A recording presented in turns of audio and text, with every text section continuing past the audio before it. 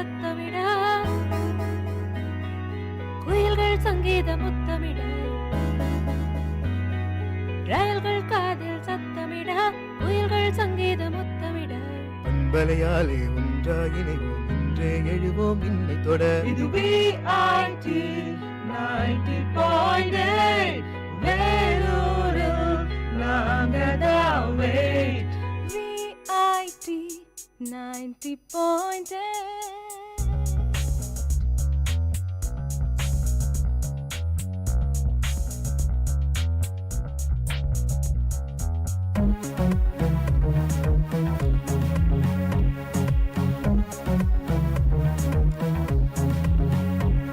இது VIT 90.8 வேலூரில் நாங்கதான் wait.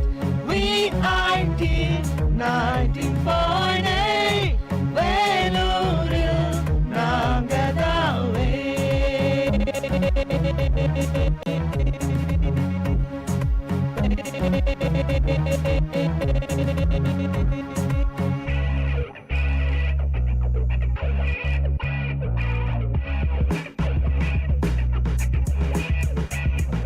வேலும் உங்களை தாலாட்டும், வெள்ளை பனியும் நீராட்டும், தங்கக் கோயில் சிங்கக்கோட்டை ஊரும் உலகும் பாராட்டும்.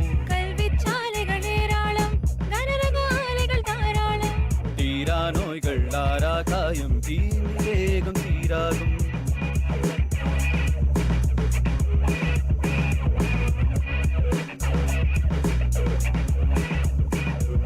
வேலும் உங்களை தாலாட்டும், வெள்ளை பனியும் நீராட்டும், தங்கக் கோயில் சிங்கக்கோட்டை ஊரும் உலகும் பாராட்டும். கல்விச் சாலைகள் ஏராளம், கனரக ஆலைகள் தாராளம், தீரா நோய்கள் ஆரா காயம், தீவேகம் தீராகும். இது VIT 90.8 வேலூரில் நாங்கதான் wait.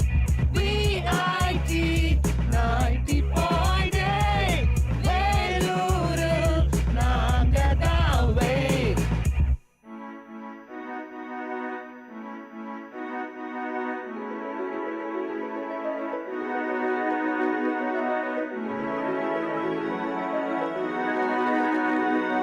தேசம் இங்கே பலவாகும், பேசும் மொழி அறிவாகும், ஜாதி மதங்கள் எல்லா உலகம் VIT-யால் உருவாகும். தேசம் இங்கே பலவாகும், பேசும் மொழி அறிவாகும், ஜாதி மதங்கள் எல்லா உலகம் VIT-யால் உருவாகும். திறமை கொண்ட பட்டாளம் உங்கள் அன்பால் உலகாளும், மக்கள் பணிக்கு துடிக்கும் எங்கள் இதயம் ஒன்றே அடையாளம். இது VIT 90.8 வேலூரில் நாங்கதான் wait. VIT 90.8 வேலூரில் நாங்கதான்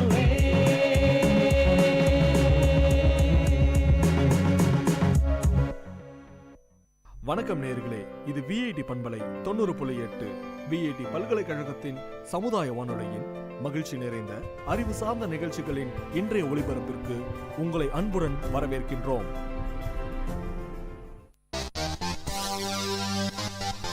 உங்கள் VIT பண்பலை 90.8 அன்று இன்று வரலாற்று பதிவுகளிலிருந்து சில துளிகள். மார்ச் 21, 1917 ஆண்டு டேனிஷ் மேற்கிந்திய தீவுகள் கன்னித்தீவுகள் என பெயர் மாற்றம் பெற்றன. மார்ச் 21, 1998 ஆண்டு புனித வெள்ளி உடன்பாடு வடக்கு அயர்லாந்தில் இயற்றப்பட்டது. மார்ச் 21, 1844 ஆண்டு பகாய் நாற்காட்டி அறிமுகப்படுத்தப்பட்டது. இதன்படி இந்நாள் முதல் நாளாக அறிவிக்கப்பட்டது. மார்ச் 21, 1413 ஆண்டு 5ஆம் ஹென்றி இங்கிலாந்தின் மன்னனாக முடிசூடினார்.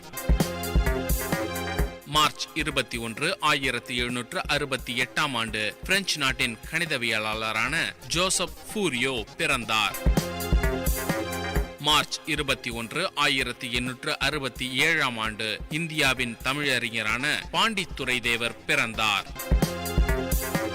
மார்ச் 21, 1932 ஆண்டு தமிழக தொழிலதிபர் மற்றும் மக்கள் சேவகரான பொள்ளாச்சி நா. மகாலிங்கம் பிறந்தார்.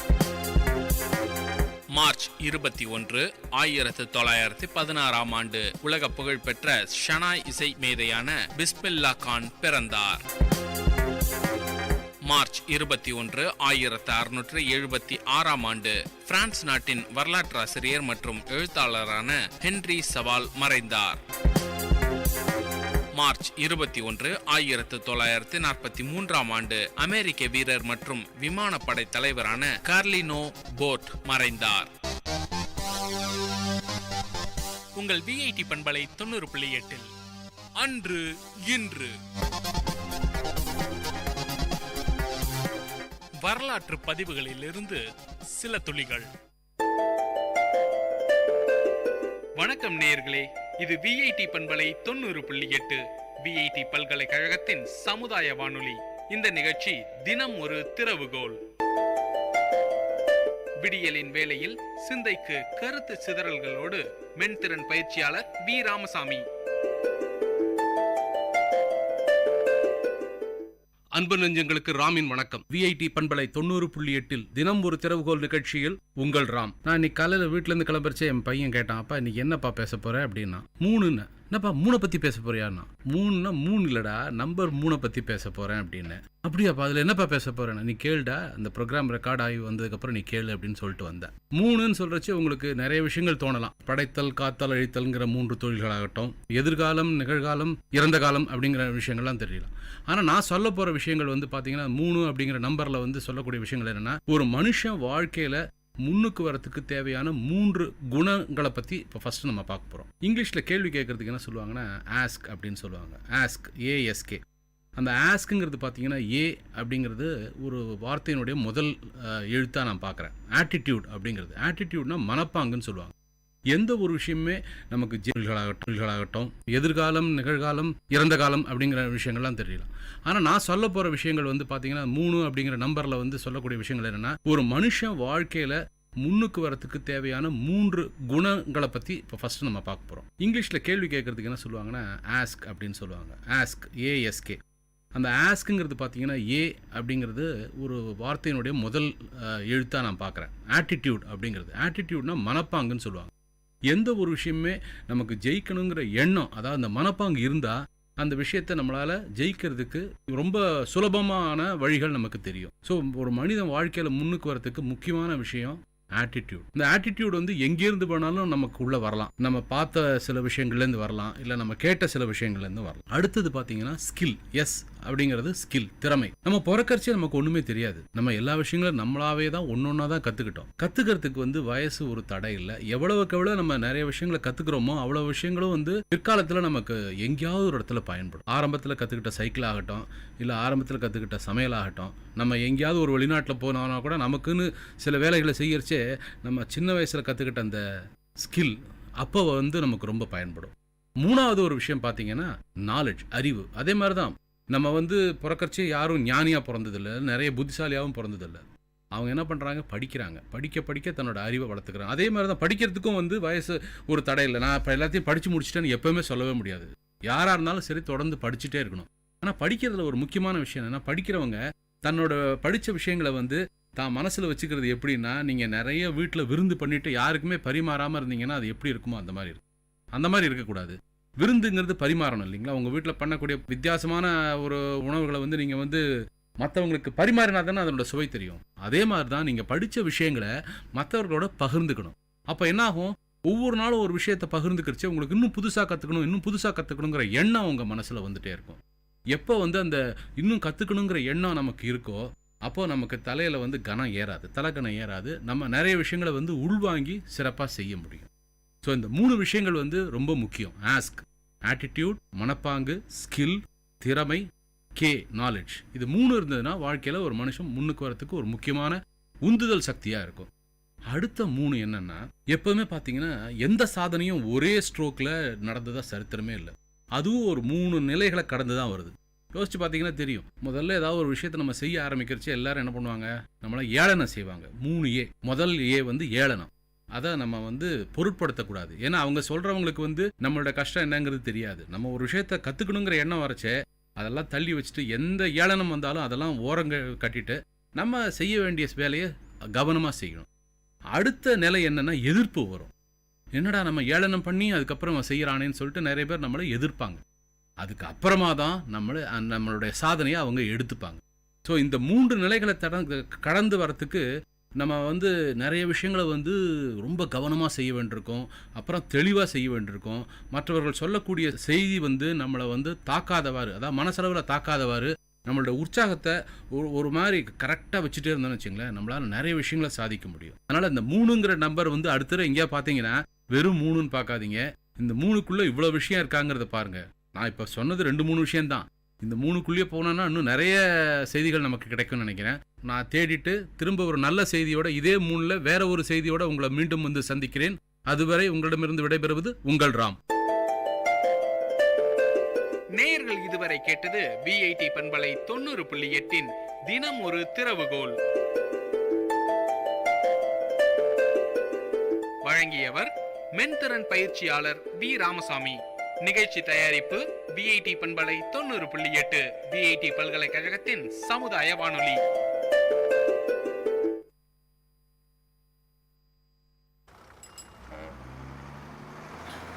Circuit house.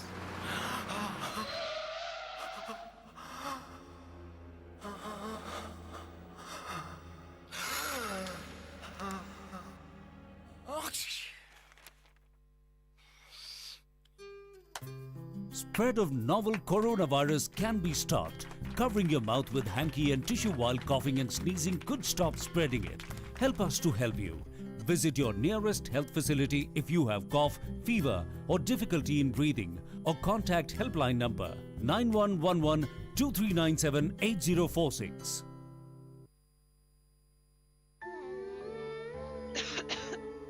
Baby, see this.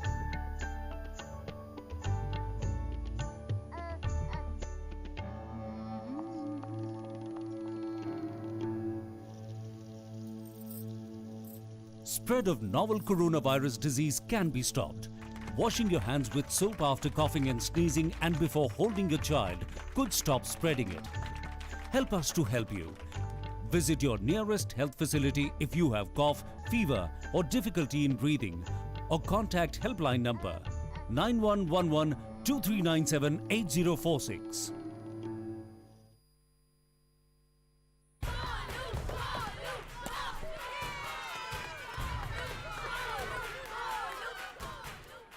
If Arjun is batting, why are we cheering for Golu? He isn't even here. Arey, you don't know? He hasn't come so that we don't get infected. Spread of novel coronavirus disease can be stopped. Staying away from public places when you have fever with cold and cough could stop spreading it. Help us to help you. Visit your nearest health facility if you have cough, fever or difficulty in breathing, or contact helpline number 9111 2397 8046. Is the doctor there? Sir? I had fever with cough. Thought I should get it checked.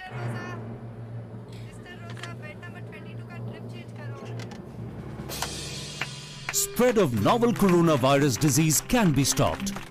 If you are sneezing and have cough with fever, visit your nearest health clinic or center immediately. Help us to help you.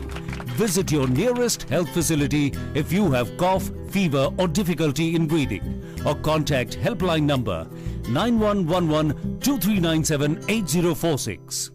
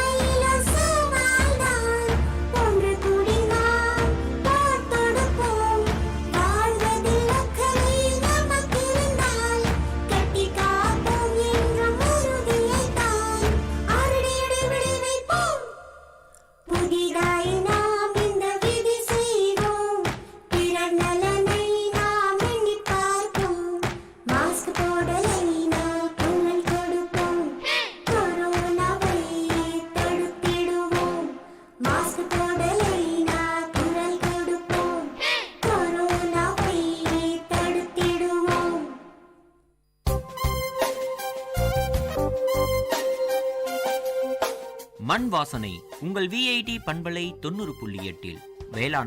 வேளாண்மை சார்ந்த தொழில்நுட்பம், பசுமை படரும் விவசாய தொழில்கள், பண்ணை முறைகள் என மானுடம் காக்கும் உழவு சார்ந்த நிகழ்ச்சி. விவசாயிகளை இப்போ அங்கக வேளாண்மையில் வந்து முக்கியமான ஒரு உரம் வந்து மண்புழு உரம் வந்து எப்படி தயாரிக்கிறது. இது வந்து நம்ம மண்புழுக்கள் வந்து மண்ணில் அதிகமாக காணப்படுது. ஈரப்பதம் அதிகம் உள்ள மண்ணில் தான் இந்த மண்புழுக்கள் வந்து அதிகமாக இருக்கும். விவசாயிகளுக்கு வந்து இது தெரியாத ஒன்றும் இல்லை. மண்புழுக்களை வந்து நம்ம விவசாயியின் நண்பன்னு சொல்கிறோம். உண்மையிலே அவங்க வந்து அந்த மண்புழுக்கள் வந்து நண்பர்கள் தான். மண்ணை வந்து நல்ல நிலைக்கு கொண்டு வந்து பயிர்களை வளர்கிறதுக்கு நல்ல ஒரு உகந்த சூழலை வந்து இந்த மண்புழுக்கள் தான் ஏற்படுத்துது. இப்போ பண்ணையில் வந்து நமக்கு நிறைய கழிவுகள் வந்து வரும். இந்த கழிவுகளை வந்து நம்ம மக்க வச்சு நம்ம பயிர்களுக்கு வந்து போடுறோம். இந்த பயிர்களை மக்க வைக்கிறதுக்கு 2 முறையில் பண்ணலாம். ஒன்று வந்து நுண்ணுயிர்களை கொண்டு பண்ணலாம், இன்னொன்று வந்து மண்புழுக்களை வச்சு பண்ணலாம். இந்த மண்புழுக்களை வச்சு பண்ணுறது எப்படின்றத இப்போ நான் உங்களுக்கு வந்து சொல்கிறேன். இதை வந்து இந்த மண்புழு உரம் தயாரிக்கும் போது நமக்கு முக்கியமாக வந்து ஒரு சில சூழல்கள் வந்து தேவைப்படுது. அதாவது நிழல் பாங்கான இடம், ஈரப்பதம் வேணும். அதே மாதிரி வந்து எந்த இந்த எலி தொல்லையோ அல்லது பாம்பு தொல்லை இல்லாத ஒரு சூழல் வேணும். அதே மாதிரி கடினமான ஒரு தளம் வந்து இதுக்கு தேவைப்படுது. எங்கள் வீட்டில் அப்படி ஒரு இது இல்லை, நான் தென்னந்தோப்பு தான் வச்சுருக்கேன் அப்படின்னா தென்னந்தோப்புலேயே நீங்கள் 2 தென்னந்தோப்புக்கு நடுவில் கூட நீங்கள் வந்து இந்த மண்புழு உரம் வந்து தயாரிக்கலாம். அதாவது ஒரு டன் மண்புழு மக்க வைக்கணும் அப்படின்னு நினச்சிங்கன்னா இந்த பண்ணையிலேருந்து கிடைக்கக்கூடிய கழிவுகளை வந்து நம்ம மண்புழுக்கு உகந்த நிலையாக மாற்றி கொடுக்கணும். இப்போ தென்னை மட்டையெல்லாம் நீங்கள் நேரடியாக வந்து மண்புழு உரம் தயாரிக்க போட்டிங்கன்னா அந்த புழுக்கள் வந்து போய் சாப்பிடாது. அது சாப்பிடக்கூடிய தன்மைக்கு நம்ம வந்து மாற்றி கொடுக்கணும். அதுக்கு நம்ம வந்து துகள்களாக செய்யணும். சின்ன துகள்களாக செஞ்சு கிட்டத்தட்ட ஒரு 2 சென்டிமீட்டர் அளவுக்கு இந்த பண்ணை கழிவுகளை வந்து துகள்களாக்கி அது ஒரு படுக்கை மாதிரி அமைச்சு, நிழலான இடத்துல படுக்கை மாதிரி அமைச்சு, அதுக்கு மேலே லேசாக தண்ணி தெளித்து, சாணம் வந்து மிக மிக முக்கியம். சாணத்தோட பங்கு இதில் முக்கியம். பச்சை சாணம் வந்து நல்லா கரைசல் மாதிரி செஞ்சு அதில் தெளிக்கணும். இப்போ 1 டன்னு உங்ககிட்ட பண்ணை கழிவு இருக்குது அப்படின்னா கிட்டத்தட்ட 200 கிலோ சாணம் வந்து தேவைப்படுது. இது கரைசல் மாதிரி செஞ்சு இந்த படுக்கை மாதிரி அமைச்சு சாண கரைசல் அது மேலே தெளித்து புழுக்களை வந்து அதில் விடணும். இல்லை நாங்கள் வந்து தொட்டி இருக்குது, சிமெண்ட் தொட்டி இருக்குன்னா சிமெண்ட் தொட்டிலையும் நீங்கள் வந்து மண்புழுக்களை வந்து வளர்க்கலாம். அப்படி இல்லைன்னா சில்பாலின் பேக்குன்னு ஒன்று இருக்குது. இப்போ வந்து எல்லா தார்பாய் விற்கிற பாலி ஹவுஸ் விற்கிற கடைகள்லாம் வந்து இந்த சில்பாலின் பேக்குன்னு சொல்லுவோம், வெர்மி பேக் அப்படின்னு. அந்த வெர்மி பேக்லேயும் வந்து நீங்கள் வந்து ஒரு சின்ன பை மாதிரி, ஒரு சாக்கு பை மாதிரி நம்ம வந்து ஒரு பேக் மாதிரி தொட்டில் மாதிரி இருக்குன்னு வச்சுக்கோங்களேன். அதில் வந்து மண்புழு உரம் தயாரிக்கலாம். அதுக்கு வந்து இதே மாதிரி தான் நம்ம வேஸ்ட்டை வந்து இந்த பயாலஜிக்கல் வேஸ்ட், அதாவது உயிர் கழிவுகளை வந்து நல்லா சின்ன துகள்களாக்கி அதில் கொண்டு போய் கொட்டி அதுக்கு மேலே சாண கரைசலை வந்து தெளித்து விட்டு ஈரப்பதமும் ஓரளவுக்கு 60% ஈரப்பதம் இருக்கிற மாதிரி ஒரு சூழ்நிலையில் இந்த கழிவுகளெல்லாம் போட்டதுக்கப்புறம் மேலே வந்து புழுக்களை வந்து விடணும். இந்த புழுக்கள் வந்து ஒரு தமிழ்நாடு வேளாண்மை பல்கலைக்கழகத்துடைய பரிந்துரை வந்து என்னென்னா 1 சதுர மீட்டருக்கு வந்து கிட்டத்தட்ட 1 கிலோ புழு வந்து நம்ம போடலாம். 1 கிலோ புழுங்கிறது வந்து கிட்டத்தட்ட ஒரு 1000 எண்ணிக்கைப்படி 1000 புழுக்கள் வந்து அதில் இருக்கும். 1 சதுர மீட்டருக்கு 1 கிலோ புழுக்கள் வந்து அதில் மேலாப்பில் தூவி விட்டிங்கன்னா அது பாட்டுக்கு அதனுடைய உணவை சாப்பிட்டுட்டு அழகாக வந்து அதில் உரமாக்கி கொடுக்கும். எப்போ இது வந்து உரமாகும் அப்படின்னு பார்த்தீங்கன்னா 45 நாள். இந்த புழுக்களை வந்து நீங்கள் நடுவில் தொந்தரவே பண்ணக்கூடாது. முக்கியமான ஒன்று ஈரப்பதம் மட்டும் பார்த்துக்கணும். அந்த கழிவுகளை காய விடக்கூடாது. தண்ணியும் அதிகமாக விட்டுறக்கூடாது. தண்ணி அதிகமாக விட்டிங்கன்னா என்ன ஆகும்னா அந்த புழுக்கள் அந்த படுக்கையிலேருந்து வெளியில் வந்துடும். இல்லை காய வச்சிங்கன்னா புழுக்கள் வந்து இறந்துடும். அதனால் ஈரப்பதம் 60% வந்து நீங்கள் பார்த்துக்கணும். அப்புறம் 45ஆவது நாள்லேருந்து நீங்கள் பார்த்தீங்கன்னா அந்த புழுக்கள் வந்து என்ன பண்ணுதுன்னா அந்த கழிவுகளை சாப்பிட்டு அதனுடைய கழிவு தான் வந்து நமக்கு உரமாக கொடுக்குது. அந்த கழிவுகளை என்ன பண்ணுன்னா அந்த படுக்கைக்கு மேலேயோ இல்லை பையிலையோ தொட்டியிலோ நம்ம போட்டிருக்கும்போது மேல் புறத்தில் வந்து அப்படியே தள்ளும். குவியலாக நீங்கள் வந்து பார்க்கலாம். அந்த குவியலாக வர ஆரம்பிக்கும் 45ஆவது நாளே. இப்போ இந்த 45ஆவது நாள்லேருந்து நீங்கள் வந்து உரத்தை வந்து அறுவடை பண்ண ஆரம்பிச்சிடலாம். கிட்டத்தட்ட 60லேருந்து 65 நாளில் வந்து மண்புழு உரம் வந்து முழுமையாக முடிஞ்சிடும். அப்புறம் நீங்கள் என்ன பண்ணலான்னா இந்த புழுக்களை வந்து சல்லடை வச்சு சலித்து இந்த உரத்தை பிரித்து புழுவையும் பிரிச்சிடணும். ஏன்னா இதில் இந்த புழுக்கள் வந்து எல்லா நிலையிலையும் இருக்கும். முட்டையிலேருந்து ஒரு முதிர்ந்த ஒரு புழு அந்த ஸ்டேஜ் வரைக்குமே அதில் இருக்கும். அதுக்கு தான் நம்ம வந்து சலித்து எடுத்துடுறோம். பெரிய புழுக்கள் எல்லாத்தையும் சலித்து எடுத்து இந்த புழுக்களை திரும்ப என்ன பண்ணுறோம், இன்னொரு புது ஒரு படுக்கை அமைச்சு அதில் வந்து இந்த புழுக்களை போட்டுடுறோம். இந்த மண்புழு உரம் வந்து நம்ம பயிர்களுக்கு வந்து கிட்டத்தட்ட ஒரு ஹெக்டருக்கு 5 டன் வந்து நம்ம வந்து பரிந்துரைக்கிறோம். இதில் வந்து நம்ம அதே தொழு உரம் நீங்கள் போட்டிங்கன்னா 12 டன் வந்து ஒரு பயிருக்கு ஒரு ஹெக்டருக்கு போடணும். ஆனால் மண்புழு உரம் 5 டன் போட்டாலே போதுமானது. ஏன்னு கேட்டிங்கன்னா அதில் இருக்க சத்துக்கள் வந்து தொழு உரத்தை விட அதிகம். தலை சத்தெல்லாம் கிட்டத்தட்ட 1.5% வந்து இதில் இருக்குது. ஸோ பயிர்களுக்கு தேவையான தலை சத்து, மணி சத்து, சாம்பல் சத்து வந்து நல்ல அதிகமாக இருக்கிறதுனால இந்த மண்புழு உரம் போடுறதுனால மண்ணோட வளம் வந்து அதிகப்படியாகும். அது மட்டும் இல்லை, இந்த புழுக்களோட எல்லா நிலையிலும் இருக்குன்னு சொன்னேன் இல்லைங்களா, அந்த குஞ்சு முட்டை எல்லாம் போய் மண்ணுக்குள்ளே போய் என்ன பண்ணும், திரும்ப அது வந்து இனப்பெருக்கமாகும். அதனால நமக்கு என்னென்னா மண்ணோட வளம் வந்து கெடாமல் அதிகப்படியாக நமக்கு வந்து கொடுக்குது. இப்போ இந்த புழுக்களை வந்து அறுவடை பண்ணியாச்சு. புழுக்களை எப்படி நம்ம அதிலேருந்து சேகரிக்கிறது அப்படின்னு, ஏன்னா ஒரு புழு வந்து கிட்டத்தட்ட 10 புழு ஆகும். இதில் 3 வகையான புழுக்கள் வந்து நம்ம போடலாம். அதாவது இந்த ஆப்பிரிக்கன் வகை யூட்ரிலஸ்ன்னு சொல்லுவோம், ஐசீனியா ஃபோர்டிடான்னு ஒரு வகையான புழு, பெரியோனிக்ஸுங்கிறது இன்னொரு வகையான புழு. இந்த பெரியோனிக்ஸுங்கிறது தான் வந்து நம்ம வயல்களில் கிடைக்கக்கூடிய ஒரு நாட்டுப்புழு. அந்த 3 புழுக்களையும் வந்து கலந்து நம்ம போடும்போது அது வந்து அதிகமாக சாப்பிடக்கூடிய தன்மை அதுக்கு இருக்குது. அதிகமாக சாப்பிட்டு அதிக அளவில் நமக்கு வந்து இந்த உரத்தை வந்து கொடுக்குது. இப்போ நீங்கள் தண்ணி வந்து அதிகமாக ஊற்றிட்டீங்கன்னு வச்சுக்கோங்களேன், தெளிச்சிட்டிங்கன்னா அப்போ அந்த தண்ணியை வந்து வடிஞ்சு வர்ற அளவுக்கு நீங்கள் அதில் வந்து ஒரு ஏற்பாடு பண்ணி வச்சுருந்தீங்கன்னா, அந்த வடி நீர் இருக்குது பாருங்கள், அந்த வடி நீரை வந்து வெர்மி வாஷ்ன்னு சொல்லுவோம். அந்த வெர்மி வாஷுமே வந்து ஒரு வகையான திரவ உரம்தான். அதையும் வந்து இலை வழியாக நம்ம பயிர்களுக்கு வந்து தெளிக்கலாம். பயிருக்கு தேவையான எல்லா சத்துக்களும் அதுலேயும் இருக்குது. இப்போ இந்த புழுக்களை வந்து எப்படி அதுலேருந்து சேகரிக்கிறது, அதாவது பச்சை சாணம் வந்து ஒரு டன் வேஸ்ட்டு பெட்டு போட்டு பண்ணியிருக்கீங்க அப்படின்னா ஒரு 5 இடத்துல அந்த பெட்டுக்குள்ளார பச்சை சாணம் வந்து ஒரு உருண்டை மாதிரி செஞ்சு உள்ளே புதைச்சி வச்சிடணும். அதாவது அறுவடைக்கு முன்னாடி 60 நாளைக்கு முன்னாடி, ஒரு 4 நாளைக்கு முன்னாடி நீங்கள் வந்து அந்த பச்சை சாணத்தை உள்ளே வந்து புதைச்சி வச்சிடணும். 58வது நாள், அதாவது ஒரு 2 நாள் கழித்து புதைச்சதுக்கப்புறம் ஒரு 2-3 நாள் கழித்து அந்த புதைச்சி வச்சுருந்த அந்த சாணத்தை எடுத்து பார்த்தீங்கன்னா புழுக்கள் எல்லாம் அதில் போய் ஒன்றா பின்னி பிணைஞ்சிருக்கும்.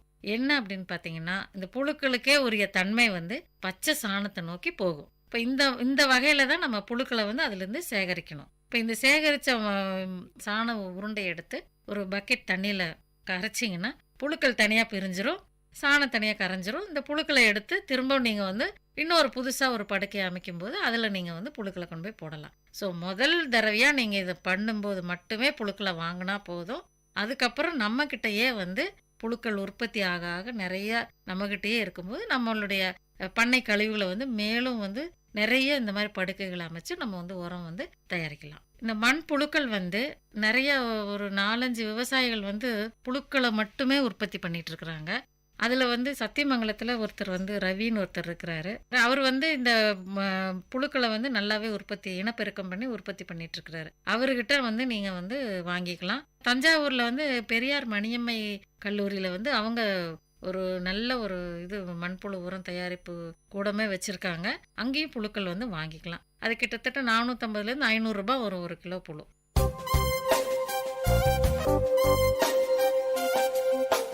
நேயர்கள் இதுவரை கேட்டது மண் வாசனை உங்கள் விஐடி பண்பலை 90.8 வேளாண்மை சார்ந்த தொழில்நுட்பம், பசுமை படரும் விவசாய தொழில்கள், பண்ணை முறைகள் என மானுடம் காக்கும் உழவு சார்ந்த நிகழ்ச்சி.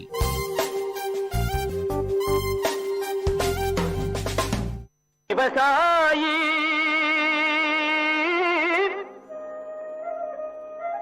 விவசாயி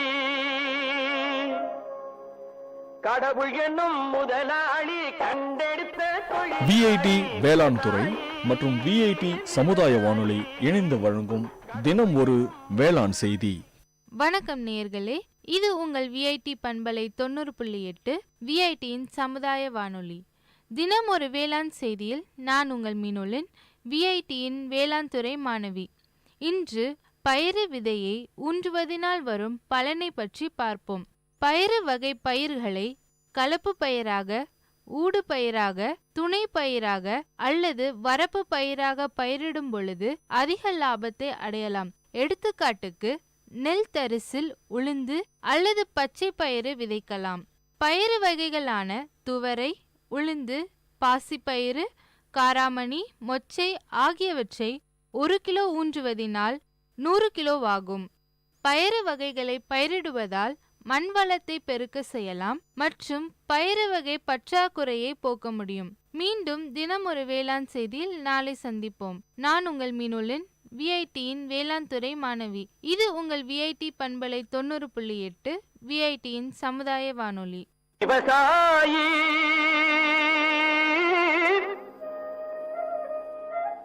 விவசாயி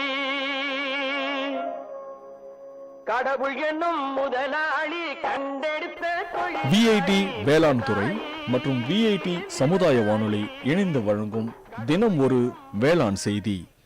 விவசாயி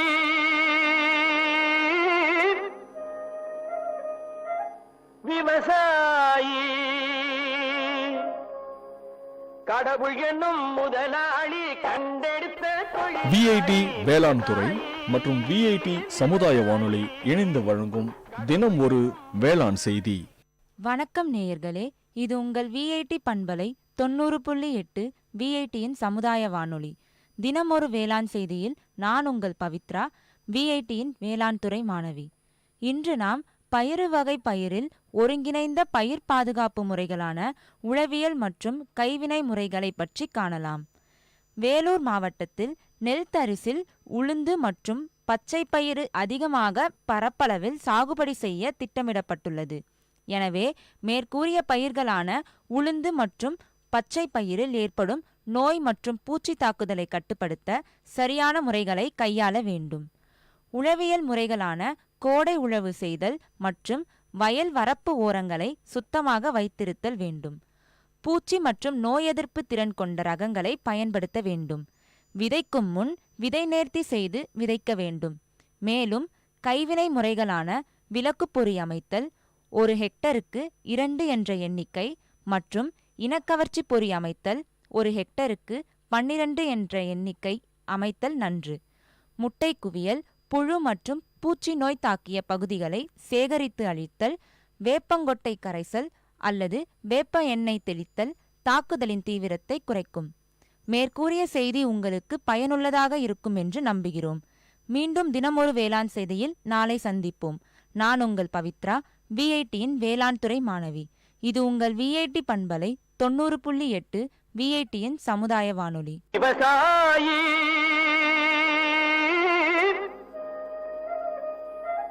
விவசாயி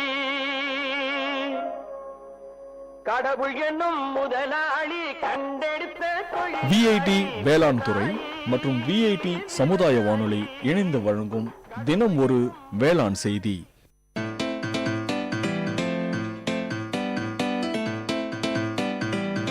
செவிச்செல்வம், விஐடி பண்பலையின் அறிவு களஞ்சியம். அகரம் முதல் ஆகாயம் வரை, தூரிகை முதல் தொழில்நுட்பம் வரை, அறிவுசார் தரவுகளின் பெட்டகம் செவிச்செல்வம்.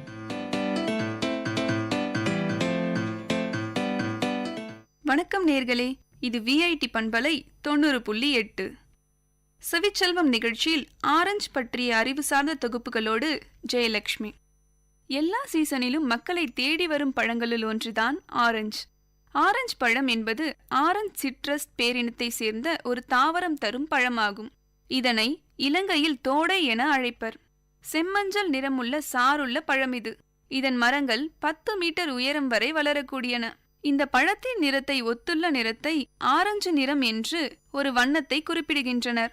இதில் பெரும்பாலும் எல்லா பழங்களிலும் 11 சுளைகள் இருக்கின்றன. 6, 5, 11. இதனால் ஆரஞ்சு என பெயர் வந்தது. இனிப்பு கலந்த ஆரஞ்சுக்கு இந்த சுளை எண்ணிக்கை பொருந்துவதில்லை. ஆரஞ்சில் பல வகை உண்டு. புளிக்கும் ஆரஞ்சு மற்றும் இனிப்பு கலந்த ஆரஞ்சு. இப்பழத்தில் வைட்டமின் சி மற்றும் வைட்டமின் பி அதிக அளவில் உள்ளது. ஆரஞ்சு பழ வகைகளில் கமலா பழம், சாத்துக்குடி, பம்பளி மாசு, கிச்சலி பழம் ஆகியவை பிரபலமானவை. ஆரஞ்சு பழங்களில் பல மருத்துவ ரீதியான நன்மைகள் உள்ளன. இப்பழங்கள் புண்களின் விரைவு ஆறல், இதய நலம், புற்றுநோய் தடுப்பு, முதுமை மந்தல் ஆகிய பண்புகளை கொண்டுள்ளன. இப்பழங்களில் பி ஊட்டச்சத்து உடையதால் பிறவி குறைபாடுகள், இதய நோய்களை எதிர்க்கும் குணங்களும் உள்ளன. ஆரஞ்சு பழத்தில் உள்ள வைட்டமின் சி தடுமனை தடுக்க வல்லது. ஆரஞ்சு பழத்தில் வைட்டமின் சி மட்டும் இல்லாமல் வைட்டமின் ஏ மற்றும் பி ஆகிய வைட்டமின்களும் கால்சியம் உள்ளிட்ட தாது உப்புகளும் செறிந்து காணப்படுகிறது. பல நோய்களை முன்கூட்டியே வராமல் தடுக்கும் மகத்துவமும் இதில் உண்டு. சில உணவுகளை சாப்பிட்டதும் அவை உடலில் சில மாற்றங்களை ஏற்படுத்தி பித்த நீரை அதிகம் சுரக்க செய்கின்றன. இதனால் உடலில் உள்ள செல்களின் செயல்பாடுகள் முடக்கப்படுகின்றன. இந்த பித்த நீர் இரத்தத்தில் கலந்து இரத்தத்தில் உள்ள இரும்பு சத்துக்களை அழித்து விடுகிறது. இந்த பித்த நீர் அதிகம் சுரப்பதை தடுக்கவும் உடலுக்கு தேவையான அனைத்து சத்துக்களையும் தரும் பழங்களில் முக்கியமான ஒன்றாக திகழ்கிறது ஆரஞ்சு. ஆரஞ்சு பழச்சாறு சாப்பிட்டவர்களின் இரத்தத்தில் பித்த நீரின் அளவு குறைவாக இருப்பது ஆய்வின் மூலம் உறுதி செய்யப்பட்டுள்ளது. ஆரஞ்சு பழச்சாற்றில் உள்ள வைட்டமின் சி நோய் எதிர்ப்பு சக்தியை அதிகரித்து உடலை புத்துணர்வுடன் இருக்கச் செய்கிறது. இதனால் உடலில் அணுக்கள் நன்கு செயல்பட ஆரம்பிக்கிறது. உடலும் முதுமை அடையாமல் இளமை தோற்றத்துடன் காட்சியளிக்கிறது. ஆரஞ்சு தோலில் வைட்டமின் சி மற்றும் நார்ச்சத்து நிறைந்து காணப்படுகிறது. இது உடலில் உள்ள கொழுப்பின் அளவை குறைக்கவும் நோய் எதிர்ப்பு சக்தியை அதிகரிக்கவும் உதவுகிறது. ஆரஞ்சில் ஆரஞ்சு சுளை மட்டும் அல்லாமல் அதன் தோலும் மருத்துவ குணம் வாய்ந்தவை. ஆரஞ்சு தோல் பெரும்பாலும் அழகு சாதன பொருட்களாக பயன்படுகிறது. ஆரஞ்சு பழத்தோலை அரைத்து முகத்தில் 10 முதல் 15 நிமிடங்கள் பூசினால் முகம் பொலிவு பெறும். ஆரஞ்சு பழத்தோல் புற்றுநோய் வராமல் தடுக்கவும் மற்றும் உடம்பில் உள்ள கொழுப்பின் அளவை குறைக்கவும் வல்லது. உடல் எடை குறைப்பதற்கும் உணவு செரிமானத்திற்கும் ஆரஞ்சு பழத்தோல் உதவுகிறது. அது மட்டுமல்லாமல் ஆரஞ்சு பழத்தோல்களை சிறு துண்டாக்கி வாயில் போட்டு மென்றால் வாய் துர்நாற்றம் வராமல் தடுக்கும்.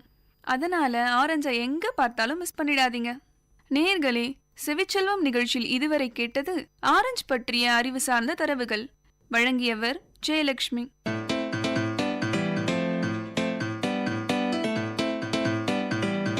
செவிச்செல்வம் விஐடி பண்பலையின் அறிவு களஞ்சியம். அகரம் முதல் ஆகாயம் வரை, தூரிகை முதல் தொழில்நுட்பம் வரை, அறிவுசார் தரவுகளின் பெட்டகம் செவிச்செல்வம்.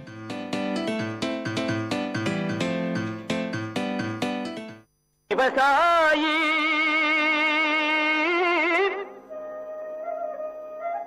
விவசாயி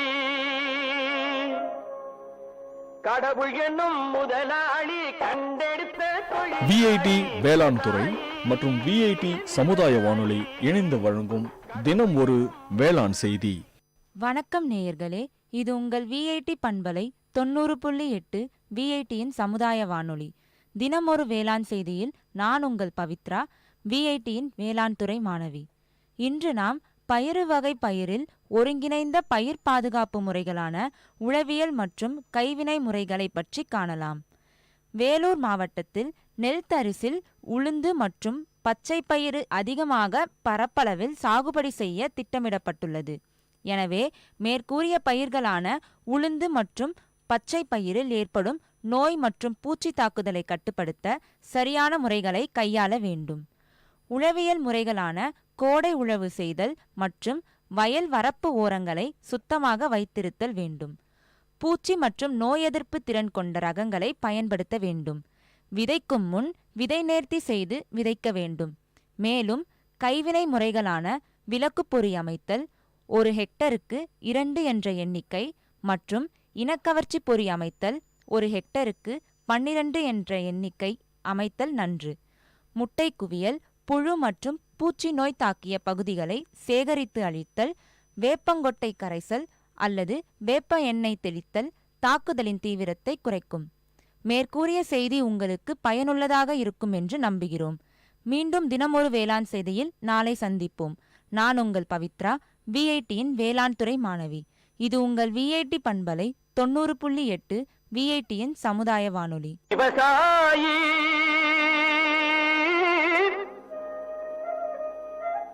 விவசாயி கடவுள் என்னும் முதலாளி கண்டெடுத்த விஐடி வேளாண் துறை மற்றும் விஐடி சமுதாய வானொலி இணைந்து வழங்கும் தினம் ஒரு வேளாண் செய்தி. Ladies and gentlemen, guys and girls, this is Data Chunks on Vit Community Radio 90.8 FM. This program features chunks of informative data on various fields, be it computers, environment, technology, physics, or any field. Data Chunks has it all. Hello VIT, I'm Sudeep from MTech ST and I'm here at Data Chunks to give some information on polio. Also called as poliomyelitis, is a contagious, historically devastating disease that was virtually eliminated from the Western Hemisphere in the second half of the 20th century. Although polio has been around since ancient times, its most extensive outbreak occurred in the first half of the 1900s until the polio vaccine was introduced in 1955. At the height of polio epidemic in 1952, nearly 60,000 cases with more than 3,000 deaths were reported in the United States alone. However, with widespread vaccination, wild-type polio or polio occurring through natural injection was eliminated from the United States by 1979 and the Western Hemisphere by 1991. Now let's see about the signs and the symptoms of polio. Polio is a viral illness that, in about 95% of the cases, actually produces no symptoms at all, called as asymptomatic polio. In the 4 to 8% of the cases in which there are symptoms, called as symptomatic polio, the illness appears in 3 forms. A mild form, called as abortive polio. Most people with this type may not even suspect they have it because their sickness is limited to mild flu-like symptoms such as mild upper respiratory infection, diarrhea, fever, sore throat, and a general feeling of being ill. A more serious form associated with aseptic meningitis, called as non-paralytic polio, 1 to 5% of neurological symptoms such as sensitivity to light and neck stiffness. A severe debilitating form called as paralytic polio.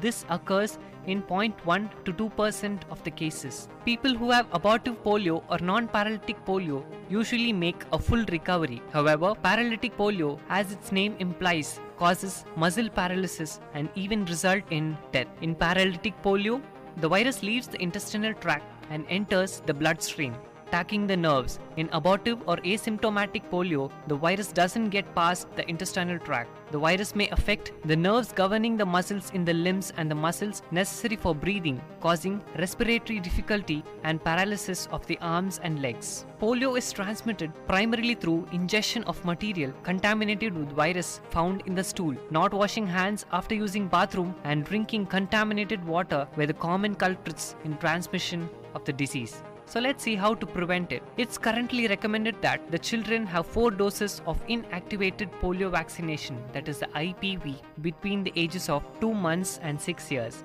By 1964, the OPV, that is oral polio vaccination, had become the recommended vaccine.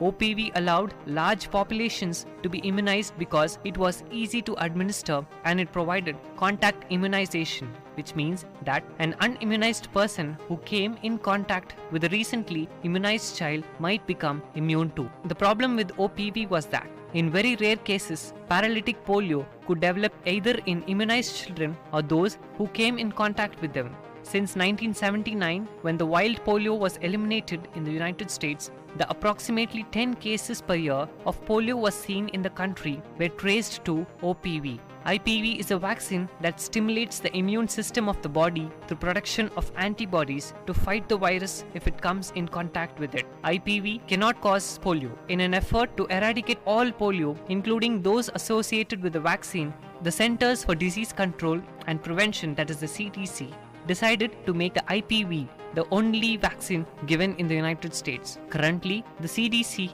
and the American Academy of Pediatrics, that is the AAP, recommended 3 spaced doses of IPV given before the age of 18 months and an IPV booster given between the ages of 4 to 6 when the children are entering school.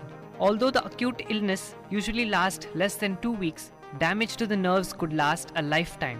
In the past, some patients with polio never regained full use of their limbs, which would appear withered. Although the acute illness usually lasts less than 2 weeks, damage to the nerves could last a lifetime. In the past, some patients with polio never regained full use of their limbs, which would appear withered. Those who did full recover might go on to develop post-polio syndrome, that is the PPS, as many as 30 to 40 years after contracting polio. In the PPS, the damage done to the nerves during the disease causes an acceleration done to the normal, gradual weakness due to aging. The treatment. During the height of the polio epidemic, the standard treatment involved placing a patient with paralysis of breathing muscles in an iron lung.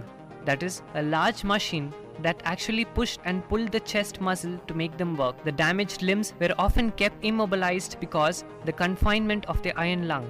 In countries where polio is still a concern, ventilators and some iron lungs are still used. So historically, home treatment for paralytic polio and abortive polio with neurological symptoms wasn't sufficient. However, asymptomatic and mild cases of abortive polio with no neurological symptoms were usually treated like the flu with plenty of fluids and bed rest. Let's see the future of polio. Health groups are working towards wiping out polio throughout the world. As much progress has been made, but several countries still have polio circulating, which means that the virus could occur in others.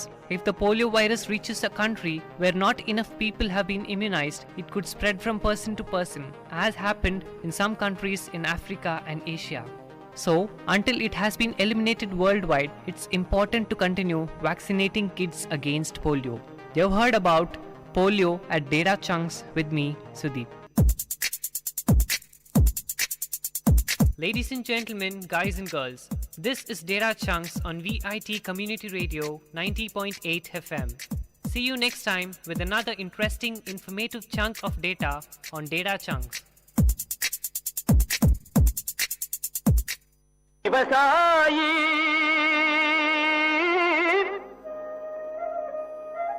விவசாயி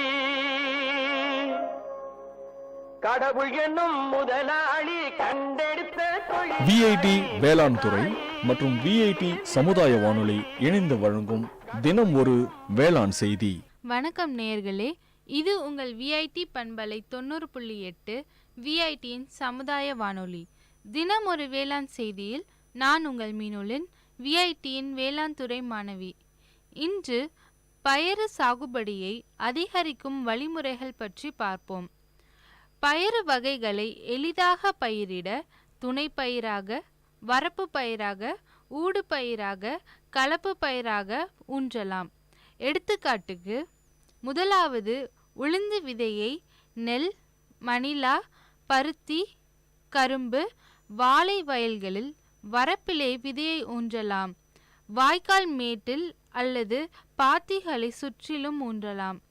இவ்வாறு உளுந்தை ஊன்றும் பொழுது ஒரு செடியில் 80 முதல் 150 காய்கள் வரும். ஒரு காயில் 7 முதல் 9 மணிகள் வரும். ஒரு விதை 70 நாளில் சராசரியாக 700 முதல் 1000 விதைகளாகிறது. இவ்வாறு உளுந்தை வரப்புகளில் பயிரிடும் பொழுது களையின்றி பூச்சி நோய் தாக்குதலை கட்டுப்படுத்தலாம் மற்றும் வேர் ஆரோக்கியத்தை பாதுகாக்கலாம். அடுத்ததாக கேழ்வரகு, சோளம் ஆகியவற்றை மரவள்ளியில் கலப்பு பயிராக, பல தோட்டங்களில் ஊடு பயிராக, மா, தென்னை, கொய்யா தோப்புகளில் துணை பயிராக ஊன்றலாம் மற்றும் மொச்சையை வேலியோரம் ஊன்றலாம் அல்லது மாடி தோட்டத்தில் காராமணியை ஊன்றலாம். மீண்டும் தினம் ஒரு வேளாண் செய்தியில் நாளை சந்திப்போம். நான் உங்கள் மீனுலின் விஐடியின் வேளாண் துறை மாணவி. இது உங்கள் விஐடி பண்பலை 90.8 விஐடியின் சமுதாய வானொலி. விவசாயி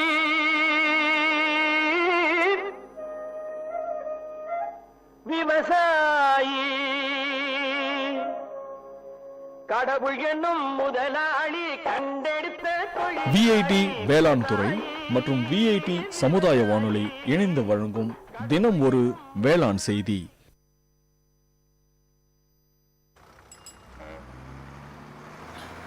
Circuit house.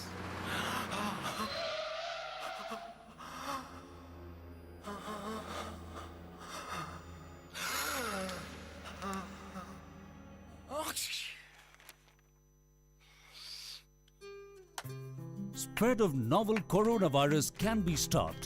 Covering your mouth with hanky and tissue while coughing and sneezing could stop spreading it. Help us to help you. Visit your nearest health facility if you have cough, fever or difficulty in breathing, or contact helpline number 9111 2397 8046.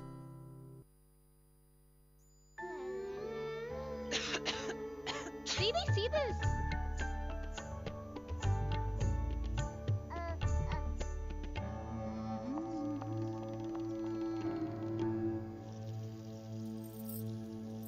Spread of novel coronavirus disease can be stopped. Washing your hands with soap after coughing and sneezing and before holding your child could stop spreading it. Help us to help you. Visit your nearest health facility if you have cough, fever or difficulty in breathing, or contact helpline number 9111 2397 8046.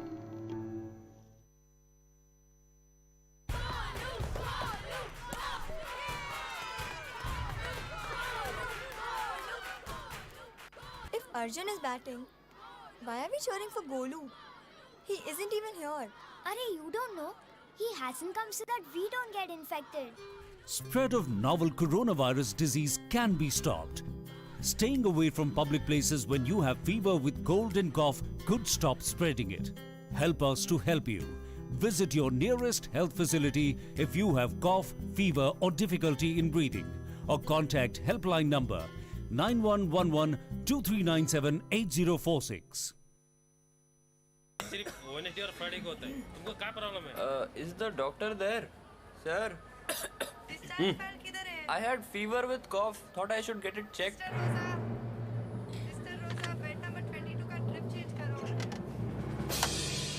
Spread of novel coronavirus disease can be stopped. If you are sneezing and have cough with fever, visit your nearest health clinic or center immediately. Help us to help you.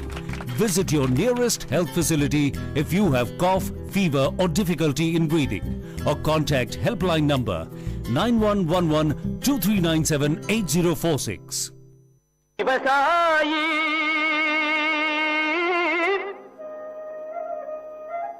விவசாயி கடவுள் என்னும் முதலாளி கண்டெடுத்த தொழில் VIT வேளாண் துறை மற்றும் VIT சமுதாய வானொலி இணைந்து வழங்கும் தினம் ஒரு வேளாண் செய்தி. வணக்கம் நேயர்களே, இது உங்கள் விஐடி பண்பலை 90.8 விஐடியின் சமுதாய வானொலி. தினம் ஒரு வேளாண் செய்தியில் நான் உங்கள் மீனுலின் விஐடியின் வேளாண் துறை மாணவி. இன்று பயறு வகை பயிர்களுக்கு டிஏபி கரைசல் தெளிக்கும் முறை மற்றும் அதன் பலன் பற்றி பார்ப்போம். இலைவழி உரம் அளிப்பதற்கு 4 கிலோ டிஏபி உரத்தை 20 லிட்டர் நீரில் கலந்து ஒரு நாள் ஊற வைத்த பின்பு தெளிந்த நீரை துணியால் வடிகட்டி அதுடன் 180 லிட்டர் நீரை ஊற்றி நன்கு கலந்த பின்னர் மாலை வேளையில் செடிகளின் மீது நன்கு படுமாறு தெளிக்க வேண்டும். அல்லது 2 கிலோ பயறு ஒன்றரை 200 லிட்டர் தண்ணீரில் கலந்து 30 மற்றும் 40ஆம் நாள் மாலை வேளையில் தெளிக்க வேண்டும்.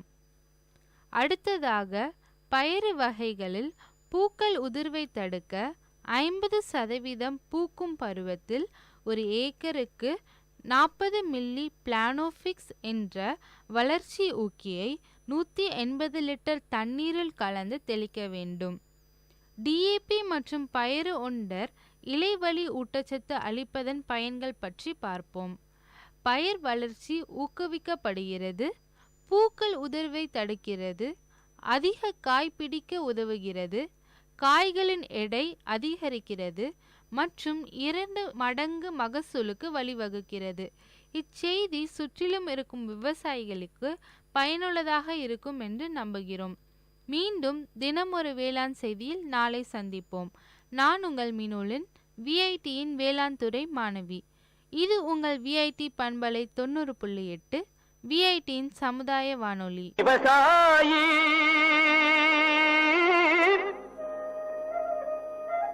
விவசாயி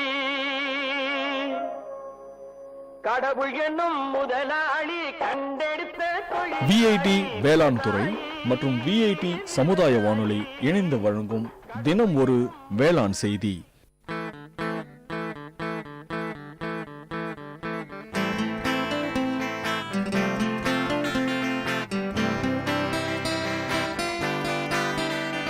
உங்கள் இல்லம் நுழைந்திடும், உங்கள் செவிகளை தீண்டிடும், உங்கள் மனதினை வருடவே பண்பலையாய் மலருதே.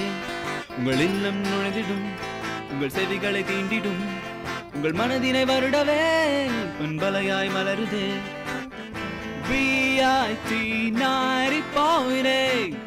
வேலூரில் நாங்கதாம்பே வியாரி நாரி போரே.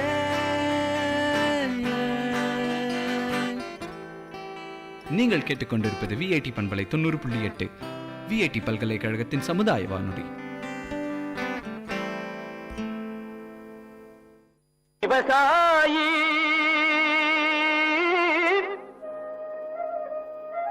விவசாயி கடவுள் என்னும் முதலாளி கண்டெடுத்த தொழில். விஐடி வேளாண் துறை மற்றும் விஐடி சமுதாய வானொலி இணைந்து வழங்கும் தினம் ஒரு வேளாண் செய்தி. வணக்கம் நேயர்களே, இது உங்கள் விஐடி பண்பலை 90.8 விஐடியின் சமுதாய வானொலி. தினம் ஒரு வேளாண் செய்தியில் நான் உங்கள் மீனொலின் விஐடியின் வேளாண் துறை மாணவி. இன்று பயிறு விதையை ஊன்றுவதனால் வரும் பலனை பற்றி பார்ப்போம். பயிறு வகை பயிர்களை கலப்பு பயிராக, ஊடு பயிராக, துணை பயிராக அல்லது வரப்பு பயிராக பயிரிடும் பொழுது அதிக லாபத்தை அடையலாம். எடுத்துக்காட்டுக்கு நெல் தரிசில் உளுந்து அல்லது பச்சை பயிறு விதைக்கலாம். பயிறு வகைகளான துவரை, உளுந்து, பாசிப்பயிறு, காராமணி, மொச்சை ஆகியவற்றை 1 கிலோ ஊன்றுவதினால் 100 கிலோவாகும். பயிறு வகைகளை பயிரிடுவதால் மண் வளத்தை பெருக்க செய்யலாம் மற்றும் பயிறு வகை பற்றாக்குறையை போக்க முடியும். மீண்டும் தினம் ஒரு வேளாண் செய்தியில் நாளை சந்திப்போம். நான் உங்கள் மீனொலின் விஐடியின் வேளாண் துறை மாணவி. இது உங்கள் விஐடி பண்பலை 90.8 விஐடியின் சமுதாய வானொலி. விவசாயி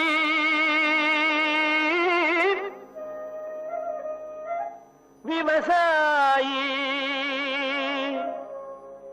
கடவுள் என்னும் முதலாளி கண்டெடுத்த தொழில். விஐடி வேளாண் துறை மற்றும் விஐடி சமுதாய வானொலி இணைந்து வழங்கும் தினம் ஒரு வேளாண் செய்தி.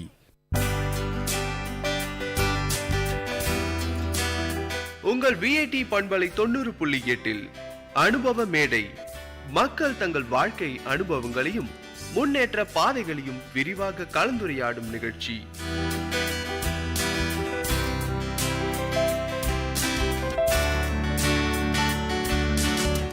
வணக்கம் நேயர்களே, நீங்கள் கேட்டுக்கொண்டிருப்பது விஐடி பண்பலை 90.8 விஐடி பல்கலைக்கழகத்தின் சமுதாய வானொலி. இந்த நிகழ்ச்சி அனுபவ மேடை. அனுபவ மேடை நிகழ்ச்சியில வாரம் வாரம் ஒரு சமுதாய மக்கள் அவங்களுடைய வாழ்க்கை அனுபவங்களை நம்ம கிட்ட பகிர்ந்துட்டு இருக்கிறாங்க. அந்த வகையில இன்னைக்கு நம்ம கூட ஒருத்தர் இருக்காங்க. வணக்கம், உங்களை அறிமுகப்படுத்திக்கோங்க. பெயர் சந்திரன், கன்னியாகுமரி மாவட்டம், நாகர்கோயில், வில்லுக்குறி போஸ்ட். நீங்க என்ன தொழில் செய்றீங்க? நாங்கள் இந்த மண்பாண்ட தொழில் தான் செய்து பானை செய்கிறோம், பூத்தொட்டி செய்கிறோம், வேற அழகு பொருட்கள் செய்கிறோம். எல்லாம் இந்த குளத்துல இருந்து மண் எடுத்து அப்படி செய்கிறோம். மண்பாண்டம் தொழில் செய்றீங்க, எத்தனை வருஷமா செய்றீங்க? 10-15 வருஷமா இதே தொழில் செய்கிறோம். குளத்துல இருந்து மண் எடுத்துக்கிறோம். மண் எடுத்து கொண்டு வண்டியில கொண்டு வந்து தள்ளுவண்டியில கொண்டு தள்ளி காய போட்டு அதை நம்மட்டி எடுத்து பொடி பொடிச்சு அதுக்கு பிறகுதான் தண்ணி விட்டு சவுட்டி புதைச்சி பசுமையாக்கி உருண்டையாக்கி அதுக்கு பிறகு சக்கரம், மண் வண்டி சக்கரம் போல சக்கரத்தில் வச்சு தொட்டி செய்கிறோம். நல்லா சொன்னீங்க, இது மாதிரி மண் இது மாதிரி எடுத்து செய்வோம் அப்படின்ட்டு. கன்னியாகுமரியிலேருந்து வந்து தொழில் செஞ்சுட்டு இருக்கிறோம் அப்படின்ட்டு. எதனால கன்னியாகுமரியிலேருந்து வந்து இங்கே வேலூரில் வந்து தொழில் செய்கிறீங்க? சொந்த ஊரில் வந்து தொழில் செய்தாச்சுன்னா வியாபாரம் ஆகாது. சொந்த ஊரில் பல பேரும் செய்கிறாங்க. எங்கள் குடும்பக்காரங்க 10 பேர் இருக்காங்க. எல்லாரும் செய்து அதே இடத்துல யார் வாங்குவாங்க? நாங்கள் ஊட்டி, கோயம்புத்தூர், சேலம், கர்நாடகாவில், மகாராஷ்டிரா, சேங்கிலி, லிப்பானி இப்படி பல இடத்துலையும் ஊராக கொண்டு போய் அவங்க செய்யதை அவங்ககிட்ட இருந்து ஒரு சின்ன விலை போட்டு வாங்கி இங்கே கொண்டு நாங்கள் வண்டி வாடகை கொடுத்து அடுத்த ஊரில் கொண்டு சேல்ஸ் ஆகணும். அப்போ தான் எங்களுக்கு சாப்பாட்டுக்கு இன்னும் காசு ஆகும். ஊர்லேயே செய்து கொண்டு வச்சுக்கிட்டே இருந்தால் இப்படி காசு ஆகும், எப்படி சாப்பிட முடியும்? எங்கள் ஊரில் செஞ்சுட்டு நாங்கள் வந்து இந்த இடத்துல வந்து வியாபாரம் செய்வோம் அப்படின்ற மாதிரி. அங்கே உங்கள் ஊரில் எத்தனை பேர் வந்து இது மாதிரி இந்த மண்பானை தொழில் செய்கிறாங்க? நீங்கள் எது மாதிரி வந்து அங்கேருந்து பானைலாம் செஞ்சு இங்கேயே எடுத்துகிட்டு வந்து அதுக்கப்புறம் வியாபாரம் பண்ணுவீங்களா? அதை பற்றி சொல்லுங்கள். அங்கே ஊரில் வந்து நம்ம குடும்பக்காரே அக்கா, தங்கச்சி, தம்பி அப்படி உள்ள செய்வாங்க. நாங்கள் கொஞ்சம் புகத்தறி உள்ள கொஞ்சம் வளர்ந்த மக்கள் ஊராக எடுத்துகிட்டு போய் பல ஊர்லேயும் கொண்டு போனால் தான் அது சேல்ஸ் ஆக்க முடியும். அப்போ சேல்ஸ் ஆக்கினா தான் எங்களுக்கு ஏதோ காசு எடுத்து சாப்பிடுறதுக்கு நம்ம சேல்ஸ் பண்ணி தானே சாப்பிட முடியும்.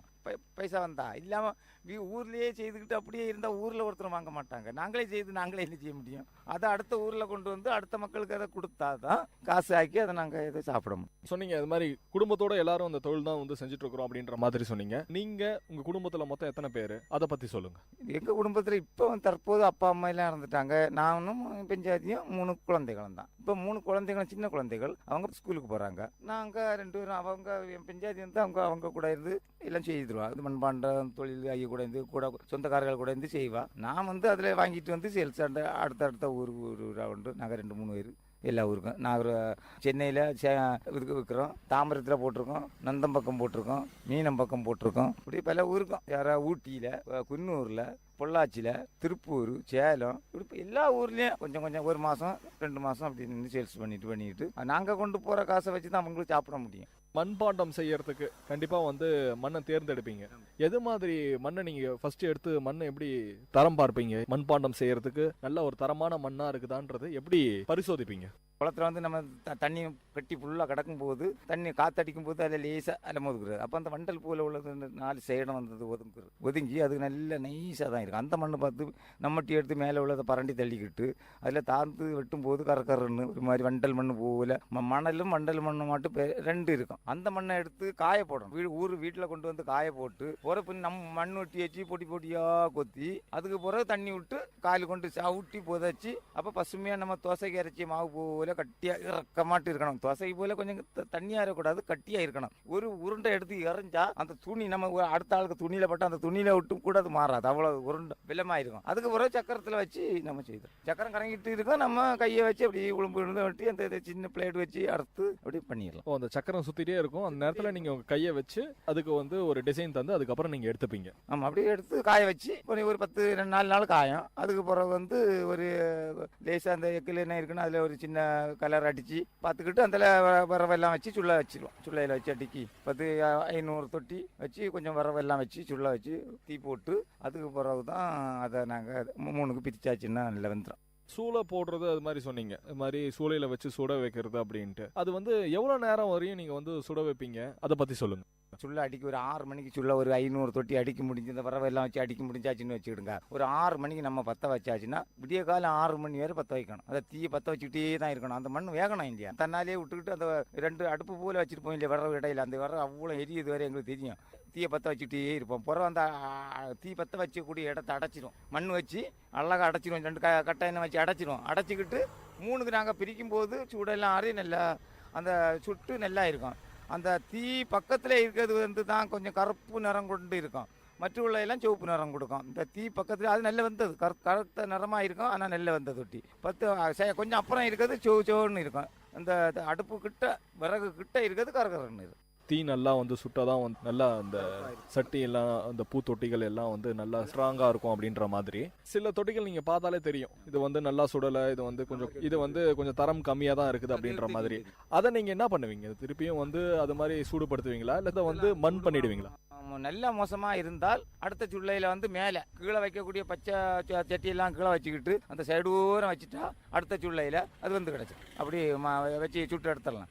கொஞ்சம் மோசமாக இருக்குது. அது நல்லா வேகையில் தீ அடிக்கப்படையில் காற்று சுள்ள வைக்கும்போது சில நேரத்தில் காற்று அடிச்சுக்கிட்டே இருக்கும். ஒரு பக்கம் ஆக்கில் காற்று அடிச்சிடும். அப்போ தீ ஒரு பக்கம் போது அடிக்கும்போது ஒரு பக்கம் வேகாது. அந்த இதை நாங்கள் பிரித்து வச்சுக்கிட்டு அடுத்த சுள்ள வைக்கும்போது அதை சைடு இந்த பச்சை தொட்டியெல்லாம் கீழே அடிக்கிட்டு மேலே கொண்டு வச்சுட்டா போதும். மேலே வச்சு அதுக்கப்புறம் மண் பூசுவோம் இல்லையா? அந்த சட்டியெல்லாம் அடிக்கிட்டு ஐயமாத்த தொட்டியெல்லாம் வச்சு மண் பூசணும். வெளியில் தீ ஒன்றும் போகாதளவு. அப்போ தானே வேகம்.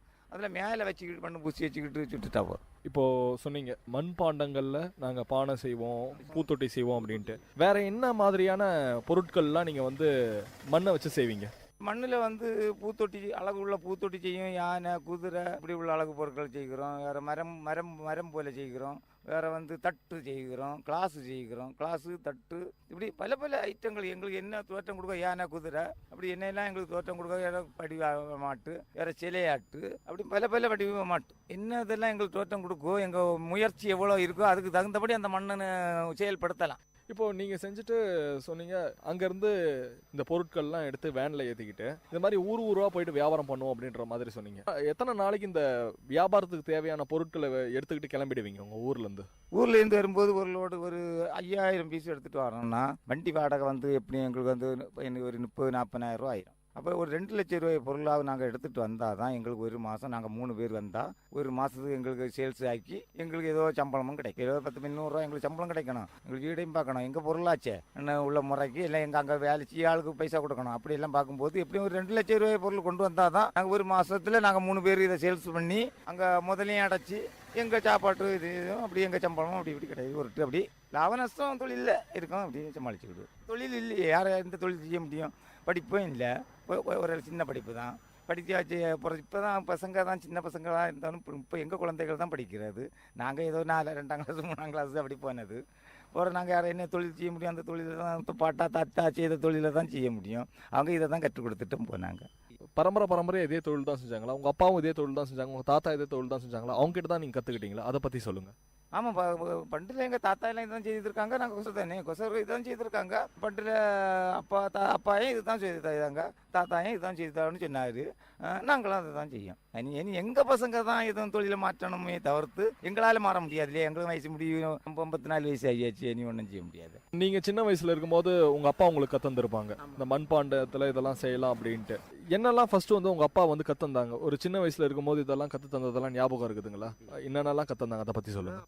அப்போ அது இப்படி மண்ணெல்லாம் புதைச்சி அப்படி வைக்கும்போது கொஞ்சம் தண்ணி கொட்டுவா, இதில் வீடு சவுட்டு, அதை சவுட்டி எடுத்து பார்த்து அந்த மண்ணை எப்படி உருட்டி எடுத்து என்கிட்ட கொண்டு வா. அந்த அவங்க செய்யதை பார்த்து நீ ஒரு சின்ன ஒரு வழக்கு போல இதை செய். அவங்க சின்ன வழக்கு சிம்பிளாக கொஞ்சம் போல் மண்ணை எடுத்துச்சு. அப்படி இப்படி நாங்களும் அந்த தொழிலில் சும்மா இருக்க முடியாது இல்லையா? ஏதாவது ஒன்று பண்ணிக்கிட்டு தானே இருப்போம். ஏதாவது சிறு வேலையாட்டு கற்றுக்கிட்டோம். சின்ன ஒரு வழக்கை அவங்க அப்பா செய்யும் இல்லையா, நம்மளும் செய்து பார்ப்போம்னு கொஞ்சம் போல் மண்ணை எடுத்து கொஞ்சம் மோசமாக வரும். கொஞ்சம் மண்ணு தூர போடுவோம், மண்ணை போல எடுத்து அந்த மண்ணை எடுத்து சின்ன வழக்கு செய்வோம். அப்பா வழக்கு செய்து இல்லை, நம்ம எங்கள் வழக்கு உபாரத்துக்கு வராது. அப்படி இப்படியே கற்றுக்கிட்டோம். நீங்கள் முதல்ல செஞ்சு இதை வந்து நான் வியாபாரம் பண்ண நான் எடுத்துகிட்டு போயிட்டு எனக்கு இன்னும் கூட ஞாபகம் இருக்குது அப்படின்ற மாதிரி நீங்கள் ஃபஸ்ட்டு என்ன செஞ்சீங்க? எதை எடுத்துகிட்டு போயிட்டு நீங்கள் வந்து வியாபாரம் செஞ்சீங்க? ஃபஸ்ட்டு நாங்கள் செய்தது இந்த இது தொட்டி தான், பூ தொட்டி தான். பானை கூட நாங்கள் அப்பா எல்லாம் தான் செய்தாங்க. எங்களுக்கு கூட அந்த ரவுண்டு வந்தில்லை. பூத்தொட்டின்னா அப்படி சதுர மாட்டு அப்படியே கையெடுத்து அப்படி முழுக்கி எடுத்து அப்படியே பிடிச்சிக்கலாம் இல்லையா? சதுர மாட்டு உள்ள பூத்தொட்டியை தான் செய்தோம் அப்புறம் தான் அந்த ரவுண்டு எங்களுக்கு இப்படி கை வளைஞ்சி கொடுக்க இல்லை. அந்த சதுரமானன்னா இப்படி ஒரு அட்டை வச்சு அப்படி பிடிச்சி அந்த மண்ணை அப்படி பிடிச்சிக்கலாம். பிடிச்சி நம்ம ஒரு பக்கம் அட்டை வச்சு ஒரு பக்கம் அந்த மண்ணை அப்படி பிடிச்சி அப்படி ரவுண்டு கரங்கி அரிச்சியில் மெதுவாட்டு அப்படி பிடிச்சி எடுத்து சதுரமான ஒரு தொட்டியை தான் செய்தோம். அதுக்கு பிறகு வந்து அந்த சின்ன வழக்கு செய்தோம். பிறகு தன்னால் தானே இந்த பிள்ளையார் விநாயகர் செய்யலை, அதை மண்ணை உருட்டி வச்சுட்டு அதுக்கு ஒன்று சக்கரத்துக்கு ஒன்றும் வேண்டாம், ஒரு அட்டையில் வச்சுக்கிட்டு செய்வோம். ஒன்று செய்துட்டு அது உருட்டி அது எங்கள் கைனால செய்து அப்படி படிச்சு விநாயகரெல்லாம் கூட வந்து செய்வோம் அப்படின்ற மாதிரி சொன்னீங்க.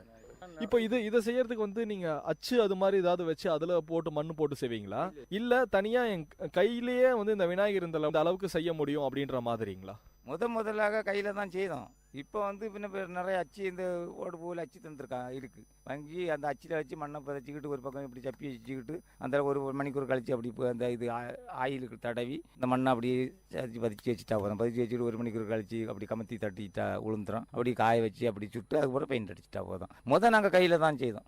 இந்த அச்சு ஒன்றும் வரல, நாங்கள் கையில் தான் அப்படி பிள்ளையார எல்லாம் செய்தோம். ஆனை வச்சு இப்படி மண்ணெல்லாம் இப்படி உருட்டி விரல் போல் உருட்டி தொந்து கை வைப்போம், தலை வைப்போம், காதையெல்லாம் வெள்ளு போல் உருண்டையாக வச்சுக்கிட்டு இப்படி விரலை வச்சு சப்பி காது வைப்போம்.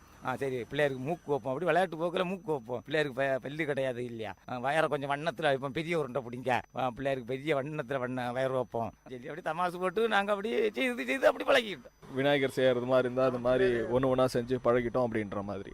உங்கள் அண்ணன் தம்பிங்கெல்லாம் சேர்ந்து தான் இதை நாங்கள் செஞ்சுட்ருக்குறோம் அப்படின்ட்டு. எத்தனை பேர் செஞ்சு சொன்னீங்க இந்த மாதிரி 2 லட்ச ரூபாய்க்கு நாங்கள் பொருள் எடுத்துகிட்டு வருவோம் அப்படின்ட்டு? எத்தனை பேர் இந்த 2 லட்ச ரூபாய்க்கு பொருள் எடுத்துகிட்டு வருவீங்க? எங்கெங்கெல்லாம் கடை போடுவீங்க? 2 லட்சம் ரூபாய் பொருள் இப்போ மாமை மருமகன் தான் நிற்குது. நான் மாமை 2 மருமகன் மாதிரி தான் நிற்குது. மெட்ராஸில் 2 பேர் இங்கே மொத்த பொருள் இங்கே தான் இறக்கி வச்சிருந்து ஒரு சின்ன வண்டியில் அவங்க அந்த நம்ம டாட்டா சும்மா வண்டியில் அவங்க எல்லா ஊர் மெட்ராஸு எல்லா இடம் சுற்றி விற்றுட்டு வருவாங்க. நான் இந்த ரைஸ் சைக்கிளில் அங்கே நோடி கிட்ட பக்கத்தோடி விற்றுக்கிட்டு 2 நாளைக்கு 3 நாளைக்கு ஒரு எல்லோரும் சந்திச்சுக்கிடுவோம். ஒரு எல்லோரும் 3 பேரும் சேர்ந்து தானே அதை மொத்தம் எல்லாம் முடிச்சுக்கிட்டு 1 மாதம் ஆகினாலும் சரி, 20 நாள் ஆகினாலும் சரி, 2 மாதம் ஆகினாலும் சரி, வியாபாரம் எப்போ முடியும்னு சொல்ல முடியாது இல்லையா? மொத்தம் விற்றுக்கிட்டு அதில் அவங்களுக்கு எவ்வளோ ரூபா கொடுக்க வேண்டிய இருக்கோ அந்த தொட்டி எடுத்த இடத்துல அந்த பூத்தொட்டியெல்லாம் எடுத்து சொந்தக்காரர்களாக இருந்தாலும் கடன் தானே, கடத்துக்கு எடுத்துகிட்டு வர்றது தானே, அதை மொத்தம் 5 பைசா எடுத்து வச்சுட்டு மீதி கிடைக்க பேசி நாங்கள் 3 பேரும் பங்கு வச்சு எடுத்துட்டு வெளியூர்லேருந்து வந்து தங்குறீங்க, இந்த இடத்துல வேற ஊரில் வந்து தங்குறீங்க. எப்படி இருக்குது இந்த ஊரில் வியாபாரம்லாம் எப்படி இருக்குது அதை பற்றி சொல்லுங்கள். இப்போ மக்கள் வந்து எது மாதிரி வியாபாரங்கள் உங்ககிட்ட பண்ணுறாங்க, பேரம் பேசுகிறாங்களா, அதை பற்றி சொல்லுங்கள். யாரும் ஒன்றும் பேசல. இந்த பொருளை வந்து நம்ம ஒரு விளைச்சல தான் எப்படின்னா அது அடுத்த ஊர்லேருந்து அடுத்த ஊருக்கு கொண்டு வந்து நம்ம ஒரு கடையாட்டு வைக்க இல்லை, ரோட்டு ஓரத்தில் தங்கியிருக்கோம். அவங்க என்னன்னு சொன்னால் நம்ம பொறுத்து தான் போகணும். நம்ம ஒரு கடையாட்டு இருந்துன்னா அவங்ககிட்ட கரெக்டாட்டு இந்த விலைக்கு தான் தர முடியும் அப்படின்னு பேசலாம். இது நம்ம தான் கொஞ்சம் அடிப்பணிஞ்சு அடுத்த ஊரில் இருந்து பிழைக்க வந்திருக்கோம். நம்ம பொருளையும் பார்க்கணும், நம்ம அதுக்கு காசு ஆக்கணும், விற்கணும். அந்த முறைக்கு அவங்க கொஞ்சம் குறைச்சி கேட்பாங்க, சில ஆள் வந்து கொஞ்சம் கூட்டி கேட்பாங்க, சில ஆள் கொஞ்சம் எல்லாரும் ஒரு குணத்தோடு ஏற மாட்டாங்க இல்லையா. சிலையை கொஞ்சம் தண்ணி போட்டுட்டு வந்து எங்கள் தொட்டி வச்சு சின்ன அப்படி பேசுவேலாம் பொறுத்து எடுத்து அப்படி இப்படி பொறுத்து கொஞ்சம் நம்ம தான் சமாதானமாக போனால் தான் நம்ம பொருளை வைக்க முடியும் அடுத்த ஊர். அப்படி பொறுத்து எடுத்து போயிட்டு தான். உங்களுக்கு வந்து இப்போ நீங்கள் ஒரு பூத்தொட்டி விற்கிறீங்க, அந்த பூத்தொட்டிக்கு மேலே எவ்வளோ லாபம் வச்சு விற்பீங்க? இதனால உங்களுக்கு வந்து எவ்வளோ லாபம் கிடைக்குது? ஒரு தொட்டிக்கு மேலே ஒரு 10 ரூபா வச்சு நம்ம விற்கலான்னு ஆசைப்படுவோம். அது 8 ரூபாயும் கிடைக்கலாம், 5 ரூபாயும் கிடைக்கலாம், லாபம் கிடைக்காமலும் இருக்கலாம், 15 ரூபாயும் கிடைக்கலாம். அது ஒரு அளவு இவ்வளவுக்கு தான் கண்டிஷனாக பிடிச்சி கடைன்னா கண்டிஷனாக பிடிச்சி இந்த விலை இவ்வளோ ரூபான்னு சொல்லி கண்டிஷனாக பிடிச்சி வச்சு விற்கலாம். இது நம்ம ரோட்டு ஓரத்தில் வச்சுருக்கோம். மழை வந்தால் நனைஞ்சிடும். அதனால ஒரு அளவுக்கு ஒரு 5 ரூபா 3 ரூபா 8 ரூபா அப்படி கிடச்சின்னா தள்ளி விட்டுருவோம். வேறு கடைன்னா நமக்கு இப்போ கடை சட்டரை பூட்டியாச்சு, வீட்டுக்கு போயாச்சு, அப்படி பொருள் அப்படியே பந்து ஆயிருக்கும். இது நம்ம நைட்டும் பகலும் அந்த பொருளை கிட்ட தான் இருக்கணும், பாதுகாக்கணும். ஒரு மழை எல்லாம் வந்தாலும் பாயை போட்டாலும் அது சிரமத்தை தான் உண்டு பண்ணிக்கிட்டே இருக்கு. அதனால எப்போ 2 ரூபா குறைஞ்சாலும் அதை சேல்ஸ் பண்ணுறதுக்கு தான் ஆசைப்படுவோம். அதை கரெக்டாக பிடிச்ச விலையில் 50 ரூபாய்க்கு பொருள் 50 ரூபாய்க்கு தான் விற்கணும். அப்போ தான் நமக்கு 10 ரூபா கிடைக்கணும். 60 ரூபாய்க்கு 50 ரூபாய் பொருளை 70 ரூபாய்க்கு விற்கணும். அப்போ 20 ரூபா நமக்கு கிடைக்கணும்னு பிடிச்சி விற்க முடியாது. ஏன்னா ரோட்டு வரத்தை தங்கியிருக்கோம். அதனால அதை 55க்கும் கொடுப்போம், 60க்கும் கொடுப்போம், 70க்கும் கொடுப்போம். முட்டி அரிச்சியில் கடைசி முடியல 20 தொட்டி இருக்கு ஊருக்கு போகிறோம்னா 50க்கும் கொடுப்போம். அப்படி அது ரோட்டு வரத்து வியாபாரம் இந்தியா. மழைலாம் வந்துச்சுன்னா நீங்கள் அந்த நேரத்தில் என்ன பண்ணுவீங்க? இப்போ வெயில் காலம் இருக்குது, அந்த நேரத்தில் நீங்கள் வந்து ரோடு பக்கத்தில் தான் வந்து கடை வச்சுருக்கிறீங்க. நீங்கள் தூங்குறதுக்கு சாப்பிட்றதுக்கெல்லாம் என்ன பண்ணுறீங்க? எங்கேயாவது எங்கே போய் தங்குறீங்க? அதை பற்றி சொல்லுங்கள். இப்படி ரோட்டு ஓரத்தில் வச்சுக்கிட்டு பக்கத்தில் இருக்க கடைகளில் தான் சாப்பிடணும். மழை வந்துட்டுன்னா பக்கத்தில் அங்கே நம்ம தொட்டி இறக்கி இருக்கிட்ட பக்கத்தில் வீடோ கான்வென்ட்டோ கடையோ அந்த ஒட்டு திண்ணையில் தான் வழங்கணும். அடுத்த ஒட்டு திண்ணையில் அவங்க கடையெல்லாம் பூட்டிட்டு போன பிறகு அந்த கடையில் ஒட்டு திண்ணையில் கடையிலையோ இல்லாட்டு அந்த சர்ச்சு இந்த சர்ச்சுக்குள்ளே பாதத்தை கேட்டு சர்ச்சுக்குள்ளேயோ இல்லாட்டு அந்த பக்கத்து வீட்டில் கதவை பூட்டின பிறகு அந்த வெளிப்பக்கம் தான் படுத்துக்கணும். மழை வந்தால் மழை வராமல் இருந்தால் நம்ம சட்டிக்கிட்ட படுத்துக்கலாம், ஒரு பாய் விரிச்சுக்கிட்டு அதிலே படுத்து. இதெல்லாம் வந்து பாய் விரிச்சு நாங்கள் இங்கே படுத்துப்போம் அப்படின்ற மாதிரி சொன்னீங்க. இந்த வியாபாரம்லாம் முடிச்சுட்டு ஊருக்கு போகும்போது உங்களுக்கு எல்லாமே கிட்டத்தட்ட வியாபாரம்லாம் பண்ணிட்டு அதுக்கப்புறம் தான் கிளம்புவீங்க. எப்படி இருக்கும்? சந்தோஷமா இருக்குங்களா ஊருக்கு போகும்போது? எப்படியும் ஒரு 2 மாதம் கழிச்சு ஊருக்கு போகும்போது அப்போ தான் குழந்தைகளை எல்லாம் பார்க்கலாம், என்னன்னு சந்தோஷமாக தான் எல்லாம் விற்று முடிஞ்சு ஊருக்கு போகும்போது 5000 கிடைச்சாலும் சந்தோஷம் தான், 2000 கிடைச்சாலும் சந்தோஷம் தான், 10,000 கிடைச்சாலும் சந்தோஷமாக தான் போவோம். இப்போ இந்த மண்பாண்டம் தொழில் வந்து நீங்கள் சொன்ன மாதிரி நலிவு அடைஞ்சிட்டு வருது. உங்கள் தாத்தா செஞ்சுருப்பாங்க, உங்கள் அப்பா செஞ்சுருப்பாங்க, அதுக்கப்புறம் நீங்கள் செய்றீங்க, அதுக்கப்புறம் இப்போ உங்களுடைய பசங்களை படிக்க வைக்கிறேன் அப்படின்ற மாதிரி சொல்கிறீங்க. இப்போ இதுக்கப்புறம் இந்த கலையை எப்படி வளர்க்குறது? நிறைய பேர் வேற எங்கேயாவது வெளியில் கற்றுக்குறாங்களா? அதை பற்றி சொல்லுங்கள். இன்னும் என் வீட்டை பொறுத்த வரைக்கும் சொல்லுங்க, 3 பெண் குழந்தைகள். நானே என் குழந்தைய அடுத்த ஊரில் வந்து பூத்தொட்டியை விற்று நம்ம பிள்ளை படிக்க தான் வைக்கிறேனே தவிர்த்து அந்த பிள்ளைகிட்ட எள்ளு போல மண்ணை கொடுத்து அதை செய்யணும் இதை செய்யணும் இன்னும் ஒன்றும் கூட இல்லை. பிள்ளையை படிக்க வைக்கணும், பிள்ளைய அங்கே விளையாட விடக்கூடாது, அடுத்த வீட்டில் விடக்கூடாது. என் பிஞ்சாயிட்டு சின்னது பிள்ளைகிட்ட அந்த இதை ஆனை செய்ய பூனையை செய்யணும், அந்த மண்ணை கொடுக்கக்கூடாது, அது படிக்க வைக்கணும். இது நம்ம அந்த தொழிலை இதோடி விட்டுறணும், எங்கள் அப்பா என்னோடி போனோம், அந்த பிள்ளைக்கு தொந்தரவு கொடுக்கக்கூடாது. படிக்க வச்சு வீட்டில் இன்றைக்கும் வீட்டில் கரண்ட்டு கிடையாது. கர்நாடகா மகாராஷ்டிரா எல்லாம் போய் தொட்டி விற்றதுனால அங்கே பாச தெரியாமல் கூட அட்டி வாங்கினதெல்லாம் உண்டு, நேரம் உண்டு, பெரிய கட்டங்கள் கஷ்டப்பட்டோம். அதுக்காண்டி இந்த பிள்ளைகளை 3 இங்கிலீஷ் மீடியத்திலே பொம்பளை பிள்ளையாக இருந்தாலும் 3 இங்கிலீஷ் மீடியத்திலே படிக்க வை. மூத்த வந்து பிஎஸ்சி நர்சிங் படிக்க வைக்க ஒரு 10,000 ரூபா கட்டி. ரொம்ப நல்லா சொன்னீங்க. இப்போ வந்து உங்கள் பொண்ணு வந்து பிஎஸ்சி நர்சிங் படிக்கிறாங்க. இது ஆர்வம் மருத்துவமனையில், அது எங்கள் ஊருக்கு பக்கம், பொம்பளை பிள்ளை இல்லையா, அதனால பக்கத்தில். அந்த அவங்க ஒரு வருஷத்துக்கு 75,000 ரூபா கேட்டிருக்காங்க. அப்படி 4 வருஷம் படிக்கணுமா. ஆனால் 10,000 ரூபா கொடுத்து பாமெல்லாம் கொடுத்து 10,000 ரூபா கட்டியிருக்கேன். ஆண்டவன் தான் நடத்தணும். ஆனால் மார்க்கு போதும், இந்த மார்க்கு போதும், நான் படிப்பா. இந்த தொழிலை கற்றுக்கிறதுக்குன்னு யாராவது வந்து வெளியிலேருந்து வந்து உங்ககிட்ட வந்து பயிற்சி எடுத்துகிட்டு போகிறாங்களா உங்கள் ஊரில்? அதை பற்றி சொல்லுங்கள். இந்த வாராங்க 2 தொட்டியை வாங்குவாங்க, ஊரில் வந்தாலும் என்ன அதுன்னு கேட்டுக்கிட்டாங்களே தவிர்த்து பயிற்சி இதை சொல்லித்தாருங்க அப்படின்னு யாருமே கேட்க இல்லை. எங்கள் பிள்ளைகளே நாங்கள் கூட இல்லை, அப்போ யார் கேட்பாங்க? அது பெரிய சிரமமான வேலை. அதை இப்போ ஒருத்தர் என்ன கூடி போனால் ஒரு 10 வருஷம் நாங்கள் எங்களை போல ஒரு 54, 55, 60 வயசுக்குள்ளே கிடக்காது மாடுகள் செத்து இறந்துட்டேன்னா எங்கள் பசங்க இதை தொடாது, இந்த வேலை நடக்காது. இந்த தொழில் இதோட வந்து நீங்கள் சொன்ன மாதிரி வந்து இதுக்கப்புறம் யாரும் இதை கற்றுக்கிறது இல்லை அப்படின்ற மாதிரி சொல்கிறாங்க. ஒரு நாளைக்கு உங்களுக்கு வந்து வெளியூர்லேருந்து பொருள் எடுத்துகிட்டு வந்து வியாபாரம் செய்கிறீங்க இந்த இடத்துல, ஒரு நாளைக்கு உங்களுக்கு தோராயிரமாக இவ்வளோ எனக்கு வருமானம் வருது அப்படின்ற மாதிரினா எவ்வளோ வருமானம் உங்களுக்கு வருது? வருமானம் ஓரளவுக்கு எப்படி சொல்ல முடியும்? அது ஒரு நாள் இப்போ 50 தொட்டி விற்கும், ஒரு நாள் 20 தொட்டி விற்கும், ஒரு நாள் 10 தொட்டி விற்கும். சராசரி ஒரு 10, 200, 250 ரூபா அவ்வளோதான் வரும். அதை வச்சு தான் சமாளிச்சுட்டு யாரும் இல்லை, வழியும் இல்லை. நிறைய ஊருக்கு நாங்கள் போயிட்டு வியாபாரங்கள் செய்கிறோம் அப்படின்ட்டு. ஒரு ஊருக்கு போகும்போது ஒரு மொழி இருக்கும், ஒவ்வொரு ஊர் மக்கள் வெவ்வேறு மாதிரியெல்லாம் இருப்பாங்க, வெவ்வேறு பருவநிலை மாற்றங்கள் இருக்கும். இதெல்லாம் எப்படி நீங்கள் சமாளிக்கிறீங்க? எப்படி உங்களுக்கு வந்து இங்கே போய் வியாபாரம் பண்ணணும் அப்படின்ற மாதிரி உங்களுக்கு தோணுது? தமிழ்நாட்டில் இருந்து கேரளாவுக்கு தான் போனோம். கேரளாவை பொறுத்த வரைக்கும் ஓரளவுக்கு சமாளிச்சிடலாம். மெட்ராஸு தமிழ்நாடு தானே, அதை சமாளிச்சிடலாம் எப்படி நம்ம தமிழை பேசி. அதுக்கப்புறம் கர்நாடகா போனோம். கர்நாடகா போய் அதையும் சமாளிச்சிட்டோம். அப்புறம் மகாராஷ்டிராவில் சேங்கிலி லிப்பானி ஒரு ஸ்கூலுக்கு முன்னே அங்கே இறக்கியிருந்தோம். அங்கே இறக்குன இடத்துல தான் பாச தெரியாது இல்லையா. நாங்கள் வந்து இந்த கைலி முணுத்துக்கிட்டு சட்டி விற்கும்போது அவ்வளோ தொந்தரவு கொடுக்க மாட்டோம். சட்டிக்கிட்டே இருக்கும்போது அரிசி என்ன வாங்கி சமைச்சு சாப்பிடுறதுக்கு அங்கே தொழிலில் நிற்கும்போது 4 பேர் நிற்கணும், 4 பேரும் சேர்ந்து தான் நிற்போம். அப்போ நைட்டு எல்லோரும் சேர்ந்து நிற்கிறதுனால ஒரு பானையை எடுத்து நம்ம எங்கள் பானையிலே ஒரு பானையை எடுத்து கொஞ்சம் சமையல் பண்ணிடுவோம் அரிசி வாங்கின்னு. அப்படி அரிசி வாங்க போகிற இடத்துக்கு ஒரு 1/2 கிலோமீட்டர் வித்தியாசத்தில் போய் அரிசி வாங்குவேன். நான் தான் வாங்குவேன் அரிசி. மறுபடியும் 2 பேரும் இருந்துக்கிடுங்க. நான் ரைஸ்னு சொல்லி அரிசியை வாங்கி யாரும் அந்த பச்சை மிளகு உள்ளி எல்லாம் விரல இதுக்கு 5 ரூபாய்க்கு 5 ரூபாய் கொடுத்து இப்படி கையை விரல காட்டி அப்போ என்னதுன்னு கேட்க தெரியாது. அப்படி காட்டு வாங்கிட்டு அப்படியெல்லாம் ரொம்ப கஷ்டப்பட்டோம். வாங்கி பறிச்சு அந்த அவன்கிட்ட அடிச்சு பிடிச்சி அந்த 4 பேர்கிட்ட ஆகுன்னு சொல்லிச்சு. அவனுக்கு பாச தெரியாது, எங்க பாச அவனுக்கு தெரியாது. அப்படி கிடந்து எல்லாம் கஷ்டப்பட்டோம். அப்படியெல்லாம் ஒரு இடத்துல கஷ்டங்களும் வரும், ஒரு இடத்துல நல்லதும் வரும். எல்லாம் அனுப்பிச்சோன்னே தான். பப்ளிகர் ரோட்டில் இப்படி ஒரு வியாபாரம் செய்தால் எல்லாம் அனுப்பிச்சோம். இப்போ ஒரு கடையாக இருந்தால் ஒன்றும் இல்லை, கடையை திறப்போம், நம்ம இப்போ வியாபாரத்தை பார்ப்போம், மாட்டு போயிடுவோம். நீங்கள் ஏன் வந்து இதையே வந்து ஒரு கடை வச்சு நீங்களே இதை எடுத்து ஏன் செய்யக்கூடாது? ஒரே இடத்துல இருந்தால் சேல்ஸ் பண்ண முடியாது. ஒரு இடம் உங்களுக்கு வந்து இப்போ உங்கள் வீட்டுக்கு வந்து ஒரு 4 பூத்தொட்டி, 2 ஒரு மீன்சட்டி, ஒரு கடை, அப்படி இல்லை ஒரு செட்டு அப்படி ஒரு 6 மாதம் ஒரு கடையை எடுத்து ஒரு ஊரில் ஒரு 2 மாதம் தான் நடத்த முடியும். அதுக்கப்புறம் யார் வாங்குவா? அதுக்கப்புறம் அடுத்த ஊருக்கு தான் போனால் போய் இல்லை ஊராக கடை எடுக்க முடியுமா? அதுக்கு தான் ரோட்டு ஓரத்தில் போட்டு கடை எடுத்தால் நஷ்டம். கடை எடுத்தால் கடைக்குள்ளே தான் இருக்கும். கடையில் 2, 3 இது நான் இப்படி வச்சுக்கிட்டு தள்ளு வண்டியில் வீடாக கொண்டு கொடுத்து 5 எடுக்க ஆள்கிட்ட 10 எடுங்கம்மா வீட்டுக்கு போனோம். இப்படி என் திறமையினால தான் இதை விற்காது. இல்லாமல் கடையில் வச்சுட்டு இருந்தால் கடையில் தான் இருக்கும். எனக்கு கடை வாடகையும் கொடுத்துக்கிட மாட்டேன், வீடாக குப்பை வாரிப்போம். வீடு பல்வேறு ஊர்களுக்கு போயிட்டு நீங்கள் வந்து வியாபாரம் பண்ணியிருக்கிறீங்க. ரொம்ப நாள் கழிச்சு வீட்டுக்கு போகும்போது நீங்களும் வந்து 2 மாதம் 3 மாதம் எங்கேயாவது வெளியில் தங்கி ரொம்ப கஷ்டப்பட்டு வீட்டுக்கு போவீங்க.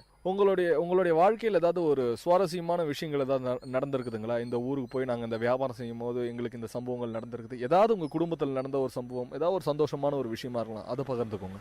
ஊட்டி நீலகிரி மாவட்டத்தில் நம்ம இப்போ இந்த பூத்தொட்டி இந்த தொட்டி வந்து நான் இப்போ 20 நாள் விற்க தொட்டியா 10 நாளில் அவங்கன்னா 50, 30, 40 10, 20 நாளில் விற்றுக்கிட்டு சந்தோஷமாக தேயிலை எல்லாம் வாங்கிட்டு ஊட்டி நீலகிரி மாவட்டத்தில் போனால் அதுக்கு நல்லா விற்கும், சேல்ஸ் பண்ணிட்டு வந்துடும். அது இந்த ஏப்ரல் மே மாதம் தான் போக முடியும், மற்ற நாள் போக முடியும். அப்போ தான் சீசன். அந்த சீசனில் போகும்போது நாங்கள் இங்கே 1 மாதம் விற்காது, அங்கே 10 நாளில் விற்றுருவோம். 10 நாள் அது சீசன் அவ்வளோ தான் விற்க முடியும். 10 நாளில் போட்டுவிட்டா ஒரு நாள் இங்கே வந்து 2000 ரூபா கலசம் விற்கமுன்னா ஒருத்த 1000, 1500 கலசம் ஆக்குங்க. அங்கே ஒரு 5000, 6000 கலசம் ஆக்கிடுவோம். 10, 20 நாளில் முடிச்சிடுவோம். நல்ல சந்தோஷமாட்டு தேயிலை எல்லாம் வாங்கிட்டு நீலகிரி மாவட்டத்தில் தேயிலை விளையும், தேயிலை பூண்டு எல்லாம் வாங்கிக்கிட்டு சந்தோஷம். இப்போ இந்தந்த ஊர்களை நீங்கள் சொன்னீங்க, இந்தந்த ஊரில் நாங்கள் போய் வியாபாரம் செஞ்சால் அந்த ஊரில் என்ன ஸ்பெஷல்? இப்போ ஊட்டியில் சொன்னீங்க தேயிலை ஸ்பெஷல் நாங்கள் வாங்கி போகிறோன்ட்டு. இப்போ நீங்கள் ஏதாவது இந்தந்த ஊர்கள் போகும்போது நாங்கள் இதெல்லாம் வாங்கிட்டு போவோம் அப்படின்ற மாதிரி ஏதாவது எந்தெந்த ஊருக்கெல்லாம் போனால் என்னென்னலாம் வாங்கிட்டு போவீங்க உங்கள் வீட்டுக்கு? ஊட்டியில் போனால் தான் வேறு ஒரு ஊர்லேயும் ஒன்றும் இல்லை, நம்ம எங்கள் ஊரை போல தான் இல்லை, எல்லா ஊர்லேயும் எல்லா பொருளும் இருக்குது. ஊட்டியில் மட்டும்தான் தேயிலையும் இந்த இது பூண்டு எல்லாம் விளையினால உள்ளி அது வாங்கிடும். வேறு உள்ள இடத்துல ஒன்றும் வாங்கக்குள்ள பொருள் இல்லை, எல்லாம் எங்கள் ஊரில் விளைய பொருள் தேங்காய், நெல் பயிர் இப்படி தான் விளையுது. இப்போ உங்கள் வீட்டுக்கு போகும்போது நீங்கள் என்ன மாதிரியான, இப்போ உங்கள் பசங்க இருப்பாங்க, உங்கள் வீட்டில் உங்களுடைய மனைவி இருப்பாங்க, எல்லாத்துக்கும் நீங்கள் வந்து ஏதாவது ஒன்று வாங்கிட்டு போனால் அவங்க ரொம்ப சந்தோஷப்படுவாங்க. இப்போ நீங்கள் என்னென்னலாம் வந்து வாங்கிட்டு போவீங்க? போகும்போது உங்கள் ஒரு குடும்பத்தை ரொம்ப நாள் கழித்து பார்க்க போவீங்க, உங்களுக்கு ரொம்ப சந்தோஷமாக இருக்கும்ல, அதை பற்றி சொல்லுங்கள். நம்ம 2 மாதம் கழித்து போகிறோம்னா பிள்ளைகளுக்கு ஒரு கிலோ தேக்கு, ஒரு கிலோ மிக்சரு, அப்படி ஏதோ கொஞ்சம் பண்டங்கள் தான், பண்டங்களை வித்தியாசமாட்டு பண்டங்கள் வாங்கிட்டு போகிறதும். ஒரு தீபாவளி நல்ல நாள் வந்தாச்சுன்னா துணி எடுத்து கொடுக்கறதும், வேறு அவங்க படிப்பு செலவுக்குள்ள பைசையெல்லாம் கொடுக்கறதும். இவ்வளோ சந்தோஷமாக இருக்குது தான். விசேஷமாட்டு என்ன சந்தோஷம் கொண்டாடு. இவ்வளோ தூரம் இவ்வளோ கஷ்டப்படுறீங்க, உழைக்கிறவங்களுக்கு நீங்கள் என்ன சொல்ல விரும்புகிறீங்க? உழைச்சாதான் சாப்பிட முடியும். வீட்டில் தூங்குனா கனவு தான் கண்டுகிட்டு இருக்க முடியும். உழைச்சாதான் நம்ம 10 ரூபா சம்பாதிக்க முடியும், நம்ம பிள்ளைகளை பள்ளிக்கூடத்துக்கு விட முடியும், அடுத்த பிள்ளைகளை போல் நம்ம பிள்ளைகளையும் ஒரு லெவலுக்கு கொண்டு வர முடியும். இல்லாட்டு நம்ம வீட்டிலேயே நம்ம பிள்ளைகளுக்கு கூட நம்மளுங்க கடந்துக்கிட்டோம்னா தூங்கிக்கிட்டு நம்மளை போல அதெல்லாம் மண் எடுத்து சட்டி செய்ய வேண்டியதான், ஒன்றும் செய்ய முடியாது. அடுத்த பிள்ளைகளை போல நம்ம பிள்ளைங்க வளரணும்னா பள்ளிக்கூடத்துக்கு விட்டு தான் தீரணும். நம்ம கஷ்டப்பட்டால் பிள்ளைய கஷ்டப்பட வேண்டிய வராது. அதை படிச்சுன்னா ஏதாவது ஒரு சின்ன வேலையாகவும் இல்லாட்டி ஒரு கடையில் நின்னாவும் அது அந்த தொழிலை கற்றுக்கிடாமல் படிச்சுக்கிட்டுனா முடியும். நமக்கு ஒன்றும் முடியாது இல்லையா?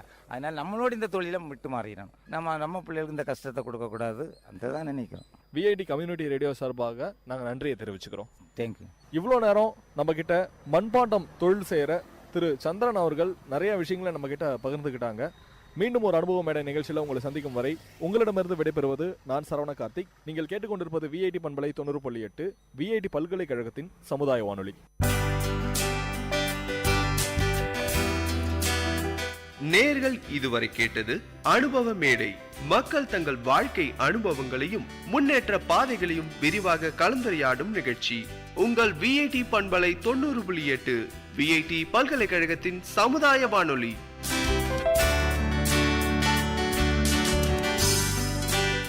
விவசாயி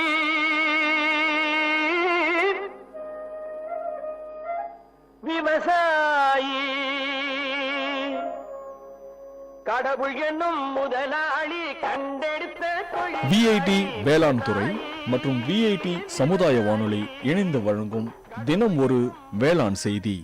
வணக்கம் நேயர்களே, இது உங்கள் விஐடி பண்பலை 90.8 விஐடியின் சமுதாய வானொலி. தினம் ஒரு வேளாண் செய்தியில் நான் உங்கள் பவித்ரா, விஐடியின் வேளாண் துறை மாணவி. இன்று நாம் பயிறு வகை பயிரில் ஒருங்கிணைந்த பயிர் பாதுகாப்பு முறைகளான உழவியல் மற்றும் கைவினை முறைகளை பற்றி காணலாம். வேலூர் மாவட்டத்தில் நெல் தரிசில் உளுந்து மற்றும் பச்சை பயிறு அதிகமாக பரப்பளவில் சாகுபடி செய்ய திட்டமிடப்பட்டுள்ளது. எனவே மேற்கூறிய பயிர்களான உளுந்து மற்றும் பச்சை பயிரில் ஏற்படும் நோய் மற்றும் பூச்சி தாக்குதலை கட்டுப்படுத்த சரியான முறைகளை கையாள வேண்டும். உழவியல் முறைகளான கோடை உழவு செய்தல் மற்றும் வயல் வரப்பு ஓரங்களை சுத்தமாக வைத்திருத்தல் வேண்டும். பூச்சி மற்றும் நோய் எதிர்ப்பு திறன் கொண்ட ரகங்களை பயன்படுத்த வேண்டும். விதைக்கும் முன் விதை நேர்த்தி செய்து விதைக்க வேண்டும்.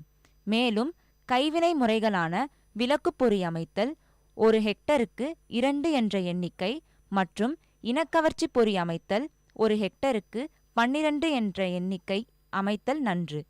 முட்டை குவியல், புழு மற்றும் பூச்சி நோய் தாக்கிய பகுதிகளை சேகரித்து அழித்தல், வேப்பங்கொட்டை கரைசல் அல்லது வேப்ப எண்ணெய் தெளித்தல் தாக்குதலின் தீவிரத்தை குறைக்கும்.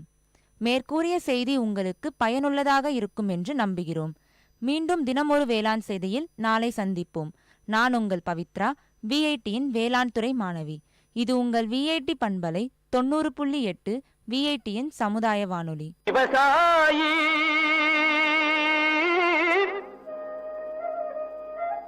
விவசாயி கடவுள் என்னும் முதலாளி கண்டெடுத்த தொழில். விஐடி வேளாண் துறை மற்றும் விஐடி சமுதாய வானொலி இணைந்து வழங்கும் தினம் ஒரு வேளாண் செய்தி.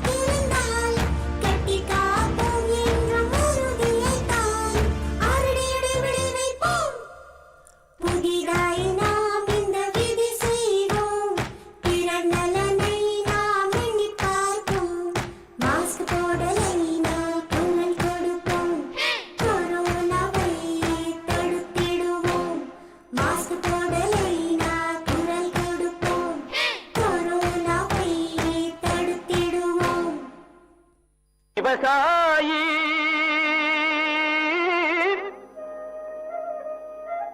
விவசாயி கடவுள் என்னும் முதலாளி கண்டெடுத்த தொழில். விஐடி வேளாண் துறை மற்றும் விஐடி சமுதாய வானொலி இணைந்து வழங்கும் தினம் ஒரு வேளாண் செய்தி. வணக்கம் நேயர்களே, இது உங்கள் விஐடி பண்பலை 90.8 விஐடியின் சமுதாய வானொலி. தினம் ஒரு வேளாண் செய்தியில் நான் உங்கள் பவித்ரா, விஐடியின் வேளாண் துறை மாணவி. இன்று நாம் பயிறு வகை பயிரில் ஒருங்கிணைந்த பயிர் பாதுகாப்பு முறைகளான உழவியல் மற்றும் கைவினை முறைகளை பற்றி காணலாம். வேலூர் மாவட்டத்தில் நெல் தரிசில் உளுந்து மற்றும் பச்சை பயிறு அதிகமாக பரப்பளவில் சாகுபடி செய்ய திட்டமிடப்பட்டுள்ளது. எனவே மேற்கூறிய பயிர்களான உளுந்து மற்றும் பச்சை பயிரில் ஏற்படும் நோய் மற்றும் பூச்சி தாக்குதலை கட்டுப்படுத்த சரியான முறைகளை கையாள வேண்டும். உழவியல் முறைகளான கோடை உழவு செய்தல் மற்றும் வயல் வரப்பு ஓரங்களை சுத்தமாக வைத்திருத்தல் வேண்டும். பூச்சி மற்றும் நோய் எதிர்ப்பு திறன் கொண்ட ரகங்களை பயன்படுத்த வேண்டும். விதைக்கும் முன் விதை நேர்த்தி செய்து விதைக்க வேண்டும். மேலும் கைவினை முறைகளான விளக்கு பொறி அமைத்தல், 1 ஹெக்டருக்கு 2 என்ற எண்ணிக்கை மற்றும் இனக்கவர்ச்சி பொறி அமைத்தல் 1 ஹெக்டருக்கு 12 என்ற எண்ணிக்கை அமைத்தல் நன்று. முட்டை குவியல், புழு மற்றும் பூச்சி நோய் தாக்கிய பகுதிகளை சேகரித்து அழித்தல், வேப்பங்கொட்டை கரைசல் அல்லது வேப்ப எண்ணெய் தெளித்தல் தாக்குதலின் தீவிரத்தை குறைக்கும். மேற்கூறிய செய்தி உங்களுக்கு பயனுள்ளதாக இருக்கும் என்று நம்புகிறோம். மீண்டும் தினமொரு வேளாண் செய்தியில் நாளை சந்திப்போம். நான் உங்கள் பவித்ரா, விஐடியின் வேளாண் துறை மாணவி. இது உங்கள் விஐடி பண்பலை 90.8 விஐடியின் சமுதாய வானொலி. விவசாயி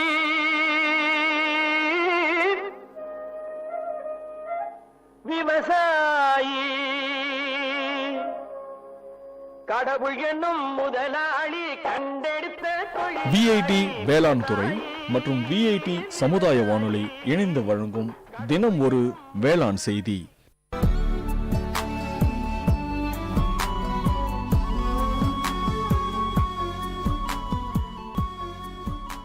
விஐடி பண்பலை 90.8 நேயர்களுக்கு வணக்கம். இந்த கொளுத்துற கோடையை கொண்டாட்டத்தோடு கடக்க சில அரிய டிப்ஸை நம்ம வேலூர் மக்களுக்காக ஷேர் பண்ண வந்திருக்காங்க வேலூர் ஃபுட்டி யூடியூப் சேனலின் அட்மின் பவித்ரா அருண்குமார். இந்த சம்மர் டிப்ஸ் பகுதியை உங்களுக்காக ஹோஸ்ட் பண்ண வந்திருக்கிறது நான் உங்கள் சுரேஷ் போஸ். வணக்கம் பவித்ரா மேடம். வணக்கம் சுரேஷ். இன்னைக்கு என்ன கேட்குறோம் இந்த சம்மர் டிப்ஸ் பகுதியில் அப்படின்னா, என்ன மாதிரியான ஃப்ரூட்ஸ் அண்ட் வெஜிடபிள்ஸ் நம்ம சம்மரில் எடுத்துக்கலாம்? சம்மரில் சாப்பிட்றதுக்கு சம்மரில் நம்ம சாப்பிட வேண்டிய ஃபுட் நம்மளுக்கு இயற்கையிலே சம்மரில் சில ஃப்ரூட்ஸ் நம்மளுக்கு அப்போ தான் கிடைக்கும். உதாரணத்துக்கு வாட்டர்மெலன், தர்பூசணி கிடைக்கும். அதுக்கப்புறம் மொலாம்பழம் சொல்லுவாங்களே, கிர்னி பழம், நம்ம ஊரில் வெள்ளாம்பழம், அதெல்லாம் இயற்கையிலே நம்மளுக்கு இந்த சீசனுக்கு இதுதான் சாப்பிடணும்னு அதுவே வருது. ஸோ அந்த மாதிரி ஃப்ரூட்ஸ் எல்லாம் சீசனல் ஃப்ரூட்ஸ் தான் நம்ம ஃபஸ்ட்டு சாப்பிடணும். எல்லா சீசனில் கிடைக்கிற ஃப்ரூட்ஸை விட இந்த சீசனில் வர ஃப்ரூட்ஸ்க்கு தான் முதல்ல இம்பார்ட்டன்ஸ் கொடுக்கணும். இப்போ எல்லாருக்குமே வாட்டர்மெலன் ரொம்ப பிடிக்கும். அதை நீங்கள் டேரெக்டாக அப்படியே ஃப்ரூட்டாகவும் சாப்பிடலாம், இல்லை அது கூட கொஞ்சம் சுகர் ஆட் பண்ணி மிக்சியில் அடித்து ஜூஸாகவும் குடிக்கலாம். இப்போ மொலாம்பழம் பார்த்திங்கன்னா நிறைய பேர் அதை சாப்பிட மாட்டாங்க. அதுக்கு ஒரு பெஸ்ட்டு டிப்பு பார்த்திங்கன்னா, மொலாம்பழத்தை சின்ன சின்ன பீஸாக தோலை எடுத்துகிட்டு கட் பண்ணிவிடுங்க. ஒரு ஐஸ் க்யூப்ஸ் ஒரு 10 ஐஸ் க்யூப் போட்டுட்டு கொஞ்சம் சக்கரை போட்டு கலந்து கொடுத்திங்கன்னா எல்லாருமே சாப்பிடுவாங்க. அவ்வளோ டேஸ்ட்டாக இருக்கும். அது அவ்வளோ நல்லது இந்த கிளைமேட்க்கு. வெஜிடபிள் பார்த்திங்கன்னா நிறைய நீர் சத்துள்ள காய்கறிகள் ரொம்ப ரொம்ப அவசியம். உதாரணத்துக்கு நம்ம பீர்க்கங்காய், சொரக்காய், முள்ளங்கி, அதுக்கப்புறம் எல்லா வகை கீரையில் எல்லா கீரையும் ரொம்ப ரொம்ப முக்கியம். ஸோ நான்வெஜ்ஜை கம்மி பண்ணிவிட்டு இந்த மாதிரி நீர் சத்து உள்ள காய்கறிகள் நிறைய நம்ம உள்ளே எடுத்துக்கும் போது சம்மரை ஈஸியாக நம்ம ஃபேஸ் பண்ணலாம், ஈஸியாக ஹேண்டில் பண்ணலாம். ஓகே, கீரைனா பல பேருக்கு கீரை பிடிக்காது இல்லைங்களா? கீரை நம்ம பொரியல் பண்ணி சாப்பிடலான்னு இல்லை, நம்ம கீரை கடைஞ்சும் சாப்பிடலாம். கீரையில் இன்னொரு ட்ரிக் இல்லைன்னா, கீரை நல்லா பொடியாக நம்ம பொரியல் பண்ணுற மாதிரி பண்ணிவிட்டு வேணுன்றவங்க அதில் முட்டை போட்டுட்டு சூடாக சாப்பிட்றவங்க முட்டை பொரியல் மாதிரி கூட பண்ணி சாப்பிட்டா ரொம்ப நல்லது. அந்த மாதிரி நீங்கள் ட்ரை பண்ணி பாருங்கள், ரொம்ப நல்லாயிருக்கும். அப்படிங்களா? நான் வீட்டில் சொல்லி பார்க்குறேன், கண்டிப்பாக இதை அப்படியே ட்ரை பண்ணி பார்க்குறேன். நேயர்களே, இன்றைய சம்மர் டிப்ஸ் பகுதியில் வெல்லூர் ஃபுட்டி யூடியூப் சேனலின் அட்மின் பவித்ரா அருண்குமார் கொடுத்த டிப்ஸ் உங்களுக்கு பயனுள்ளதாக இருக்கும்னு நினைக்கிறோம். மீண்டும் ஒரு சம்மர் டிப்ஸ் பகுதியில் உங்களை சந்திக்கும் முறை உங்களிடமிருந்து விடைபெறுவது நான் உங்கள் சுரேஷ் போஸ். இது விஐடி பண்பலை 90.8 விஐடியின் சமுதாய வானொலி.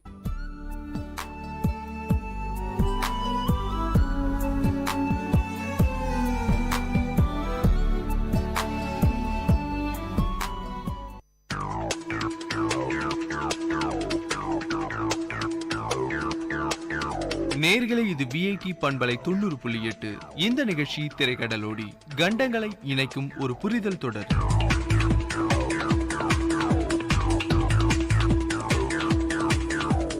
ஹலோ ஃப்ரெண்ட்ஸ், நீங்கள் கேட்டுக்கொண்டிருக்கும் இந்த நிகழ்ச்சி திரைக்கடலோடி. திரைக்கடலோடி நிகழ்ச்சியில உலகின் பல்வேறு நாடுகளுடைய பல சுவாரஸ்யமான தகவல்களையும் மேலும் அங்குள்ள சுற்றுலா தலங்களையும் பத்தி பார்த்துட்டு வரும். இன்னைக்கு திரைக்கடலோடி நிகழ்ச்சியில நாம சுத்தி பார்க்க போற நாடு ஆஸ்திரேலியா.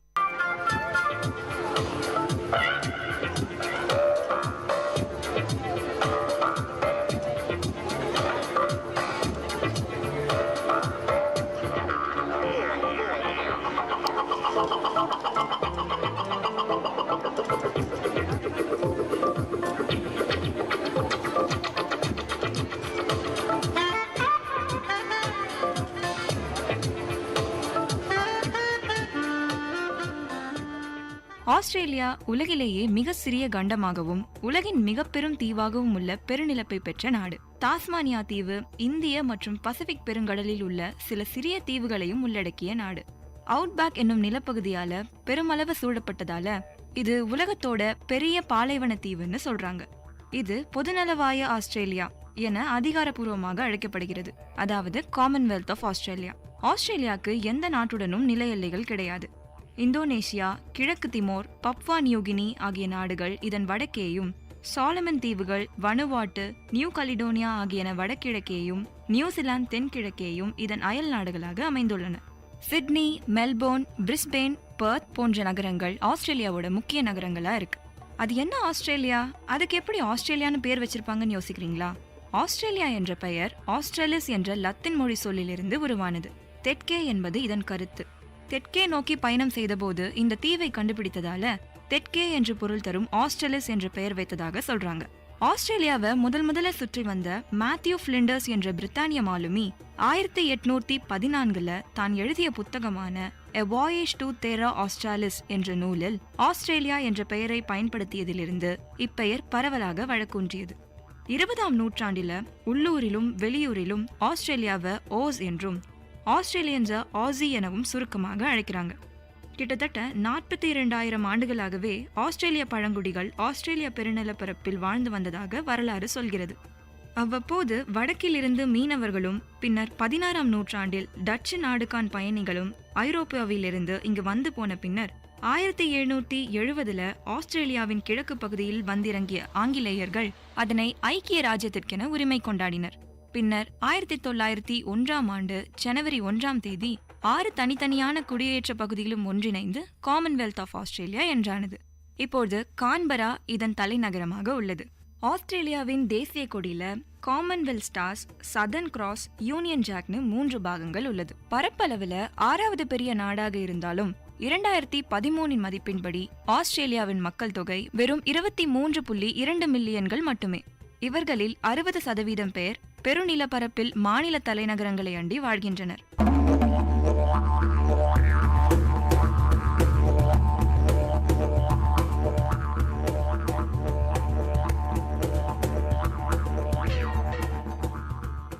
ஆயிரத்தி 1945 பின்னர் பல நாட்டு மக்கள் அங்கு குடியேறியதால அங்க பல கலாச்சாரங்கள் பின்பற்றப்பட்டு ஆஸ்திரேலியா ஒரு மல்டி கல்ச்சரல் கண்ட்ரியாகவே காணப்படுகிறது. அங்கு குடியேறிய மக்கள் பெரும்பாலும் ஈஸ்டர்ன் யூரோப்பிலிருந்தும் மெடிட்டரேனியன் பகுதிகளில் இருந்தும் குடியேறியதாக சொல்றாங்க. ஆஸ்திரேலியா மேற்கத்திய பொருளாதார முறைகளை பின்பற்றுகிறது. அங்கு பயன்படுத்தப்படும் நாணயத்தை ஆஸ்திரேலியன் டாலர்னு சொல்றாங்க. ஆங்கிலம் இதன் ஆட்சி மொழியாக உள்ளது. ஆஸ்திரேலியாவில் வாழும் பெரும்பான்மையானோர் ஆஸ்திரேலியன் இங்கிலீஷையும் பிரிட்டன் இங்கிலீஷ் மொழியை ஒத்திருந்தாலும் ஆஸ்திரேலியர்களுக்கென தனிப்பட்ட சில உச்சரிப்பையும் சொற்தொகுதிகளையும் கொண்டுள்ளது. 2001 மதிப்பீட்டின்படி பெரும்பான்மையானோர் ஆங்கிலத்தையே பேசுறாங்க. ஆங்கிலம் அல்லாத 2.1% பேர் சீன மொழியையும், 1.9% பேர் லத்தீன் மொழியையும், 1.4% பேர் கிரேக்க மொழியும் பேசுறாங்க.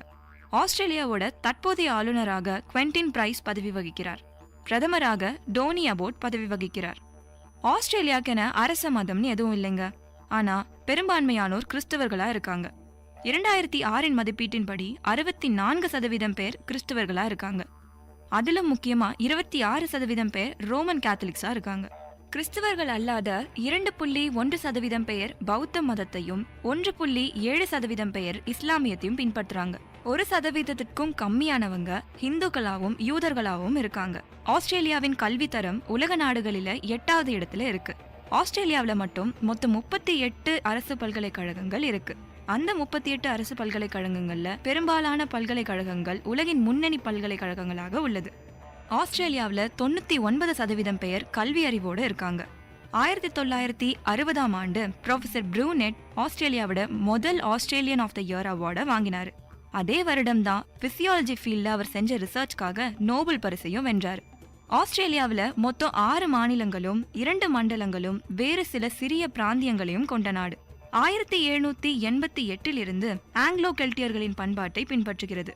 ஆஸ்திரேலியாவில் 15 வயதிற்கும் மேலானோர் தங்களை ஏதாவது ஒரு குழு விளையாட்டுல ஈடுபடுத்திக்கிறாங்க.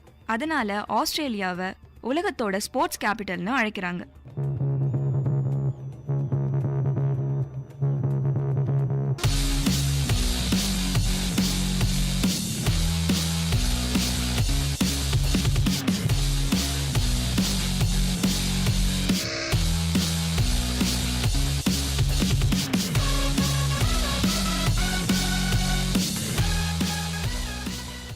துடுப்பாட்டம், ஹாக்கி, வலைப்பந்தாட்டம், ரக்பி மற்றும் துடுப்பு படகு ஓட்டம், நீச்சல் போன்ற விளையாட்டுகளில் சர்வதேச மட்டத்தில் புகழ் பெற்றுள்ளது ஆஸ்திரேலியா.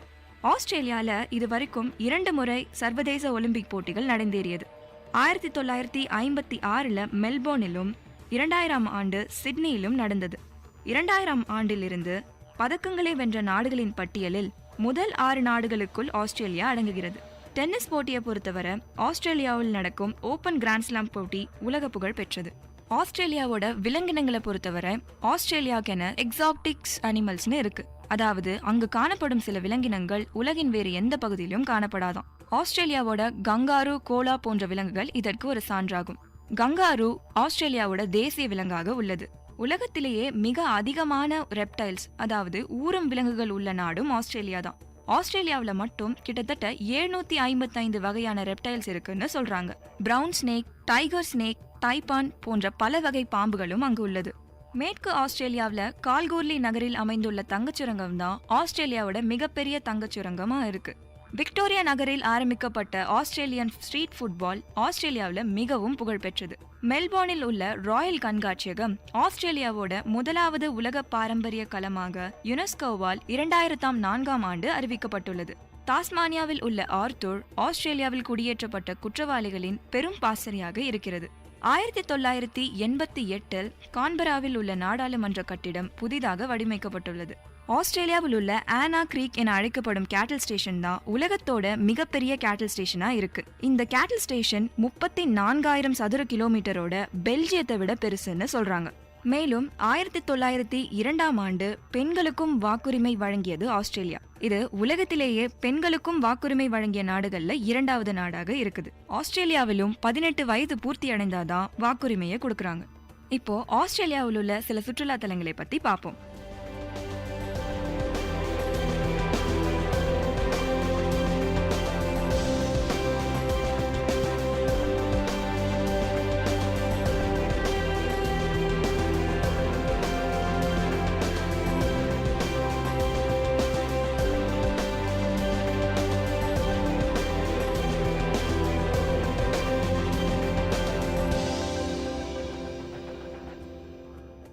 ஆஸ்திரேலியாவோட சுற்றுலா தலம்னு சொன்னதும் கிரேட் பேரியர் ரீஃப் தான் ஞாபகத்துக்கு வருது. ஏன்னா கிரேட் பேரியர் ரீஃபோட இயற்கை எழிலை ரசிக்கவே வருடத்திற்கு 2 மில்லியன் பேர் இந்த இடத்தை சுத்தி பார்க்க வராங்களாம். கிரேட் பேரியர் ரீஃப்ல உள்ள மெரைன் பார்க் அங்குள்ள சுற்றுலா தலங்கள்லேயே ஒரு பெரிய plus point. Uluru, Kakadu national park, Fraser islands இங்குள்ள மற்றும் சில ஹைலைட்ஸ். உலூரு 2013ஆம் ஆண்டு குவாண்டாஸ் ஆஸ்திரேலியன் டூரிசம் அவார்ட்ஸை வாங்கியது. பின்னர் ஆஸ்திரேலியாவோட பெஸ்ட் டூரிசம் அட்ராக்ஷனாகவும் பேர் வாங்குச்சு. இப்போ சிட்னியை பத்தி பார்க்கலாம். சிட்னி ஆஸ்திரேலியாவில் உள்ள ஒரு பெரிய நகரம். சிட்னி ஒபேரா ஹவுஸ் சிட்னியில ரொம்பவே ஃபேமஸ். சீனர்கள் பெரும்பாலும் விரும்பி செல்லும் இடமாக இருக்குது. சீனர்கள் மட்டுமல்லாத சூது விளையாட்டை விரும்பும் அனைத்து மக்களும் விரும்பி செல்லும் இடமாக இருக்குது. ஏன்னா இங்கு உள்ள ஷாப்பிங் காம்ப்ளெக்ஸ், கேசினோஸ் வருடா வருடம் பெரும் சுற்றுலா பயணிகளை ஈர்க்கின்றது. 80% ஆஸ்திரேலியர்கள் கேம்லிங்ல ரொம்பவே இன்ட்ரெஸ்டா இருக்காங்களாம், அதாவது சூது விளையாட்டு. அதனால ஹையஸ்ட் ரேட் ஆஃப் கேம்பிளிங் ஆஸ்திரேலியாவில் காணப்படுதா சொல்றாங்க. இதனாலேயே அங்க கேம்பிளிங் ஸ்டேஷன்ஸ் ரொம்பவே அதிகம். ஆஸ்திரேலியா வைன் ப்ரொடக்ஷன்ல ரொம்பவே ஃபேமஸ்ங்க. வருடம் கிட்டத்தட்ட 1.35 ட்ரில்லியன் பாட்டில்ஸ் ஆஃப் வைனை அங்க ப்ரொடியூஸ் பண்றாங்களாம். மேலும் சிட்னில உள்ள ஹார்பர் பிரிட்ஜ் ஆஸ்திரேலியாவோட அழகான கட்டிடக்கலைக்கு ஒரு எடுத்துக்காட்டு. இரவு நேரங்கள்ல சிட்னி ஹார்பர் பிரிட்ஜ் ஒரு தங்க பாலம் போலவே காட்சியளிக்கும். மேலும் லூனா பார்க் குழந்தைகளை கவர்ந்திருக்கும் ஒரு பொழுதுபோக்கு அம்சங்களில் ஒன்று. அங்கு டிஸ்னி லேண்டில் இருப்பது போலவே குழந்தைகளை கவர்ந்திருக்கும் வகையில் பல அழகான பொம்மைகளும் அதன் மாதிரிகளும் கேளிக்கை அம்சங்களும் உள்ளது. சிட்னில வரலாற்று சிறப்புமிக்க பல கோட்டைகளும் இருக்கு. பார்ட்லி ஹெட்டில் உள்ள சிறு கோட்டைகள் பார்ட்லி ஹெட்டுக்கும் பார்ட்லி ஹெட்டின் வடக்கு பகுதியில் உள்ள 4 ஃபோர்ட்டிஃபிகேஷன்ஸ்க்கும் இடையில இருக்கு. அந்த கோட்டைகளின் சிறப்பம்சமே அங்கு உள்ள சுரங்கப்பாதைகள் தான். அந்த கோட்டைகள்ல பல சுரங்கப்பாதைகள் இருக்கதா சொல்றாங்க. வாட்சன் பே ஆஸ்திரேலியன் டூரிசம்ல ஒரு ஹைலைட். மியூராம்பிட்ஜ், டார்லிங் போன்ற ஆறுகள் தான் ஆஸ்திரேலியாவோட முக்கிய ஆறுகளா இருக்கு. சிட்னி டவர், டார்லிங் ஹார்பர் சிட்னியோட ஃபேமஸ் டூரிசம் ஸ்பாட்ஸ்ல ஒன்று. டார்லிங் ஹார்பரை சுத்தி பார்க்கவே ஒரு நாள் கண்டிப்பா பத்தாது. ஏன்னா டார்லிங் ஹார்பர்ல Sydney entertainment centre, Sydney Chinese garden, Tumbalong park, Sydney exhibition centre, star casino, IMAX தியேட்டர்னு பல இடங்கள் உள்ளது. மேலும் நேஷனல் மேரிடைம் மியூசியமும் சிட்னில தான் இருக்கு. Australia Princeton rain forest, ancient rock formation மற்றும் பல பீச்சுகளோட ஒரு அழகான தீவா காட்சியளிக்குது. அங்குள்ள இயற்கையான அழகுன்னு சொல்லும் போது ப்ளூ மவுண்டன்ஸ், பாண்டி பீச் சிட்னியை மேலும் அழகு சேர்க்கும் சில அம்சங்களா இருக்கு. ஆஸ்திரேலியாவில் உள்ள மவுண்ட் காசிக்ஸோ தான் அங்குள்ள பெரிய சிகரம்னு சொல்றாங்க. 2003 வருடத்தின் ரக்பி வேர்ல்ட் கப்பும் ஆஸ்திரேலியாவில் தான் நடந்தது. கிரானி ஸ்மித் வகையான ஆப்பிள் ஆஸ்திரேலியாவில் ரொம்பவே ஃபேமஸ் ஆனது. ஆஸ்திரேலியாவோட உணவு பழக்கத்தை பொறுத்தவரை ஆஸ்திரேலியர்கள் பெரும்பாலும் பர்கர், ரோல்ஸ், பை போன்ற ஜங்க் ஃபுட்ஸ் தான் சாப்பிடுறாங்க. அதனால ஆஸ்திரேலியா வேர்ல்டோட ஸ்போர்ட்ஸ் கேபிட்டல்னு பேர் வாங்கினாலும் அவங்களோட உணவு பழக்கத்தின் காரணமாக மோஸ்ட் ஒபீஸ் கண்ட்ரினும் பேர் வாங்கிடுச்சு. ஆஸ்திரேலியாவில் வாழும் மக்களில் 26% பேர் உடல் பருமனா இருக்காங்க. அங்குள்ள பிரத்யேகமான விலங்கான கங்காருவின் மாமிசத்தையும் சாப்பிடுறாங்களாம். அதுல 5-7% ஃபேட் இருக்குன்னு சொல்றாங்க. ஆஸ்திரேலியாவோட டிவி ஷோஸ்லயும் பெரும்பாலும் சமையல் கலை பற்றி தான் இருக்கு. ஆஸ்திரேலியன் டிவி ப்ரோக்ராம்ஸ்ல ஒன்றுக்கு பின் ஒன்றாக பல குக்கிங் ஷோஸ் அங்க டெலிகாஸ்ட் ஆகிட்டு இருக்குமா. அதுலயும் ரொம்ப ஃபேமஸா my kitchen rules, master chef போன்ற நிகழ்ச்சிகள் உலக புகழ் வாய்ந்தது. ஆஸ்திரேலியாவின் நாளிதழ்களை பொறுத்தவரை தி ஆஸ்திரேலியன் மற்றும் தி ஆஸ்திரேலியன் ரெவ்யூ போன்ற நாளிதழ்கள் மிகவும் முக்கியமானது, நம்பிக்கைத்தன்மை வாய்ந்தது. ஆஸ்திரேலியாவை பத்தி பல சுவாரஸ்யமான விஷயங்களை தெரிஞ்சிருப்பீங்கன்னு நம்புறோம். திரைக்கடலோடியின் அடுத்த நிகழ்ச்சியில இன்னொரு நாட்டை சுத்தி பார்க்க ரெடியா இருங்க. அதுவரை உங்களிடமிருந்து விடைபெறுவது Sivapriya.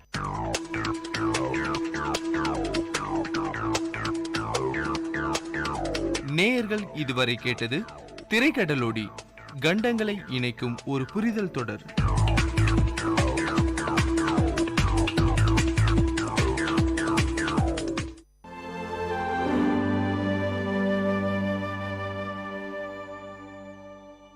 Girl, you're gorgeous in your ways, intelligence and beauty coupled. Rugged are your pathways, still loving and caring you are. Lady, long is your road ahead. Attitude of yours is the power within you. Daunting is the world you live in, still you should never ever give up. Female, the perfect partner of a male. Enduring is your nature. Mom, a role gifted to you by God. Always a person to cherish. Lowly looked upon many a time. Still encouraging you are. Woman, seek wisdom in all your ways. Optimistic you need to be, because magnificently created you are. Anxious is life many a time. Still noiselessly nice and noble you are. Daughter, Dad is mindful of you, darling. Always I long for you. Unconditionally I love you.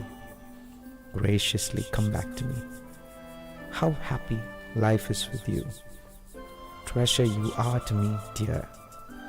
Exhausted you may feel at heart, still rekindle your love for me. Dad, happy Women's Day.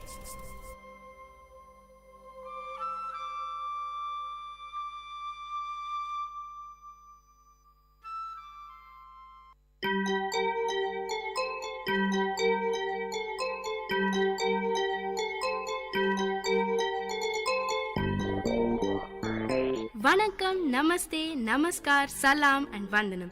நீங்கள் கேட்டுக்கொண்டிருப்பது VIT பண்பலை 90.8. இது VIT பல்கலைக்கழகத்தின் சமுதாய வானொலி. உங்க எல்லோரையும் புதுமை பெண்கள் நிகழ்ச்சிக்கு வரவேற்கிறேன். நான் உங்க அட்டானா. இந்த நிகழ்ச்சியில எவ்வளோ கடினமான சூழ்நிலையும் தனக்குன்னு ஒரு பாதையை அமைச்சுக்கிட்டு அதுல அவங்க பயணத்தை தொடர்ந்து அதுல வெற்றியும் அடைந்த பெண்களை பத்தி தான் நான் உங்களுக்கு சொல்ல போறேன்.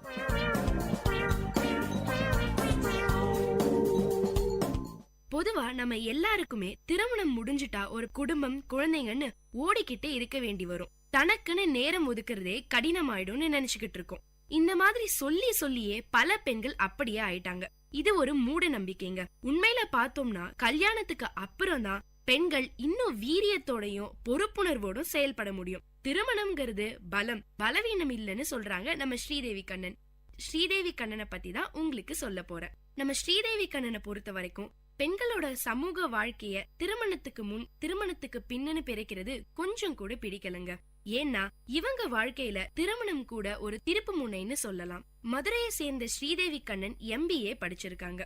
இல்லத்தரசியா தன் வாழ்க்கையை தொடங்கினவங்களுக்கு இன்னைக்கு பல முகங்கள்.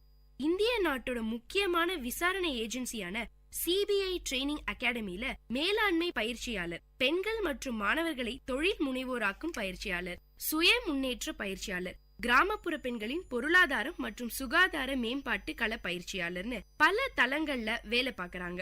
அமெரிக்கா, ஸ்ரீலங்கான்னு பயிற்சி எடுக்கவும் பல நாடுகளுக்கு பயிற்சி கொடுக்கவும் பறந்துகிட்டே இருக்காங்க. இவங்க கணவர் கண்ணன், அவரு வழக்கறிஞரா இருக்காரு. 2 பிள்ளைங்க இருக்காங்க ஸ்ரீதேவிக்கு. ஸ்ரீராம் +2 படிக்கிறாரு. ஹர்ஷவர்தன் 4ஆம் வகுப்பு படிக்கிறாரு. நம்ம மதுரையில இருக்க வடிவீஸ்வரத்துல வசிக்கிறாங்க. ஸ்ரீதேவியோட அப்பா பேங்க்ல அதிகாரியா இருந்தாரு. அம்மா இல்லத்தரசி. தந்தை சொல் மிக்க மந்திரம் இல்லைங்கிற வரிகளுக்கு எடுத்துக்காட்டு நம்ம ஸ்ரீதேவி தாங்க. எந்த செயலை செஞ்சாலும் ஏதாவது ஒரு விதத்துல வித்தியாசமாவும் தனித்துவமாவும் இருக்கணும்னு அப்பா அடிக்கடி சொல்லிக்கிட்டே இருப்பாராம். அதுதான் நம்ம ஸ்ரீதேவிக்கு வேத வாக்குங்க. செஸ், வாலிபால், பாட்டு, பேச்சு, எழுத்துன்னு எல்லாத்துலயும் கவனம் செலுத்தினாங்க. ஸ்கவுட்ல ஜனாதிபதி விருதெல்லாம் வாங்கியிருக்காங்களாம். பல கனவுகள் ஸ்ரீதேவி மனசுக்குள்ள ரெக்க கட்டி பறந்துகிட்டு இருந்த இந்த தருணத்துலதான் அவங்க ஆசைகளுக்கு பூட்டு போடுற மாதிரி வந்தது திருமணம். திருமணம் ஆயிடுச்சுன்னா அவ்வளவுதான், குடும்பமும் குழந்தைங்களும் தான். வேற எந்த ஆசைகளையும் லட்சியத்தையும் வச்சுக்காத, நிறைவேறாம போச்சுன்னா பயங்கரமா ஃபீல் பண்ணுவேன்னு சொல்லிட்டே இருக்கிற இந்த சமுதாயத்துல ஸ்ரீதேவி மட்டும் விதிவிலக்கா என்ன? அவங்களுக்கும் இந்த மாதிரி பல பேர்கிட்ட இருந்து அட்வைஸா வந்துகிட்டே இருந்தது. மத்தவங்க சொன்னதுலயும் கொஞ்சம் உண்மை இருக்குங்க. திருமணத்துக்கு அப்புறம் கணவர், குழந்தைங்கன்னு சொந்தக்காரங்கன்னு பொறுப்புகள் வந்துகிட்டே இருந்தது. ஆனாலும் படிக்கிறது, எழுதுறதுன்னு கிடைச்ச நேரங்கள்ல எல்லாம் தனக்காக பயன்படுத்திக்கிட்டாங்க ஸ்ரீதேவி.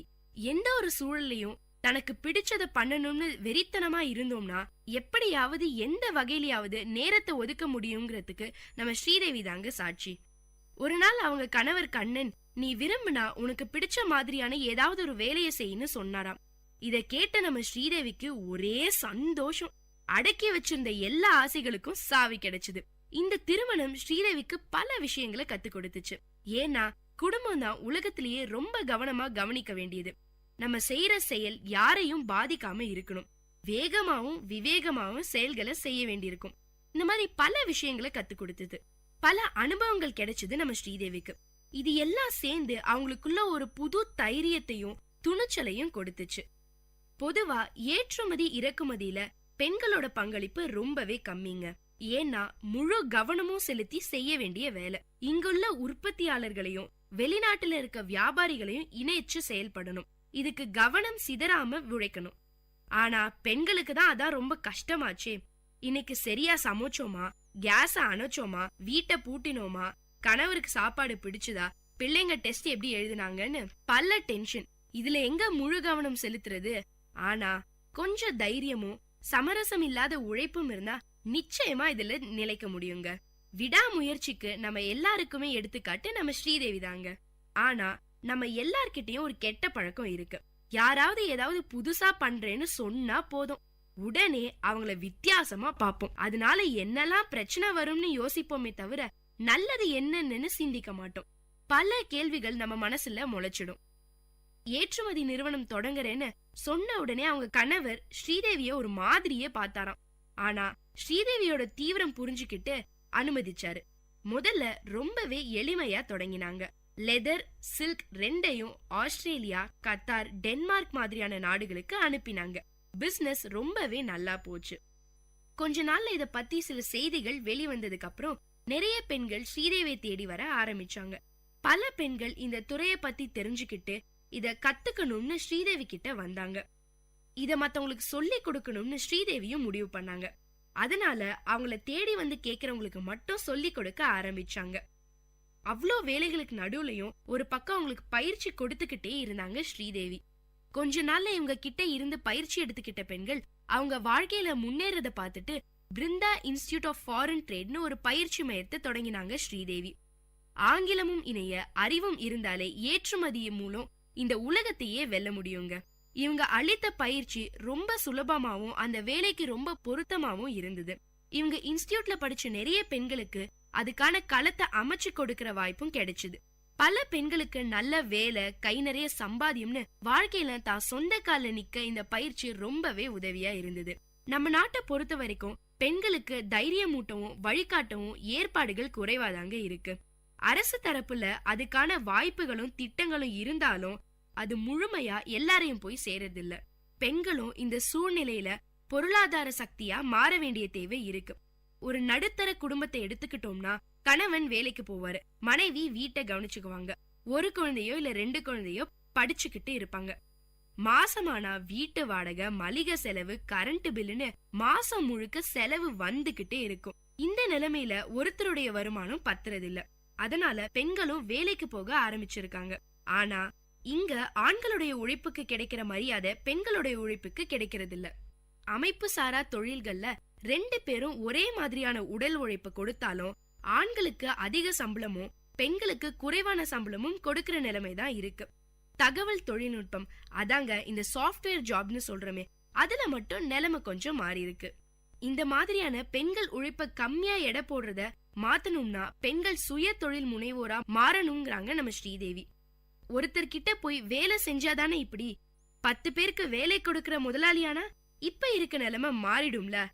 அது மட்டும்தான் மாற்றத்துக்கும் ஏற்றத்துக்கும் இருக்க ஒரே வழின்னு சொல்றாங்க ஸ்ரீதேவி. இந்த எண்ணத்தை வளரும் இளம் பருவத்துல இருந்தே பெண்களுக்கு சொல்லணும்னு கல்லூரிகள்ல இலக்கா வச்சு போய் பேச தொடங்கினாங்க ஸ்ரீதேவி. பெண்கள் தொழில் முனைவோரா ஆகணும்னா அதுக்கு என்னென்ன தகுதிகளை வளர்த்துக்கணும், இந்த பரந்த உலகத்துல என்னென்ன மாதிரியான வாய்ப்புகள்லாம் இருக்கு, எது மாதிரியான தடைகள் எல்லாம் கடக்க வேண்டியிருக்குன்னு அவங்களோட சொந்த அனுபவங்களை முன் வச்சு மாணவிகளுக்கு தன்னம்பிக்கையை ஊட்டுறாங்க. ஸ்ரீதேவி இந்த மாதிரி பல விதங்கள்ல தனக்கு தெரிஞ்சதை எல்லாம் மத்த பெண்களுக்கு சொல்லி தராங்க. இவங்க மூலியமா பல பெண்கள் இந்த உலகத்துல சாதிச்சுக்கிட்டே இருக்காங்க.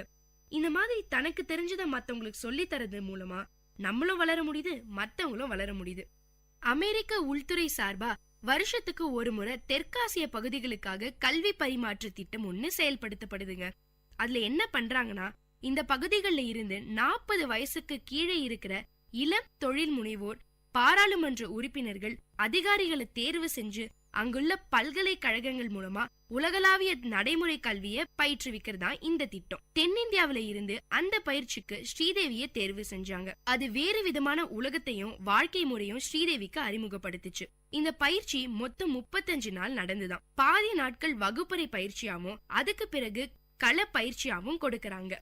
அமெரிக்காவோட மேற்கு பகுதியில இருக்கிற நெவோடா மாகாணத்துல ரீனோ பூர்வ குடிமக்கள்னு மத்தியில வேலை செஞ்சாங்க ஸ்ரீதேவி.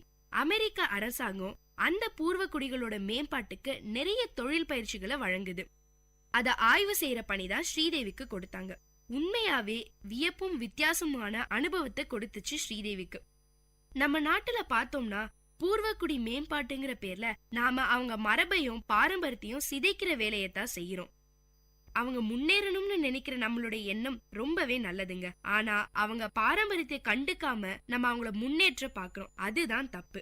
ஆனா அமெரிக்கால அந்த மக்களோட பண்பாட்டையும் கலாச்சாரத்தையும் சிதைக்காம அவங்க வாழற பகுதியில கிடைக்கிற பொருட்களை வச்சு தொழில்களை செய்ய பயிற்சி கொடுக்கறாங்களாம்.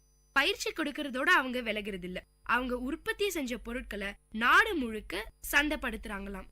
அதனால அந்த பூர்வக்குடி மக்களுக்கு கௌரவமான வாழ்க்கை கிடைக்குது. இந்த மாதிரி மிகச்சிறந்த அனுபவங்களோட அமெரிக்காவில இருந்து வந்தாங்க நம்ம ஸ்ரீதேவி. நம்ம தமிழ்நாட்டுல கூட எவ்வளவோ கிராமிய தொழில்கள் இருக்குங்க. உதாரணத்துக்கு மண்பாண்ட தொழில எடுத்துக்கலாம். உன்னதமான கலைத்தொழில். பயிற்சியும் பாரம்பரியமும் இல்லாத யாருமே அந்த தொழிலை செய்ய முடியாது. ஆனா அவ்வளவு திறமை வாய்ந்த அந்த கலைஞர்கள் இன்னைக்கு அடையாளம் இல்லாம இருக்காங்க. ஏன், இன்னும் சிலர் அந்த தொழிலையே விட்டுட்டாங்க. சில முற்போக்கு கலைஞர்கள் தொழிலை வித்தியாசப்படுத்தி அதே களிமண்ணுல சிலைகளையும் வடிவங்களையும் செஞ்சு உலகம் முழுக்க அனுப்புறாங்க. ஓரடி இருக்கிற சிற்பம் 10,000 விலைக்கு போகுதுங்க. ஆனா இது ஏன் எல்லாருக்கும் சாத்தியமாகிறது இல்ல? இதுல சமூகத்துக்கும் அரசாங்கத்துக்கும் பங்கு இருக்கு. சமூகம் அந்த கலைஞர்களுக்கு நம்பிக்கையை கொடுக்கணும். அரசாங்கம் அவங்க வாழ்வாதாரத்தை மேம்படுத்தணும். தொழில் திறனை ஊக்குவிக்கணும். புத்தாக்க பயிற்சிகளை தரணும். தமிழகத்துல உள்ள கிராமிய தொழில்களை பத்தி தீவிரமான ஆராய்ச்சியில இறங்கினாங்க ஸ்ரீதேவி.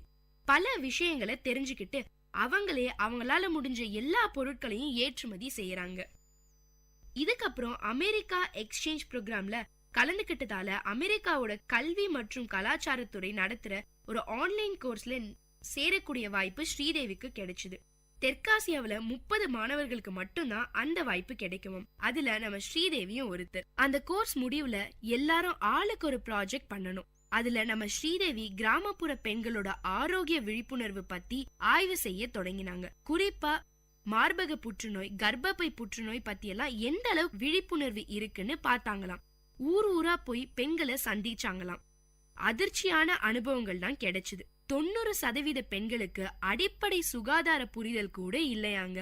நிறைய பெண்கள் தங்களுடைய ஆரோக்கியத்தை ஒரு விஷயமாவே கருதல. பெரும்பாலான பெண்களுக்கு மார்பக புற்றுநோய்னு ஒரு நோய் இருக்கிறதே தெரியல. மிகப்பெரிய அதிர்ச்சி என்னன்னு பாத்தீங்கன்னா, கிராமப்புறங்கள்ல நிறைய பெண்களுக்கு கர்ப்பப்பை புற்றுநோய் அறிகுறியும் நகரப்புறங்கள்ல மார்பக புற்றுநோய் அறிகுறியும் இருந்ததை பார்க்க முடிஞ்சது. அவங்களையெல்லாம் மருத்துவ பரிசோதனைக்கு அனுப்புற வேலையில இறங்கினாங்க நம்ம ஸ்ரீதேவி. இந்த மாதிரி பல கிராமங்கள்ல போய் விழிப்புணர்வு கொடுக்க ஆரம்பிச்சாங்க. அதுக்காக ஊரா சுத்தமும் ஆரம்பிச்சாங்க.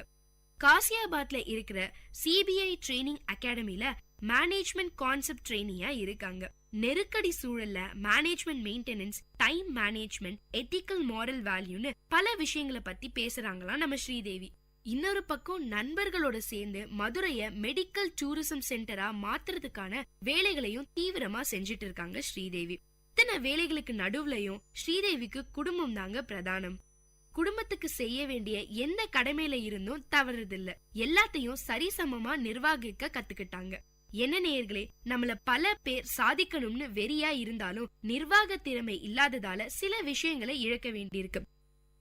குறிப்பா பெண்கள் நிர்வாக திறமை வளர்த்துக்கிட்டே ஆகணும். அப்பதான் குடும்பத்துக்காக நம்ம லட்சியத்தை விட்டு கொடுக்காம இருக்க முடியும். ஸ்ரீதேவி கண்ணனோட இந்த வாழ்க்கை பயணம் உங்க எல்லாருக்கும் ஒரு பெரிய தூண்டுகோலா இருக்கும்னு நம்புறேன். குறிப்பா பல திருமணமான பெண்கள் இந்த நிகழ்ச்சியை கேட்டுட்டு உங்களுக்குன்னு இருக்க லட்சியத்தை அடைய தீவிரமா உழைப்பீங்கன்னு நம்புறேன். இதே மாதிரி இன்னொரு புதுமை பெண்ணோட உங்களை அடுத்த நிகழ்ச்சியில சந்திக்கிறேன். அது வரைக்கும் டாடா பை பை சொல்லி விடைபெறுது உங்க அட்டானா. இது விஐடி பண்பலை 90.8.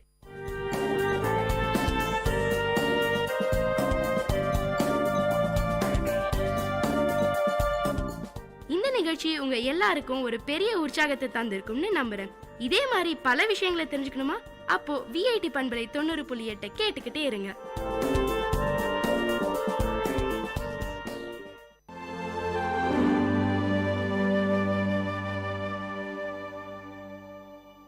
Girl, you're gorgeous in your ways. Intelligence and beauty coupled. Rugged are your pathways. Still, loving and caring you are. Lady, long is your road ahead. Attitude of yours is the power within you. Daunting is the world you live in. Still, you should never ever give up. Female, the perfect partner of a male. Enduring is your nature. Mom, a role gifted to you by God. Always a person to cherish. Lowly looked upon many a time. Still encouraging you are. Woman, seek wisdom in all your ways. Optimistic you need to be because magnificently created you are. Anxious is life many a time. Still noiselessly nice and noble you are. Daughter, Dad is mindful of you, darling. Always I long for you. Unconditionally I love you. Graciously come back to me. How happy life is with you. Treasure you are to me, dear. Exhausted you may feel at heart, still rekindle your love for me. Dad, happy Women's Day.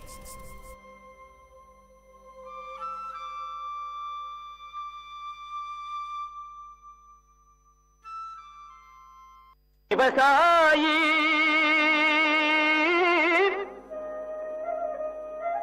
விவசாயி கடவுள் என்னும் முதலாளி கண்டெடுத்த தொழில் VIT வேளாண் துறை மற்றும் VIT சமுதாய வானொலி இணைந்து வழங்கும் தினம் ஒரு வேளாண் செய்தி. வணக்கம் நேயர்களே, இது உங்கள் விஐடி பண்பலை 90.8 விஐடியின் சமுதாய வானொலி. தினம் ஒரு வேளாண் செய்தியில் நான் உங்கள் மீனுலின் விஐடியின் வேளாண் துறை மாணவி. இன்று பயறு சாகுபடியை அதிகரிக்கும் வழிமுறைகள் பற்றி பார்ப்போம். பயறு வகைகளை எளிதாக பயிரிட துணை பயிராக, வரப்பு பயிராக, ஊடு பயிராக, கலப்பு பயிராக ஊன்றலாம். எடுத்துக்காட்டுக்கு, முதலாவது உளுந்து விதையை நெல், மணிலா, பருத்தி, கரும்பு, வாழை வயல்களில் வரப்பிலே விதையை ஊன்றலாம். வாய்க்கால் மேட்டில் அல்லது பாத்திகளை சுற்றிலும் ஊன்றலாம். இவ்வாறு உளுந்தை ஊன்றும் பொழுது ஒரு செடியில் 80 முதல் 150 காய்கள் வரும். ஒரு காயில் 7 முதல் 9 மணிகள் வரும். ஒரு விதை 70 நாளில் சராசரியாக 700 முதல் 1000 விதைகளாகிறது.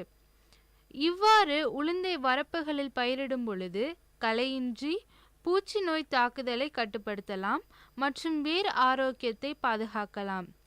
அடுத்ததாக கேழ்வரகு, சோளம் ஆகியவற்றை மரவள்ளியில் கலப்பு பயிராக, பல தோட்டங்களில் ஊடு பயிராக, மா, தென்னை, கொய்யா தோப்புகளில் துணை பயிராக ஊன்றலாம் மற்றும் மொச்சையை வேலியோரம் ஊன்றலாம் அல்லது மாடி தோட்டத்தில் காராமணியை ஊன்றலாம். மீண்டும் தினம் ஒரு வேளாண் செய்தியில் நாளை சந்திப்போம். நான் உங்கள் மீனுலின் விஐடியின் வேளாண் துறை மாணவி. இது உங்கள் விஐடி பண்பலை 90.8 விஐடியின் சமுதாய வானொலி. விவசாயி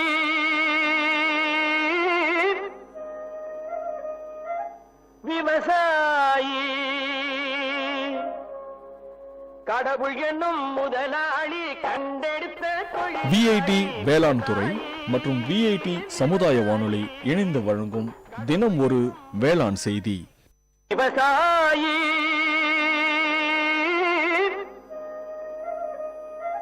விவசாயி கடவுள் என்னும் முதலாளி கண்டெடுத்த தொழில். விஐடி வேளாண் துறை மற்றும் விஐடி சமுதாய வானொலி இணைந்து வழங்கும் தினம் ஒரு வேளாண் செய்தி. வணக்கம் நேயர்களே, இது உங்கள் விஐடி பண்பலை 90.8 விஐடியின் சமுதாய வானொலி. தினம் ஒரு வேளாண் செய்தியில் நான் உங்கள் மீனுலின் விஐடியின் வேளாண் துறை மாணவி. இன்று பயறு வகை பயிர்களுக்கு டிஏபி கரைசல் தெளிக்கும் முறை மற்றும் அதன் பலன் பற்றி பார்ப்போம்.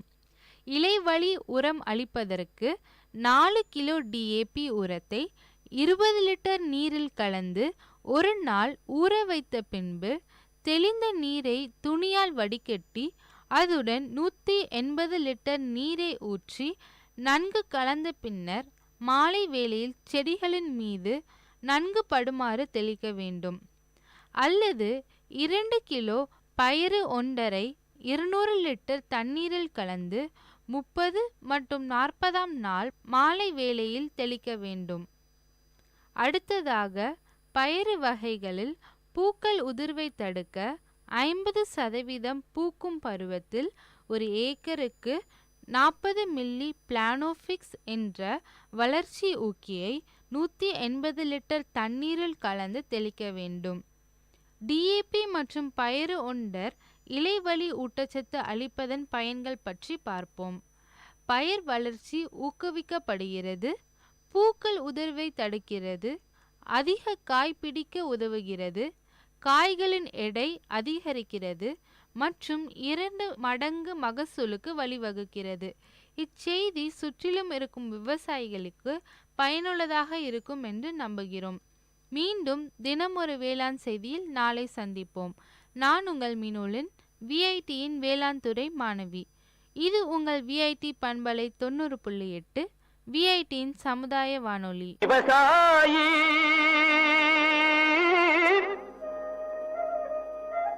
விவசாயி கடவுள் என்னும் முதலாளி கண்டெடுத்த தொழில். விஐடி வேளாண் துறை மற்றும் விஐடி சமுதாய வானொலி இணைந்து வழங்கும் தினம் ஒரு வேளாண் செய்தி.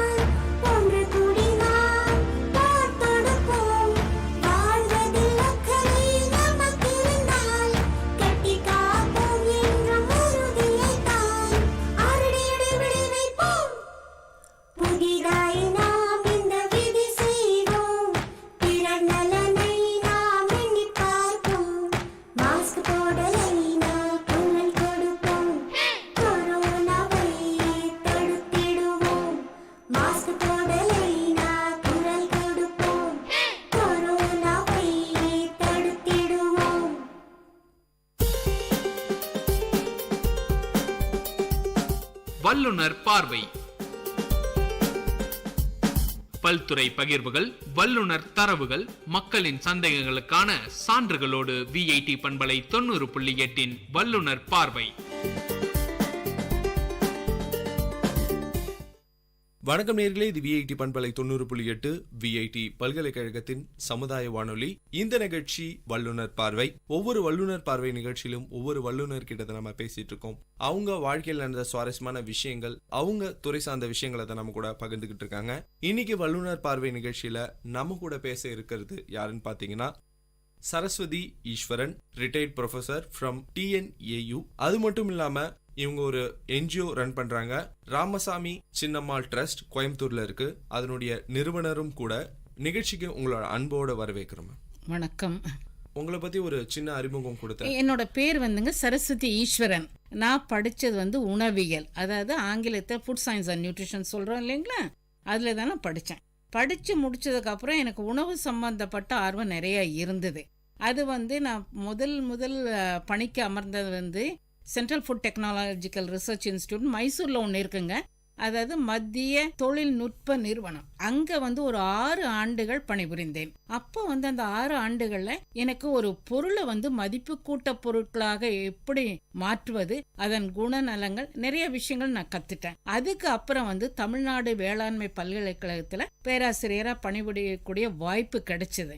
அந்த ஒரு 24 வருஷ காலகட்டத்தில் பல விதமான பொருளை எவ்விதமாக மதிப்பு கூட்டலாம், எப்படி சந்தைப்படுத்தலாம்ங்கிறத விவரமா நான் எனக்குள்ள ஆராய்ச்சி மாதிரி கருதி அதை செய்து பழகி அதுல ஒரு சில விஷயங்களை வல்லுநராக என்னை மாற்றிக்கொண்டேன் என்றே சொல்லலாம். ஓகே மேம், நீங்க சொன்னீங்க உங்களோட ஃபுட் சயின்ஸ் படிச்சுட்டு அதுக்கப்புறமா நீங்க கோவையில வேளாண் பல்கலைக்கழகத்துல ஒர்க் பண்ணதா சொல்லிருக்கீங்க. ஸோ மதிப்பு கூட்டப்பட்ட பொருட்கள் அப்படின்னா நிறைய பேருக்கு என்ன விஷயம் தெரியாது.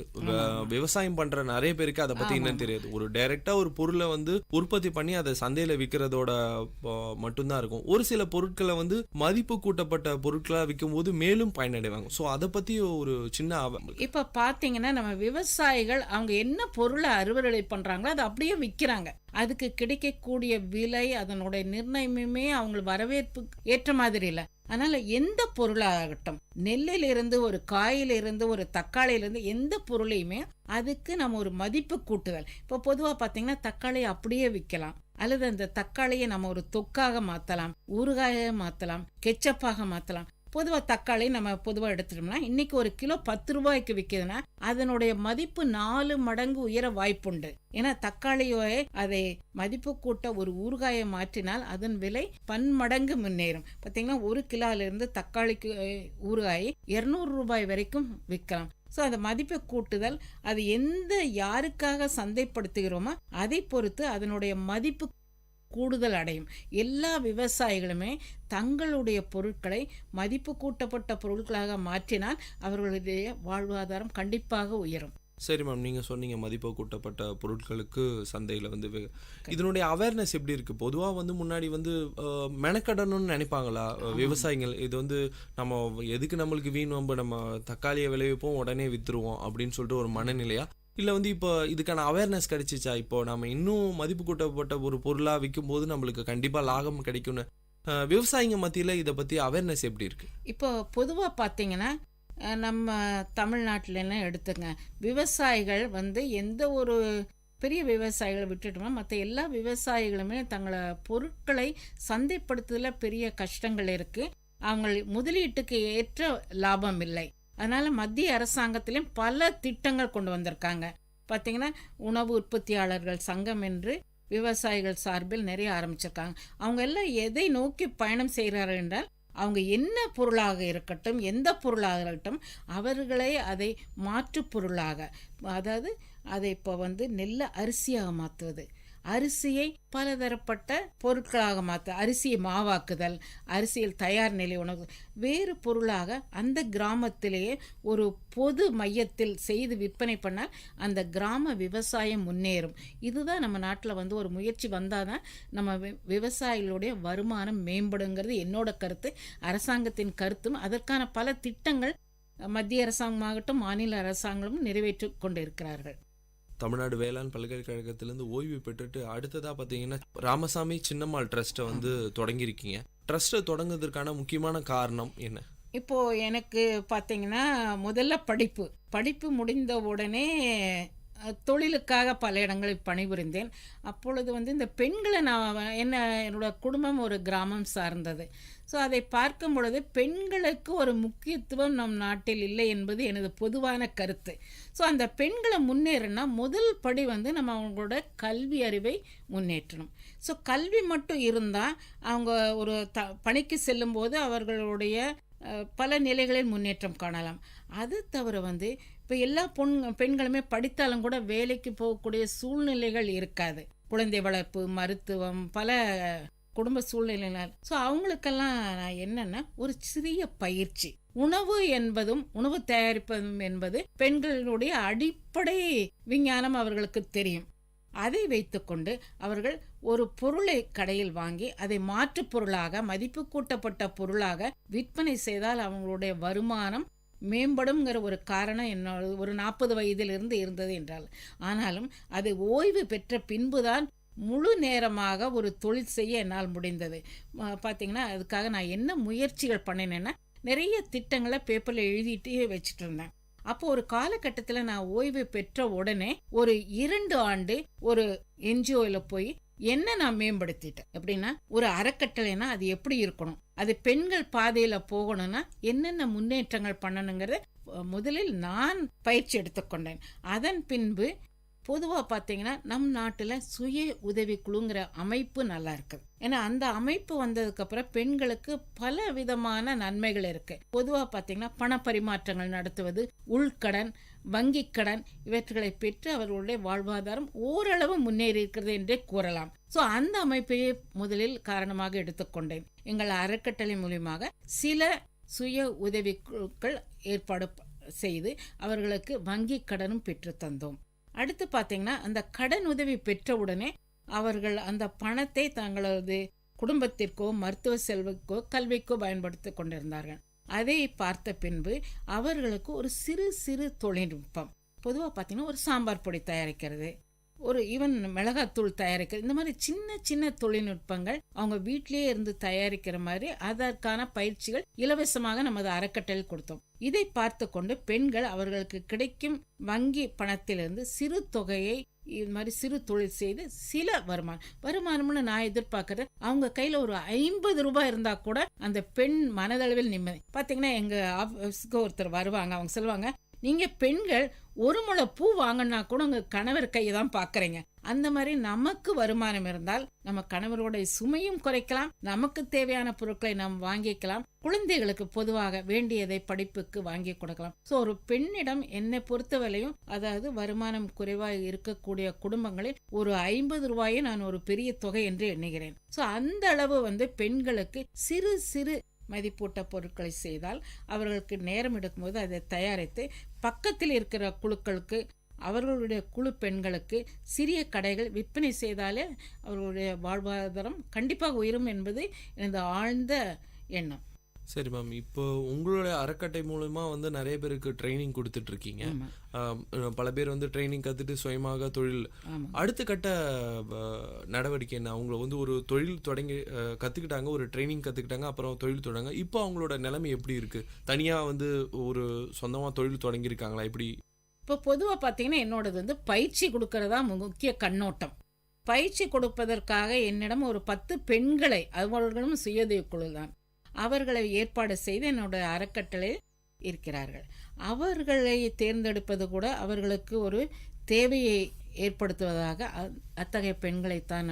அவர்களுக்கு நன்றாக ஒரு பொருளை எப்படி செய்ய வேண்டும், எவ்விதம் பேக் பண்ண வேண்டும், எவ்விதம் லேபிளிங் பண்ண வேண்டும், எல்லா அறிவுரைகளையும் கூறி 10 பெண்கள் என் பின்னால் இருக்கிறார்கள். அவர்கள் மூலமாக நான் பயிற்சிகளை மேற்கொள்கிறேன். இந்த பயிற்சிகளை மேற்கொள்ளும் போது பலவிதமான பயிற்சிகள் பெண்கள் வருகிறார்கள். இப்போ 2-3 ஆண்டுகளாக தனி நபர்களுக்கும் பயிற்சி கொடுக்கிறோம். இதை மனதில் கொண்டு நபார்டு வங்கியின் நிதியுடன் பல பெண்களுக்கு பயிற்சிகள் கொடுத்திருக்கிறோம். இந்த ஒரு வருடமாக என்டர்பிரனர் டெவலப்மெண்ட் இன்ஸ்டிடியூட் ஆஃப் பெங்களூர்ல இருந்து அவர்களும் நமது அறக்கட்டளை பார்த்து 3 பயிற்சிகள் இந்த ஆண்டு கொடுத்துள்ளார்கள். அது நல்ல முறையில் நடக்கும் பொழுது எனக்கு அவர்கள் ஒரு சிறிய தொழில் அமைப்பை ஏற்படுத்தி அதை வருமானம் தருவதாக இருந்தாலே அவர்களுடைய வாழ்க்கை முன்னேறும் என்பதில் எந்த சந்தேகமே இல்லை. மேம், நீங்கள் இப்போ தொடக்கத்திலே சொன்னீங்க அந்த மதிப்பு கூட்டப்பட்ட பொருட்களுக்கு விலை இருக்கும். நீங்கள் எந்த மாதிரியான விஷயங்களை அவங்கள இன்க்ளூட் பண்ணுறீங்க? நீங்கள் இப்போ ஒரு பொருளை தயாரிக்க சொல்லிட்டு ஸோ அதுலேருந்து அதுக்கான மதிப்பு கூட்டப்பட்ட பொருட்களுக்கான ட்ரைனிங் கொடுக்குறீங்களா? ஸ்பெசிஃபிக்காக என்ன நீங்கள் ஃபஸ்ட்டே சொன்னீங்க, அதுக்கு தான் கொஞ்சம் விலையும் அவங்களுக்கு கிடைக்கும், அதிக லாபம் கிடைக்கக்கூடிய பொருளாக இருக்கும். ஸோ உங்களோட ட்ரைனிங் எதை மையப்படுத்தி இருக்கும்? மதிப்பு கூட்டப்பட்ட பொருட்களாக தான் இருக்குமா? என்னோட பயிற்சியை வகைப்படுத்தணும்னா ஒன்று பழங்கள்ல இருந்து என்னென்ன தயாரிக்கலாம். பழங்கள்லேருந்து நம்ம ஸ்குவாஷுங்க சொல்லக்கூடிய ஒரு பானங்களை தயாரிக்கலாம், தயார் நிலை பானம் தயாரிக்கலாம், ஜாம் தயாரிக்கலாம், ஜெல்லி தயாரிக்கலாம், ஒரு பழ மிட்டாய்கள் தயாரிக்கலாம். அதை தவிர காய்களை கொண்டு விதவிதமான ஊறுகாய்கள் தயாரிக்கலாம். இந்த பெண்களுக்கு நம் இந்தியாவில் ஊறுகாய் என்பது அவர்களுக்கு தெரிஞ்ச விஷயம். அதே விஞ்ஞான ரீதியாக சில பொருட்கள் பொதுவாக பார்த்தீங்கன்னா வாழைத்தண்டு, வாழைப்பூ, கோவக்காய், இதிலிருந்து எப்படி ஊறுகாய் தயாரிக்குங்கிறத அவங்கள சொல்லி தரும்போது அதை பின்பற்றும் போது அவர்களுக்கு எளிதில் விற்பனை செய்யலாம். இதை தவிர மசாலா பொடிகள் தயாரிப்பது ஒரு முக்கியமான கண்ணோட்டம். பலவிதமான மசாலா பொடிகளை நாம் சொல்லிக் கொடுத்தால் அவர்கள் அதை பின்பற்றுவார்கள். இப்போ இந்த 12வது 5ஆண்டு திட்டத்தில் எங்கு பார்த்தாலும் சிறுதானியங்கள் பரவலாக பேசப்படுகிறது. ஒரு வாரம் நீங்க பேப்பரை பார்த்தீங்கன்னா அட்லீஸ்ட் ஒரு கட்டுரை சிறுதானியத்தை பற்றி உள்ளது. ஸோ அதனுடைய முக்கியத்துவத்தை அறிந்து நிறைய பெண்கள் சிறுதானியத்தில் என்ன பண்ணலாங்கிற ஒரு கேள்வி. ஒரு சிறுதானியத்தை எவ்விதம் நாம் பதப்படுத்தலாம், அதை எப்படி அரிசியாக்கலாம், அதிலிருந்து தயார் நிலை உணவுகள், காலை உணவுகள்னு பார்த்தீங்கன்னா தோசை, பணியாரம், அடை, பொங்கல் பண்ணலாம். மதிய உணவுன்னு பார்த்தீங்கன்னா ஒரு சாம்பார் சாதம், தக்காளி சாதம், பிரியாணி சாதம். இது அடுத்து பார்த்தீங்கன்னா சத்துணவுன்னு ஒரு சத்து மாவு தயாரிக்கலாம். இத்தகைய விஷயங்கள் நிறைய சிறுதானியத்தை மூலியமா பரவும்போது மக்களிடையே நிலவும் வாழ்வாதார நோய்கள்னு பார்த்தீங்கன்னா ஒரு சர்க்கரை நோய் சொல்லலாம், ஒரு இருதய சம்பந்தப்பட்ட நோய்களை சொல்லலாம், ஏன் பருமனாக உள்ளவர்கள் எப்படி இழைப்பது என்பதையும் கூறலாம். அதற்கு மேலாக நாம் எப்படி கேன்சரை, புற்றுநோயை கட்டுப்படுத்துவதற்கும் இதற்கு எல்லாமே சிறுதானியத்தில் நல்ல வழிமுறைகள் இருக்கு. இதை நம்ம மக்களிடையே எடுத்து போகும்போது மக்களின் வாழ்வாதார நோயின் பாதிப்பு குறையும். சரி மேம், நீங்கள் இப்போ சிறுதானியத்தை பற்றி சொன்னீங்க. இதை பற்றி மக்களுக்கு எந்த அளவு இப்போ அவேர்னஸ் இருக்குது? நம்ம வந்து ஒரு மக்கள் வந்து இப்போ ஜென்ரலாக வந்து இப்போ பல அரிசியோ இல்லை கோதுமை அந்த மாதிரியான விஷயத்த நம்ம பழக்கப்படுத்திட்டோம். சின்ன வயசுலேருந்து அதான் சாப்பிட்ருக்கோம். நமது முன்னோர்கள் வந்து இந்த சிறுதானியத்தை தான் பயன்படுத்தி உணவு வகைகள் சாப்பிட்ருக்காங்க. அவங்களுடைய அப்புறம் வாழ்க்கை முறை வந்து ரொம்ப நாள் நீடிப்பு இருந்தது அவங்களுடைய. இப்போ வந்து அதனுடைய அவேர்னஸ் எப்படி இருக்குது? மக்கள் இப்போ இருக்கிற மக்கள் கிட்ட வந்து இதை பற்றி அவேர்னஸ் வளர்ந்து வருதா? எப்படி இருக்காங்க? கண்டிப்பா. இப்ப பாத்தீங்கன்னா வாழ்வாதார நோயின் தாக்கம் ரொம்ப இருக்கு. இன்றைய காலகட்டத்தில் நமது நாட்டில் 70 மில்லியன் பீப்புளுக்கு சர்க்கரை நோயின் தாக்கம் இருக்கிறது. இது இன்னும் அதிகரித்து கொண்டேதான் இருக்கு. இப்போ ஒரு சர்க்கரை நோய்ங்கிறது பரவலாக 2025ஆம் ஆண்டு 5இல் ஒருவருக்கு இதனோட பாதிப்பு இருக்கும் என்று கணக்கிடப்படுகிறது. இதை பார்க்கும்போது ஒவ்வொருவரும் தங்களுடைய வாழ்க்கையை இத்தகைய நோய்களிலிருந்து எவ்வாறு பாதுகாப்பது என்பது ஒரு பெரிய மன உளைச்சலோடு இருக்கிறார்கள். அடுத்து பாத்தீங்கன்னா இருதய சம்பந்தப்பட்ட நோய்கள், பாத்தீங்கன்னா மன அழுத்தம் காரணம், உணவு பழக்க வழக்கம் காரணம். அதற்கு ஒரு ஏற்ற உணவு நமக்கு தேவை. இப்ப இருக்கிறது புற்றுநோய், ஒரு கல்லூரி முன்னாள் நோய் போய் பார்த்தோம்னா எல்லாருமே வெயிட் கூட இருக்காங்க, ஒபேசிட்டி, உடல் பருமன் அதிகரித்து கொண்டு. இதை நாளையும் கட்டுப்படுத்த சிறுதானியம் ஒரு சிறந்த உணவு. ஏன்னு கேட்டீங்கன்னா இப்ப சிறுதானியத்தில் இருக்கக்கூடிய மாவு பொருளை வந்து கெட்டித்தன்மை, அதாவது காம்ப்ளெக்ஸ் கார்போஹைட்ரேட்ஸ் இருக்கிறதுனால நம்ம கொஞ்சம் சிறுதானியம் சாப்பிட்டா கூட நமக்கு அந்த பசியின் தன்மையை போக்கக்கூடியது. அது நிதானமாகத்தான் ஜீரணமாகும், நிதானமாகத்தான் சர்க்கரை இரத்தத்தில் கலக்கும். மேலும் அதில் இருக்கக்கூடிய நார்சத்து பல நோய்களுக்கு, பொதுவாக பார்த்தீங்கன்னா சர்க்கரை நோய்க்கு, இருதய சம்பந்தப்பட்ட அந்த கொழுப்பு சம்பந்தப்பட்ட நோய்களை தடுப்பதற்கு மிக மிக முக்கியம். இந்த நார்சத்து ஒரு விதத்தில் ஆராய்ச்சி மூலியமாக என்ன கூறுகிறாள் என்றால் இது புற்றுநோயை கூட கட்டுப்படுத்தும். அதாவது உடல்ல நம்ம குடல் சம்பந்தப்பட்ட புற்றுநோயை கட்டுப்படுத்தும். இது பல நன்மைகள் இருக்குது. இந்த சிறுதானியத்துல பல நன்மைகள் இருக்கிறதுனால இப்ப எல்லாருக்குமே ஒரு நல்ல விழிப்புணர்ச்சி வந்தது. ஏன்னா அவங்க எப்படியாவது தங்களோட வாழ்க்கை நல்லா இருக்கணும், ஆயுட்காலம் நல்லா இருக்கணும், ஒவ்வொரு தனி மனிதனும் விரும்புறதுனால இந்த சிறுதானிய உணவு பரவலாக எல்லோரும் விரும்பி உண்கிறார்கள். அது எத்தகைய உணவாக இருக்க வேண்டும் என்றால், இப்போ பாத்தீங்கன்னா நகர்ப்புறத்துல இருக்கிறவங்களுக்கு அது பதப்படுத்திய எளிதில் சமைக்கக்கூடிய உணவுகளாக எதிர்பார்க்க. இப்ப காலை உணவுன்னு பார்த்துட்டீங்கன்னா ஒரு தோசை கலவை, ஒரு பணியார கலவை, ஒரு அடைக்கலவை, அது மாவு தயார் நிலையில கொடுத்தோம்னா அவங்க மிக்ஸ் பண்ணி ஒரு 10 நிமிடம் 20 நிமிடம் கழித்து அழகாக தயார் செய்வார். இத்தகைய உணவுகளுக்கு நம்முடைய நல்ல வரவேற்பு உள்ளது. ஸோ இந்த மாதிரியான விஷயங்கள் வந்து உங்ககிட்ட இருக்கிற உங்களோட செல்ஃப் ஹெல்ப் குரூப் மூலிமா வந்து மக்களுக்கு வந்து ட்ரைனிங் கொடுத்துட்ருக்கீங்க. அடுத்ததாக மேம், இப்போ வந்து அரசாங்கம் எந்த மாதிரியான விஷயங்கள் வந்து இந்த மதிப்பு கூட்டப்பட்ட பொருட்களுக்கு என்கரேஜ்மெண்ட் பண்ணுறாங்க? அது மட்டும் இல்லாமல் நீங்கள் சொல்கிற இந்த செல்ஃப் ஹெல்ப் குரூப்புக்கு எந்த மாதிரியான விஷயங்கள் வந்து அவங்க ஹெல்ப் பண்ணிட்டு இருக்காங்க, அதை பற்றி கொஞ்சம் சொல்ல முடியும்? அரசாங்கத்தில் பார்த்தீங்கன்னா நான் எதிர்பார்த்ததை விட நிறையவே உதவிகள் அறக்கட்டளைக்கும் பண்ணுகிறார்கள். பெண்களுக்கும் நிறைய திட்டங்கள் இருக்கு. சுயதொழில் குழுக்களுக்கு வந்து அவர்களுக்கு எதிர்பார்ப்பை கேட்க எல்லா வங்கிகளையும் கடன் பெற்று தருகிறார்கள். அது ஒரு நல்ல விஷயம். அடுத்து பாத்தீங்கன்னா இவர் ஒரு சுயதொழில் குழு அல்லது ஒரு பெண்ணோ தொழில் முனைவோராக மாற வேண்டும் என்றால் நமது மாவட்ட தொழில் மையத்தின் மூலமாக வங்கி கடன் பெறுவது மிக மிக எளிது. அவர்கள் தேவைக்கேற்ப அவன் திட்டங்களுக்கேற்ப வங்கியிலிருந்து பணம் பெற்று சிறு தொழில்கள் 50,000 5 லட்சம் வரையும் பிணையப்பத்திரம் இல்லாத தொழில் கடன்கள் உள்ளன. அவர்கள் நன்றாக செய்தால் இதுவே சாத்தியக்கூறுகள் இருக்கிறது அவர்களுடைய வாழ்க்கை மேம்படுவதற்கு. ஒவ்வொரு குடும்பத்திலும் ஒவ்வொரு பெண் சிறிய வருமானம் அடைந்தாலுமே அந்த குடும்பம் நன்றாக இருக்கும். குடும்பம் நன்றாக ஒரு தன்னிறைவு பெற்றால் அந்த கிராமம் நன்றாக இருக்கும். கிராமம் நன்றாக நம் நாடு தன்னிலையை சீக்கிரமே அடையும் என்பது என்னுடைய எண்ணம். சரி மேம், உங்களோட காலகட்டத்திலையா இருக்கட்டும், இப்போயா இருக்கட்டும், ஒரு 50 வருடங்களுக்கு முன்னாடி அதுக்கும் முன்னாடி பார்த்தீங்கன்னா பெண்கள் வந்து படிக்கிறதே பெரிய விஷயமா இருந்தது, வீட்டை விட்டு அனுப்ப மாட்டாங்க. இப்போ அந்த நிலை மாறி நிறையா சாதனைகள் பண்ணுறாங்க. ஆண்களுக்கு இணையாக அந்த ஒரு வார்த்தை சொல்லக்கூடாது, பல விஷயங்கள் ஆண்கள் செய்ய முடியாத வேலைகள் கூட இன்னைக்கு பெண்கள் வந்து எல்லா துறையிலுமே இருக்காங்க, நிறைய விஷயங்கள் செஞ்சிட்டு இருக்காங்க. ஸோ பெண்கள் வந்து உங்களோட பார்வையில் இப்போ எப்படி எந்த மாதிரியான growth அடைஞ்சிருக்காங்கன்னு நீங்க நினைக்கிறீங்க? கண்டிப்பா அந்த காலத்துல பெண்கள் வீட்டை விட்டு போனாலும் அப்பா அம்மா கூட தான் போவாங்க. ஏன்னா அவங்களோட பாதுகாப்புக்காக போவாங்க. அந்த காலகட்டத்தில் பெண்களால இவ்வளவு வேலையை செய்ய முடியுமாங்கிறது ஒரு இது. இப்போ பாத்தீங்கன்னா எல்லா துறைகளிலுமே பெண்கள் நன்றாக பண்ணுங்க. பெண்கள் கிட்ட என்னை பொறுத்தவரை ஒரு பணியை கொடுத்தனா அவங்களுக்கு இருக்கக்கூடிய பொறுமை, அவர்களுடைய ஆழ்ந்த சிந்தனை, கண்டிப்பா அதற்காக நான் ஆண்களை குறை கூறவில்லை, இவர்களும் ஆண்களுக்கு சமமே என்பதுதான் என்னுடைய பொதுவான கருத்து.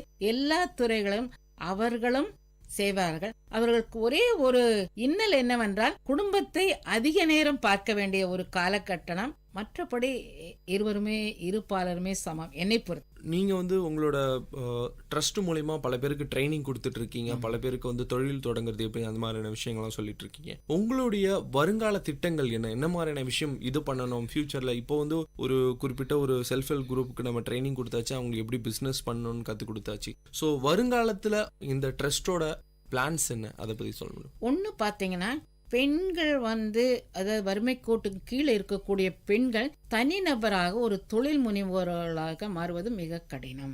அவர்கள் நிறைய திட்டங்கள் உள்ளன. ஜாயிண்ட் லயபிலிட்டி குரூப்னு ஒன்று இருக்குங்க. அதில் 4 பேர் 5 பேர் சேர்ந்து ஒரு தொழில் தொடங்கலாம். ஸோ பெண்கள் ஃபெடரேஷனாக மாறியோ அல்லது கூட்டாக ஒரு அமைப்பை ஏற்படுத்தி அதன் மூலியமாக பொருட்களை தயாரித்து விற்பனை செய்தால் சந்தை செய்வதும் எளிது, தொழிலை முன்னேற்றுவதும் எளிது. அதற்கான முயற்சிகள் நிறைய எடுத்துக்கொண்டிருக்கிறோம்.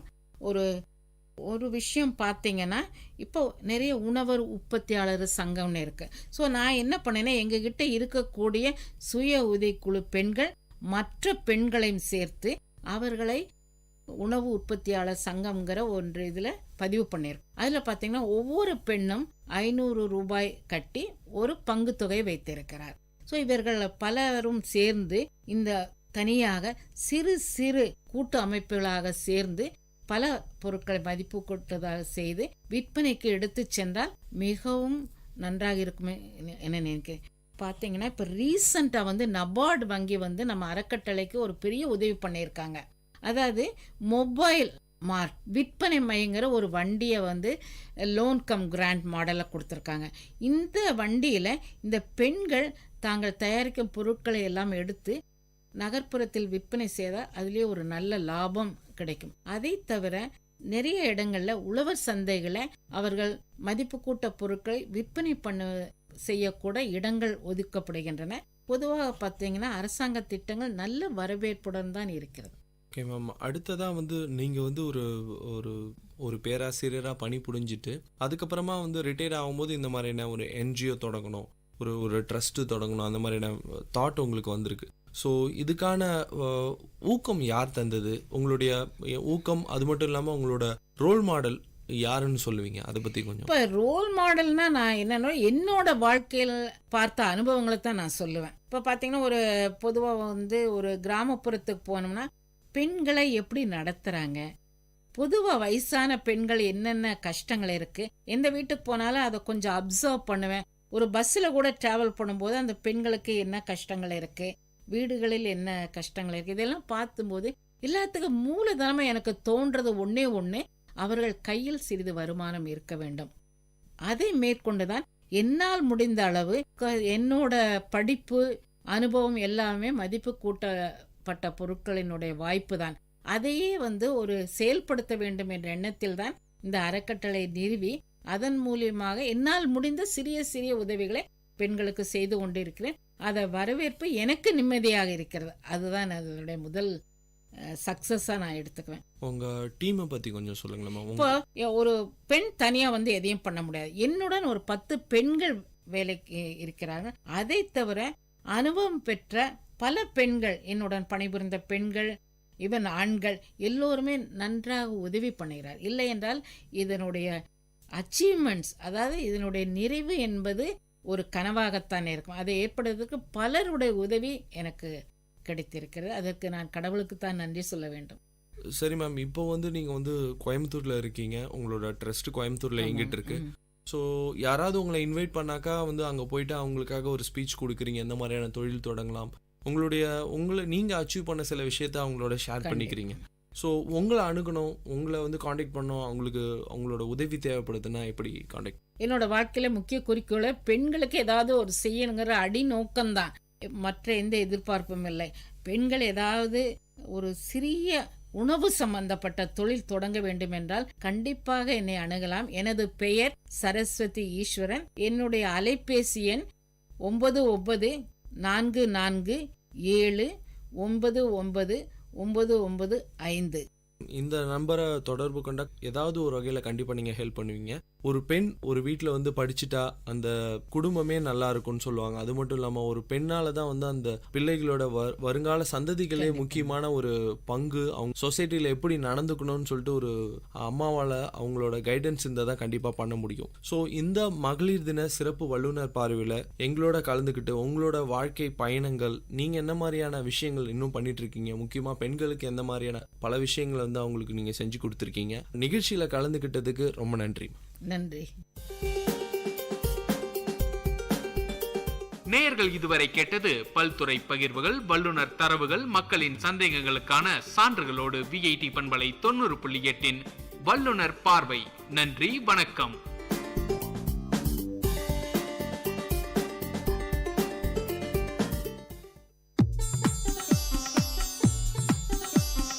தமிழ்ச்சுடர், வாழ்வும் இலக்கியமும் சங்கமிக்கும் ஒளி ஓவியம் உங்கள் விஐடி பண்பலை 90.8.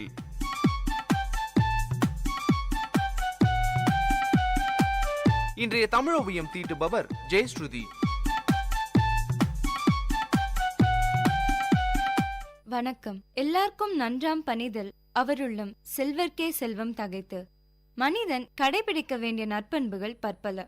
அவற்றில் தலையாயது தன்னடக்கம். ஈகை குணம், அன்புடைமை இவையெல்லாம் சிறந்தவை. ஆயினும் தன்னடக்கம் இல்லாது போனால் இந்த பண்புகள் சிறக்காது. மனித வாழ்க்கைக்கு சிறந்த அடக்கம் தேவை. பழங்காலத்தில் அடக்கம் என்ற ஒரே சொல் பல பண்புகளை விளக்கியது.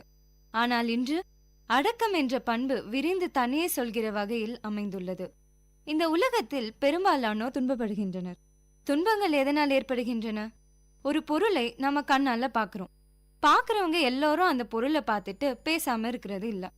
அதை எப்படியாவது அடையணும் அப்படின்னு பல பேர் நினைக்கிறாங்க.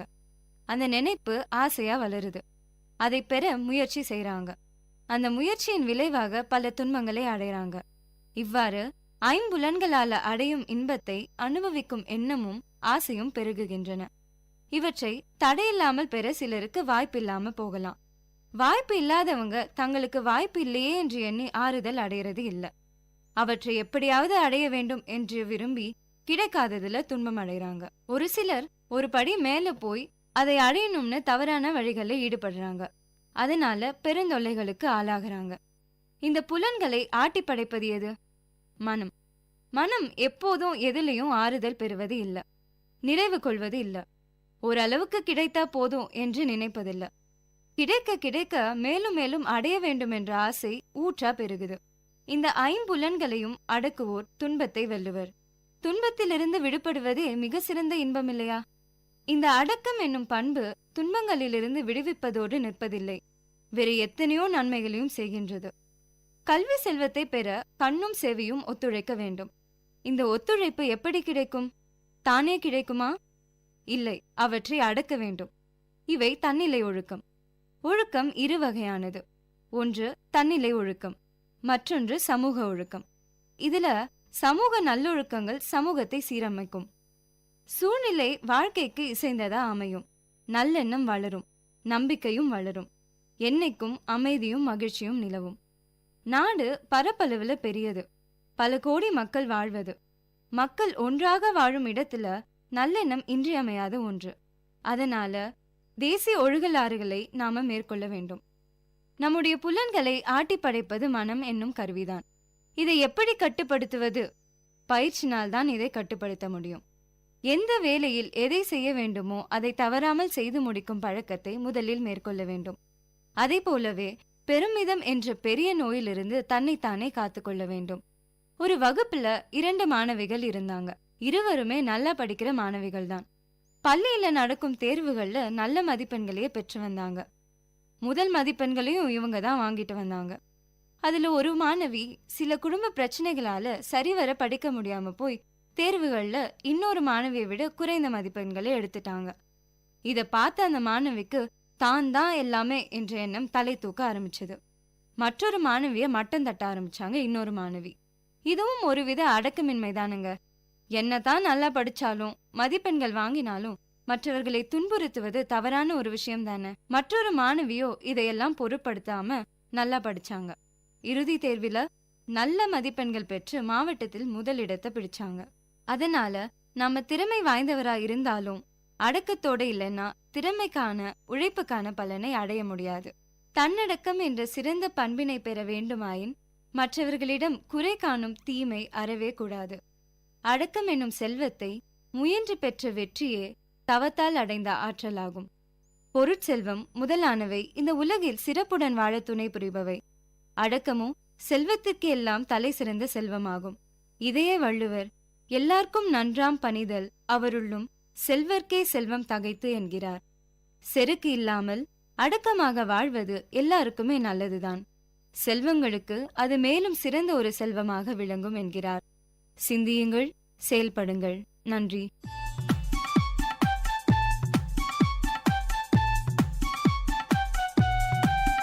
நேயர்கள் இதுவரை கேட்டது வாழ்வையும் இலக்கியத்தையும் இணைத்த ஒளி ஓவியம் தமிழ் சுடர். இன்றைய தமிழ் ஓவியம் தீட்டியவர் ஜெயஸ்ருதி. இது உங்கள் விஐடி பண்பலை 90.8.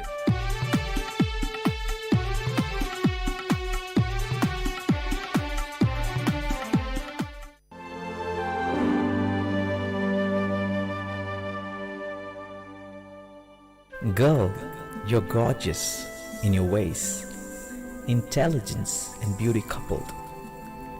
Rugged are your pathways, still loving and caring you are. Lady, long is your road ahead. Attitude of yours is the power within you.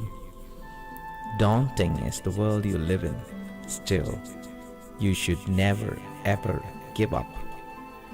Female, the perfect partner of a male. Enduring is your nature. Mom, a role gifted to you by God. Always a person to cherish. Lowly looked upon many a time. Still encouraging you are. Woman, seek wisdom in all your ways. Optimistic you need to be because magnificently created you are. Anxious is life many a time. Still noiselessly nice and noble you are. Daughter, Dad is mindful of you, darling. Always I long for you. Unconditionally I love you. Graciously come back to me. How happy life is with you. Treasure you are to me, dear. Exhausted you may feel at heart, still rekindle your love for me. Dad, happy Women's Day.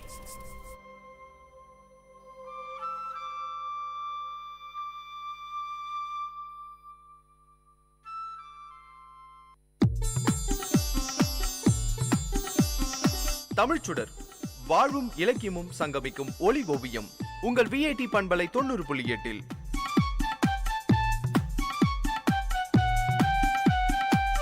இன்றைய தமிழ் ஓவியம் தீட்டுபவர் ஜெயஸ்ருதி.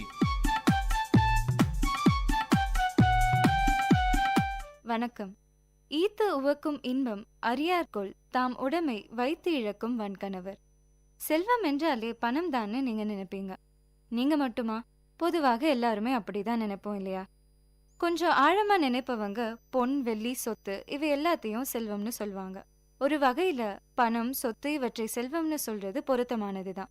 இவற்றை உடையவர்கள் தம் வாழ்க்கைக்கு வேண்டியவற்றை வேண்டும் பொழுது பெற்றுக்கொள்ள முடியும். பிறரிடமிருந்து எதையும் எதிர்பார்க்க வேண்டியதில்லை. செல்வம் உடையவர்கள் நல்லவர்களாக இருப்பின் பிறருக்கு கொடுக்கலாம். பிறருக்கு வரும் துன்பங்களை தீர்க்கலாம். அவர்களையும் மகிழ்ச்சியுடன் வாழ செய்யலாம். அறச்செயல்களை செய்யலாம். அதன் மூலம் புகழ் பெறலாம். இதே செல்வம் தீயவர்களிடமிருந்தால் என்ன செய்யும்? அதனால் எத்தனையோ அழிவுகள் ஏற்படவும் வாய்ப்புகள் உள்ளது. ஆகையால் இந்த செல்வமானது நன்மையும் செய்யும், தீமையும் செய்யும். செல்வம் சென்று விடக்கூடியது. அதனாலேயே இதற்கு செல்வம் என்று நம் முன்னோர்கள் பெயரிட்டு உள்ளனர் போலும். கவிஞர் ஒருவர் உருண்டு ஓடிடும் பணம் காசு எனும் உருவமான பொருளே என்று பாடியதன் கருத்து மிகவும் பொருத்தமானதே. செல்வத்தின் பயன் ஈதலே. செல்வத்தை அடையும் பயன் என்ன? வறியவருக்கு கொடுப்பதே. அப்படி செய்வதில் ஓர் இன்பம் உண்டு. ஏழையின் சிரிப்பில் இறைவனை காண்போம்னு கேள்விப்பட்டிருப்போம். அது என்னன்னு கேக்குறீங்களா? ஒரு சின்ன பையன் கடவுளை பார்க்க வீட்டிலிருந்து கிளம்பினான்.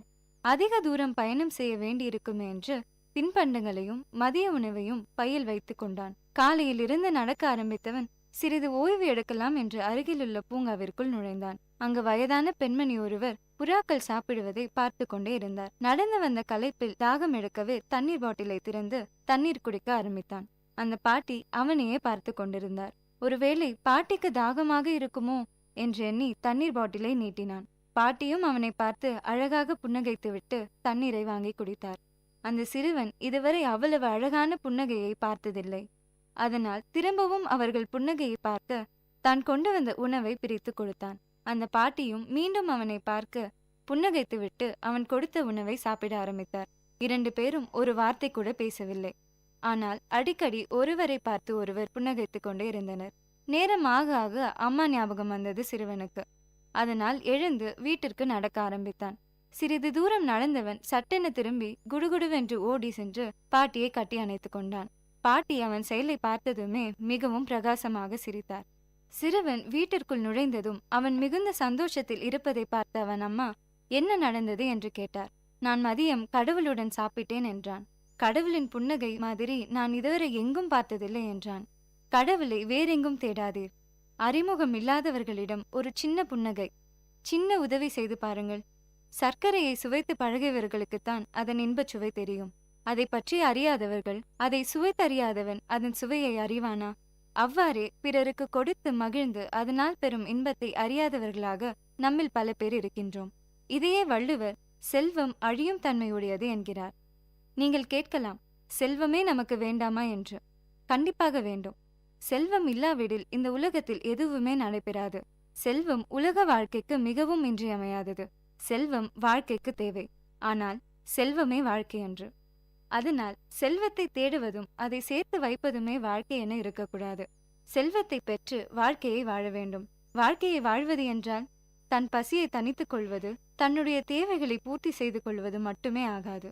அதனாலேயே வள்ளுவர் போன்ற பெரியோர்கள் பொருட்செல்வம் மட்டும் குறிப்பிடாமல் வேறு பல செல்வங்களை பற்றியும் கூறியுள்ளனர். வாழ்க்கையை வாழ விரும்புபவன் பொருள் செல்வத்தை மட்டும் பெற்றவனாக இருத்தல் மட்டும் போதாது, வேறு பல செல்வங்களையும் உடையவனாக இருக்க வேண்டும். செல்வத்தை பொருள், உடைமை, ஆக்கம் என்று பல சொற்களால் குறிப்பிடுகின்றார். வாழ்க்கைக்கு வேண்டிய செல்வங்கள் 13 என்று சொல்லலாம். பொருள், கல்வி, கேள்வி, அடக்கம், அருள், அறிவு, அன்பு, ஆழ்வினை அதாவது முயற்சி, ஊக்கம், ஒழுக்கம், நான் அதாவது நாணம், பண்பு, பொறுமை. 13 செல்வங்களும் வாழ்க்கைக்கு தேவையானவை ஆகும். இவை அனைத்தையும் உடையவனே வாழ்க்கையை வாழ்பவன் ஆவான். வாழ்க்கை என்றால் அதற்கு பொருள் மட்டும் போதாது. 13 செல்வங்களும் சேர்ந்ததே செல்வங்களாகும். இதையே வள்ளுவர் ஈத்து உவக்கும் இன்பம் அறியார்கொள் தாமுடைமை வைத்து இழக்கும் வன்கணவர் என்கிறார். இந்த உலகத்திற்கு ஏதாவது ஒரு வகையில் தான் பயனுடையவனாக இருப்பதே வாழ்க்கை. தன்னால் ஆன சிறு செயல்களை செய்து பிறருக்கு உதவியாக இருக்க வேண்டும். செல்வத்தை தேடுவதும் அதை காப்பதையுமே கடமையாக கொள்ளக்கூடாது. பிறருக்கு பயன்படுவதே உண்மையான செல்வமாக கருத வேண்டும். சிந்தியுங்கள், செயல்படுங்கள். நன்றி.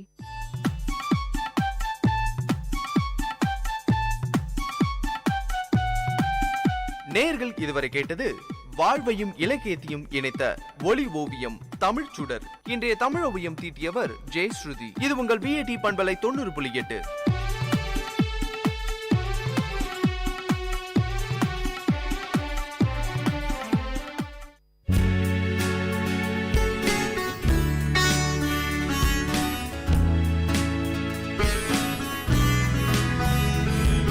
விஐடி பண்பலை 90.8 விஐடி பல்கலைக்கழகத்தின் சமுதாய வானொலியில் இது மருத்துவ நேரம்.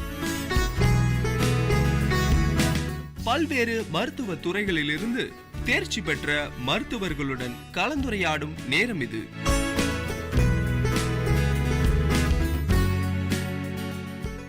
வணக்கம் நேயர்களே, இது விஐடி பண்பலை 90.8 விஐடி பல்கலைக்கழகத்தின் சமுதாய வானொலி.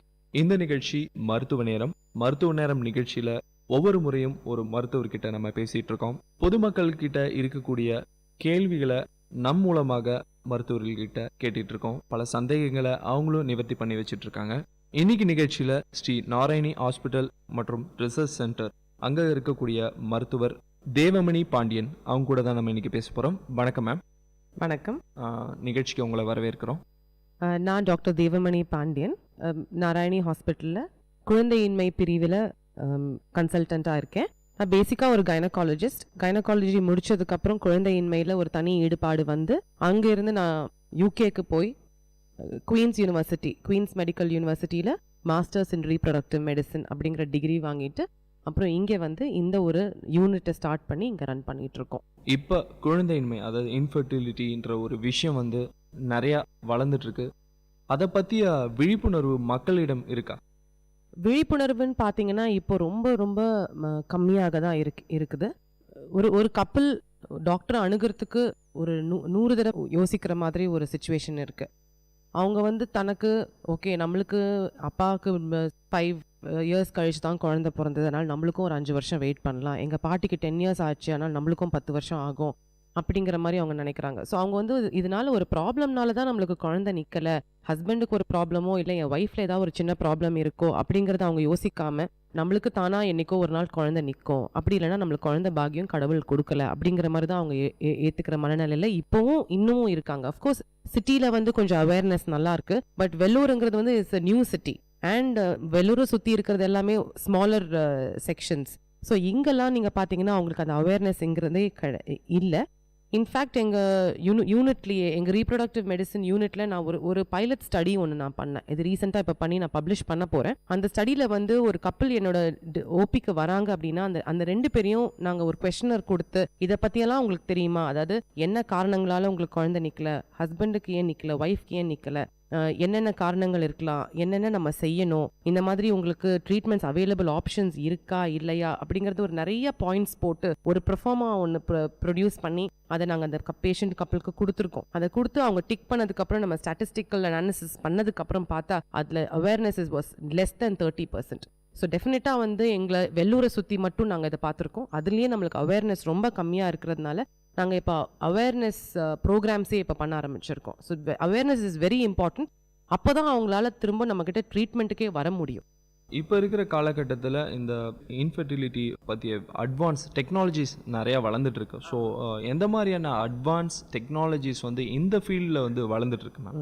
இப்போ இன்ஃபர்டிலிட்டிங்கிறது நீங்கள் சொன்னது very right. Because advancements are just growing and bursting, அதாவது வந்துகிட்டே இருக்கு. எப்போவுமே வந்து உங்களுக்கு அட்வான்சஸ் வந்துட்டே இருக்கு. இப்போ இன்ஃபர்டிலிட்டியில் உங்களுக்கு ஃபர்ஸ்ட் பார்த்தீங்கன்னா ஐவிஎஃப் அப்படின்னு சொல்கிறோம். ஐவிஎஃப்ங்கிறது வந்து was a very it's not an old thing, but இன்னும் அதை ப்ராக்டிஸ் பண்ணிட்டு இருக்கோம்.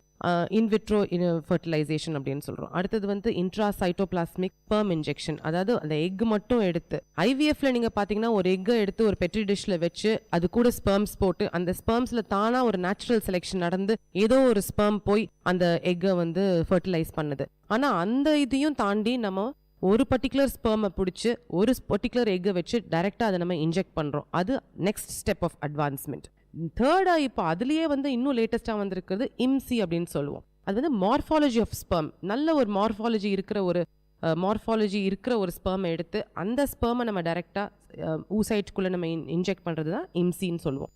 அண்ட் நிறைய பெண்களுக்கு பார்த்தீங்கன்னா நல்ல ஒரு மெச்சூர் ஊசைட்ஸ், நல்ல பழுத்த ஒரு முட்டைகள் வர்றது கிடையாது. அது பிஞ்சிலேயே வந்து அது அட்ரீஷியான்னு சொல்லுவோம், அதாவது அது தானாக போயிடுது. ஸோ அந்த நல்லா அதை உருவாக்கணும் அப்படிங்கிறதுக்காக ஸ்பெஷல் மெடிசின்ஸ்லாம் இருக்குது, ஸ்பெஷல் மீடியான்னு சொல்லுவோம். ஸோ அந்த பிஞ்சாக இருக்கிற ஊசைட்ஸ் எல்லாம் நம்ம வந்து வித்ட்ரா பண்ணிட்டு அதை எடுத்து அந்த பர்டிகுலர் மீடியாவில் வச்சு அதை நல்லா க்ரோ பண்ணி அதை தனியாக ஆர்டிஃபிஷியலாக நம்ம பழுக்க வச்சு அந்த எக்கை எடுத்து நம்ம யூஸ் பண்ணுறோம். அது பேர் ஐவிஎம், இன்விட்ரோ மேச்சுரேஷன் அப்படின்னு சொல்கிறோம். அந்த லேட்டஸ்ட் இன்னும் இப்போ பார்த்தீங்கன்னா ஃப்ரோசன் எம்ப்ரியோ ட்ரான்ஸ்ஃபர் அப்படின்னு சொல்லுவோம். இப்போ நம்ம ஐவிஎஃப் ஃபிக்ஸிலலாம் அந்த நேரம் அந்த சைக்கிளில் நம்ம எடுக்கிற ஸ்பெர்ம்ஸ் அண்ட் எக்ஸையும் எடுத்து ஃபர்டிலைஸ் பண்ணி அந்த எம்ப்ரியோவை உடனே அந்த மாதம் அந்த சைக்கிள்லேயே நம்ம வந்து கருவை எடுத்து யூட்ரஸ்குள்ளே வைக்கிறோம். பட் இப்போ frozen embryo transfer is the latest advancement. அந்த ஃப்ரோசன் எம்ப்ரியோ ட்ரான்ஸ்ஃபரில் அந்த சைக்கிள்லேயே வைக்காம அந்த எம்ப்ரியோஸில் எடுத்து நம்ம நல்லா இருக்கிற எம்ப்ரியோஸ் எல்லாம் ஃப்ரீஸ் பண்ணிவிட்டு 1 by 1 சிங்கிள் எம்ப்ரியோ ட்ரான்ஸ்ஃபர் அப்படின்னு சொல்கிறோம். ஏன்னா இப்போது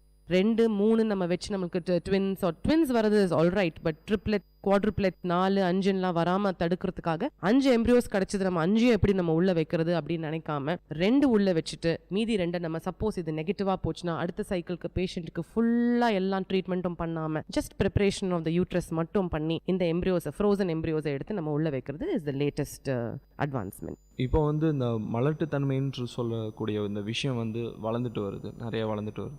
ஸோ இதனால் வந்து அந்த ஃபேமிலி பாண்டிங் ரொம்ப பாதிக்கப்படுது. பெண்ணாக இருக்கட்டும் இல்லை ஆணாக இருக்கட்டும், அவங்க வந்து சைக்கலாஜிக்கலாக வந்து ஒரு குழந்தை இல்லைன்னு சொல்லும் போது எல்லாராலையும் வந்து குழந்தை இல்லை உங்களுக்கு அப்படின்னு சொல்லும்போது ரொம்ப சைக்கலாஜிக்கலாக பாதிப்படைஞ்சிடறாங்க. ஸோ எந்த மாதிரியான கவுன்சிலிங் வந்து நீங்கள் வர்றவங்களோட கன்சல்ட் பண்ணுற பேஷண்ட்ஸ் கிட்ட நீங்கள் சொல்கிறீங்களா? ஜென்ரலாக கவுன்சிலிங்கிறது இஸ் வெரி வெரி இம்பார்ட்டன்ட். ஏன்னா பேஷண்ட் ஏற்கனவே ரொம்ப டிப்ரெஸ்ட் ஸ்டேட்டில் தான் வராங்க, எங்களுக்கு குழந்தை இல்லை அப்படின்னு அவங்க பேசும்போதே அவங்களுக்கு கண்ணிலேருந்து தண்ணீர் வந்துட்டு தான் இருக்குது. ஸோ அந்த மாதிரி அவங்க அப்படி அவ்வளோ டிப்ரெஸ்ட் ஸ்டேட்டில் இருக்கும்போது நம்ம இன்னும் கொஞ்சம் அவங்க மேலே ஒரு எம்பத்தியோட, ஒரு ஜஸ்ட் சிம்பத்தைஸ் பண்ணாமல் ஒரு எம்பத்தியோடு நம்ம அவங்கள பார்த்து அவங்களுக்கு கொஞ்சம் நல்லா புரிஞ்சுக்கிற மாதிரி கம்ப்ளீட்டாக அவங்களுக்கு டீட்டெயில்ஸ் எக்ஸ்பிளைன் பண்ணோம். என்னென்ன டீட்டெயில்ஸ் நாங்கள் அந்த நேரம் எக்ஸ்பிளைன் பண்ணுவோம் அப்படின்னு கேட்டிங்கன்னா, ஃபர்ஸ்ட் என்னென்ன ஃபேக்டர்ஸ், உங்களுக்கு என்ன ப்ராப்ளம் அப்படிங்கிறத நான் ஃபர்ஸ்ட் எடுத்து சொல்கிறது கிடையாது. என்ன பண்ணுறோம் அப்படின்னா, நான் ஒரு படம் போட்டு மேலுக்கு இந்த மாதிரி ப்ராப்ளம்ஸ் இருக்கலாம், ஃபீமேலுக்கு இந்த மாதிரி ப்ராப்ளம்ஸ் இருக்கலாம், இந்த மாதிரி ப்ராப்ளம்ஸ் 2 பேருக்கும் சேர்ந்து கூட இந்த மாதிரி ப்ராப்ளம்ஸ் வரலாம், இந்த ப்ராப்ளம்ஸ் இருக்கிறதுனால தான் உங்களுக்கு இத்தனை வருஷம் ஆகியும் உங்களுக்கு குழந்தை இல்லை, ஸோ இந்த பர்டிகுலர் டெஸ்ட்ஸ்லாம் நம்ம பண்ணால் நீங்கள் எந்தெந்த கேட்டகரியில் வரீங்கிறத பார்த்துட்டு அப்போ நீங்கள் உங்களுக்கு புரியும். எனக்கு என்னை பொறுத்த வரைக்கும் ஃபர்ஸ்ட் வந்து பேஷண்ட்ஸ் நம்மளை பார்க்க வரும்போதே நம்ம எதுக்கு இத்தனை டெஸ்ட் எழுதுகிறோம், இந்த பர்டிகுலர் டிபார்ட்மெண்ட் வந்து இஸ் அன் எக்ஸ்பென்சிவ் டிபார்ட்மெண்ட். நம்ம எழுதி கொடுக்குற டெஸ்ட்ஸும் சரி, நம்ம பண்ண போகிற ப்ரொசீஜர்ஸும் சரி, every thing is very very expensive. So பணம் வந்து அவங்க செலவு பண்ணும்போது எதுக்காக செலவு பண்ணுறாங்க, அவங்களுக்கு ஒரு 10 டவுட்ஸ் ரேஸ் ஆகும்போது அதை வந்து ஃப்ரீயாக டாக்டர்ஸ் கிட்ட திரும்ப அவங்க கேட்கணும். மேம் இது நாங்கள் பண்ணுறோம், இது எதுக்காக நம்ம பண்ணுறோம் அப்படின்னு அவங்க கேட்கணும். பிகாஸ் நிறைய பேஷண்ட்ஸ் எங்ககிட்ட வரும்போது ஃபர்ஸ்ட் என்ன சொல்கிறாங்கன்னா, எங்களுக்கு இதெல்லாம் பண்ணுறாங்கன்னு கூட எங்களுக்கு தெரியாது, இதுக்கு தான் இதை பண்ணுறாங்கன்னு கூட எங்களுக்கு தெரியாது அப்படின்னு சொல்கிறாங்க. So I make sure that the patients அவங்களுக்கு தெரியணும், இந்த பணம், இந்த பர்டிகுலர் டெஸ்ட் இந்த ஒரு விஷயத்துக்காக தான் நம்ம பண்ணுறோம் அப்படின்னு தெரியும் போது அவங்களுக்கு ரொம்ப ஹாப்பி ஆகிடுது. ஏன்னா வந்து அவங்களுக்கும் நிறையா புரியுது.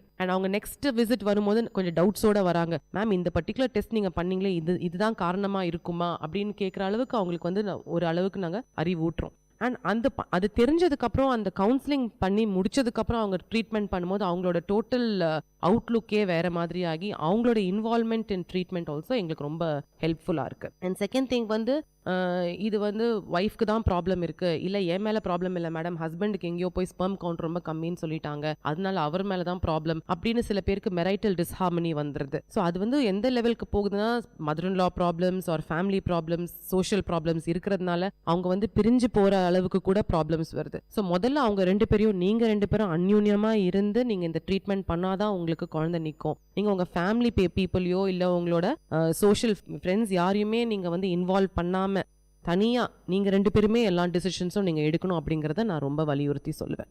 குழந்தையின்மைன்றது வந்து ஒரு பரம்பரை வியாதியா மேம்? பல பேருக்கு வந்து அதை நினச்சிட்டு இருக்காங்க, சிட்டி பீப்புள் கூட நம்பிட்டு இருக்காங்க, சில கிராமப்புற பீப்புளுக்கு வந்து சுத்தமாக வந்து அதை பற்றி ஒரு விழிப்புணர்வே கிடையாது. ஸோ எங்கேயோ வந்து அவங்க ஃபேமிலியில் யாரோ ஒரு ஆளுக்கு வந்து குழந்தை இல்லாமல் இருக்கும்போது ஸோ நம்மளுக்கும் அதே இதுதான் போல நினச்சிட்டு இருக்காங்க. ஸோ அதை பற்றி கொஞ்சம் டீட்டெயில்.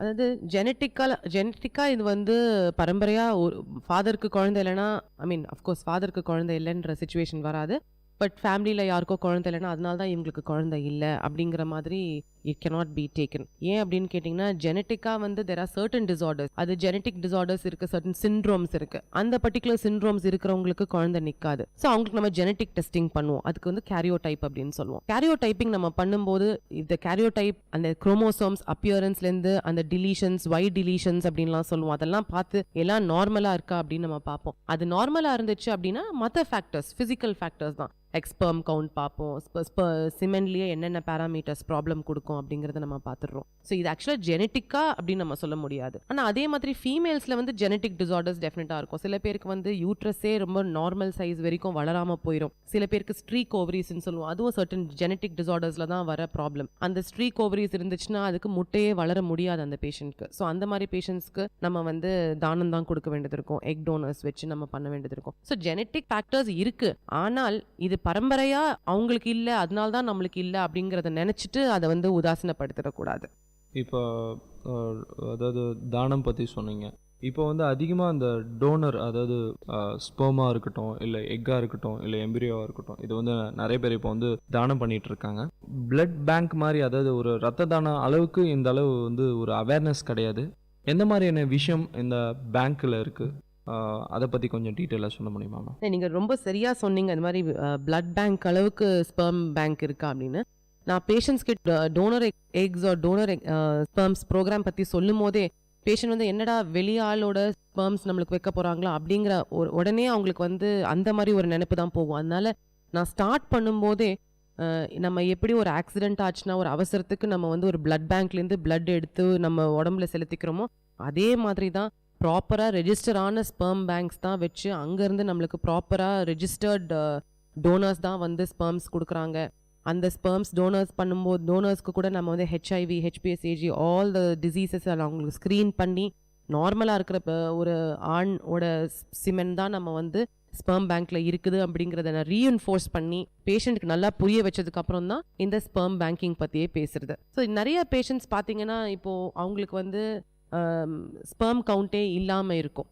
இப்போ நான் நிறைய மேல் இன்ஃபர்டிலிட்டி தான் ஜாஸ்தி. ஸோ அந்த மேல்ஸ்க்கெலாம் நீங்கள் வந்து அசோஸ்பெர்மியா அப்படின்னு சொன்னால் அவங்களுக்கு ஸ்பெர்ம் அவங்களோட இஜாக்குலேட்டில் இல்லை. ஸோ அந்த மாதிரி பேஷண்ட்ஸ்க்கு நம்ம ஸ்பெர்ம் டொனேஷனுக்கு போகிறோம். So we encourage the wife, நீ வந்து இதில் ஒரு தப்பும் கிடையாதுமா, this is government approved programme. And அந்த மாதிரி ஒரு ப்ரோக்ராமில் உன்னோட எக்ஸ் கூட ஸ்பெர்ம் டோனரோட ஸ்பெர்ம் பேங்க்லேருந்து எடுத்த ஒரு சாம்பிளை யூஸ் பண்ணி அதை நம்ம ஃபர்டிலைஸ் பண்ணி உனக்கு ஒரு குழந்தையா ஒரு கருவாக உண்டாக்க முடியும். ஏன்னா அடாப்ஷன்னு போனீங்கன்னா அம்மாவோட ஜீன்ஸும் இருக்காது, அப்பாவோட ஜீன்ஸும் இருக்காது. ஆனால் இதில் அட்லீஸ்ட் மெட்டர்னல் ஜீன்ஸாவது அதில் இருக்கிற ஒரு அட்வான்டேஜ் உனக்கு இருக்குது அப்படிங்கிறத நம்ம எக்ஸ்பிளைன் பண்ணி நம்ம சொல்லி கொடுக்குறோம். So it's just not sperm donors மட்டும் இல்லாமல் எக் டோனர்ஸ்ன்னு சொல்கிறோம். எக் டோனர்ஸுங்கிறது வந்து இப்போ ரொம்ப வளர்ந்து வர ஒரு கல்ச்சர் நம்ம இந்தியாலையும் சரி நம்ம சவுத் இந்தியாலையும் சரி. ஸோ எக் டோனர்ஸுங்கிறதுக்கு நம்ம சர்டன் விமன் யங் ஏஜ் குரூப்பில், ஏன்னா நம்மளுக்கு வந்து அபவ் 35 இயர்ஸ்னால் வந்து எக்ஸோட குவாலிட்டி ரொம்ப கம்மியாகுது. ஸோ நம்ம செலக்ட் பண்ணுறோம் இந்த பர்டிகுலர் லேடிக்கு வந்து நல்லா இருக்கு, அவளோட ஹார்மோன் லெவல்ஸ் நல்லா இருக்கு, ஸோ இந்த பர்டிகுலர் லேடிக்கு நல்ல குவாலிட்டி எக்ஸ் கிடைக்கும். ஸோ இந்த எக்ஸை நம்ம எடுத்து ஃபர்டிலைஸ் பண்ணி இன்னொரு பேஷண்ட்டுக்கு எக்ஸ் இல்லாத ஒரு பேஷண்ட்டுக்கு நம்மளால் பண்ண முடியும் அப்படின்னு. ஸோ அதே மாதிரி நம்ம எக்ஸும் ஸ்பெர்ம்ஸும் சொன்ன மாதிரி நெக்ஸ்ட் எம்ப்ரியோஸ்னே சொல்லுவோம். எம்ப்ரியோஸும் வந்து சப்போஸ் ஒரு ஹஸ்பண்டால் ஒய்ஃப் மேலேயும் ப்ராப்ளம் இருக்குது, எக்ஸ் சரியாக வரல, ஏஜ் ரொம்ப ஜாஸ்தி ஆயிடுச்சு, ஹஸ்பண்டுக்கும் ஸ்பெர்ம் கவுண்டே இல்லைன்னு வரும்போது, ஆனாலும் அவங்களுக்கு வந்து எங்களுக்கு அடாப்ஷன் வேண்டாம், என்னோட ஊம்லேருந்து எனக்கு ஒரு பேபி வேணும் அப்படின்னு நினைக்கும் போது நம்ம வந்து எம்ப்ரியோஸ் ஏற்கனவே நான் சொன்ன ஃப்ரோசன் எம்ப்ரியோஸ்ன்னு சொல்லியிருந்தேன், அந்த மாதிரி ஃப்ரோசன் எம்ப்ரியோஸ் எடுத்து உங்களுக்கு நாங்கள் ட்ரான்ஸ்ஃபர் பண்ணி அந்த பேஷண்ட்டுக்கும் நம்ம எம்ப்ரியோ ட்ரான்ஸ்ஃபரும் பண்ணுறோம். So it's just not sperms and eggs, but we also do embryo donation. Embryo டொனேஷனும் very very much in vogue now. இந்த டொனேஷன்ஸ் பற்றிய அவேர்னஸ் வெளி மக்களுக்கு இருக்கா? யாரை அப்ரோச் பண்ணணும்? இப்போ வந்து ஒருத்தர் இந்த விஷயம் தெரிஞ்சு கேட்கணும்னு நினைக்கிறாரு, யாரை அப்ரோச் பண்ணாங்க? மோஸ்ட்லி வந்து நம்ம வெளியில் யாருக்கிட்டையும் பேசுகிறத விட உங்களோட பர்டிகுலர் டாக்டர்ஸ்கிட்டயே நீங்கள் போய் அந்த டாக்டர்ஸ் உங்களுக்கு ப்ராப்பர் கவுன்சிலிங் கொடுத்து, because doctors liars with all the agents, because there are many agents. இந்த மாதிரி பிளட் பேங்க் மாதிரி உங்களுக்கு sperm banks, egg bank, embryo, every IVF சென்டரில் உங்களுக்கு ஒரு டெஃபினட்டாக பேங்கிங் ஃபெசிலிட்டிஸ் இல்லாமல் இருக்காது. ஸோ நீங்கள் உங்களோட டாக்டர்ஸை நீங்கள் அணுகும் போதே அவங்களே உங்களுக்கு எல்லாம் எக்ஸ்பிளைன் பண்ணுவாங்க. வெளியாள்கிட்ட நீங்கள் போகும்போது தேவையில்லாமல் பேஷண்ட்ஸை எக்ஸ்ப்ளாய்ட் பண்ணி நான் உங்களுக்கு டோனர் கொண்டுட்டு வந்து கொடுக்குறேன், நீங்கள் இது உங்களோட ரிலேட்டிவ்னு சொல்லிடுங்கன்னு சொல்லி எக்ஸ்ட்ராவாக பே பண்ண வச்சு பேஷண்ட்ஸ் நிறைய பேரை எக்ஸ்ப்ளாய்ட் பண்ணுறாங்க. ஸோ பெஸ்ட் இஸ் உங்களோட டாக்டர்ஸ்கிட்டயே நீங்கள் டிசைட் பண்ணி பேசி அவங்களோட கவுன்சிலிங் படியே நீங்கள் போன அட்வைஸ் படியே நீங்கள் போகிறது பெட்டர். இப்போ வந்து விந்த அணுக்களுடைய குறைவுகள் இருக்க ஒரு மனுஷனுக்கு இருக்குன்னா உணவு எடுத்துக்கிறது முறையாக வந்து எடுத்துக்கிறது மூலமாக வந்து அதை குணப்படுத்த முடியுமா, இல்லை மருந்துகள் மூலமாக மட்டும்தான் வந்து அதை க்யூர் பண்ண முடியுமா மேம்? இல்லை, அந்த மருந்துகள் சாப்பிட்றதுக்கு முன்னாடி, இந்த மாதிரி ஒரு கண்டிஷன் வரத்துக்கு முன்னாடியே அவங்க வந்து நல்ல காய்கறிகள், நல்ல பழ வகைகள் நல்லா சாப்பிட்டு, அதுக்கப்புறம் அவங்களோட டெய்லி லைஃப் ஸ்டைல் ஹேபிட்ஸ் எல்லாம் நல்லா சேஞ்ச் பண்ணி, no smoking, no drinking, drugs இதெல்லாம் இல்லாமல் ஓரளவுக்கு அவங்களால வந்து அவங்கள கட்டுப்படுத்தி அவங்களால வளர முடியும் அப்படின்னா அது மாதிரி ஒரு பெஸ்ட் ட்ரீட்மெண்ட் எதுவுமே கிடையாது. அஃப்கோர்ஸ் இந்த இப்போ இருக்கிற காலகட்டத்தில் ஒரு ஆண் வந்து அவ்வளோத்தையும் தாண்டி தனியாக ஒரு மீறி வர்றது ஒரு பெரிய விஷயம். ஸோ அப்படி வரும்போது நம்ம ஸ்பெர்ம்ஸ் தான் நம்ம செக் பண்ணுறோம். First we do for the husband வந்து நம்ம or for any male. In fact sometimes I know கல்யாணம் பண்ண போகிறோம் மேடம், எங்களுக்கு வந்து என்னோட ஸ்பெர்ம் கவுண்ட் நல்லா இருக்கான்னு கூட எங்ககிட்ட செக் பண்ணுறதுக்கு சில யங் பாய்ஸ் வராங்க. ஸோ அவங்க அப்படி வரும்போது நான் ஃபர்ஸ்டே சொல்லிடுவேன், உனக்கு வந்து கொஞ்சம் பார்டர் லைனுக்கு வர ஆரம்பிச்சிருக்கோ தம்பி, நீ வந்து இனிமேல் யூ ஹேவ் டு நல்ல டயட் ஃபாலோ பண்ணு, இந்த ஏரேட்டட் ட்ரிங்க்ஸ் குடிக்காத, ஸ்மோக்கிங் அண்ட் ட்ரிங்கிங்கை ஸ்டாப் பண்ணு அப்படின்னு சில life style changes and diet changes எல்லாம் நம்ம சொல்லுவோம். ப்ராப்பர் எக்ஸசைஸ் பண்ணி நல்ல ஒரு உடல் ஆரோக்கியத்தோட நீ இருந்தனா இது இம்ப்ரூவ் ஆகும் அப்படின்னு சொல்லலாம். பட் அஃப்கோர்ஸ் இப்போ லேட்டஸ்டா நம்ம விட்டமின் இ கொடுக்குறோம், ஆன்டி ஆக்சிடென்ட்ஸ் கொடுக்குறோம். ஸோ இதெல்லாம் வந்து கொஞ்சம் இட் வில் எய்ட். இதுதான் டைரக்டா ட்ரீட் ஆகிரும் உடனே ஸ்பெர்ம்ஸ் நல்லா வந்துரும் அப்படிங்கிறது கிடையாது. ஆனா இதெல்லாம் ஹெல்ப் பண்ணும், அவ்வளவுதான். இப்போ இருக்கிற காலகட்டத்தில் வந்து இந்த டிசைனர் பேபிஸ்ன்ற ஒரு விஷயம் வளர்ந்துட்டு இருக்கு. அதை பற்றி பல பேருக்கு வந்து ஒரு நாலேஜ் இல்லை. அந்த டிசைனர்ஸ் பேபினா என்ன மேம், அதை பற்றி கொஞ்சம் சொல்ல முடியுமா? டிசைனர் பேபிஸ்ங்கிறது வந்து மோஸ்ட்லி இந்த யூஎஸ், யூகேல கூட இன்னும் அது அந்த அளவுக்கு அப்ரூவ் பண்ணலை. யூஎஸ்ல வந்து designer babies are the most expensive babies. Designer பேபிஸ்னா என்ன அப்படின்னு கேட்டிங்கன்னா, எனக்கு வந்து ஐஸ்வர்யா ராயோட கண்ணு மாதிரி எனக்கு இருக்கணும், இவரோட கலர் இருக்கணும், இன்னொரு பர்சனை காமிச்சு அவங்கள மாதிரி ஹேர் இருக்கணும் அப்படின்னு நினச்சி நம்மளே certain characteristics of the embryo இருக்கணும் அப்படின்னு நம்ம நினச்சி அந்த பர்டிகுலர் டோனர்ஸ் கிட்டேருந்து சர்டன் கேமீட்ஸை நம்ம எடுத்து யூஸ் பண்ணி பண்ணுறது பேர் தான் டிசைனர் பேபிஸ். பட் நம்ம ஊரை பொறுத்த வரைக்கும், இந்தியாவை பொறுத்த வரைக்கும் இன்னும் அந்த மாதிரி எந்த ஒரு சட்டமும் நம்மளுக்கு வரலை. அது மாதிரி பண்ணுறதும் நல்லதில்லைன்ற மாதிரி தான் இப்போ இந்த காலகட்டத்தில் இருக்குது. பட் நீங்கள் டோனர் ப்ரோக்ராம்ஸ் போகும்போது ஒரு ஐயுஐஓ இல்லை ஐவிஎஃப்ஓ பண்ணும்போது பேஷண்ட்டுக்கு வந்து மேடம் கொஞ்சம் என்னோட ஹஸ்பண்ட் மாதிரியாவது கொஞ்சம் இருக்கணும், என் ஹஸ்பண்ட் கொஞ்சம் டார்க்காக இருக்காரு, so baby should be dark, அது ரொம்ப வெள்ளையாக இருந்ததுன்னா எங்கள் பேபின்னு கூட யாரும் நம்ப மாட்டாங்க அப்படின்னு அஃப்கோர்ஸ் சில ஹஸ்பண்ட்ஸும் ஒய்ஃப்ஸும் பேசுவாங்க. ஸோ அந்த மாதிரி இருக்கும்போது ஸ்பெர்ம் பேங்க்லேயே எங்களுக்கு வந்து ஒரு ஃபார்ம் கொடுப்பாங்க. இந்த டோனர் வந்து அவரோட ஹேர் கலர் இந்த மாதிரி இருந்துச்சு, அவரோட ஐ கலர் இப்படி இருக்குது, அவரோட ஹைட் இப்படி இருக்குது, அண்ட் அவரோட ஃபேஸ் கம்ப்ளெக்ஷன் இப்படி இருக்குது அப்படின்னு அவங்க கொடுப்பாங்க. ஸோ நாங்கள் ஓரளவுக்கு அதை வந்து ஹஸ்பண்ட் கூட இல்லை வைஃப் கூடயோ நாங்கள் மேட்ச் பண்ணி தான் அதை நம்ம செலுத்துறோம். தட் இஸ் நாட் இது டிசைனர் பேபி கிடையாது. பட் கூடிய மாட்டுக்கு எப்படியும் நம்ம டோனர் கொடுக்கணும், அந்த டோனர் வந்து நம்ம பேஷண்ட்க்கு ஏற்ற மாதிரி நம்ம கொடுக்கணும் அப்படின்னு நினச்சி நம்ம செய்கிறோம், அவ்வளோதான். இப்போ வந்து ஒர்க்கிங் ஃபீல்டில் வந்து ஏகப்பட்ட ப்ரெஷர் இருக்குது, பயங்கர ஸ்ட்ரெஸ் இருக்குது. அந்த மன உளைச்சலுக்கு வந்து எல்லாருமே ஆள்றாங்க, ஆணாக இருக்கட்டும் இல்லை பெண்ணாக இருக்கட்டும். இதன் காரணமாக வந்து குழந்தையின்மை வருவதற்கு ரீசன்ஸ் இருக்கா ma'am? Stress very very important factor. Infertility, இந்த மலட்டுத்தன்மைங்கிறதுல வந்து உங்களுக்கு ஸ்ட்ரெஸ் வெரி இம்பார்ட்டன்ட். ஒன்று, இந்த இன்ஃபர்டிலிட்டின்னு தெரியறதுக்கு முன்னாடியே அவங்க படிக்கும் போதோ அவங்க வேலை செய்யும் போதோ நிறைய ஸ்ட்ரெஸ்ஸுங்கிறது வருது. ஸோ அந்த ஸ்ட்ரெஸ் வரும்போது நிறைய hormones, all the good hormones எல்லாம் சப்ரெஸ் ஆகி கொஞ்சம் அந்த ஸ்ட்ரெஸ் ஹார்மோன்ஸ் ஜாஸ்தி ஆகும்போது உங்களோட டோட்டல் ஹார்மோனல் இம்பேலன்ஸ் வர ஆரம்பிச்சிருது. அண்ட் நிறைய அந்த மாதிரி ஹார்மோனல் இம்பேலன்ஸ் வரும்போது மூட் டிசார்டர்ஸ் வருது. மூட் டிசார்டர்ஸ் வரும்போது your lifestyle habits and your food and your diet எல்லாமே சேஞ்ச் ஆயிடுது. ஸோ அந்த மாதிரி பண்ணும்போது நம்ம BMI, body mass index, weight ஜாஸ்தி ஆக நம்மளோட உடம்புல வந்து இந்த இன்ஃபர்டிலிட்டிங்கிறது இன்னும் ஜாஸ்தியாக தான் ஆகுது. ஸோ டைரக்ட் இம்பாக்ட் இல்லைனாலும் இத்தனை விஷயங்கள் மூலமாக போய் நம்ம ஃபைனலாக நம்மளுக்கு ப்ராப்ளம்னு வந்து சேரும்போது அது இன்ஃபர்டிலிட்டின்னு தான் வந்து சேருது. அடுத்ததான் நீங்கள் இதுக்கு முன்னாடி நான் வந்து இந்த டிசைனர் பேபி பற்றி பேசணும் இல்லையா, அது ஆராய்ச்சி லெவலில் இருந்து ஆராய்ச்சி முடிஞ்சு அது மூலயமா டிசைனர்ஸ் பேபிஸ் கொஞ்சம் ரிசல்ட்ஸ் வந்திருக்கும். என்னென்ன ப்ராப்ளம்ஸ் வருது மேம் அதை பற்றி? டிசைனர் பேபிஸ் இன்னும் நம்ம ஊரில் இன்னும் வரவே இல்லை. யூஎஸில் வந்திருக்கு. பட் ஒன்றும் ப்ராப்ளம்ஸ்ன்னு வந்தது கிடையாது. ஒன்லி ஒன் ப்ராப்ளம் என்ன சொல்லுவாங்கன்னா, ஒரு பர்டிகுலர் டோனர் வந்து எப்படினாலும் ஒரு டொனேஷனோட நிறுத்த போகிறது இல்லை, ஒரு 10 to 15 டைம்ஸ் டொனேட் பண்ண போகிறாங்க. அதே மாதிரி ஸோ என்ன ஆகும்னா இன்னும் ஃபியூச்சரில் ஒரே ஒரு ப்ராப்ளம் எக்ஸ்பெக்ட் பண்ணுறது கன்சாங்குவிட்டின்னு அப்படின்னு சொல்லுவோம். அதாவது இப்போ எப்படி பிரதர்ஸ் அண்ட் சிஸ்டர்ஸ் கல்யாணம் பண்ணிப்பாங்க, கல்யாணம் பண்ணால் ப்ராப்ளம் வரும் அப்படின்னா, சேம் டோனர் ஒரு 10 இடத்துல வந்து போய் அவங்க டொனேஷன் கொடுக்கும்போது அதே ஜெனட்டிக் மெட்டீரியல் வரப்போகுது. பட் இன்னொரு இப்போ கேரளாலையும் தமிழ்நாட்டிலையும் கல்யாணம் பண்ணும்போது நம்ம நினைப்போம் அவங்க வேற டோட்டலி வேற ஜீன்ஸ், நம்ம வேற ஜீன்ஸ். பட் சேம் டோனர் 2 இடத்துலையும் போய் அவங்க டொனேட் பண்ணியிருந்தாங்கன்னா அதே ஜெனட்டிக் மெட்டீரியல் 2 இடத்துல போய் திரும்ப நாளைக்கு அந்த ஜெனட்டிக் ப்ராப்ளம்ஸ் வரதுக்கு வாய்ப்பு இருக்கு. ஸோ டொனேஷன்ஸ்னால வர ஒரே ஒரு ப்ராப்ளம் இது மட்டும் தான் நம்ம எக்ஸ்பெக்ட் பண்ண முடியும். பட் இப்போதைக்கு it's a boon for infertile couples.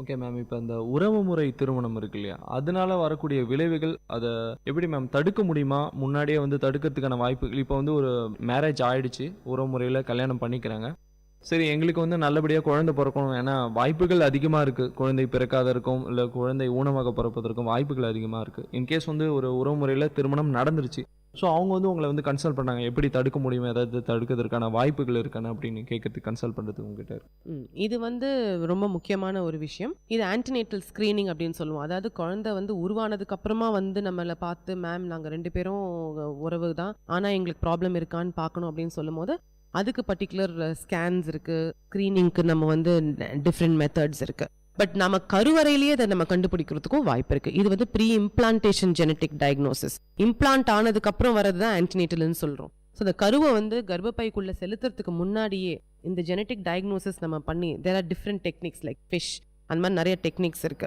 So அந்த டெக்னிக்ஸ் பண்ணி இந்த பர்டிகுலர் எம்ப்ரியோவில் ஜெனட்டிக் டிசார்டர் இருக்கா இல்லையா அப்படிங்கிறத நம்ம பார்க்குறோம். ஜெனட்டிக் டிசார்டர் இருந்தது அப்படின்னா அந்த எம்ப்ரியோவை நம்ம டிஸ்கார்ட் பண்ணிடணும். நல்ல எம்ப்ரியோஸை மட்டும் நம்ம எடுத்து கர்ப்பப்பையில் செலுத்திடலாம். ஸோ ரிலேட்டிவ்ஸாக இருந்தால் கட்டாயம் நாளைக்கு அவங்களுக்கு இந்த ப்ராப்ளம் வருது அப்படின்னு நம்ம நினைக்க தேவையில்லை. ஏன்னா இப்போ அட்வான்ஸ்மெண்ட்ஸ் இருக்கு. Pre implantation genetic diagnosis which is பிஜிடின்னு சொல்லுவோம். பிஜிடி பண்ண முடியும். சிகிச்சை முறைகள் வந்து நீங்கள் பேஷண்ட்ஸ்க்கு தரீங்க, அதாவது இந்த மலட்டுத்தன்மை, குழந்தையின்மை, இந்த விஷயத்துக்காக வர்ற பேஷண்ட்ஸ் கிட்ட எந்த மாதிரியான ஃபெசிலிட்டிஸ் வந்து அவங்க யூஸ் பண்ணிக்கிறாங்க, மக்கள் யூஸ் பண்ணிக்கிறாங்க? ஓகே, இங்கே வந்து நம்மளுக்கு ஐயுஐ இருக்குது, டோனர் ப்ரோக்ராம்ஸ் இருக்குது, IVF, ICSI, IMSI, embryo transfer and frozen embryo transfer, இது எல்லாமே நம்ம நாராயணியில் பண்ணுறோம். அண்ட் நல்ல விஷயம் என்ன அப்படின்னு கேட்டிங்கன்னா, மற்ற ஹாஸ்பிட்டல்ஸை விட நம்ம ஹாஸ்பிட்டலில் வந்து definitely the charges are less. Because இங்கே சக்தி அம்மாவோட ஸ்பெஷாலிட்டியேவே இங்கே வந்து you must reach the poor and give them the best. இதுதான் அவங்களோட மோட்டோவே. அதனால வந்து இப்போ இவங்க நிறைய வில்லேஜஸ் அடாப்ட் பண்ணியிருக்காங்க. ஸோ நம்ம நிறைய கேம்ப்ஸ் பண்ணுறோம், ஃப்ரீ கேம்ப்ஸ் பண்ணுறோம். ஃபர்ஸ்ட்டு அவேர்னஸ் ஸ்ப்ரெட் பண்ணுறதுக்காக நம்ம ஃப்ரீ கேம்ப்ஸ் பண்ணி அந்த மாதிரி பர்டிகுலர் பேஷண்ட்ஸை நம்ம இங்கே கூட்டிகிட்டு வந்து என்னென்ன ட்ரீட்மெண்ட் இருக்குன்னு அவங்களுக்கு எக்ஸ்பிளைன் பண்ணிட்டு, அவங்க எந்த ட்ரீட்மெண்ட்டுக்கு அவங்க ஆப்ஷன்ஸ் நம்ம ரொம்ப கொடுக்கறது இல்லை. பிகாஸ் அவங்களால எது அவங்களுக்கு பெஸ்ட்டுன்னு தேர்ந்தெடுக்க முடியாது. ஸோ அந்த மாதிரி ஒரு டைமில் நம்ம அவங்களுக்கு எது பெஸ்ட்டுன்றதை நம்ம சஜஸ்ட் பண்ணி அதை நம்ம எவ்வளோ லோ காஸ்ட்டில் பண்ண முடியுமோ அவங்களுக்கு லோ காஸ்ட்டில் பண்ணி, அட் த சேம் டைம் அவங்களுக்கு எந்த விதமான மெடிசின்ஸை கொஞ்சம் கம்மி விலையில கொடுத்து வாட் எவர் ஹெல்ப் நம்ம பண்ண முடியுமோ அதை பண்ணி நம்ம வந்து பேஷண்ட்ஸ் கொடுக்குறோம். சில பேருக்கு இப்போ ஒரு சந்தேகங்கள் வருது, அதாவது குழந்தை பிறப்பதற்கு முன்னாடியே வந்து ஸ்கேன் பண்ணி பார்க்குற ஒரு விஷயம், நம்ம குழந்தை நல்லா இருக்கா, இல்லை ஆண் குழந்தையா பெண் குழந்தையா, இதை பற்றி உங்களுடைய கருத்து என்னங்க? இப்போ வந்து கவர்மெண்ட்ல ரொம்ப பெரிய ப்ராப்ளமே வந்து இந்த செக்ஸ் டிட்டர்மினேஷன் பை அல்ட்ராசவுண்ட். ஏன்னா இப்போ கவர்மெண்ட் பெரிய ஸ்டெப் எடுத்து நிறைய பேர் வந்து இந்த ஃபீமேல் ஃபீட்டிசைட் அப்படின்னு சொல்றாங்க. இந்த பெண் குழந்தையா இருந்தால் உடனே எங்களுக்கு குழந்தை வேண்டாம், ஆண் குழந்தைய தான் வேணும் அப்படிங்கிறதுக்காக உடனே பெண் குழந்தைய அவங்க அழிச்சிடுறாங்க. ஸோ இந்த மாதிரி நம்ம இந்தியாவில் டெவலப்டுன்னு சொல்லியும் நம்மளோட இந்தியாவில் இன்னும் ஃபீமேல் ஃபீட்டிசைடு இருக்கிறனால கவர்மெண்ட் ஒரு பெரிய ஸ்டெப் எடுத்து இனிமேல் அல்ட்ராசவுண்ட்ஸ்க்கு சர்டன் ஃபார்ம்ஸ் ஃபில் பண்ணணும், இதை பண்ணணும், நம்ம பேஷண்ட்ஸ் கிட்ட இதை ரிவீல் பண்ணக்கூடாது அப்படிங்கிறதுக்காக ஸ்ட்ரிக்ட் நார்ம்ஸ் கொண்டு வந்திருக்காங்க. But which is very good. Most of the consultants, most of the doctors இதை பண்ணுறது கிடையாது. வெரி ஃபியூ டாக்டர்ஸ் இதை ஒரு கமர்ஷியலாக இதை பண்ணி அவங்க பண்ணுறதுனால இந்த ஹோல் கம்யூனிட்டி வந்து இது சஃபர் ஆகுது. இது வந்து அல்ட்ராசவுண்ட் பண்ணி பார்க்குறது. பட் அதே மாதிரி நான் முன்னாடியும் உங்ககிட்ட சொல்லியிருக்கேன், ப்ரீ இம்ப்ளான்டேஷன் ஜெனட்டிக் டயக்னோசிஸில் நம்மளுக்கு எந்த எம்ப்ரியோ ஃபீமேல் எந்த எம்ப்ரியோ மேல் அப்படிங்கிறத நம்மளால் பார்க்க முடியும். எப்போ நம்ம ஒரு எம்ப்ரியாலஜிஸ்டாக பார்க்குறோம் அப்படின்னு கேட்டிங்கன்னா, சர்டன் டிசீசஸ் மட்டும் X linked which is the female link டிசார்டர்ஸாக இருக்கும். இந்த பர்டிகுலர் ஜெனட்டிக் டிசார்டர் ஃபீமேல் எம்ப்ரியோஸ்க்கு மட்டும்தான் வரும், இந்த பர்டிகுலர் டிசார்டர்ஸ் மேல் எம்ப்ரியோஸ்க்கு மட்டும்தான் வரும் அப்படிங்கிறது நம்மளுக்கு தெரியும்.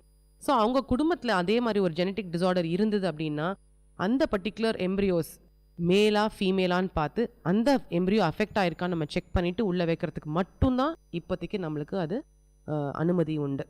ஸோ அதை நம்ம பண்ண முடியும். அது நம்ம நல்ல விதமாக அதை நம்ம பண்ணி, ஏன்னா அது ஒரு அஃபெக்டட் எம்ப்ரியோவை தூக்கி நம்ம உள்ளே வச்சு நாளைக்கு அந்த பிள்ளை ஒரு ஜெனட்டிக் டிசார்டரோட பிறக்கிறத விட அதை நம்ம டிஸ்கார்ட் பண்ணுறது பெட்டர் அப்படிங்கிறதுக்காக நம்ம அதை பண்ணுறோம். அது அவேர்னஸ்ன்னு நம்ம சொல்லி கொடுக்கும்போது கவுன்சிலிங்க்கு பேஷண்ட்ஸ் வருவாங்க. எடுத்தோன்னே சின்ன சின்ன ஃபேக்டர்ஸ்க்காக பேஷண்ட்க்கு குழந்தை இல்லைன்னு வரும்போது அவங்களுக்கு நாங்கள் ஒரு 3 months டைம் கொடுக்குறோம். நார்மலாக பார்த்தீங்கன்னா WHO இப்போ முன்னாடி 2 yearsக்கு குழந்தை நிற்கலைன்னா அது வரைக்கும் நீங்கள் வெயிட் பண்ணலாம், அதுக்கப்புறம் நீங்கள் டாக்டர்ஸ் அணுகணும் அப்படின்னு சொன்னாங்க. இப்போ WHO வந்து 1 year அன்ப்ரொடெக்டட் இன்டர்கோர்ஸ், அதாவது ரெகுலராக உடல் உறவு வச்ச பிறகும் 1 year குழந்தை இல்லைன்னா நீங்கள் கட்டாயம் டாக்டரை பார்க்கணும் அப்படிங்கிறது தான் இப்போ இருக்கிற ஒரு கைட்லைன். ஸோ அந்த மாதிரி நீங்கள் பண்ணும்போது 1 yearக்குள்ளேயே சில பேர் வருவாங்க, மேம் 6 மாதம் ஆச்சு குழந்தையே நிற்கலை அப்படின்னு வரும்போது அந்த பேஷண்ட்க்கு உடனே எல்லா எக்ஸ்பென்சிவ் டெஸ்ட்ஸையும் எல்லா ப்ரொசீஜர்ஸையும் பண்ணுறதை விட ஒரு 3 monthsக்கு அவங்க எந்த பர்டிகுலர் பீரியடில் ஒன்றா சேர்ந்தா குழந்தை நிற்கும் அப்படிங்கிறத நம்ம சொல்லித்தரோம். ஸோ ஓவியுலேஷன் ஒரு 28 டே சைக்கிளில் around 13th 14th and 15th day according to the patient cycle time வரைக்கும் பார்த்தீங்கன்னா அந்த பர்டிகுலர் பீரியடில் அவங்க உடலுறவு கொண்டாங்கன்னா அந்த ஓவியுலேஷன் அப்போ அந்த ஸ்பெர்ம்ஸ் போய் எக்ஸை மீட் பண்ண முடியும். ஸோ அந்த அவேர்னஸ் ஃபர்டிலிட்டி பீரியடை நாங்கள் அந்த பேஷண்ட்ஸ்க்கு எக்ஸ்பிளைன் பண்ணி ஒரு 3 months நீங்கள் இப்படியே ட்ரை பண்ணிட்டு வாங்க, இப்படியும் உங்களுக்கு குழந்தை நிற்கலாம் 1 yearக்கு அப்புறமா நாங்கள் உங்களுக்கு டெஸ்ட்லாம் பண்ணலாம் அப்படின்னு சொல்லுவோம். So most of the time அந்த 6 monthsல வர பேஷண்ட்ஸ்க்கு ஒரு 90% எங்களுக்கு சக்ஸஸ்ஃபுல்லாக தான் இருக்கும். இப்போ சிகரெட் ட்ரிங்கிங் ப்ராப்ளம் வந்து அதிகமாக இருக்குது. நிறைய பேர் வந்து அதுக்கு அடிக்ட் ஆகிருக்காங்க. ஸோ அதனால் வந்து மலட்டுத்தன்மை வருவதற்கான காரணங்கள் ரொம்ப ஹைக்கில் இருக்கா? டெஃபினட்டாக 100% அது வந்து ஒரு இம்பார்ட்டண்ட் காரணமாக இருக்கலாம். ஏன் அப்படின்னு கேட்டிங்கன்னா இந்த ஆல்கஹால் வந்து ஜஸ்ட் ஸ்பெர்ம்ஸ்க்கு மட்டும் இல்லாமல் ஜென்ரலாகவே அது உடலுக்கு ஒரு ப்ராப்ளம் கொடுக்குது. அதனால உங்களுக்கு ஸ்பெர்ம் கவுண்ட் ரொம்ப கம்மியாகும். ஸ்பெர்ம் கவுண்ட் உங்களுக்கு கம்மியாகும் போது 100% பேஷண்ட் தேவையில்லாமல் IVF or EGSIC வரைக்கும் போகிற மாதிரி ப்ராப்ளம்ஸ் வரும். ஸ்மோக்கிங் ஆஸ் யூஷுவல் எல்லா விதமான ப்ராப்ளம்ஸும் ஸ்மோக்கிங்கில் வரதுனால நம்ம ஜென்ரலாக கவுன்சிலிங் கொடுக்கும்போதே நீங்கள் ஃபர்ஸ்ட் உங்களோட லைஃப் ஸ்டைல் சேஞ்சஸை நீங்கள் கடைப்பிடிக்கணும் அப்படின்னு சொல்லித்தரோம். இப்போ ஜென்ரலாக வந்து ஆண் மலட்டுத்தன்மைக்கு எந்த மாதிரியான ரீசன்ஸ், எந்த மாதிரியான காரணங்களுக்காக ஆண்களுக்கு வந்து மலட்டுத்தன்மை வருவதற்கான ரீசன்ஸ் பற்றி சொல்லுங்கள். ஆண்களுக்கு மலட்டுத்தன்மை இருக்கா இல்லையா அப்படின்னு நம்ம பார்க்குறதுக்கு முதல்ல அவங்களோட விந்து டெஸ்ட் நம்ம பண்ணி ஆகிறோம். விந்தில் வந்து ஜஸ்ட் கவுண்ட் மட்டும் பார்க்காம அந்த ஒரு உயிரணுக்களுக்கும் அந்த ஒரு பர்டிகுலர் அதோட உருவு நல்லா இருக்கா, அந்த நீட்டாக அதோட ஃபுல் ஃபார்ம் மார்ஃபாலஜின்னு சொல்லுவோம், அது நல்லா இருக்கான்னு நம்ம செக் பண்ணுவோம்.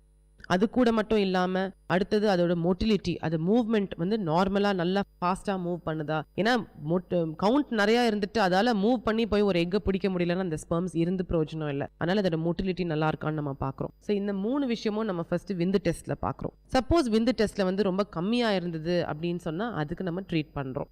விந்து டெஸ்ட்ல விந்தே இல்லை, அந்த சிமெண்ட்ல வந்து ஒரு ஸ்பெர்ம் கூட நம்மளுக்கு கிடைக்கல அப்படின்னு வரும்போது நம்ம அவங்களோட ஸ்க்ரோட்டம் விரையில வந்து ஒரு ஸ்கேன் பண்ணி பார்க்குறோம். அதுல எங்கேயாவது ஒரு அடப்பு இருக்கா இல்லையான்னு பண்ணி பார்க்குறோம். அந்த அடப்பு இருந்தது அப்படின்னு சொன்னா அதுக்கு வந்து ஒரு ஆப்ரேஷன் பண்ணிட்டு அது வேரிகோசீல்னு சொல்லுவாங்க. அதுக்கு நம்ம ஒரு ஆப்ரேஷன் பண்ண உடனே அந்த திரும்ப அது வந்து அந்த ஃப்ளோ நல்லா வரும் அண்ட் தென் பேஷண்ட்க்கு கன்சீவ் ஆகிறதுக்கு வாய்ப்பு இருக்கு. பட் அதுல அடப்பும் இல்லாம இருந்தது அப்படின்னா then we explain to them, நீங்க வந்து சர்டன் பர்டிகுலர் டெஸ்ட் இருக்கு, நம்ம டீசா பீசா அப்படின்லாம் சொல்லுவோம். ஸோ அதெல்லாம் நம்ம பண்ணி நம்ம டெஸ்ட் பண்ணி பார்ப்போம். இப்போ ஆண்களுக்கு சொல்லியாச்சு, பெண்களுக்கு எந்த விதத்தில் இந்த மலட்டுத்தன்மை வருவதற்கான ரீசன்ஸ் அதிகமாக இருக்குது? பெண்களுக்கு மெயினாக வந்து நம்ம சொல்கிறது ஓவியுலேஷன் அப்படின்னு சொல்கிறோம். அந்த முட்டைப்பை அப்படி ஓவரிஸ் அப்படிங்கிறது 2 சைட்லேயும் இருக்கும்.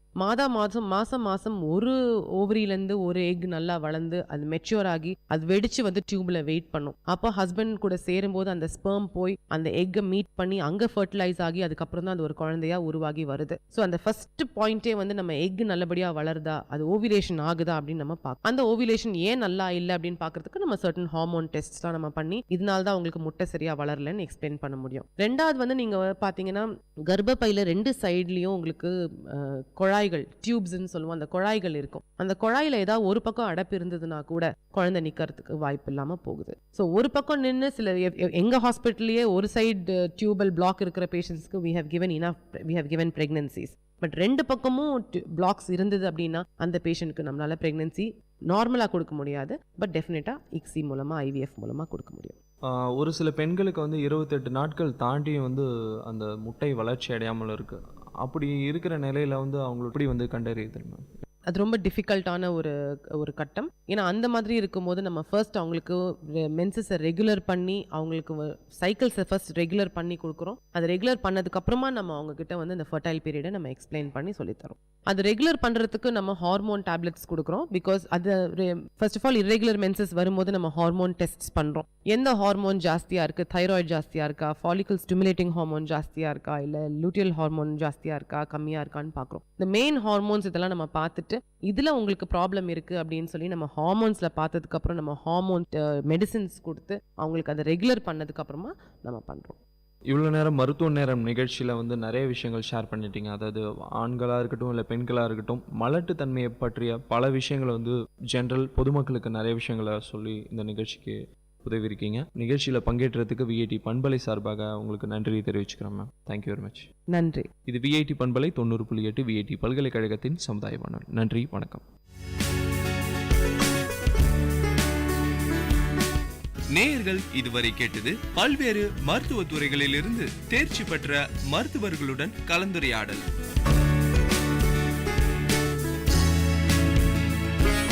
மருத்துவ நேரம் விஐடி பண்பலை 90.8. நன்றி, வணக்கம்.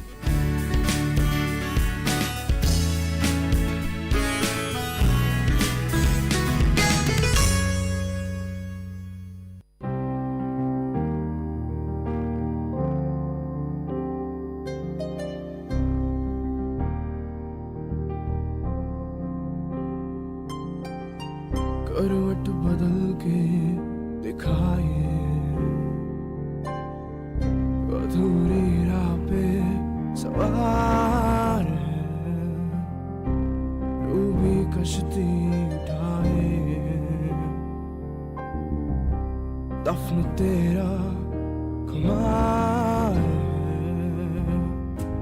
तेज है ये हवाएं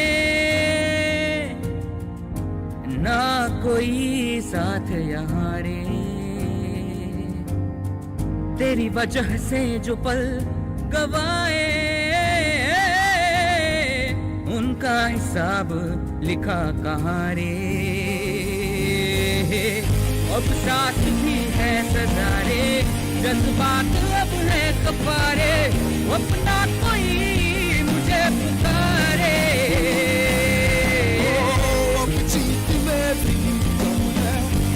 aşk seviyorum ama hadsiz adam sahare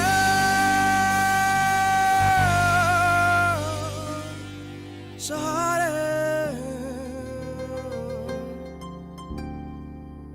sahare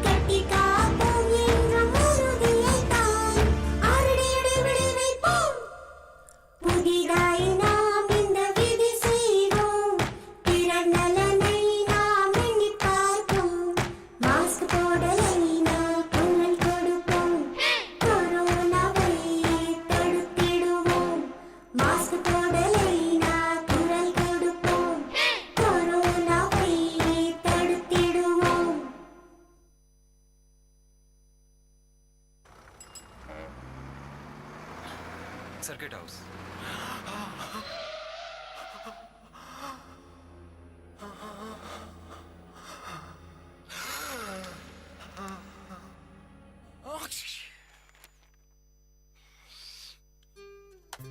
Spread of novel coronavirus can be stopped. Covering your mouth with hanky and tissue while coughing and sneezing could stop spreading it. Help us to help you. Visit your nearest health facility if you have cough, fever, or difficulty in breathing, or contact helpline number 9111 2397 8046.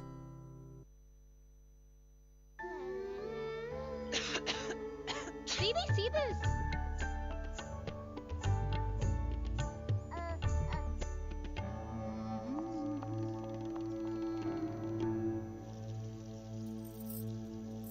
Spread of novel coronavirus disease can be stopped. Washing your hands with soap after coughing and sneezing and before holding your child could stop spreading it. Help us to help you. Visit your nearest health facility if you have cough, fever, or difficulty in breathing, or contact helpline number 9111 2397 8046.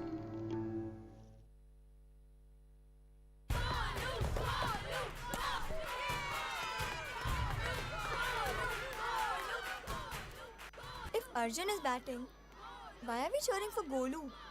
He isn't even here. Arey, you don't know. He hasn't come so that we don't get infected. Spread of novel coronavirus disease can be stopped. Staying away from public places when you have fever with cold and cough could stop spreading it. Help us to help you. Visit your nearest health facility if you have cough, fever, or difficulty in breathing, or contact helpline number 9111 2397 8046. Wednesday or Friday को होता है. तुमको क्या problem है? Is the doctor there, sir? I had fever with cough. Thought I should get it checked.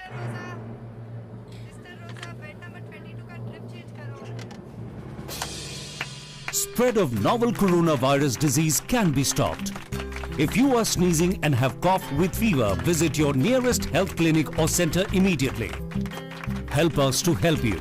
Visit your nearest health facility if you have cough, fever, or difficulty in breathing, or contact helpline number 9111 2397 8046.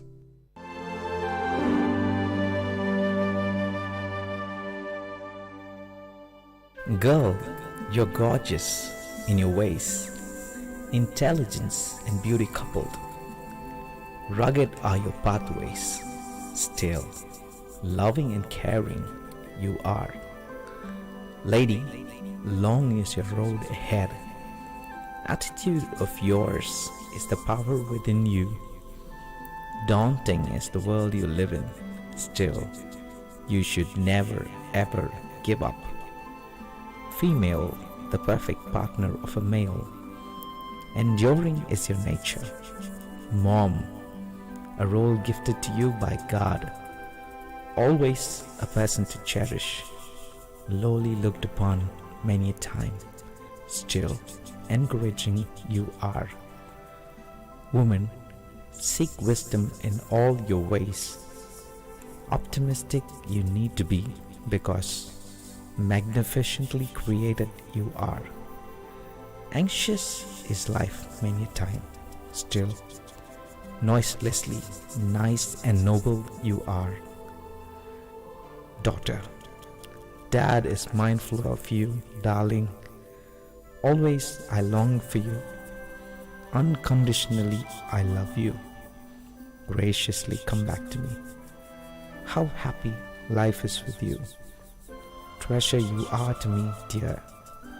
Exhausted you may feel at heart, still rekindle your love for me. Dad, happy Women's Day.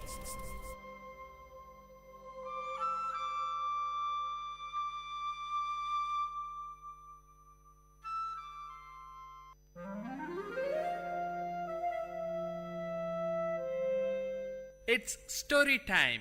In Vit Community Radio 90.8, you are going to listen to a short story written and narrated by Professor Pranesh Kumar, Vit University.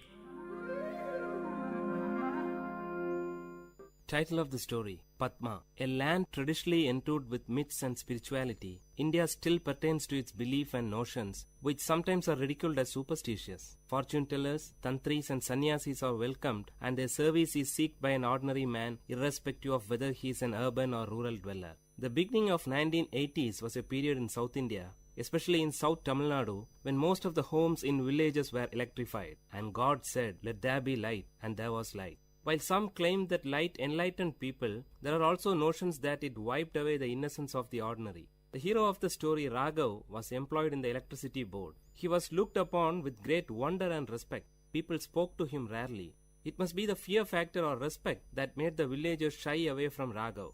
Raghav was in his 40s. He had a fearful appearance with a huge imperialistic mustache, reddish eyes, and a gigantic figure which would scare away children. It was 6:30 p.m. Raghav rushed to the tea shop close to the Panchayat office. Mohan and Aji were waiting there for his arrival. In the dim light, Raghav could rightly locate them from a few meters away with the illuminated cigarettes on their lips. The silence of the eve was beautiful, with a movie song from the Tamil movie 16 Vayadinile that was ascending from the tea shop radio. The atmosphere was disturbed in intervals by a scratch noise. Probably it's the tea shop owner cleaning his vessels. Raghav, Mohan and Aji were friends right from their childhood days. Mohan and Aji were unemployed but survived on the income from their ancestral property. Among them, Mohan was the youngest. He differed from his friends, wearing a bell-bottomed pant and with a peculiar hairstyle that was trendy among youths of the time. Coming close to his friends, Raghav stopped, got on from the cycle and flipped down the stand, leaving it to rest. Aji offered a cigarette to Raghav. Before placing it between his lips, Mohan lighted it for Raghav with his own. The conversation began immediately after Raghav had 2 strong puffs of the dry tobacco roll. Aji, shall we proceed with it? Raghav, with what? Removing the cigarettes from his mouth. Mohan, should we narrate it again? Don't you remember the plan that we told you yesterday? Raghav, but I told you that I have very little knowledge about mantras. Did I not? Aji, so you are the right person. You have the little knowledge that we need. After giving a deep thought, Raghav replied. Raghav, okay then, let's give a try. But only if you support me. Both the friends cheered as they were waiting for this word from Raghav. As it used to be, a wealthy landlord of the nearby village had a beautiful daughter. The fairy girl was possessed by the evil spirit Raktarashas, a bloodthirsty evil spirit. The landlord was much worried since it was the time when he was almost successful in fixing a bridegroom for his daughter Padma. Padma was then alienated. She sat at the corner of a dark room, staring at the window with wet eyes. She expressed a peculiar symptom. No one in the house went close to her. If that happened, she bit her own flesh to suck blood, thus scaring away others. Prayers and special pujas with offerings to the local deities were made. Kalam puja during midnight and all other means were tried but in vain. The distressed landlord promised a lump sum of 5,000 rupees for any tantri who would ward off the Raktarashas from his daughter. 5,000 rupees was a lump sum then. The secret news of Padma spread throughout the village.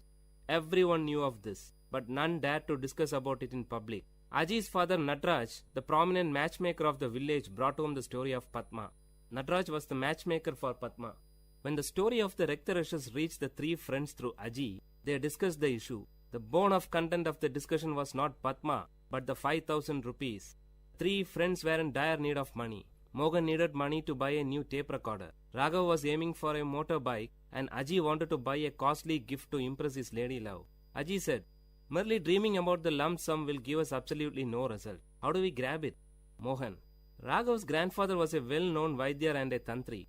He was also an expert in warding off evil spirits. Raghav, oh, that old man.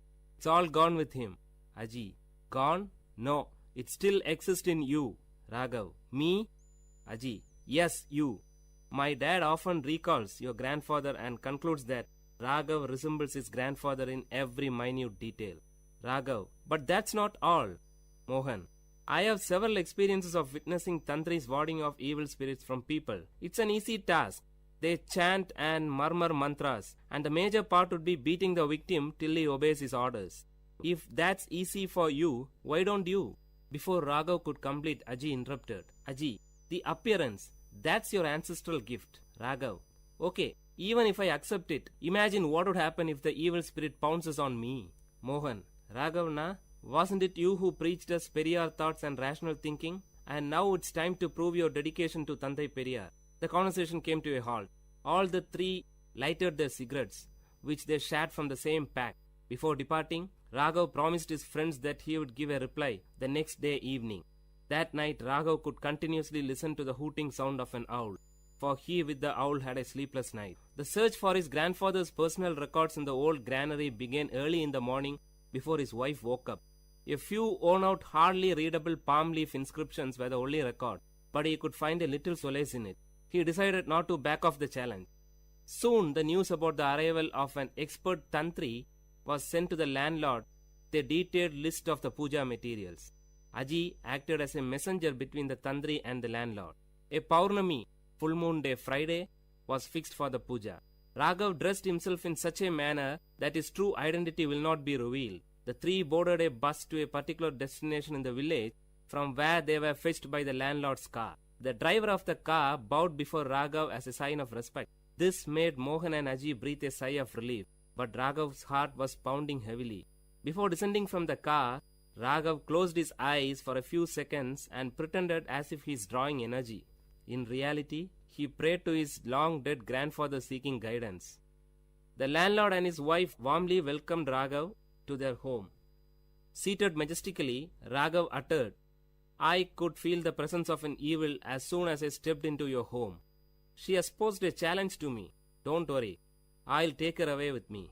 Meanwhile, Mohan and Aji were busy in the backyard creating the ambience for the puja, which was scheduled to begin soon. Raghav was taken to the isolated room where Padma was held captive. As soon as he stepped in, the light was switched on by the landlord. Raghav's red eyes opened widely and he fixed his gaze on Padma, who was seated on the floor in a corner. Padma did not react immediately at the presence of Raghav, probably because she had had enough experience with tantris quite often by then. Raghav's eyes were still set strong on Padma. Actually, he was stunned by the unblemished beauty of Padma, a beauty that makes one speechless. When Raghav moved close to her, she screamed violently, and in the peak of her fits, she bit her arm close to the elbow along with her garment. Immediately, blood gushed from her mouth and arm. Seeing this, Raghav was taken aback, but did not react. Padma now fainted and threw herself on the floor. She wore a half sari. The visible portions of her body showed red scars, which must have been the result of the beatings she received from the earlier tantris. She lay down like a white hibiscus with red marks. Coming back, Raghav sat before the holy fire and started chanting few mantras as tantris do. He wore a red-colored dhoti and tied a red-colored scarf around his forehead. Flowers and herbs were dropped into the sacred fire with closed eyes and lip chanting mantras. It was midnight. The landlord and his wife witnessed the scene with utmost dedication. After a few minutes, Raghav ordered Aji and Mohan to bring Padma. They both disappeared into the house. Soon a scream was heard. The noise increased as Padma was brought to the backyard. She was screaming violently, trying to free herself from the clutches of the two. The highest form of compassion and concern was expressive on the face of Padma's mother. Padma sat helplessly staring at the fire. The blood stains on her face were now clearly visible through the flames. After a few moments, Raghav stretched his arm towards Aji to get a stick from him. Standing up, Raghav started beating Padma violently. Padma did not react. She sat still. No one would ever dare to harm such an innocent beauty. It was as if beating a tender baby for no reason. Probably this feeling must have stopped Raghav from proceeding further. With his reddish burning eyes, he looked ferociously at Aji and handed the stick to him, cueing him to continue with beating. While Aji continued, Raghav shouted, "Will you leave this body?" For which Padma gave a loud cry, "No." Not able to witness the scene, Padma's mother left the place with panic, followed by her father. Second expanded to minutes, and minutes to hours. In another couple of hours it would be dawn. The voice of Padma became faint. She hardly opened her mouth, but shook her head rhythmically to convey the message, "No, no." Padma was wet with sweat and blood.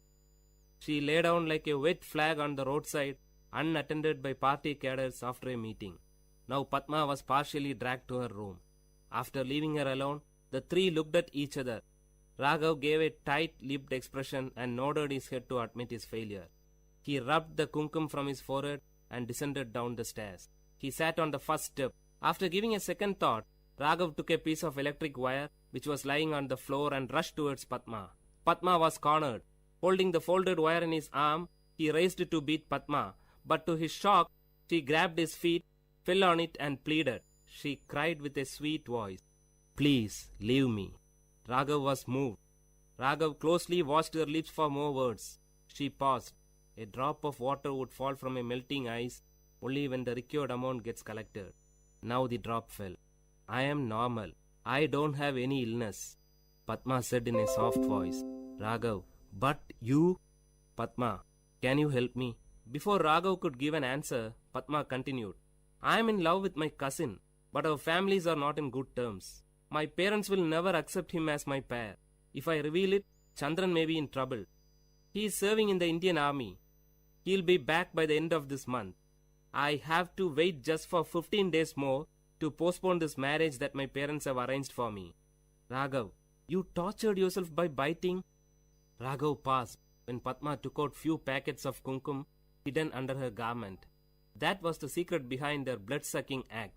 Raghav was stunned. Padma continued, I know you are not a tantri. Hearing this, Raghav touched his face and dress with his fingers to make sure if his makeup hasn't deceived him. You never uttered a correct mantra. Raghav expressed a surrendered look of a child in front of his mother. Padma continued, my parents will not let me out of the house. Those were the days when women were denied freedom to move about, especially after the marriage is being fixed. In most of the communities, women did not have any freedom in choosing their life partners too. It was considered wrong for a woman to express her opinion about the choice of her parents. Some women considered that pretension of being possessed by an evil spirit was the only way by which they could get an outlet to express their views. Whatever she uttered in this form was considered as a word of the spirit which possessed her. Padma was one such victim. Raghav was deeply moved by the depth of love that Padma had for Chandran. She had withstood all the humiliations of the Tantri for her love. Padma carefully stood up, stretched her hand towards the picture of goddess Lakshmi, and took a piece of paper which was hidden behind it. She carefully handed the paper to Raghav. Can you inform Chandran that my parents are busy in getting me married to another man? Please? Raghav took the paper and looked into the contact details. Nodding his head as a sign of acceptance, he moved out. Just as he stepped out of the room, he could hear the murmuring sound of his friends outside. Then something struck him. He swiftly turned back to Padma. Holding the paper in one arm and the other arm holding the door, Raghav uttered to Padma in a feeble sound, Can you do us a favor? Padma looked at Raghav with an expression that signaled proceed. Raghav, I assure you that we will unite you with Chandran. But till then, can you stop this self-punishing at least for our sake? Hearing this, like streams of water in a dry place, Padma's lips started to smile after a long time. Padma, don't worry, you will get your reward. The word was kept. Years passed, and today Padma and Chandran are happy with their children and grandchildren. Today, as the opinion of women is being sought by their parents for all the factors that concern their life, the cases of women possessed by evil spirit in the society has declined.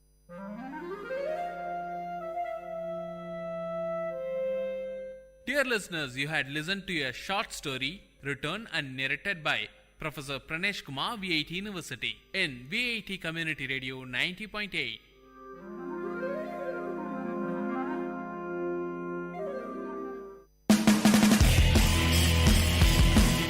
உங்கள் VIT பண்பலை 90.8 வழங்கும் கருத்துக்களம். மக்கள் கருத்துக்கள் அரங்கேறும் ஒளித்தளம். உங்கள் குரல்களில் ஒருங்கிணையும் கருத்துக்களம். VIT பல்கலைக்கழகத்தின் சமுதாய வானொலியில்.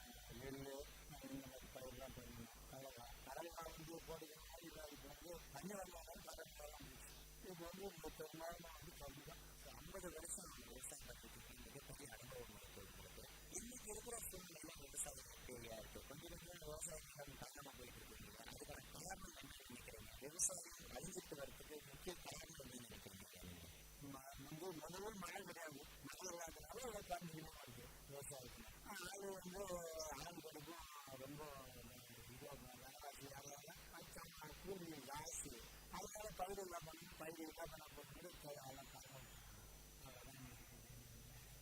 50 வருஷத்துல பயன்பட்டு ஒவ்வொரு 10 வருஷத்துக்கு என்ன பயிரில் மாற்றம் இருக்குங்களா? இப்போ இருக்கிற சூழ்நிலைக்கு மணல் பற்றாக்குறைன்னு சொன்னீங்க. இப்போ என்ன பயிர் வைக்கிறீங்க? இருக்கிற சூழ்நிலை வந்து கரும்பு பயிர் தான், எதுவும் மண் வேறு எதுவும் பயிர் ஜாஸ்தி பெரும்பாலும் வந்து கரும்பு தான். அன்னைக்கு இருந்த விளைச்சலுக்கும் இன்னைக்கு இருக்கிற விளைச்சலுக்கும் எப்படி இருக்கு? அன்னைக்கு வந்து விலைவாசி கம்மியாச்சு, நல்லா இருந்துச்சு விளைச்சல். இன்னைக்கு விலைவாசி வந்து உயர்த்து விளைச்சல் கம்மியாச்சு. அதெல்லாம் ஆட்கண்ணு இப்பெல்லாம் கண்டு கம்மி விவசாயம் தண்ணி உப்பாகி போச்சு, தண்ணியும் கம்மியாக கிடையாது, தண்ணியும் குறைஞ்சி போச்சு. அது வந்து தண்ணி வராமல் தண்ணி இப்போ தண்ணியும் குறைஞ்சி போச்சு. அது இருக்கிற தண்ணி பயிருக்கு தண்ணி குறைஞ்சு பயிர் வச்சு மழை அளவு குறைஞ்சதுனால நிலத்தடி நீர் மட்டமும் குறைஞ்சி வச்சுன்னு சொல்லிச்சு. அதுவும் மழையும் குறைஞ்சி போச்சு. மழையாற்றுனால 3 இடம் போட்டு எல்லாம் 4 5 போர்டு போடுறாங்க. அதெல்லாம் இந்த இடத்துல போர்டு போட்டவங்க தண்ணி கிடையாது. அதெல்லாம் கூலி பிரச்சனை இருக்கிற கணக்கு அந்த காலத்தில் தான் காணு அந்த தண்ணி இருக்கிற தண்ணி வச்சு ஓடிக்கிறாங்க. இருக்கிறது சமாளிக்கிறாங்க. சரிங்க. இப்போ இருக்கிற விவசாய முறைகளில் நீங்கள் 50 வருஷம் விவசாயம்னு சொல்லியிருக்கீங்க. இப்போ பெரிய அனுபவம் வாய்ந்த விவசாயி எந்த மாதிரியான உரங்களை நீங்கள் பயன்படுத்துறீங்க? இயற்கை உரம் பயன்படுத்துறீங்களா, செயற்கை உரம் பயன்படுத்துறீங்களா? ஜாஸ்தி வந்து தழை எரு அது இப்போ வந்து எல்லாம் நம்ம கம்பு பண்ணனால மரமத்தெல்லாம் இருந்துச்சு. எரு ஜாஸ்தி பெருமானமாக எரு யூஸ் பண்ணோம். இந்த மருந்து வந்து காங்கிரஸ் யூரியா இதுதான் இயற்கை உரம் பயன்படுத்துறது. இப்போ கொஞ்சம் மாறி செயற்கை உரம் பயன்படுத்துறீங்க. அது அதை பண்ணுறது.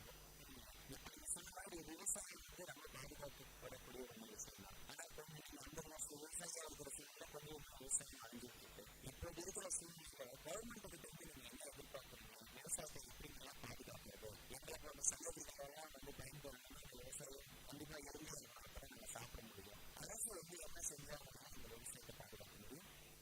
மாநிலத்திலும் வந்து அது இது விட இப்போ அது கூட விலைவாசி இங்கே 100 ரூபா மட்டும் இங்கே 300 போச்சு. அதில் இப்போ 2000 ரூபா கூட அரசு இருக்குது. ஜியோலாம் 1500 1500 இருக்குது. மண் மதியம் வருஷத்துக்கு முதல்ல காப்பீடு பில்லு அது வரும். அரசாங்கம் எல்லாம் உதவி செஞ்சு தான் நாங்கள் மேலே போக முடியும். அது வீடியோ அதெல்லாம் செய்யுது. அது கரும்பு ஆனாருக்கு விற்கிறோம். மில்லில் ஓட்டணும் கரும்பு இந்த மாதிரி இருக்காங்க எல்லாம் இன்னும் பிள்ளைங்க அது வர பில்லு வராது, அது வர வைக்காது. இந்த மாதிரிலாம் விவசாயத்துக்கு அதுக்கு பண்ண முடியாது. சும்மா நாம் இருந்து என்ன பண்ண போகிறோம்? நம்ம சொத்து சம்பாதிச்சு அந்த காலத்தில் இருக்குது பயிர் வைக்கணும். விவசாயம் வந்து விளைச்சல்கள் இருக்கு, அவங்களுக்கு அதை குறைக்கணும்னு சொல்லியிருக்கீங்க. கண்டிப்பாக உங்களுடைய 50 விவசாய அனுபவம் வந்து கண்டிப்பாக பாதுகாக்கப்படக்கூடிய வாழ்த்துக்கள். நன்றி. இன்னைக்கு இருக்கிற விவசாய முறைகள் எப்படி இருக்கு? விவசாயம் என்னென்ன வந்து பாதுகாப்பான நடவடிக்கைகள் மேற்கொள்ளணும் அப்படின்ற மாதிரியான கருத்துக்கள் விவசாயிகள் சொல்லிட்டு இருக்காங்க. இல்லை நம்ம கிட்ட ஒரு ஐயா இருக்காங்க, அவர்கிட்ட பேசலாம். வணக்கம். உங்கள் பேர் சொல்லுங்க, உங்களுடைய ஊர் சொல்லுங்க. இப்போ தர்மலிங்க சேவூர். ஒரு 10 வருஷம் விவசாயம் பண்ணியிருக்கேன். விவசாயம் பண்ணுறோம், ஆனால் அதுக்கு உண்டான இது கிடைக்கிறது. விவசாயம் செய்யணும்னா அதுக்கு உண்டான மதிப்பு கிடைக்கிறது. விவசாயத்துக்கு மேற்கொண்டு தண்ணியெல்லாம் உப்பாகிடுச்சு. இந்த பாலாறு தண்ணி வந்து கூட உப்பாகிடுச்சு. அதனால் விவசாயத்தை நம்மளால் சரியான முறையில் பயன்படுத்த முடியும். அதுக்கு தகுந்த மாதிரி அவங்களும் ஆஃபீஸர்கள்லாம் விவசாயம் பார்ப்பாங்க. இது விஷயம் இப்போ யாரும் வரதே கிடையாது. விவசாயம் பக்கம் திரும்பவே கிடையாது. இப்போ நாங்களே போயிட்டு அதிகாரி கிட்ட பேசணும்னாக்கா இப்போ அதிகாரி கலெக்டர் போயிட்டப்பா அங்கே யாரும் இல்லைப்பா இது கிடைக்கிறப்பா அது கிடையாது இப்படிலாம் சொல்கிறாங்க. விவசாயம் நாங்கள் செய்கிறோம், ஆனால் அது தகுந்த எங்களுக்கு ஆலோசனை கொடுக்க அதிகாரி நேரம் வரது கிடையாது. மெயின் அதுதான் எங்களுக்கு. அதுக்கு வந்து எங்களுக்கு பக்கம் திரும்புறதே கிடையாது. நாங்களும் இப்போ கேட்டோம்னா அது தகுந்த முறையான ஒரு அட்வைஸ் பண்ண கிடையாது. எங்களுக்கு உழைப்பை கேட்ட ஊதியம் இல்லைன்னு சொல்கிறீங்க. இந்த 10 வருஷம் விவசாயம் பண்ணிட்டு சொல்றீங்க இல்லையா? இன்னைக்கு விதைகளை பொறுத்த வரைக்கும் என்னென்ன மாதிரியான விதைகள் இருக்கு? ஊரியம் மிக்க விதைகள் இருக்குங்களா, இல்லை செயற்கை முறையான விதைகள் இருக்கா, நல்ல பயிர் விளையுதுங்களா நிலத்துல? இந்த விதை வந்து விருப்பமான விதை கிடைக்கிறது. செயற்கை முறை விதை தான் கிடைக்குது எல்லாமே. வேளாண்மைத்துறை கிடைக்கிற விதையும் அப்படிதான் இருக்கு. கடையில் போய் நாங்கள் அந்த விதையும் அப்படிதான் இருக்கு. நாங்களே உற்பத்தி பண்ணுற விதையை இது பண்ணோம்னாக்க ஒரு முறை விதையாக மறுபடியும் அது விதையாக மாட்டோம். அந்த விதைக்கூடிய இது கிடைக்கும். இதுதான் எங்களுடைய விருப்பம். அதுக்கு வந்தாங்கன்னாக்கா அதெல்லாம் வந்து இன்னும் சாதெல்லாம் போட்ட மாதிரி நாங்கள் பயிர் வைப்போம். ஆனால் இப்போ வந்து கெமிக்கல் தான் நிறைய யூஸ் பண்ண முடியும். நெசம் வந்துருக்குது. அது பத்தாது ஒரு பக்கம் விலைவாசி ஏற்படுது, ஒரு பக்கம் பச்சை நிறைய போனாக்க இப்போ எடுத்துன்னு டேஜ் எடுத்துன்னு ஏற்பட்ட 1000 அது எடுத்துன்னு நம்ம கையில் போட்டோம்னா 1400 செலவாகும் பண்ணாங்க. அதை வச்சு நம்ம என்ன பண்ண முடியும்? இப்போ நெல் போயிட்டு நாங்கள் நகரனாக்கா அந்த நெல்லுடைய மதிப்பு வந்து வெறும் 800 மண்டி பேருக்கு இங்கே போனாக்கா 12 போனாக்கா அந்த சில மதிப்பீடு கிடையாது. சேமிப்புக்கிறோம் அவங்க கிட்ட போனாக்கா அது இல்லப்பா நாலு இருக்கோப்பா நீ இருக்காதுப்பா ஆள் இல்லப்பா அப்படின்னு சொல்லுவாங்க. அதனால ஆக்சுவலி இப்போ நாங்கள் நேரம் வண்டிக்கு எடுத்துருப்போம். வண்டிக்கு எடுத்துட்டு போனால் வண்டியாக கமிஷன் அது இது எல்லாம் எடுத்துட்டு எங்களுக்கு 800 ரூபாய் ஒரு மாதிரி போட்டுருக்கோம். அது நான் செலவு பண்ணி என்ன ப்ராப்ளம் ஒரு ஏவராக குறைந்தது எங்களுக்கு 40 மூட்டை 30 மூட்டை வரல. ஆனால் 20 மூட்டை கூட அவங்களுக்கு மதிப்பு கிடைக்கிறது பணம் கிடைக்கிறது. அதனால விவசாயம் இந்த மாதிரி பக்கத்துக்கு அது நிறைய இது ஆகும். விளைவிச்ச பொருட்களுக்கு இடைத்தரகர்கள் இல்லாமல் அரசு கொள்முதல் பண்ணணும்னு சொல்றது நல்ல ஒரு கருத்து தான். இல்லையா சொல்ற மாதிரி இருக்கிற சூழ்நிலை விவசாய நிலங்கள் ஒரு பக்கம் தமிழ்நாட்டை போயிட்டு இருந்தாலும் நீர் பற்றாக்குறை அதிகமான ஒரு விஷயமா இருக்கு. இப்போ இருக்கிற நீரை பயன்படுத்தி எப்படி பாதுகாப்பான முறையில் விவசாயம் பண்றது?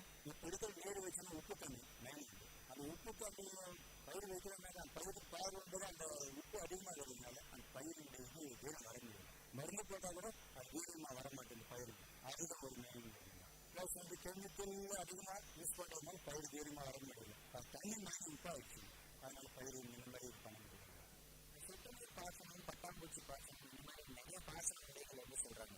அதெல்லாம் பயன்படுத்துறதுனால விளைச்சல் ஏதாச்சும் பெறுவதற்கான வாய்ப்புகள் இருக்குங்களா? அதில் நீரை தெளிவான நீரை பயன்படுத்தி நல்ல விளைச்சல் ஏற்படுத்த முடியுமா? சொட்டு நீர் பாசனம் வந்து அந்த பண்ணுக்கு அது யூஸ் ஆக முடியாது. வெறும் இந்த தென்னம் போட்டு வளர்ச்சி போட்டு ஆனால் கரும்பு பயிரில் வந்து அது முடிவு அது செலவு அதிகமாகுது. எனக்கு எப்பவும் ஆப்போசிட் பிட்டாக போகிறாங்கன்னா சொட்டு நீர் பாசனம் முடிவு அவன் 50 பிரச்சனை அதிகம் அது தகுந்த நாங்கள் விடுதலை அதை அழைச்சிட்டு வர முடியல. அது வாக்கினவா இது வாக்கினவா அந்த ஆஃபீஸுக்கு போய் இந்த ஆஃபீஸுக்கு போய் அங்கே இருக்க மாட்டேன். இதுவே போனால் ஒரு 5 வருஷம் போனால் விவசாயத்துக்கு தமிழமா நம்ம நல்லா இருக்க பிரச்சனை இல்லைதான் வீட்டுக்கு போய் மாட்டேன் நிலைமை இருக்கிறாங்க. இருக்கிற சின்ன பெரும்பறை விவசாயிகள் பெரும்பறை விவசாய நிலங்கள் இருந்த பொழுது வந்து அரசு சார்ந்த விஷயங்கள் நிறைய சப்போர்ட்டவாக இருக்கணும் அப்படின்னு சொல்லி எதிர்பார்க்குறீங்க. அதுதான் நினைக்கிறேன். ஆனால் அரசு அந்த கலந்த வரைக்கும் இல்லை. விவசாயம் சப்போர்ட் பண்ணல அரசு. ஏன்னா அரசு அதிகாரிகள் சப்போர்ட் அரசுக்கு தான் நம்ம ஒர்க் பண்ண முடியும். ஒரு மாநிலம் போட்டாங்க நம்ம மாநிலத்தில் என்னன்றாங்க மாநில விவசாயத்துக்கு விவசாயிச்சுப்போம். அது கவர்மெண்ட் அது இது பண்ணப்பா அது அங்கே ஒரு ஆர்டர் கொடுக்கலாம். விவசாயம் என்ன மாதிரி விவசாயம் பண்ணாங்க அது 50 கொஸ்டி பண்ணுறாங்க. என்னால் பண்ண முடியல அதை செய்ய முடியல. அதனால விவசாயம் பண்ணுறதா இல்லைன்ற முடிவு தான். இப்போ இருக்கிற சூழ்நிலையில் நிலத்தடி நீர் ஒரு பணி பண்ணிட்டு இருக்கு. அது பண்ணிட்டு மாதிரி விவசாயம் நிலங்களும் பண்ணிட்டு வீட்டு பண்ணிக்கலாம் தொழிற்சாலை இல்லாமல் இருக்கு. இதை தடுக்கிறதுக்கு என்ன பண்ணணும்? அது தடுக்கிறதுனா விவசாயிக்கு பெருமை அரசாங்கம் உதவி பண்ணணும். இப்போ நீங்கள் நிலம் வைக்காத நான் உங்களுக்கு ஹெல்ப் பண்ணுறேன், நான் உங்களுக்கு அதிகாரம் அனுப்புகிறேன், உங்களுக்கு ஹெல்ப் பண்ணுறாங்க, நீங்கள் விவசாயம் பண்ணுங்க, அந்த பொருள் நாங்கள் எடுத்துன்னு போயிட்டு சேவிங் பண்ணி உங்களுக்கு கொடுக்குறாங்க, காசு கொடுக்குறோம். அந்த விவசாயிகிட்ட வந்து ஒவ்வொரு அதிகாரம் இருக்கணும். அரசாங்கம் சப்போர்ட் பண்ணாதான் விவசாயம் பண்ண முடியும். அரசாங்கம் சப்போர்ட் பண்ண விவசாயம் பண்ணணும்னு ரொம்ப கஷ்டம். சரிங்களா? நீங்கள் சொல்கிற மாதிரியான விஷயங்கள் வந்து விவசாயம் செய்யறதுக்கு நிறைய கஷ்டங்கள் இருந்தாலும் விளைவிச்ச பொருட்களை வந்து விற்பனை பண்ணுறதுக்கு போதுமான விலை கிடைக்காதவங்க நிறைய கஷ்டங்கள் இருக்குன்னு சொல்லிட்டு இருக்கீங்க. இந்தியா வந்து ஒரு விவசாய நாடுன்னு சொல்லிட்டு இருக்கோம். விவசாயம் இருந்தால் தான் நம்ம எல்லாம் நல்ல முறையில் வாழ முடியும். சரிங்களா? விஐடி கம்யூனிட்டி ரேடியோ சார்பாக உங்களுக்கு வாழ்த்துக்கள். வணக்கம் ஐயா, உங்கள் பேர் சொல்லுங்கள், உங்களோட ஊர் சொல்லுங்கள்.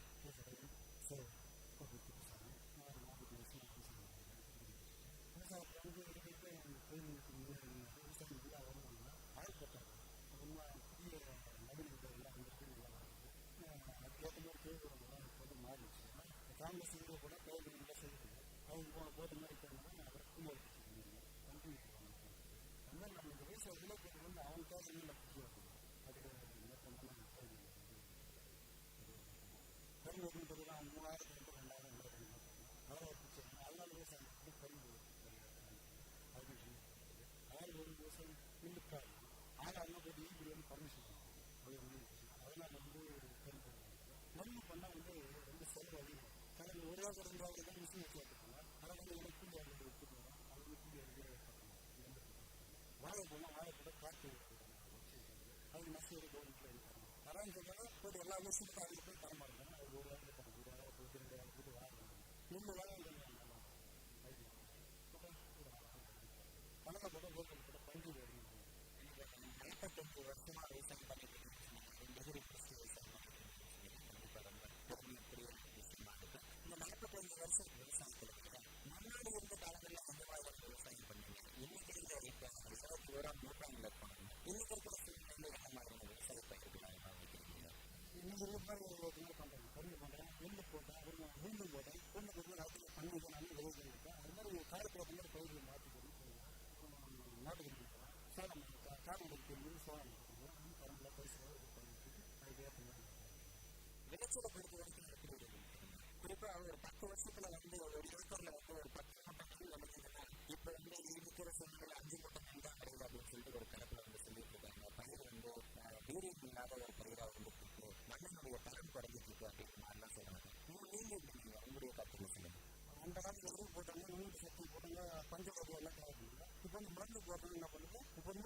ஆகுது. இன்க்ரீஸ் ஆகாமல் இல்லை. அதுக்கப்புறமா செலவு பண்ண முடியும் விவசாயம் பணம் கொடுக்குறது அந்த விவசாயம் பண்ணாங்க. ஆள் போடுற வரிசை முறையில் ஆடு நெல் போட்டு உயிரிழப்பு நாள் போட்டால் தான் நல்லா போடுறது. முன்னாடி நான் போட்டுருந்தேன். ஆடு போட்டாங்க. ஆடு வரமாட்டாங்க. கூடி வந்து வரமாட்டாங்க. அது வந்து ஆள் வரணும். மருந்துலாம் அதிகமாக இருக்குது. இது வந்து 900 அது 300 நாள் போச்சு. இப்போ 900 ரூபாய் கொடுத்து ஒரு கூட தீ கொடுக்கணும்னா பண்ணுவாங்க. நான் அது மட்டும் போட்டால் அந்த பயிர் வச்சுருக்கீங்க. அப்போ தான் முன்னூறு சத்து மண்ணுடைய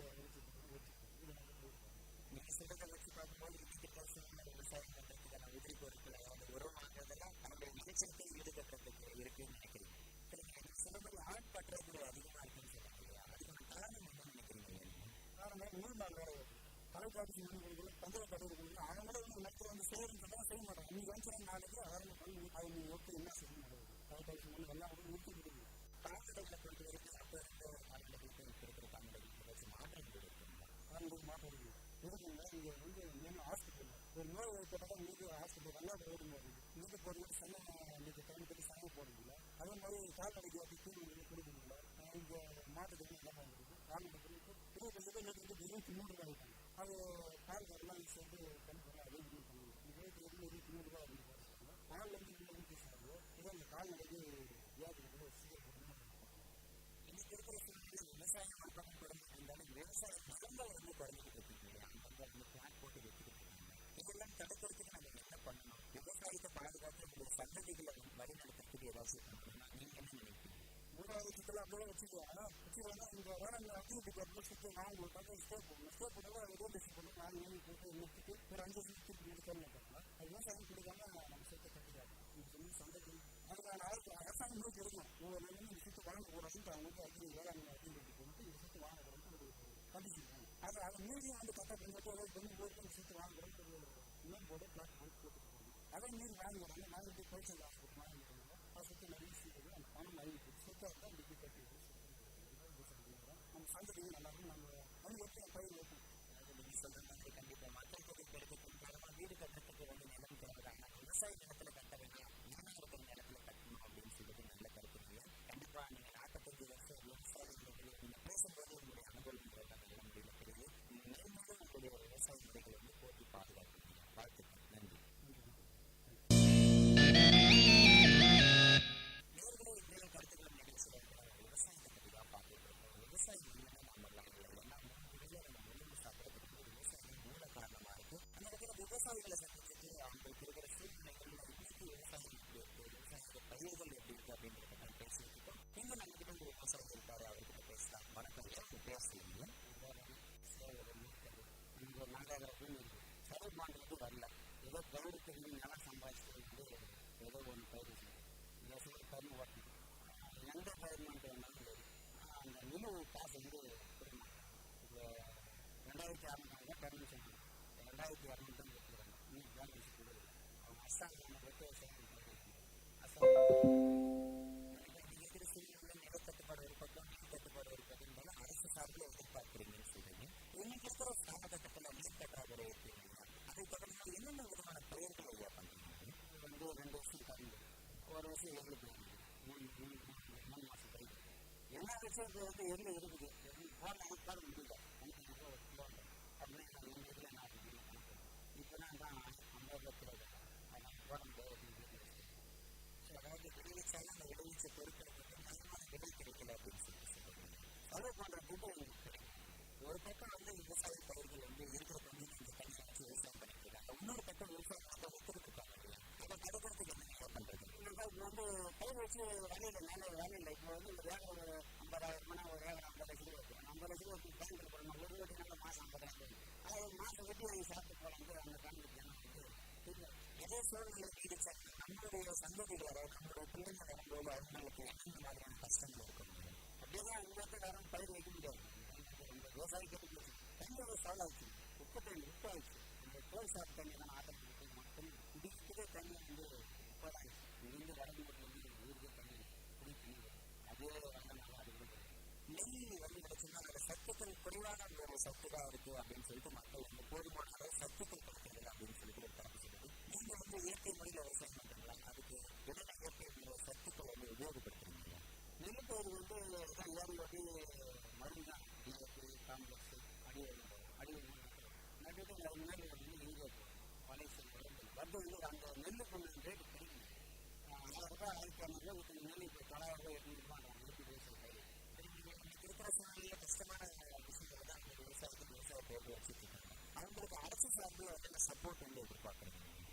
சப்போர்ட் பண்ணுறது இல்லை வந்து இந்த லோன் போட்டு காசு வாங்கி பயிர் அந்த வட்டியை கடமை எப்படி பயிர் விவசாயிகளுடைய நிலைமை வந்து ரொம்ப கேள்விக்குரியான ஒரு சூழ்நிலையில் தான் போயிட்டு இருக்கு. விவசாயத்தை போட்டு பார்த்தீங்கன்னா அது அரசாலையும் மக்களாலையும் மட்டும்தான் முடிவு செய்யணும். கண்டிப்பாக ஒரு முயற்சிகள் அனைத்து வெற்றி பெறக்கும் வாழ்த்துக்கள். இப்போ நம்ம கிட்ட ஒரு விவசாயி இருக்காரு, அவர்கிட்ட பேசலாம். வணக்கம், உங்க பேர் சொல்லுங்க.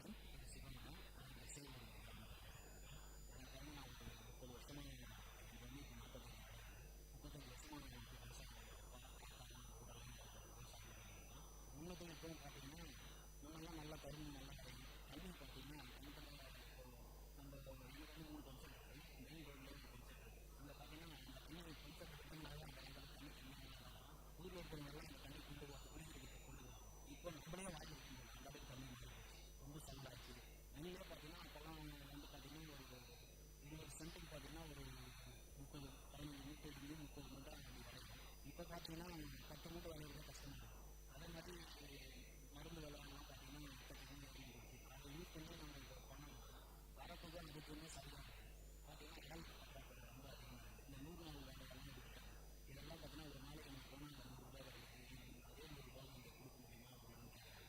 இங்கே வந்து 100 ரூபாய் கொடுத்தோம்னா நம்ம தலையில் மற்றப்பெல்லாம் எடுத்துட்டு 100 ரூபாய் அந்த மாதிரி கொடுத்தோம்னா நாற்று நட்டுறதுக்கு இதெல்லாம் பார்த்தீங்கன்னா 100 ரூபாய் கொடுத்தோம்னா நம்ம கட்டுப்படியே ஆகும். கடைசியில் பார்த்தீங்கன்னா நமக்கு ஒன்றுமே இருக்காது. இன்னும் ஒரு காட்ட காக்கல் சொல்லுவாங்க, உழவன் கணக்கு பார்த்தோன்னா உழவுக்கு கூட நெஞ்சாதுன்னு சொல்லுவாங்க. பார்த்தீங்களா, அந்த மாதிரி கணக்கு பார்க்கக்கூடாது. எதோ நிறைய இருக்குது சம்பாதிச்சு வச்சோம், எதோ நம்மளால் முடிஞ்சதோ காக்கா பண்ணாதோ அப்பா பண்ணுறது இப்போ வந்து நம்ம பண்ணுறோம். ஆனால் இது கூட இதுவே நம்பி என்னன்னா நம்ம வேலை வச்சு பண்ண முடியாது. நம்ம வந்து பார்த்தீங்கன்னா இப்போ நான் வந்து ஒரு பிக்கப் முடிச்சுட்டு ஒரு 15 வருஷம் ஒரு கம்பெனி ஒர்க் பண்ணிட்டேன். தனியாக இப்போ வந்து நம்ம கம்பெனி வச்சு ஒரு 3 பேர் வேலை வச்சு நான் பண்ணிட்டு அணைப்பட்டம் வந்து சமையல் கம்பெனி நான் ஸ்டார்ட் பண்ணிட்டேன். அது மூலியமாக அதில் வர காசு வந்து ஏதோ பண்ணுறேன். ஆனால் விவசாயத்தில் ஒன்றும் கிடையாது, போட்ட காசே இருக்குங்க. விவசாயத்தை வந்து விற்கவும் முடியாமல் வேறு தொழிலில் இருந்து பணம் சம்பாதிச்சு அதை இதுலேருந்து முதலீடாக செஞ்சுட்டு இருக்கீங்க. ஏன்னா விடக்கூடாதுன்னா பாட்டெல்லாம் வந்து இப்போ இதில் தான் நம்ம அதை நம்ம விடக்கூடாது. பக்கத்தில் இருக்கிற எல்லாமே பார்த்தீங்கன்னா ஊரில் எல்லாமே அண்ணா நம்பி பணமாக வச்சா முடியும். எங்கள் தாத்தா அப்பா எல்லாம் இதுலேயே வந்து பார்த்தாங்க. இப்போ நான் வந்து அதை விட்டுட்டேன். வெறும் இந்த வேலை செஞ்சு அது இது செடிங்க தான் பண்ணிட்டேன். அது விடக்கூடாதுன்றதுக்காக அது வரலனால பரவாயில்ல, இதை விவசாயம் பண்ணணும்னு பண்ணுறாங்க பரவாயில்ல அப்படின்னு சொல்கிறதுக்காக விவசாயம் பண்ணுறது மற்றபடி அது எதுவுமே வர்றது இல்லை. ஓட்ட காசு எடுக்க முடியாது. இந்த மாதிரியான பிரச்சனைகளை தீர்க்கணும்னா அதுக்கான வழிமுறைகள் இருக்குங்களா? இப்போ நம்ம வெளியே ஒரு கடைக்கு போகிறோம், நம்ம ஏதாவது ஒரு பொருள் வாங்கணும்னா நம்ம சொல்கிற நேரத்துக்கு தான் நம்ம வாங்கணும். ஒரு பருப்பு எடுத்துங்க 40 ரூபா கிலோன்றாங்க, 50 வாங்கினா நம்ம அந்த ரேட்டு தான் நம்ம வாங்கணும். நம்ம 2 ரூபா கம்மியாக கொடுன்னா கிளம்பி போயிட்டே இருக்கும். ஆனால் நம்ம நெல் கொண்டு போகிறோம், நெல் மூட்டையும் நம்ம அடித்து அதுக்கு கஷ்டப்பட்டு ஒரு வீட்டில் எவ்வளோ ஜனம் கஷ்டப்பட்டு அதை அடுத்து எடுத்துகிட்டு போகிறோம். ஆனால் நம்ம கொண்டு போனோம்னா நம்ம சொல்கிற ரேட்டுக்கு 850 ரூபா 900 ரூபா அவ்வளோதான். இல்லை பார்க்கலாம் வேணும் அது இல்லை அந்த 850 ரூபா எதுவும் அது மேலே கூட 10 ரூபா இல்லை நெல் பாருங்கள் பூண்டி கடவுள் வந்து கிடைக்குது. இப்படி போனால் எங்களுக்கு அந்த 900 ரூபா விற்கணும். மருந்து எல்லாம் கணக்கு போட்டோம்னா எங்கேயுமே சரி அளவு விடவும் முடியாது. அதுக்காக தான் நான் பிரகாரம் பிளான் போட்டு விட்டுட்டேன். நீங்களே நெல் உட்காந்து எங்கள் ஊர்லேயே நிறைய பேர் விட்டுட்டு பேங்கில் போட்டுருவாங்க. காசை பேங்கில் போட்டு மாதம் இருந்தால் போட்டு வட்டி எடுத்துருவாங்க. வீட்டுக்கு தேவையானதெல்லாம் வாங்கி போட்டு மீன் இருக்கிற காசு சீட்டு கட்டி கட்டிட்டு குடிக்க மாட்டேங்கிறாங்க. ஆனால் விவசாயத்துலேயும் எடுத்து போனாங்கன்னா எடுத்துக்க ஒன்றும் விவசாயம் வந்து விளைவிச்ச பொருட்களுக்கு வந்து சரியான விலை நிர்ணயம் வந்து இல்லாதனால விவசாயத்தோட சூழ்நிலைகள் ரொம்ப கஷ்டமான சூழ்நிலைகள் வந்து இருக்குன்னு சொல்லப்படுது. கண்டிப்பாக இந்த மாதிரியான சூழ்நிலைகள் வந்து நீடிச்சுட்டே போச்சுன்னா விவசாயம் கண்டிப்பாக ஒரு கணிசமான அளவு விவசாயிகள் குறைஞ்சிருவாங்க. இப்போ அடுத்து வர சந்ததிகள் நமக்கு வந்து விளை பொருட்கள் எதுவும் இல்லாமல் ஒரு விதமான மாத்திரைகளை சாப்பிட்டு தான் நம்ம வந்து உயிர் வாழணும் அப்படின்ற ஒரு நிலைக்கு தரப்படும் நினைக்கிறேன். நல்ல கருத்துக்களை சொன்னீங்கன்னா நன்றி.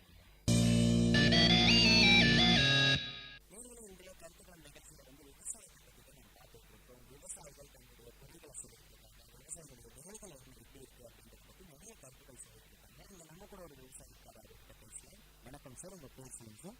என் பேர் மனசு 10 வருஷமாக விவசாயம் கரும்பு நட்டுருக்கோம். மழை வந்து கம்மியாக இருக்குது, கம்மியாக விவசாயம் பாதிப்போம். அதாவது இந்த காலத்தில் வந்து கரும்புக்கு எந்த விதமான நோய்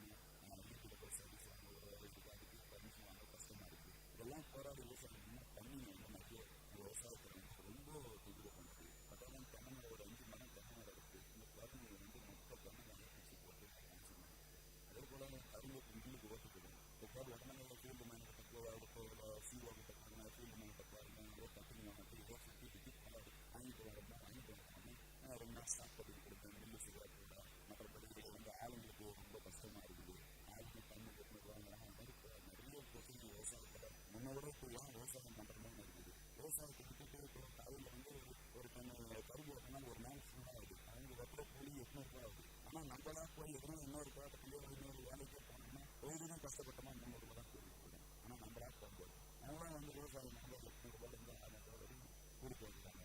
2 வேளை சாப்பாடு போட்டு ஒரு நாளைக்கு 500 ரூபாய். அது மாதிரி ஒரு 10 ஆட்கள் கூலி ஆட்களை வச்சு செய்வாரோ அந்த காலத்தில் கட்டுப்படியாது. ஆனால் விவசாயம் பண்ணுறது ரொம்ப கடினமாக இருக்கும். நம்ம உடல் பண்ணுறது ரொம்ப கடினம். இது முன்னாடி இருந்த விவசாய பயிர்களோட காட்டுகள் இப்போ என்னென்ன பயிர் விவசாயம் பண்ணுறாங்க இன்னைக்கு இருக்கிற சூழ்நிலை சொல்கிறாங்க. முன்னெல்லாம் வந்து இந்த விவசாயம்னா கத்திரி கீரை பறந்து வடூர் கடலை அது மாதிரி மட்டும். இப்போ வந்து இந்த கடலை இந்த மாதிரி கடலை தோட்டமாக சரியாக வராது, நல்லா நோய் வருது அப்படின்றனால கரும்பு தோட்டம் இன்னும் நோய் பண்ணுது. அதனால கரும்பு நட்டுருக்கோம். கரும்புக்கும் பிரச்சனை இருக்குது. நிறைய இந்த வாய்ப்பால் மேலே வந்தால் நிறைய நெற்பரிச்சு பயிர் வந்து என்ன வருது. அதனால சரியாக உப்பு தண்ணி மெயினாக உப்பு அப்படியே போயினே இருக்காங்க. அதுக்கு மண்ணுக்கு சத்து கிடைக்கிறதுனால சரியாக இருக்கும். கிட்டத்தட்ட ஒரு 2 வருஷமாக இப்போ வைக்கிறேன். அதுக்கு முன்னாடி நாங்கள் வந்து கத்திரி தோட்டம் அந்த மாதிரி எல்லாம் வச்சுருந்தோம். அதுக்கு முன்னாடி நட்டா காலத்தில் எங்கள் தாத்தா காலத்துலலாம் கரும்பு விவசாயம் பண்ணி ஒரு ஏக்கராக்கு 60 டன் வந்து 70 டன் எடுக்கணும். இப்போ 25 டன் வரப்போ கருது என்னமே மருந்து பிரச்சனை போட்டாலும் என்ன மருந்து வச்சு ஸ்டோ பண்ணி எல்லாம் தலையெல்லாம் காலெல்லாம் வச்சு எல்லாம் பண்ணாலும் இப்போ 25 டன் 30 டன் வாங்கணும். கலைகளை பற்றி இயற்கை உரங்கள் பயன்படுத்துறீங்களா இல்லை செயற்கை உரங்கள் பயன்படுத்துறீங்களா? அந்த மாதிரியான உரங்கள் பயன்படுத்துறது நிறைய உற்பத்தி இருக்கணும். இயற்கை உரம் பயன்படுத்தினா கொடுக்கும். ஆனால் இயற்கை உரம் எங்கேயுமே கிடைக்கல. அதாவது கிராமத்துலலாம் மாடுகள் தண்ணி வச்சு கால்நடைகள் தண்ணி வச்சு இயற்கை உரம் பயன்படுத்தினா நல்லா இருக்கும். ஆனால் இயற்கை உரம் வாங்கிட்டு வரதுக்கோ அதுக்கான டிரான்ஸ்போர்ட்டோ அதுக்கான இன்வெஸ்ட் பண்ணி அதுக்கு நல்லது போட்டோம்னாக்கா அந்த அளவுக்கு அதுக்கு வருமானத்துக்கு கிடைக்கும். ஆனால் செயற்கை உரமே நாங்கள் பயன்படுத்தணும். தான் இன்னைக்கு இருக்கிற சூழ்நிலையில் விவசாயிகளுக்கு பெரும் பிரச்சனைகளை சந்திச்சுருக்காங்க அப்படின்னு சொல்லிட்டு கருத்துக்கள் கிடைக்கிட்டு இருக்கு. ஒரு விவசாயியாக இருந்து உங்களுக்கு இருக்கிற பிரச்சனைகள் என்ன? இதை நீங்கள் எப்படி பார்க்கணும்? விவசாயிகள்னா போதுமான அளவுக்கு வருமானம் இல்லை. அதாவது எவ்வளோ முதலீடு போட்டு செய்தாலும் அதுக்கான லாபங்கள் வந்து எதிர்பார்ப்போட கிடைக்க மாட்டாங்க.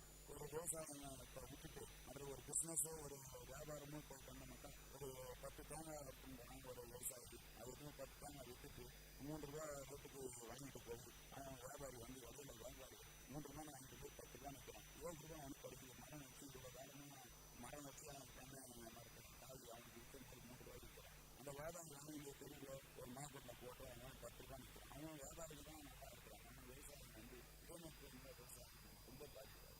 அதாவது வந்து விளைவிச்ச பொருட்களை வந்து விவசாயிகள் நீங்களே பயிர் வந்து நல்லா இருக்கும் மார்க்கெட்டில் அப்படின்னு சொல்லுவாங்க.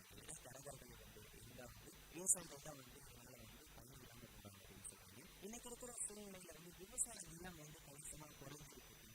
3% வந்து 1% தான் வந்து இருக்கு. அந்த சதவீதம் வந்து தொழிற்சாலைகளாகவும் வீட்டு மனைகளாகவும் மாற்றிட்டு இருக்காங்க. இதே நிலைகள் போயிட்டு இருந்தால் பிற்காலத்தில் எப்படி இருக்கும்? இதை தடுக்கிறதுக்கு நம்ம என்ன பண்ணணும்? அரசு கிட்ட நீங்கள் என்ன பார்க்குறீங்க? அரசாங்கம் தான் அதுக்கு முடிவெடுக்கணும். தடுக்கிறதுனா விவசாயிகள்லாம் போய் போராடணும் அதெல்லாம் இதெல்லாம் தடுக்க முடியாது. பெரும்பாலான நோக்கில் வந்து 50% வந்து கொஞ்ச நிலம் தான் விட்டு போகிறாங்க. எதுவுமே நன்றி நிலம் தான் நிற்கிறாங்க. அப்படியே நன்றி நிலம் நிற்கிறவங்க ரொம்ப விவசாயம் வச்சு கஷ்டப்பட்டு அதில் தண்ணியில் கிணத்துல ஆட்கள் வரல அப்படின்றதுனால விற்கிறாங்க. ஒரு ஏக்கரா ஒரு சென்ட் 50,000 ஒரு ஏக்கரா இருக்கும்போது அவங்க 50 லட்ச ரூபா 50 லட்ச ரூபா திரும்ப பேங்க்கில் போட்டிங்கன்னா ஒரு வட்டி வாங்கி உட்காந்து சாப்பிடலாம். அன்றைக்கி விவசாயம் சுத்தமாக எல்லாமே போச்சுன்றதுனால எல்லாமே பண்ணுறாங்க. மற்றபடி விவசாயத்தில் லாபம் தான் அவங்க விவசாயம் பண்ண போகிறாங்க. அவங்க வந்து இருக்கும் நேரத்தை போயிருக்காங்க. விவசாயம் லாபம் வந்தால் அந்த நேரத்தை இருக்கும். இன்னைக்கு இருக்கிற சூழ்நிலையில் வந்து விவசாயத்தில் லாபம் இருந்தால் அதனால் வந்து உழைப்பு இல்லாமல் வீட்டில் உட்காந்து சாப்பிடணும் அப்படிங்கிறது பல்வேறு நபர்கள் விவசாயம் வந்து ஷேர் பண்ணிட்டு இருக்காங்க. சரி, ஒரு விவசாயியாக இருந்து அரசு சார்பில் ஏன்னா இந்தியாவுடைய முதுகெலும்பு வந்து விவசாய நாடு அப்படின்னு சொல்லிட்டு ரொம்ப பெருமையாக சொல்லுவாங்க. இன்னைக்கு இருக்கிற சூழ்நிலையில் விவசாயிகள் வந்து அரசு சார்பில் வந்து உதவிகள் செய்யணும். அரசு அவங்க வந்து நிறைய ஒரு சின்ன ஒரு வியாபாரமும் ஒரு சின்ன வியாபாரத்தெல்லாம் டைரெக்டாக பண்ணுறாங்க. அது மாதிரி விவசாயத்தை வாங்கி அரசாங்கமே வியாபாரம் பண்ணால் அது விவசாயிகளுக்கு வந்து அந்த இடையில இருக்கிற பொருள்கள் வந்து அவங்க மிஸ்டேக் ஆகாமல் இருக்கும். அரசாங்கமே நேரடியாக கொள்முதல் பண்ணாங்க. விவசாயம் வந்து இன்க்ரீஸ் ஆகும். விவசாயம் மறுபடியாக கொஞ்சம் இது பண்ணணும். அரசாங்கம் வந்து அவங்களே வந்து அக்ரிகல்ச்சரை கூப்பிட்டு அவங்கள நல்லபடியாக அதுக்கான டைமுக்கு உரம் கொடுக்கணும், டைமுக்கு முன்னேற்ற சக்தி கொடுக்கணும். அது மாதிரி விவசாயம் வந்து ஒரு இடத்துலையும் ஒரு ஃபீல்டில் வந்து நேரடியாக பார்த்தாங்கன்னா ஆனால் விவசாயம் கொஞ்சம் இன்க்ரீஸ் ஆகும். அதுக்கான தேவையான நேரத்துக்கு மின்சாரம் இல்லை. தேவையான நேரத்தில் வந்து எதுவுமே ஒரு லைன் மேலே போனோம் இல்லை ஈபியில் வந்து டீஸ்போர்ட்டுக்கு போனோம் இல்லை அதுக்காக ஈபியில் ஆள் கிடையாது. ஆட்கள் தண்ணி வரம் போன்றாங்க. அந்த நேரத்தில் ஒரு உதவி வைக்கும் போது அவங்க பண்ணிக்கிட்டு அவங்க இந்த நேரத்தில் போகும்போது அது மாதிரி பல்வேறு பிரச்சனைகள்லாம் இருக்கிறதுனால அரசாங்கத்துக்கு வந்து எல்லாத்துக்கும் இந்தியாவில் விவசாயத்துக்கு இன்னும் முன்னே வரது விவசாயம் நல்ல நாள் பள்ளிக்கூடம் போனது வந்து இன்க்ரீஸ் ஆகிறதுக்கு வாய்ப்பு இல்லை. ஒரு விவசாயம் செய்யறதுக்கு நல்ல நிலம் எப்படி முக்கியமோ அதுக்கு நிகராக வந்து நீர் ரொம்ப முக்கியமான ஒரு சூழ்நிலையாக இருக்குது. இன்னைக்கு வந்து நாளுக்கு நாள் நிலத்தடி நீர் மட்டம் வந்து ரொம்ப குறைஞ்சிட்டு இருக்கு. மழை பொழிவு வந்து குறைவான இருந்துட்டு இருக்கு. அந்த வகையில் நீர் பற்றாக்குறை காரணமாக இருக்கிறதுனால இன்னைக்கு இருக்கிற நீரை பயன்படுத்தி எந்த மாதிரியான பாதுகாப்பு விவசாயம் செய்ய முடியும், ஏதாச்சும் டிப்ஸ் பண்ணுங்க. அது மாதிரி எதுவும்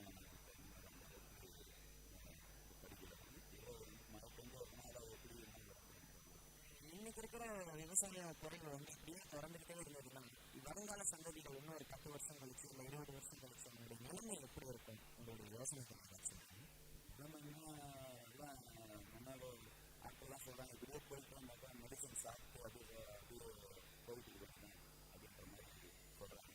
பின்னாடி வரதால என்ன நடக்கும் நமக்கே தெரியல. இப்போவே வந்து நானே ஒரு இப்போ நானே நெல் அறுத்து என் நெல் மூட்டை போய் 900 போடலாம். நானே அரிசி சுத்தம் 1500 கொடுத்துருவேன் 25 கிலோ. ஆனால் நெல் மூட்டை வந்து 5 கிலோ 90 கிலோ எடுக்கிறாங்க. எடுக்கும்போது 25 கிலோ வந்து அரிசி வந்து 1500 இப்போ இருக்கிற காலமே ரொம்ப கஷ்டமா இருக்கு. இன்னொரு 10 வருஷம் 5 வருஷம் ரொம்ப கஷ்டம். விவசாயத்தை வந்து எல்லாமே வாங்கி சாப்பிட்றதுக்கு எல்லா விவசாயம் எல்லா ஆட்களுக்கும் இருக்கிற இந்தியாவில் உலக மக்களுக்கு ரொம்ப கஷ்டம் இருக்கிற உணவு சாப்பிடணும்னா கண்டிப்பாக சார் நீங்கள் சொல்றது 100% உண்மையான ஒரு விஷயம். விவசாயம் விவசாயிகளுடைய வாழ்க்கைக்கு இதே மாதிரி குறைஞ்சிட்டே போச்சுன்னா வருங்கால சந்ததிகள் வைட்டமின் மாத்திரையை சாப்பிட்டு தான் வாழக்கூடிய ஒரு நிலைமை ஏற்பட்டதுக்கான வாய்ப்புகள் ரொம்ப தூரத்தில் எல்லாம் நம்ம பக்கத்தில் வந்து விவசாயம் பூர்த்தி பயன்படுத்தப்படணும். உங்களுடைய கருத்துக்கு நன்றி. இன்றைய சூழ்நிலையில விவசாயம் எப்படி இருக்கு, விவசாயிகளுடைய நிலைமை எப்படி இருக்கு அப்படின்னு விவசாயிகளுக்கு கருத்துக்கள் கேட்கும். விவசாயம் வந்து பாதுகாக்கப்பட்டதால் நம்மளுடைய எதிர்காலம் வந்து பாதுகாக்கப்படும், நம்முடைய சந்ததிகள் பாதுகாக்கப்படும். ஏன்னா இந்தியா வந்து ஒரு விவசாய நாடு. கணிசமான அளவுல வந்து விவசாய நிலங்கள் குறைஞ்சிட்டு இருக்கு, விவசாயிகளுடைய தன்மை குறைஞ்சிட்டு இருக்கு, விவசாயிகள் குறைஞ்சிட்டு இருக்காங்க. இது எல்லாமே மாறி விவசாயம் என்னைக்கு பாதுகாக்கப்படுதோ அன்னைக்குதான் நம்ம 3 வேளை உணவு சத்தான உணவு சாப்பிட முடியும். எனவே விவசாயத்தை கூட்டி பாதுகாப்போம், விஞ்ஞானத்தை வளர்ப்போம். அடுத்த கருத்துக்களை நிகழ்ச்சியில் உங்களை மீண்டும் சந்திக்கும் வரை உங்களிடமிருந்து விடைபெறுவது உங்கள் கோவிந்தராஜ். இது விஐடி பண்பலை 90.8 விஐடி பல்கலைக்கழகத்தின் சமுதாய வானொலி. நன்றி, வணக்கம். நேயர்கள் இதுவரை கேட்டது மக்கள் கருத்துக்கள் அரங்கேறிய கருத்துக்களம் உங்கள் விஐடி பண்பலை 90.8. நன்றி, வணக்கம்.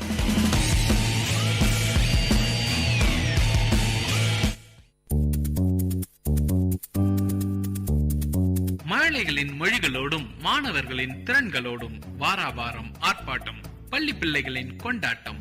உங்கள் விஐடி பண்பலை 90.8 பள்ளிக்கூடம், வேலூர் நகரின் பள்ளிகளில் இருந்து மாணவர்களின் பல்சுவை நிகழ்ச்சி.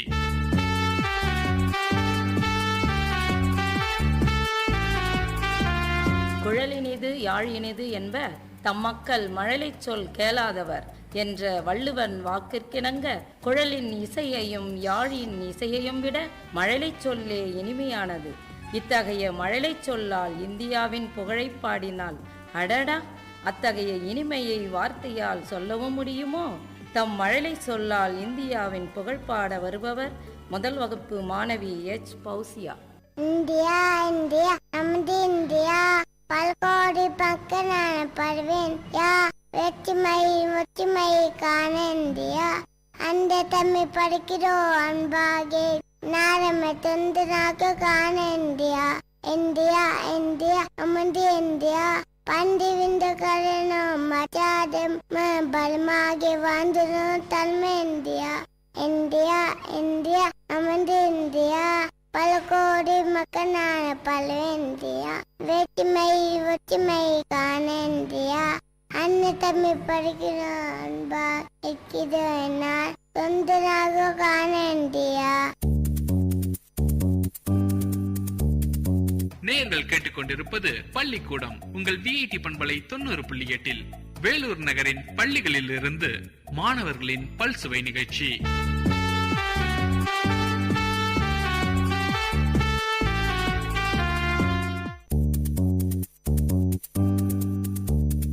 மாணவிகளின் மொழிகளோடும் மாணவர்களின் திறன்களோடும் வாராவாரம் ஆர்ப்பாட்டம், பள்ளி பிள்ளைகளின் கொண்டாட்டம். உங்கள் விஐடி பண்பலை 90.8 பள்ளிக்கூடம், வேலூர் நகரின் பள்ளிகளில் இருந்து மாணவர்களின் பல்சுவை நிகழ்ச்சி.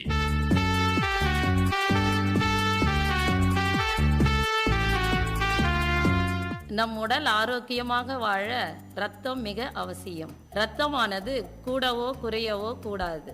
ரத்தம் அதிகம் குறையும் போது நமக்கு இரத்த சோக நோய் ஏற்படும். இந்த நோயை பற்றி சில துளிகளை கொடுக்க வருகிறார் அனிஷா.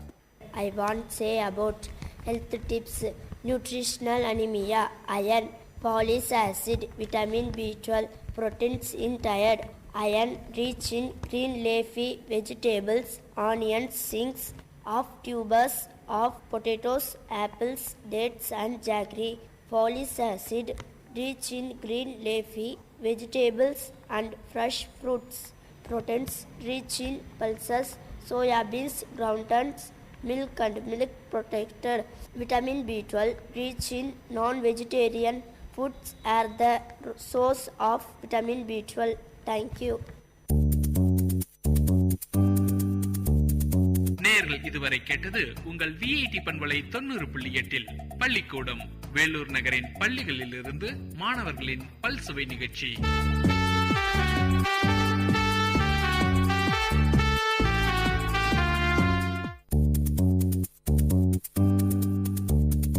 மழலைகளின் மொழிகளோடும் மாணவர்களின் திறன்களோடும் வாராவாரம் ஆர்ப்பாட்டம், பள்ளி பிள்ளைகளின் கொண்டாட்டம். உங்கள் விஐடி பண்பலை 90.8 பள்ளிக்கூடம் வேலூர் நகரின் பள்ளிகளில் இருந்து மாணவர்களின் பல்சுவை நிகழ்ச்சி.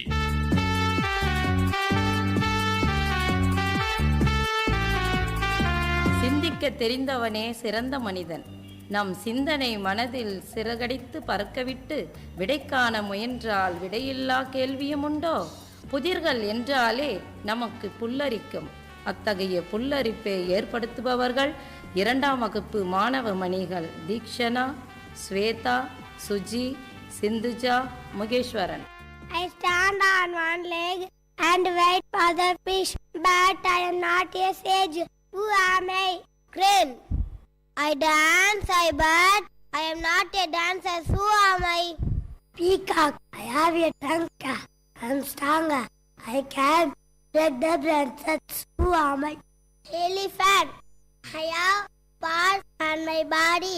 I run fast. Who am I? Teeth. I can fly high, but I am not a feather. Who am I? Eagle. நேயர்கள் இதுவரை கேட்டது உங்கள் விஐடி பண்பலை 90.8 பள்ளிக்கூடம் வேலூர் நகரின் பள்ளிகளில் இருந்து மாணவர்களின் பல்சுவை நிகழ்ச்சி.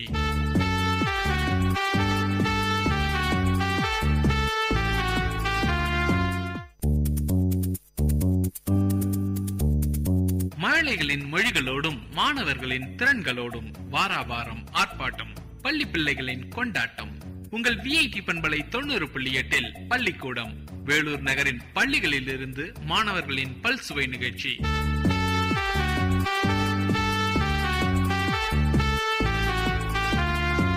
என்று தனியும் இந்த சுதந்திர தாகம், என்று மடியும் எங்கள் அடிமையின் மோகம், என்று நம் விடுதலைக்கு வழி தேடி ஆடுவோமே பள்ளு பாடுவோமே, ஆனந்த சுதந்திரம் அடைந்து விட்டோம் என்று ஆடுவோமே பள்ளு பாடுவோமே என ஆனந்த கூக்குரலில் நம் இந்திய சுதந்திரத்தை கூற வருபவர் ஆப்ரின்.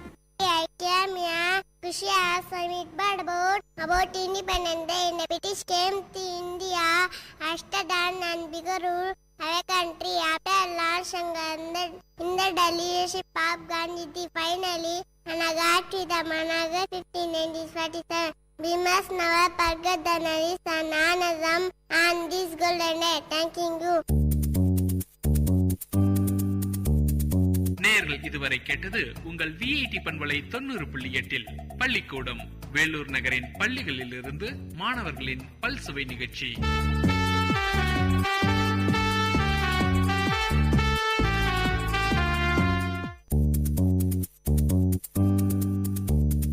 மழலைகளின் மொழிகளோடும் மாணவர்களின் திறன்களோடும் வாராவாரம் ஆர்ப்பாட்டம், பள்ளி பிள்ளைகளின் கொண்டாட்டம்.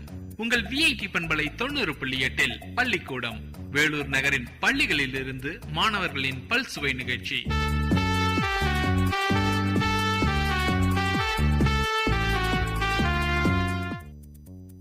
In our environment, every noise of an animal and song of the birds express their own language. In English, every letter of an alphabet has its own sound. In other way, some words magical have some pronunciation, that is homophone. Home means same, phone means sound. So listen to enjoy. Our 4th standard students conversation about homophone. Participants M. Asiba, K. Satish. Hi, how are you? I am fine. How are you? I am also fine. What doing murmuring alone? Oh, that's homophone. Homophones? What type of phone is that? No, it is not a cell phone. It is grammar. Is it? Yes, my ma'am thought about homophone today. Do you say about it? Yes, first answer my question. Okay, which is the young one of a cow? Very easy question. It is cough. What is the cause of severe cold? Cough.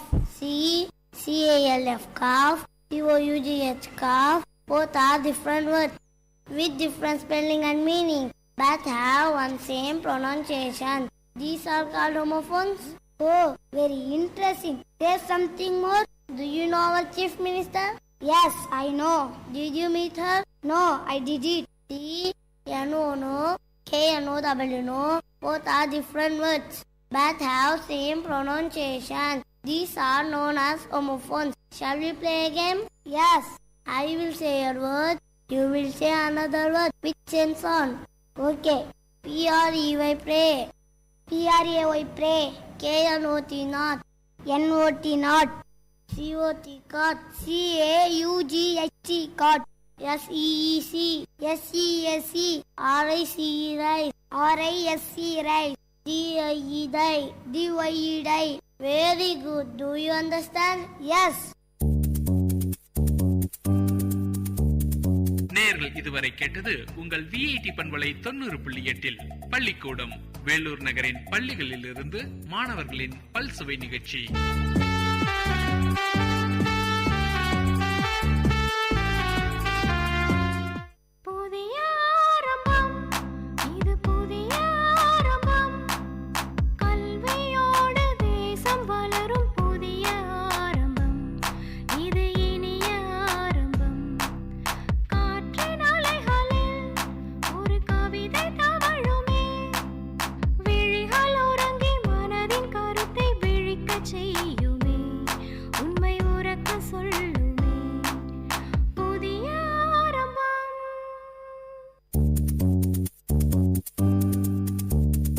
நேயர்கள் கேட்டுக்கொண்டிருப்பது பள்ளிக்கூடம் உங்கள் VIT பண்பலை 90.8 வேலூர் நகரின் பள்ளிகளில் இருந்து மாணவர்களின் பல்சுவை நிகழ்ச்சி.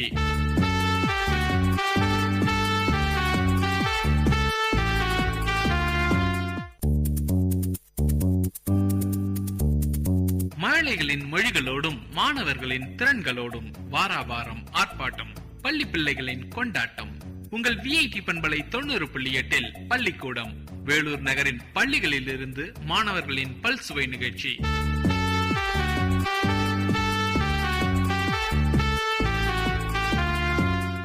எந்த ஒரு செயலும் காரண காரியமின்றி நடக்காது. ஒவ்வொரு அறிவியல் செயலுக்கு பின் ஒரு காரணம் உண்டு. அந்த காரணங்களை நாம் அறிந்தோமானால் அதிசயங்கள் பெருகுமென்றோ. அத்தகைய அதிசயங்களை விளக்க வரும் நம் மாணவர்களை வரவேற்போமா? பங்கு பெறும் மாணவர்கள் சக்திவேல், ஆசிபா, சுதர்சன், சாரா, காவ்யா, சதீஷ். இன்னைக்கு உங்ககிட்ட ஒரு கேள்வி கேட்க போறேன். மலை தன் நிறத்தை மாற்றிக்கொள்வதை கேள்விப்பட்டிருக்காயா? மலையா பச்சோந்தித்தான் தன் நிறத்தை மாற்றிக்கொள்ளும். மலை கூடவா நிறத்தை மாற்றிக்கொள்ளும்? வட ஆஸ்திரேலியாவில் உள்ள ஐயர் ராக் என்ற ஒரு மலை தன்னுடைய நிறத்தை மாற்றும் தன்மை உடையது. இயற்கையிலேயே அந்த மலை சிவந்த மணல் பாறைகளால் ஆனது. சூரியன் உதயமானவுடன் சூரிய கதிர்கள் பாறை மீது பட்டவுடன் சிவந்த நெருப்பு பிழம்புகளாக மாறி ஊதாவும் ஆய்ந்த சிவப்பும் சேர்ந்த சுவாலைகளாக வெளிப்படும். இது என்ன மாயாஜல மலையா? அதற்கு என்ன காரணம் சார்? இதற்கு காரணம் இந்த மலையின் அமைப்பும் இந்த நிற மாறுகளுக்கும் காரணம். சூரிய கதிர்கள் அதன் மீது விழும் கோணமும் மற்றும் காலநிலையுமே காரணம். காவியா, ஏன் சட்டை எல்லாம் இங்கா இருக்கு? இன்னைக்கு ஏப்ரல் 1 இல்ல, முட்டாள் தினத்தை மற்றவர்களை ஏமாற்றி ஜாலியாக கொண்டாடணும். அந்த அதனால தான் சார் சட்டையெல்லாம் இங்கா இருக்கு. நீங்க செய்யறதுதான் முட்டாள்தனம். உண்மையாகவே ஏப்ரல் 1ஆம் தேதியே முட்டாள் தினமாக ஏன் நாம் அனுசரிக்கிறோம் என்பதை நீங்கள் தெரிந்தே ஆகணும். 1564ஆம் ஆண்டிற்கு முன்பு வரையில் ஐரோப்பா முழுவதும் ஏப்ரல் 1ஆம் தேதியை தான் நியூயராக கொண்டாடி பரிசுகளை பகிர்ந்து கொண்டனர். ஆனால் 1564இல் பிரெஞ்சு அரசரான 10ஆம் சார்லஸ் என்பவர் ஜனவரி 1ஆம் தேதியை தான் புத்தாண்டாக மாற்றி ஒரு புதிய நாள்காட்டியாய் அமுலுக்கு கொண்டு வந்தார். பலரும் இதை கடைபிடித்த நிலையில் ஒரு சிலர் மற்றும் ஏப்ரல் 1ஆம் தேதியே புத்தாண்டாக கொண்டாடினர். இந்நிலையில் இவர் கொண்டாடிய இந்த தினத்தை முட்டாள்கள் தினமாக மற்றவர்கள் கூறியதால் ஏப்ரல் 1 முட்டாள் தினமானது. சார், சாராக மட்டும் எப்படி முடி நீளமாக அழகாக வளருது? எனக்கு ஏன் சார் முடியே வளர மாட்டேங்குது? நம்ம எல்லோருக்கும் ஒரே மாதிரி தான் முடி வளரும். நம் மண்டை ஓட்டிற்குள் கண்ணுக்கு தெரியாத வேர்பகுதி ஒன்று உள்ளது. அந்த வேர்பகுதி சிறிய சாக்கு போன்ற பாலிலுக்குள் என்ற அமைப்பு தோலின் அடியில் உள்ளது. அந்த பாலிலுக்குள் பாப்பிலா என்ற பகுதி உள்ளது. அதிலிருந்து தான் முடி வேகமாக வளர்கிறது. ஒவ்வொரு முடி வளர்வதற்கும் தேவையான புதிய செல்களை வேர் உருவாக்குகிறது. புதிய செல் உருவானவுடன் அது பழைய செல்லை தள்ளிவிட்டு வளர்க்கிறது. பழைய செல் பாதியில் இருந்து வீழ்ந்து விடுகிறது. இப்படிதான் அனைவருக்கும் முடி வளர்கிறது. உனக்கு கூட முடி நல்லா வளரும். உனக்கு தெரியுமா, இறந்த பிறகு கூட அனைவருக்கும் முடி வளரும். தலையில் உள்ள ஏற்கனவே உருவாக்கப்பட்ட செல்கள் வேலை செய்யும் வரை முடி வளர்ந்து கொண்டே இருக்கும். அதற்கு தேவையான ஊட்டச்சத்து இருக்கும் வரை வளரும். வாங்க எல்லாரும் சாப்பிடலாம். சுதர்சன், இன்றைக்கு என்ன லஞ்ச்? நீ சிக்கன் ரைஸ். காலையில் நீ மட்டும் எப்படி ஸ்கூலுக்கு சீக்கிரமாக வர? எங்கள் அம்மா வேலைக்கு போகிறதால நைட்டே சாப்பாடு செஞ்சு ஃப்ரிட்ஜில் வச்சிடுறாங்க. அதனால நான் ஸ்கூலுக்கு சீக்கிரமாக வரேன். ஃப்ரிட்ஜில் வச்சா மட்டும் சாப்பாடு கெட்டு போகாதா? நான் கூட எங்கள் அம்மாவை கேட்டேன். அதுக்கு அவங்க சொன்னாங்க, உலர்ந்த வெப்பநிலையில் உணவில் உள்ள பாக்டீரியாக்கள் வேகமாக அதிகரித்து உணவுப் பொருளை கெட வைக்குமாம். ஆனால் குறைவான வெப்பநிலையில் பாக்டீரியாக்களின் பெருக்கம் நிறுத்தப்பட்டு உணவு ஃப்ரிட்ஜில் கெடாமல் இருக்குமாம். ஆனால் ஒரு சில விட்டமின் மட்டும் அழிந்து விடுமாம். ஆனாலும் எங்கள் அம்மா சாப்பாடை ஃப்ரிட்ஜில் வச்சு தான் தருவாங்க. அப்படியா? சாரா, எனக்கு தூக்கமாக வருதுப்பா. சாப்பிட்டல அத்தான் தூக்கம் வருது. சாப்பிட்டா தூக்கம் வருமா? எனக்கு கூட சாப்பிட்டவுடன் தூக்கமாக வருது. ஆனால் அது எப்படின்னு தெரியல. வா சார் கிட்ட போய் கேட்கலாம். சார், சாப்பிட்ட உடனே தூக்கமாக வருது சார். ஏன் சார்? Good question. சாதாரணமாக மனித உடலில் 5 லிட்டர் ரத்தம் சுழற்சியில் உள்ளது. அதில் இதயத்திலிருந்து 28% கல்லீரலுக்கும், 24% சிறுநீரகத்துக்கும், 15% தசைகளுக்கும், 14% மூளைக்கும், இதில் 19% மற்ற பகுதிகளுக்கும் செல்லுது. இது ஒவ்வொருடைய உடலின் தன்மையை பொறுத்தது. நம்ம சாப்பிட்டவுடன் உணவு வயிற்று பகுதியை செரிக்க ஆரம்பிக்கிறது. அந்த செரித்தலுக்கு அதிகமான ரத்தம் எடுத்துக்கொள்ளப்படுவதால் மூளைக்கு செல்ல வேண்டிய ரத்தத்தின் அளவு குறைகிறது. இதனால் மூளையில் ஆக்சிஜன் அளவு குறைந்து மூளையை சோர்வடைய செய்வதால் தூக்கம் வருகிறது. அப்படியா சார்? ஆமா ஸ்டூடெண்ட்ஸ், நம்ம சுற்றி இருக்கிற எல்லா நிகழ்விலுமே ஒரு அறிவியல் உண்மை இருக்கிறது. அதனால் மாணவர்களாகிய நீங்கள் ஏன், எதற்கு என்று கேள்வி கேட்டு ஆராய்ந்து அனைத்தும் அறிந்து கொள்வதாகவே எப்பொழுதும் இருக்கணும்.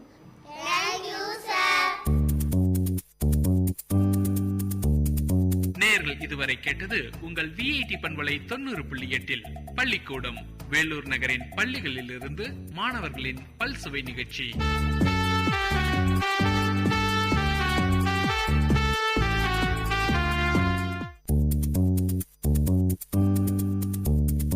மழலைகளின் மொழிகளோடும் மாணவர்களின் திறன்களோடும் வாராவாரம் ஆர்ப்பாட்டம், பள்ளி பிள்ளைகளின் கொண்டாட்டம். உங்கள் விஐடி பண்பலை 90.8 பள்ளிக்கூடம் வேலூர் நகரின் பள்ளிகளில் இருந்து மாணவர்களின் பல்சுவை நிகழ்ச்சி.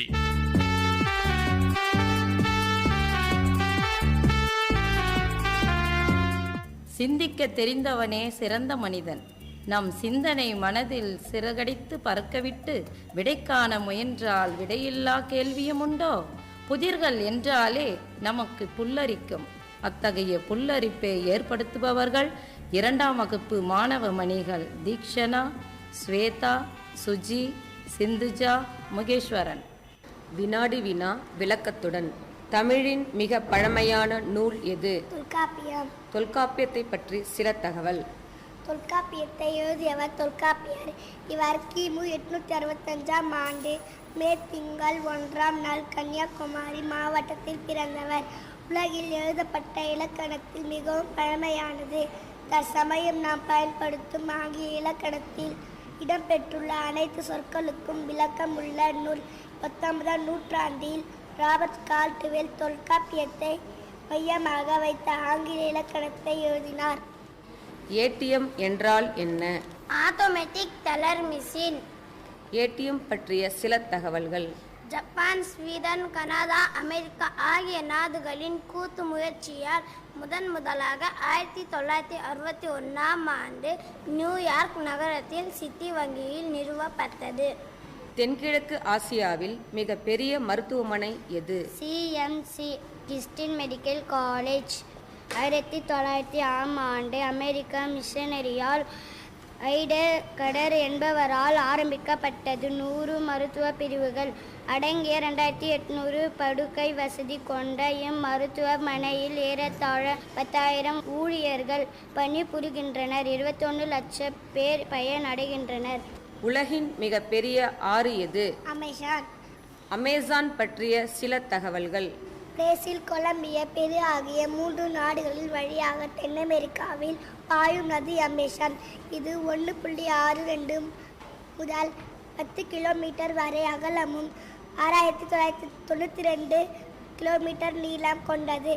மிகப்பெரிய சதுப்பு நிலங்களையும் காடுகளையும் எண்ணென்ற அரிய மூலிகை கொண்டது. அற்புத ஆறு அமேசான். அண்மையில் செவ்வாய் கிரகத்துக்கு அனுப்பப்பட்ட செயற்கைக்கோள் எது? மங்கள்யான். மங்கள்யான் பற்றிய சில தகவல்கள். ISRO ஸ்ரீஹரிகோட்டாவில் இருந்து PSLV C-45 என்ற விண்கலத்தில் மயில்சாமி அண்ணாதுரை தலைமையில் செவ்வாய் கிரகத்திற்கு ஏவப்பட்ட 850 கிலோகிராம் எடை கொண்ட மங்கள்யான் அக்டோபர் 2, 2013 முதல் செவ்வாய் கிரகத்தை நோக்கி பயணித்து கொண்டிருக்கிறது. இது தொலைத்தொடர்பு, இயற்கை வளம், நில அமைப்பு ஆகியவற்றை அறிய அனுப்பப்பட்ட மங்கள்யான் இன்னும் சில நாட்களில் செவ்வாய் கிரகத்தை அடைய உள்ளது என்பது குறிப்பிடத்தக்கது. இந்தியாவின் மிக பழமையான முதல் நவீன நூலகம் எது? கன்னிமாரா நூல் நிலையம். கன்னிமாரா நூல் நிலையம் பற்றி சில தகவல்கள். ஆசியாவில் மிகப்பெரிய நூல் நிலையங்களுள் ஒன்றான கன்னிமாரா 1896ஆம் ஆண்டு டிசம்பர் 5ஆம் நாள் ஜீன் மீட்கல் என்பவரால் சென்னை எழும்பூரில் ஆரம்பிக்கப்பட்டது. ஏறத்தாழ 6 லட்சம் புத்தகங்கள் கொண்டது. இந்தியாவில் வெளியாகும் அனைத்து நூல்களின் நகல் ஒன்று இந்நூலகத்திற்கு அனுப்பப்படுகிறது என்பது இதன் சிறப்பு. காமன்வெல்த் போட்டியில் தங்கப்பதக்கம் வென்ற பளுதூக்கும் வீரர் சதீஷ்குமார் எந்த ஊரை சேர்ந்தவர்? வேலூர் சத்வாச்சரே. காமன்வெல்த் போட்டி பற்றிய சில தகவல்கள். இங்கிலாந்தின் காலனி ஆதிக்க நாடுகள் ஒன்றிணைந்து ஆரம்பிக்கப்பட்டது. விளையாட்டு போட்டி தற்போது 71 நாடுகள் இடம்பெற்றுள்ளது. முதல் காமன்வெல்த் போட்டி 1930ஆம் ஆண்டு நடத்தப்பட்டது. 2014ஆம் ஆண்டு ஸ்காட்லாந்தில் நடைபெற்ற போட்டியில் இதில் இந்தியாவிற்கு 64 பதக்கங்கள் கிடைத்தது. உலக நீர் நாள் என்று அனுசரிக்கப்படுகிறது. மார்ச் 22. நீர் நாள் பற்றிய சில தகவல்கள். உலகில் 3 பங்கு நீரால் சூழப்பட்டு இருந்தாலும் மக்கள் பயன்படுத்தும் நீரின் அளவு 1%. எனவே நீரின் இன்றியமையாமையை உணர்த்த அனைத்து ஐக்கிய நாடுகளின் உறுப்பினர்கள் ஒருமனதாக மார்ச் 22ஆம் தேதியை உலக நீர் நாளாக சிறப்பிக்கிறோம். நேயர்கள் இதுவரை கேட்டது உங்கள் VIT பண்பலை 90.8 பள்ளிக்கூடம் வேலூர் நகரின் பள்ளிகளில் இருந்து மாணவர்களின் பல்சுவை நிகழ்ச்சி.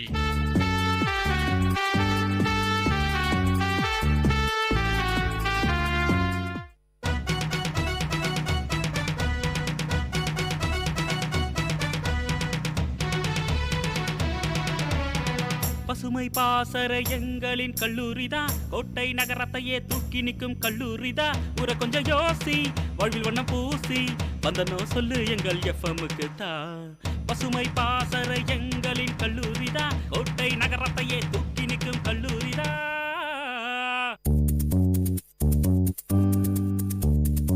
நேயர்கள் கேட்டுக்கொண்டிருப்பது பள்ளிக்கூடம் உங்கள் விஐடி பண்பலை 90.8 வேலூர் நகரின் பள்ளிகளில் இருந்து மாணவர்களின் பல்சுவை நிகழ்ச்சி.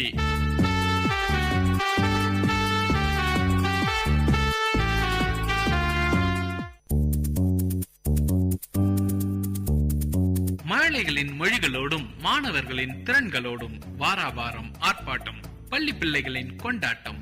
உங்கள் விஐடி பண்பலை 90.8 பள்ளிக்கூடம் வேலூர் நகரின் பள்ளிகளில் இருந்து மாணவர்களின் பல்சுவை நிகழ்ச்சி.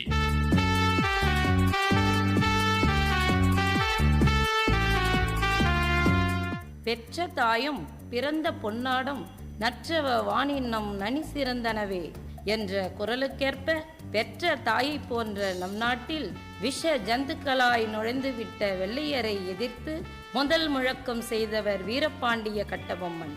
தூக்கு மேடையும் எனக்கு பஞ்சிமத்தை என பாச கயிற்றுக்கு முத்தமிட்டு தன் மாசற்ற உடலை மண்ணில் சாய்த்த வீரமைந்தனவர். அந்நியருக்கு அடிபணிந்து கப்பம் கட்டாமல் வீறு கொண்டு எதிர்த்து வெள்ளையரை கதிகலங்க செய்த காட்சியை தம் கைதேர்ந்த நடிப்பால் நடிக்க வருபவர்கள் அக்பர் பாஷா, ராஜேஸ்வரி, சல்மான். வீரபாண்டிய கட்டபொம்மனின் வீர வரலாற்றில் சில துளிகள். பாஞ்சாலக்குறிச்சியில் இருந்து வீரபாண்டிய கட்டபொம்மன் படை வீரர்கள் தனது சேனாதிபதியுடன் WC ஜாக்சன் துறையை சந்திக்க கிளம்பி வருகிறார். பின் 23 நாட்களுக்கு பிறகு ராமநாதபுரம் வந்து சேர்கிறார்.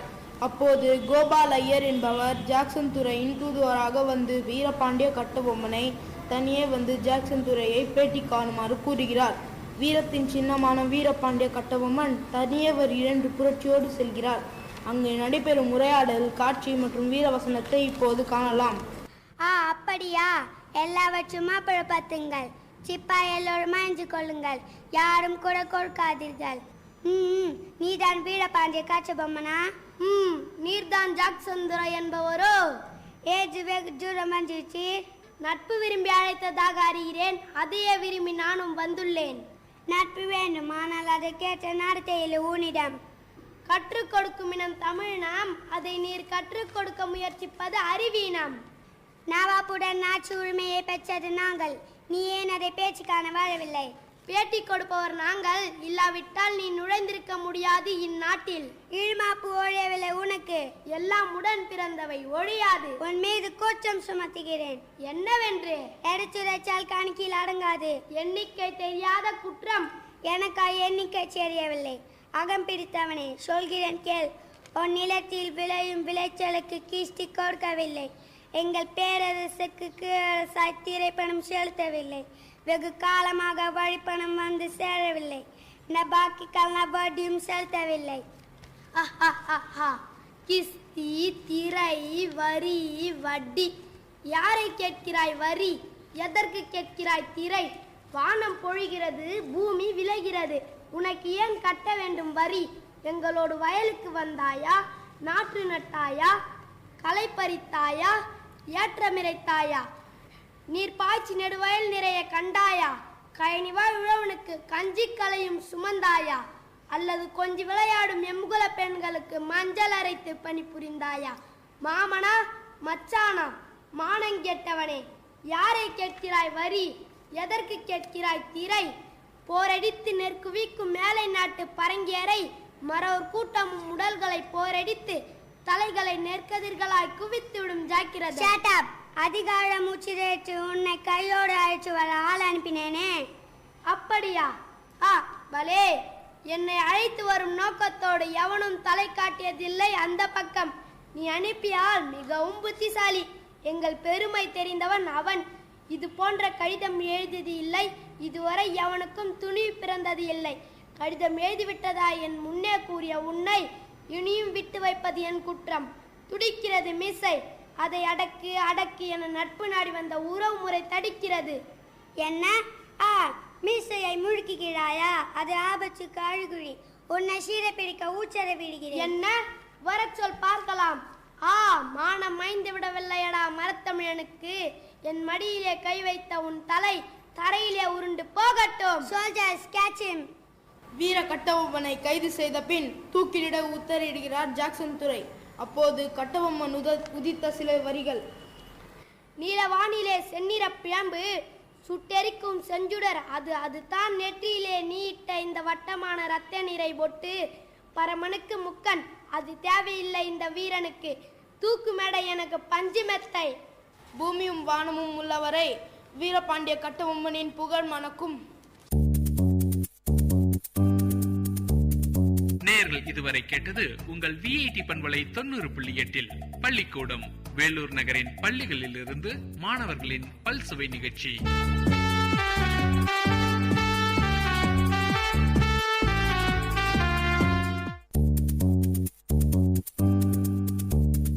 மழலைகளின் மொழிகளோடும் மாணவர்களின் திறன்களோடும் வாராவாரம் ஆர்ப்பாட்டம், பள்ளி பிள்ளைகளின் கொண்டாட்டம்.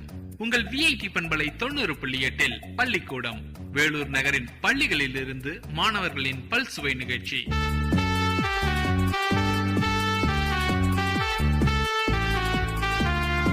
பூவுக்குள் ஒளிந்திருக்கும் பனிக்கூட்டம் அதிசயம், வண்ணத்து பூச்சி உடம்பில் ஓவியங்கள் அதிசயம், துளை செய்யும் காற்று நல் இசையான அதிசயம், குருநாதன் இல்லாத குயில் பாட்டு அதிசயம், அதிசயமே அசந்து போகும் நம் உடம்பு ஓர் அதிசயம் என நம் உடம்பில் நடக்கும் அதிசயங்களை பற்றி கூற வருபவர் எஸ் சஞ்சய். ஒரு நாளில் அதிசயங்கள்.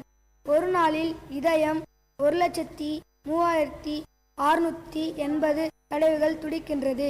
ஒரு நாளில் இரத்தம் 16,80,000 மைல்கள் ஓடுகிறது. ஒரு நாளில் சுவாசம் 22,040 தடவைகள் நிகழ்கின்றன. ஒரு நாளில் 483 கனஅடி காற்றை உட்கொள்கிறோம். ஒரு நாளில் 7 முதல் 8 ராத்தல் கழிவு ஏற்படுகிறது. ஒரு ராத்தல் என்பது 16 அவுன்ஸ். ஒரு நாளில் 143 பைன் வேர்வை வெளிவருகிறது. ஒரு நாளில் 3 முதல் 25 ராத்தல் உணவு சாப்பிடுகிறோம். ஒரு நாளில் 29 ராத்தல் திரவ பதார்த்தம் அருந்துகிறோம். ஒரு நாளில் உறக்கத்தில் 15 முதல் 30 தடவை வரை புரளுகிறோம். ஒரு நாளில் 48,000 வார்த்தைகள் பேசுகிறோம். ஒரு நாளில் 750 பெரிய தசை நார்களை இயக்குகிறோம். ஒரு நாளில் 0.0046 அங்குலம் நீளம் நகம் வளர்கிறது. ஒரு நாளில் 0.01714 அங்குலம் தலைமுடி வளர்கிறது. ஒரு நாளில் 70 லட்சம் மூளை அணுக்கள் வேலை செய்கின்றன. நன்றி. நேயர்கள் இதுவரை கேட்டது உங்கள் விஐடி பண்பலை 90.8 பள்ளிக்கூடம் வேலூர் நகரின் பள்ளிகளில் இருந்து மாணவர்களின் பல்சுவை நிகழ்ச்சி.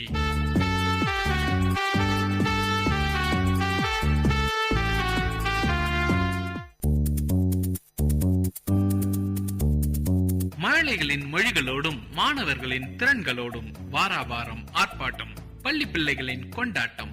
உங்கள் விஐடி பண்பலை 90.8 பள்ளிக்கூடம் வேலூர் நகரின் பள்ளிகளில் இருந்து மாணவர்களின் பல்சுவை நிகழ்ச்சி.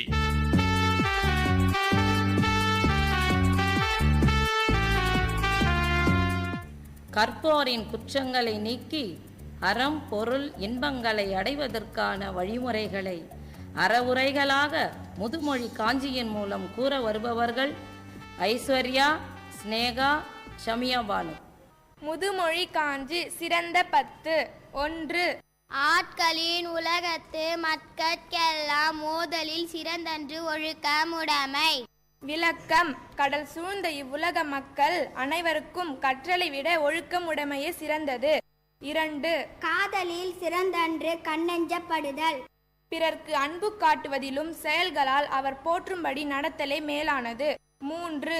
மேதையில் சிறந்தன்று கற்றது மறவாமை. அறிவு நுட்பதினும் கற்ற பொருளை மறவாமை மேன்மையானது. 4. வன்மையில் சிறந்தன்று வாய்மை உடைமை. வளமான வாழ்க்கை காட்டிலும் வாய்மை உடையவராக வாழ்வது உயர்ந்தது. 5. இளமையில் சிறந்தன்று மைப்பினி இன்மை. 6. நலனுடைமை நாணுச் சிறந்தொன்று. அழகுடையவராக இருப்பதினும் நாணமுடையவராக இருப்பதே மேலானது. 7. குலனுடைமையுன் கற்பு சிறந்தன்று. குல பெருமையை விட ஒழுக்கமுடைமையே சிறந்தது. 8. கற்றலின் கற்றாரை வைபடுதல் சிறந்தொன்று. சிறந்த நூல்களை கற்றலை விடவும் கற்றிந்த பெரியாரை பின்பற்றி ஒழுகுதல் சிறப்பானது. 9. செற்றாரை செறுத்தலில் தச்சைக்கை சிறந்தன்று. பகைவரை தண்டிப்பதனை விட அவருக்கு நன்மை செய்தல் சிறந்தது. 10. முன்பெருகளின் சிறுகாமை சிறந்தன்று. முற்காலத்துக்கு பெருகிய செல்வத்தை பின்னர் குறைவுபடாமல் காத்தலே சிறந்தது. சிறந்த 10. நன்றி. நேயர்கள் கேட்டுக்கொண்டிருப்பது பள்ளிக்கூடம் உங்கள் விஐடி பண்பலை 90.8 வேலூர் நகரின் பள்ளிகளில் இருந்து மாணவர்களின் பல்சுவை நிகழ்ச்சி.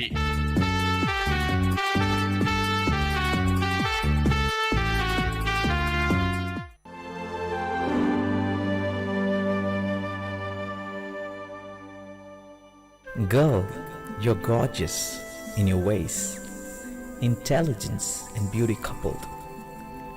Rugged are your pathways, still, loving and caring you are. Lady, long is your road ahead.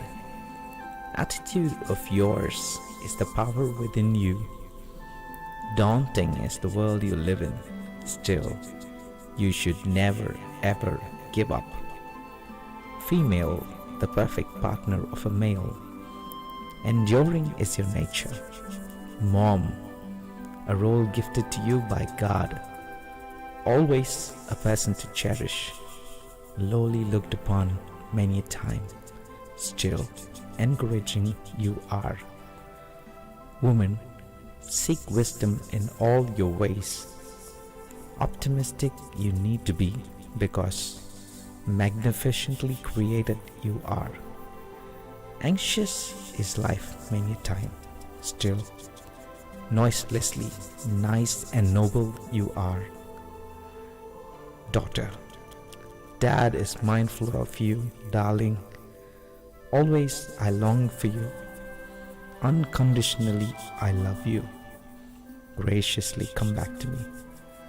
How happy life is with you. Treasure you are to me, dear. Exhausted you may feel at heart, still rekindle your love for me. Dad, happy Women's Day.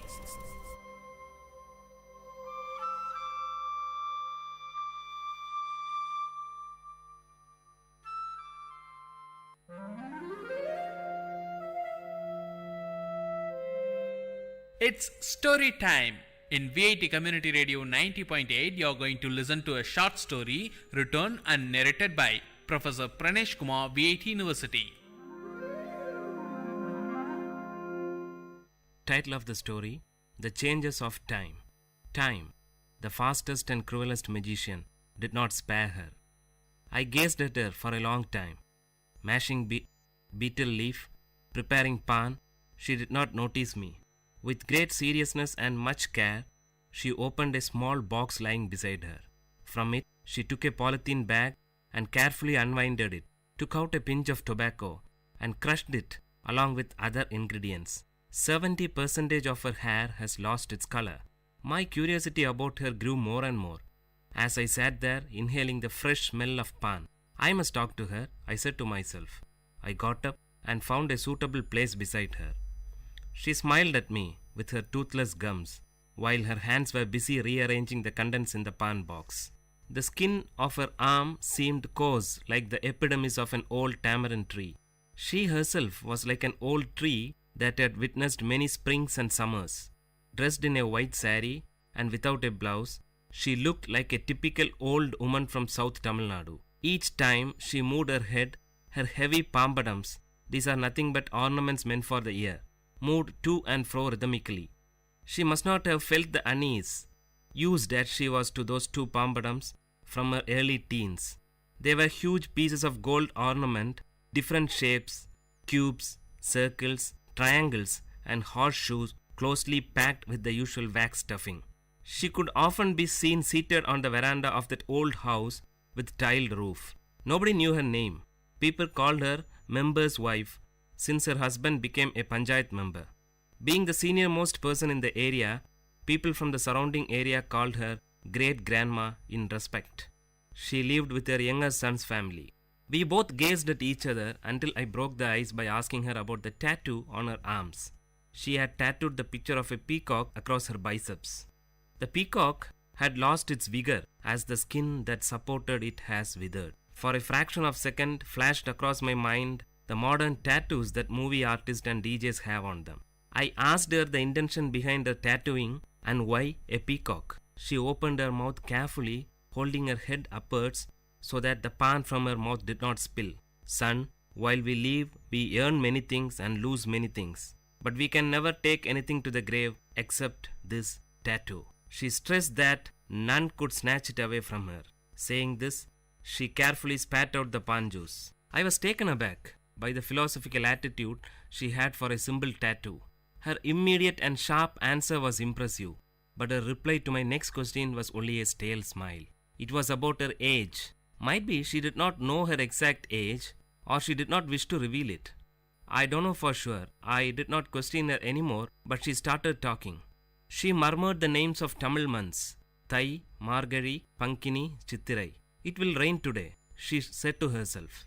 She must have observed the casual smile and expression on my face. She continued, I am sure it usually rains on the final day of Mandakiyat festival. It's a local temple festival of South Kanyakumari, but only if the deity is pleased. She seemed to have memorized the dates of local festivals and the names of local deities. Soon she was interrupted by her daughter-in-law approaching her with a tumbler of tea. Placing the tea beside her mother-in-law, she disappeared into the house.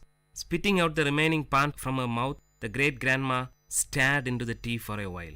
With a deep sigh, she lowered her voice to speak again. Today's women are indolent. They don't know the pleasure of working.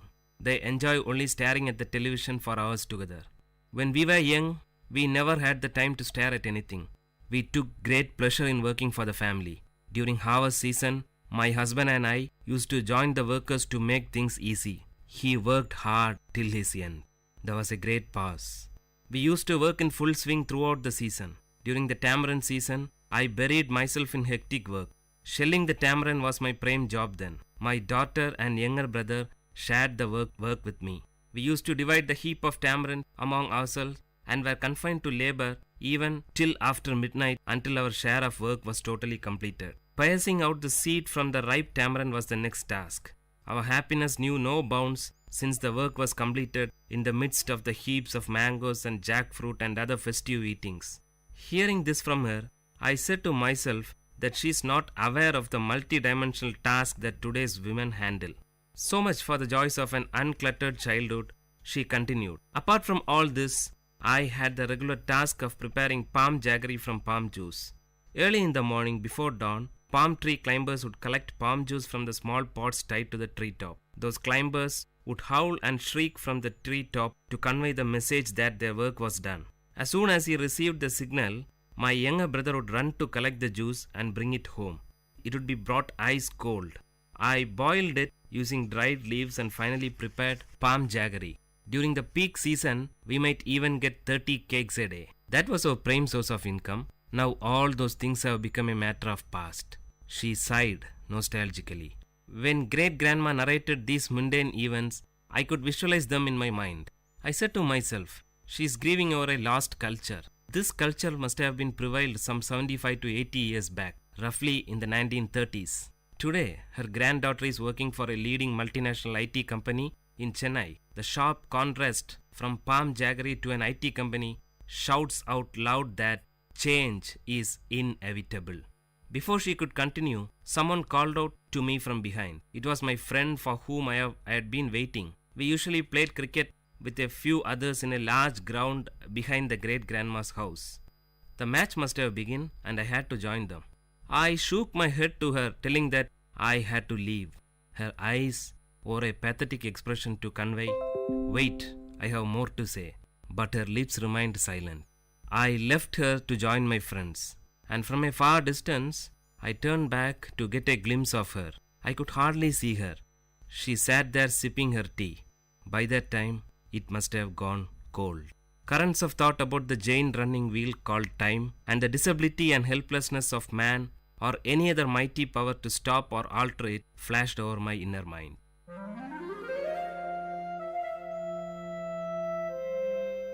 Dear listeners, you had listened to a short story written and narrated by Professor Pranesh Kumar, VIT University, in VIT Community Radio 90.8.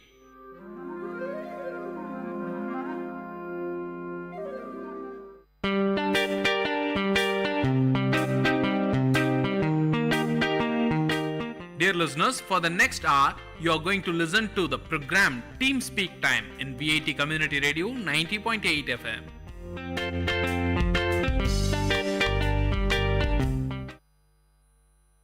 सलाम नमस्ते VIT, आप सुन रहे हैं VIT community radio 90.8 FM.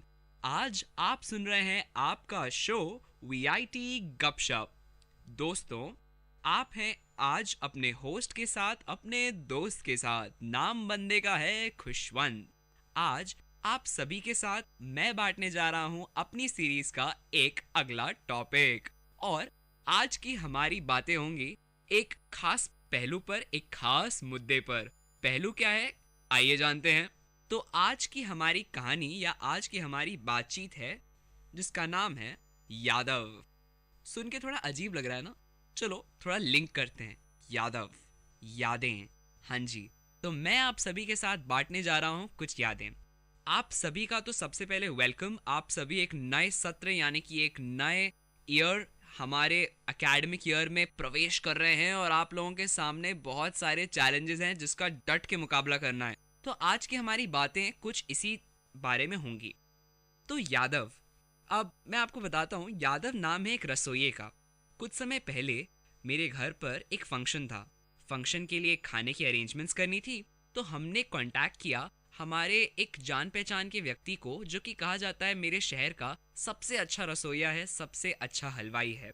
नाम बंदे का यादव है। तो मैं समझ नहीं पाता था कि बंदे में ऐसी क्या क्वालिटीज़ है जो उसको इतना खास बनाती है। वो बंदा इतना डिमांड में भाई कि जैसे ही शादियों का सीज़न चालू होता है, धड़ाधड़ लोग उसको ऑर्डर देने लगते हैं, और हमारी बारी नहीं आ रही थी, लेकिन किसी तरह से हम उसे जानते थे तो कांटेक्ट हो गया। तो अब जब यादव भैया ने हमारे यहाँ काम करना शुरू किया, तो उन भैया से मैं कभी कभी रसोई में जाकर बातें करता था। एक बार मैंने उनसे पूछा कि आपकी इतनी प्रसिद्धि, लोगों का आपको इतना अच्छे ढंग से जानने का आखिर कारण है क्या? क्या राज है आपकी इस खासियत का, आपके खाने को बनाने के इस हुनर की? आखिर ऐसी क्या बातें भाई हमारे साथ भी बांटिए। तो यादव भैया ने हमें बताया कि देख बेटा, अगर 8 बजे खाना मुझे पेश करना है तो मैं ऐसा मान के चलता हूँ कि मुझे 7 बजे तक पेश करना है, और मैं खाना ले आता हूँ। हाँ जी, सही समझे आप। आज हम बात कर रहे हैं बिफोर टाइम होने की, यानी कि अपने काम को थोड़ा पहले ख़त्म करने की। अब ये आदत ऐसी है जो कि हम में से अधिकतर लोग अपने लाइफ के बहुत सारे फटीग, टायर्डनेस, थकान के कारण भाड़ में जाए कर देते हैं और आगे बढ़ जाते हैं। लेकिन याद रखिए कि जब तक आप जीवन में बड़े बड़े प्रिंसिपल्स को अपने लाइफ में, कह लीजिए यार छोटे छोटे प्रिंसिपल्स को अपनी लाइफ में नहीं लाएंगे, तब तक आप बड़े नहीं बन पाएंगे। कहते हैं ना, बूंद बूंद से सागर भरता है। हाँ जी, एकदम सही बात बोल रहा हूँ। तो आगे बढ़ते हैं। तो यादव भैया से मैंने पूछा, भैया आप क्या करते हैं? उन्होंने बताया कि अगर मुझे 8 बजे तक खाना परोसना है तो 7 बजे तक तैयार कर देता हूँ। अब ये लो, ये कौन सी बात हुई? 1 घंटा पहले कर भी क्या लेगा यार इंसान। हम लोग एग्जाम ही अगर 8 का होता है तो 8:15, 8:30 पहुँचते हैं देने के लिए। सही बोला ना? तो देखो भाई, ऐसा है कि भैया ने मुझे बताया ऐसा प्रिंसिपल जो शायद मैं एक्सपेक्ट ही नहीं कर रहा था। उन्होंने ये बोला कि देख भाई, जब तक तू 7 बजे तक खाना नहीं बनाएगा तो उस 1 घंटे में तू कैसे एक परफेक्शन ला पाएगा अपने खाने में। तो मैंने पूछा कैसे? तो उन्होंने बताया कई बार ऐसा होता है कि खाने में नमक कम, शक्कर ज़्यादा, और ये हुआ तो सारी मेहनत बर्बाद। जो लोगों के बीच में थू थू होगी वो अलग, और उसके अलावा ग्राहक जो कम हो जाएंगे वो अलग। तो उस 1 घंटे का इस्तेमाल वो कैसे करते हैं? वो उस व्यक्ति जिनके यहाँ रसोइया खाना बनाने गया, उनको बोलते हैं कि भैया टेस्ट कीजिए, बताइए कोई दाल मिर्ची कम है, हम डाल देते हैं, कुछ जो भी आपको करेक्शंस लगे आप बताइए। तो इस तरह से 1 घंटे का इस्तेमाल वो भैया ने इतने ज़बरदस्त ढंग से किया। उन्होंने हमसे पूछा कि आप टेस्ट कीजिए। उन्होंने बहुत ही गजब के पेपर डोसा बनाया था। उन्होंने पेपर डोसा, सांभर, इडली हमें टेस्ट करवाई और पूछा कि बताओ कि इसमें कहीं कुछ पेपर डोसे में कड़कनेस कम है कि नहीं। कड़कनेस थोड़ा शब्द थोड़ा अजीब है स्टिल। तो कड़क उसकी वो कितना ज़्यादा कड़क है, कैसा बन रहा है भाई बताओ। हमने उन्हें फीडबैक दिया और इस ढंग से उन्होंने कुछ थोड़े से चेंजेस किए और क्या लाजवाब यम, एकदम यम यम वाला खाना और यम वाले पेपर डोसे खाए मैंने अपने लाइफ के शायद बेस्ट पेपर डोसे। तो दोस्तों शायद उन भैया से बात करने के बाद मुझे लाइफ के एक बहुत ही अच्छे लेसन का एहसास हुआ। वो ये कि लाइफ में कभी सीखना मत छोड़िए। भैया ने हमें कहा कि उन्होंने अपने लाइफ में जब से अपने जीवन की शुरुआत की हमेशा सीखते रहे और अपने जीवन का सबसे अच्छा गुण जो उन्होंने सीखा वो था हमेशा अपने काम को समय पर खत्म करने का।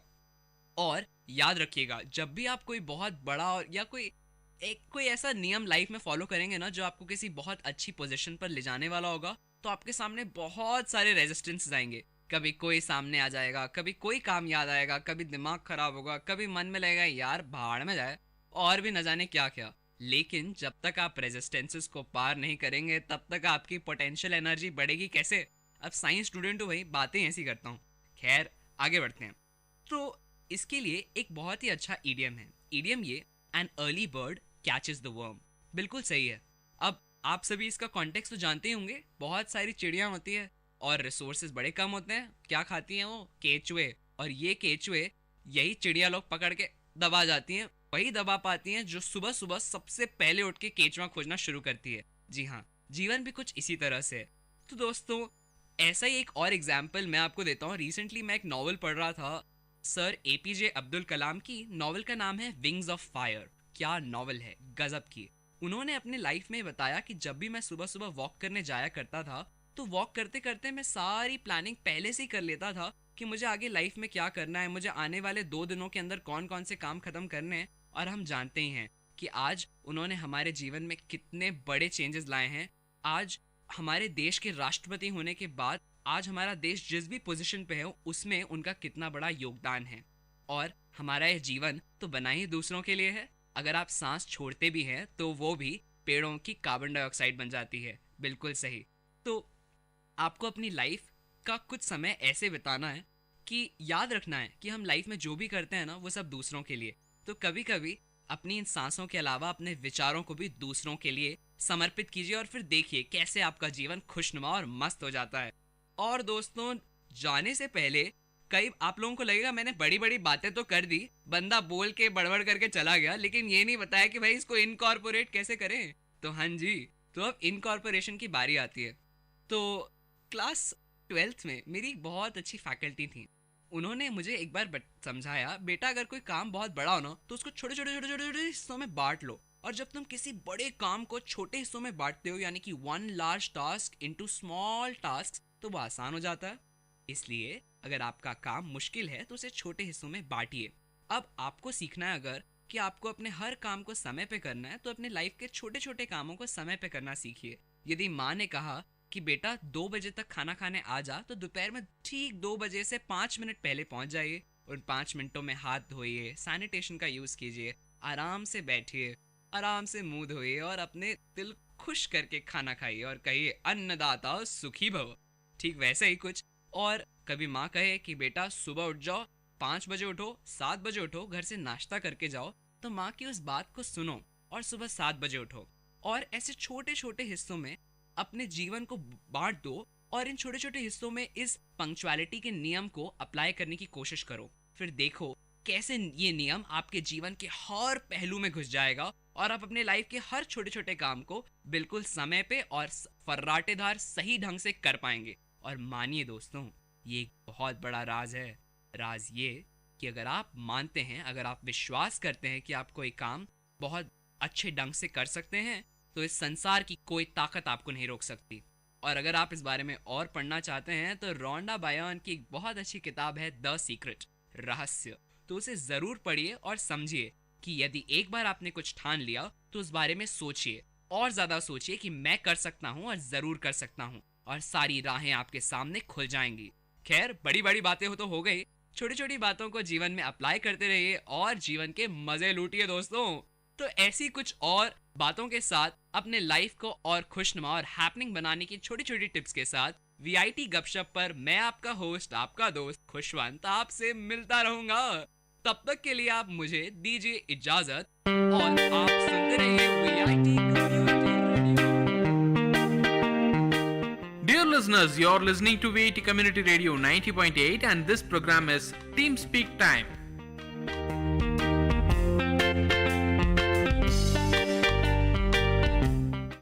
Hello listeners, this is VIT Community Radio 90.8 FM with your host Digjoy on the show Opinions. Today we are discussing on the topic objectification of women in media platforms, their rights and the dilemmas. So let's have a view. What do you think, Prakar, about it? Well, I think women should be given full right everywhere in the common scenario, whether it's media, whether it's the field of sports. They should be given the right to expose themselves to the best. What do you think, Anjali? Digjoy, I would just like to add a point to what Prakhar said. I would just like to add one word. Women should be given equal rights just as the rights given to men. It should not just be like full rights. Men and women should be treated equally in every case. And that's where from the concept of feminism comes from. So basically feminism is not women's superiority over men, it's just the equal right. So why are we discussing this particular topic is that we have the equal representation from the girls as well as boys, with me and Prakar sharing our views from the point of view of men and Lakshya and Anjali sharing their point of view from the point of view of women. So we need to understand what this particular agenda and how it affects us in every basic way, in every detail, minute aspect. We have to analyze as we go on throughout this particular show. We'll analyze all these major points, howsoever minor they might be, so in order to solve this particular problem.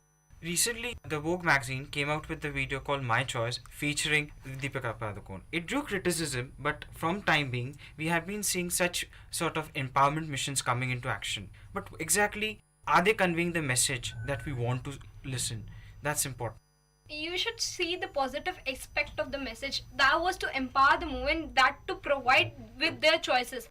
Everything about that wasn't right. And I'm not here sitting judging that video. It's just my opinion that everything displayed in that video wasn't right. We have talked about many of these aspects for many years. India being a male-dominant country is a certain thing that we still accept in the 21st century. Even right now, women fight for the basic right and they are not considered equal in a basic middle-class family and the lower background.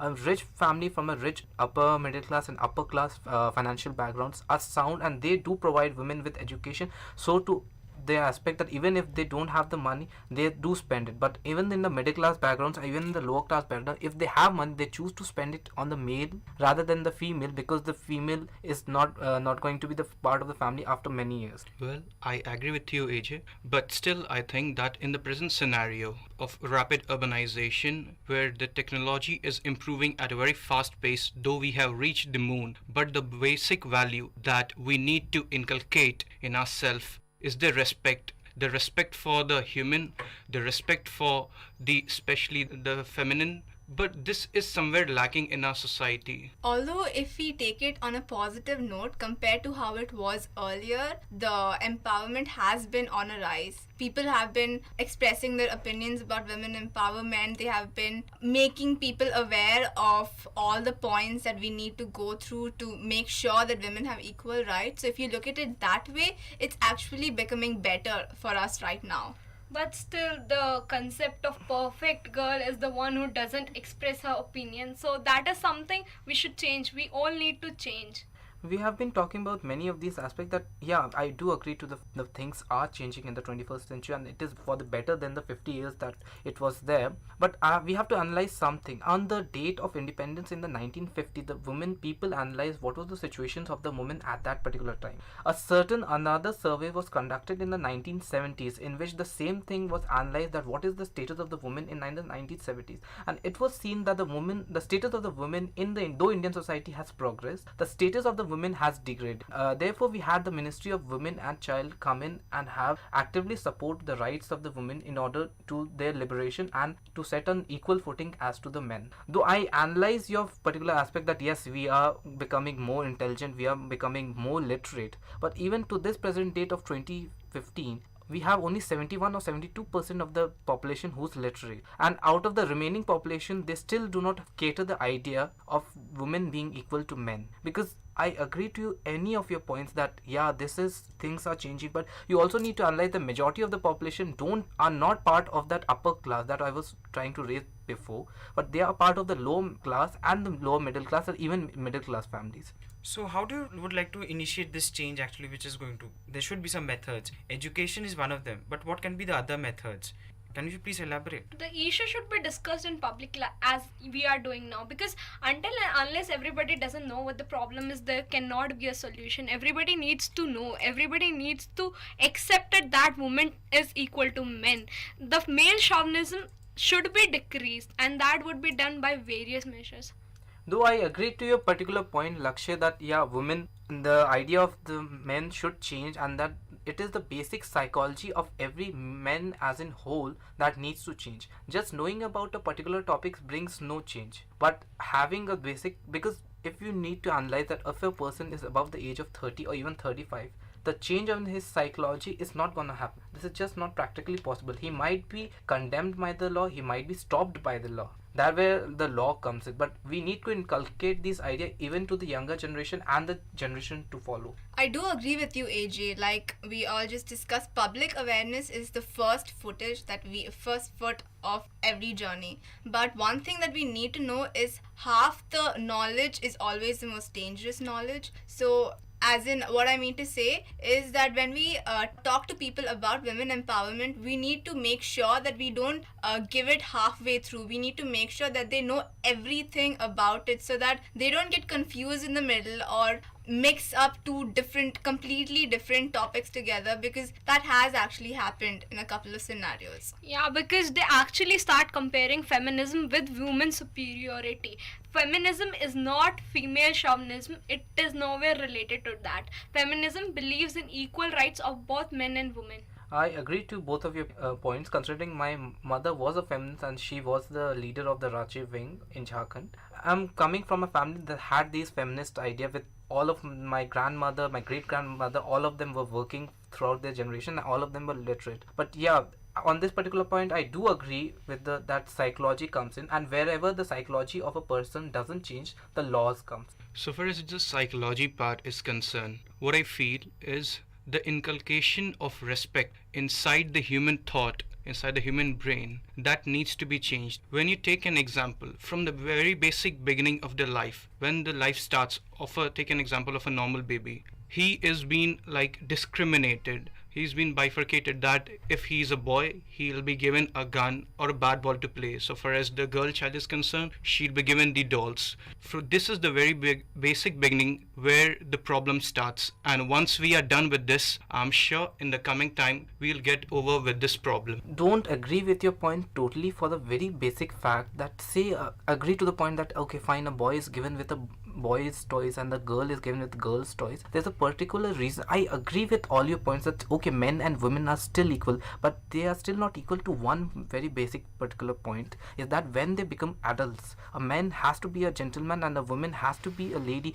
Not that they are not strong or not that they are not literate enough or equal foot. I'm just saying that a man needs to protect his woman dignity at all platforms. That is the responsibility of the man, because if a woman dignity is hurt or if a woman respect is hurt, that respect coincides with the respect of the man. A man should inculcate this feeling that yes, if she is my woman and if she is my partner for my life, I need to protect her. And on this particular note, I agree that if a man is not capable, then the woman also supports her. This goes hand in hand, and this is when the idea of a woman being a woman-like and a guy being a guy-like comes in. Because if a guy is not strong and stern, though this is not compulsory, but at least for the majority of the population, that is more than 80%, this needs to be there. And this thing comes only because at the stage of a kid, when a kid is like 2 years small, that is when his psychology is the most domicile part, and we need to inculcate him to become certain someone. But during the duration of when he becomes a teenager, when he starts to analyze that what makes a girl different from a boy, and we go through puberty, that is when he needs to learn the ideas of respect to women. Though respect can come in like before also, but that is when he needs to analyze, yes, this is my duty, this is my situation, I need to protect my sister, I need to protect my family. I want to say that strength is not all about physical strength. It's about mental strength. It's about emotional strength, providing support when she needs it. And she should do the same for her men. So it's not about like a guy should be like taught about it or inculcate these habits just from his childhood. A woman should be also taught like she has to protect her man, to support her men. So it's not one sided, it's both sided. Both should be made like strong about the physical emotional strengths and the mental strength, just not about the physical strength. Just giving him gun doesn't like prove anything. And I agree with all your points, but then you're failing to analyze one basic idea is that I clearly said that on the equal footings of education and on the equal footing of age and maturity that comes as we go forward in life.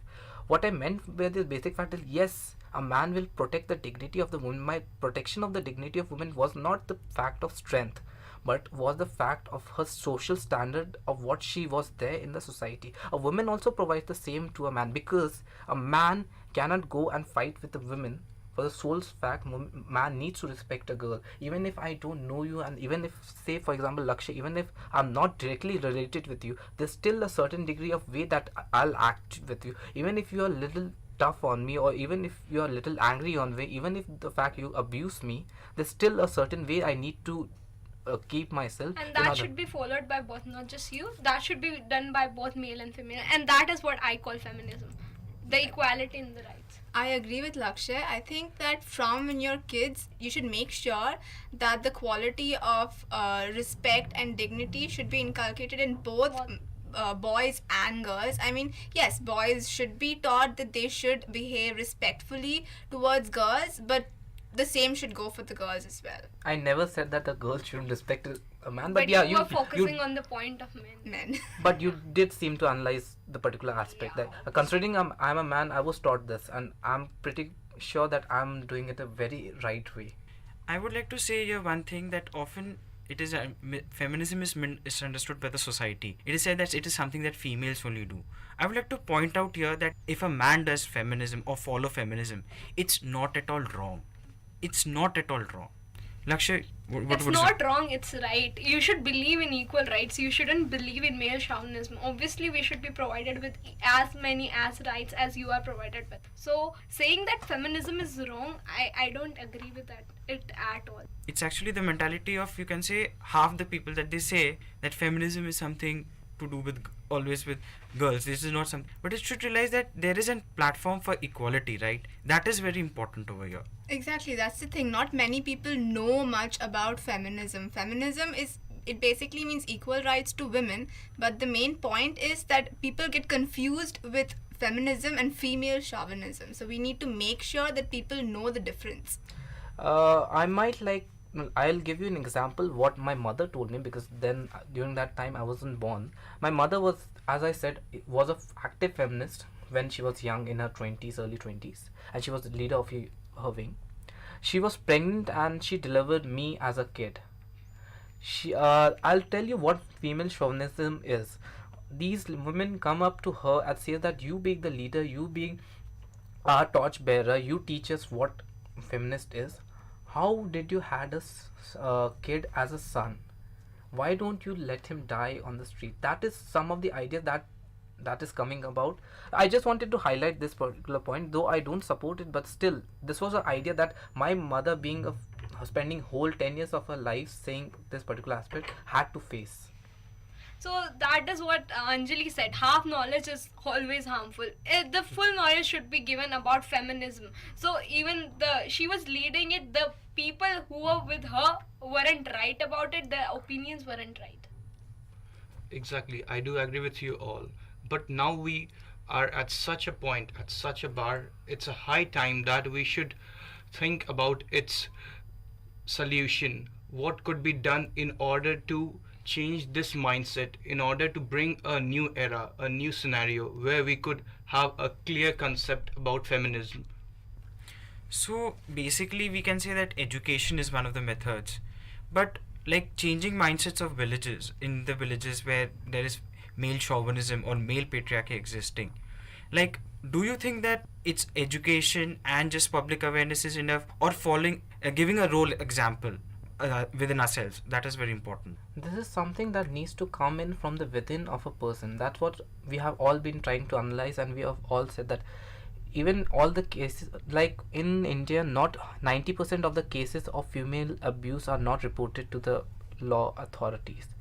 What's the reason for that? That women often feel that either it's not worth it to go to them, or either they feel scared enough to go to the law because they feel that even if they go to the law, nothing will change, and that this is the society will stay the very same as it is. We also need to analyze that this particular idea that comes from within of a person, that all the 1.2 billion people of India needs to analyze, is that a real female is equal to a man, and that this needs to seep in deep inside their brain and deep inside the subconscious too.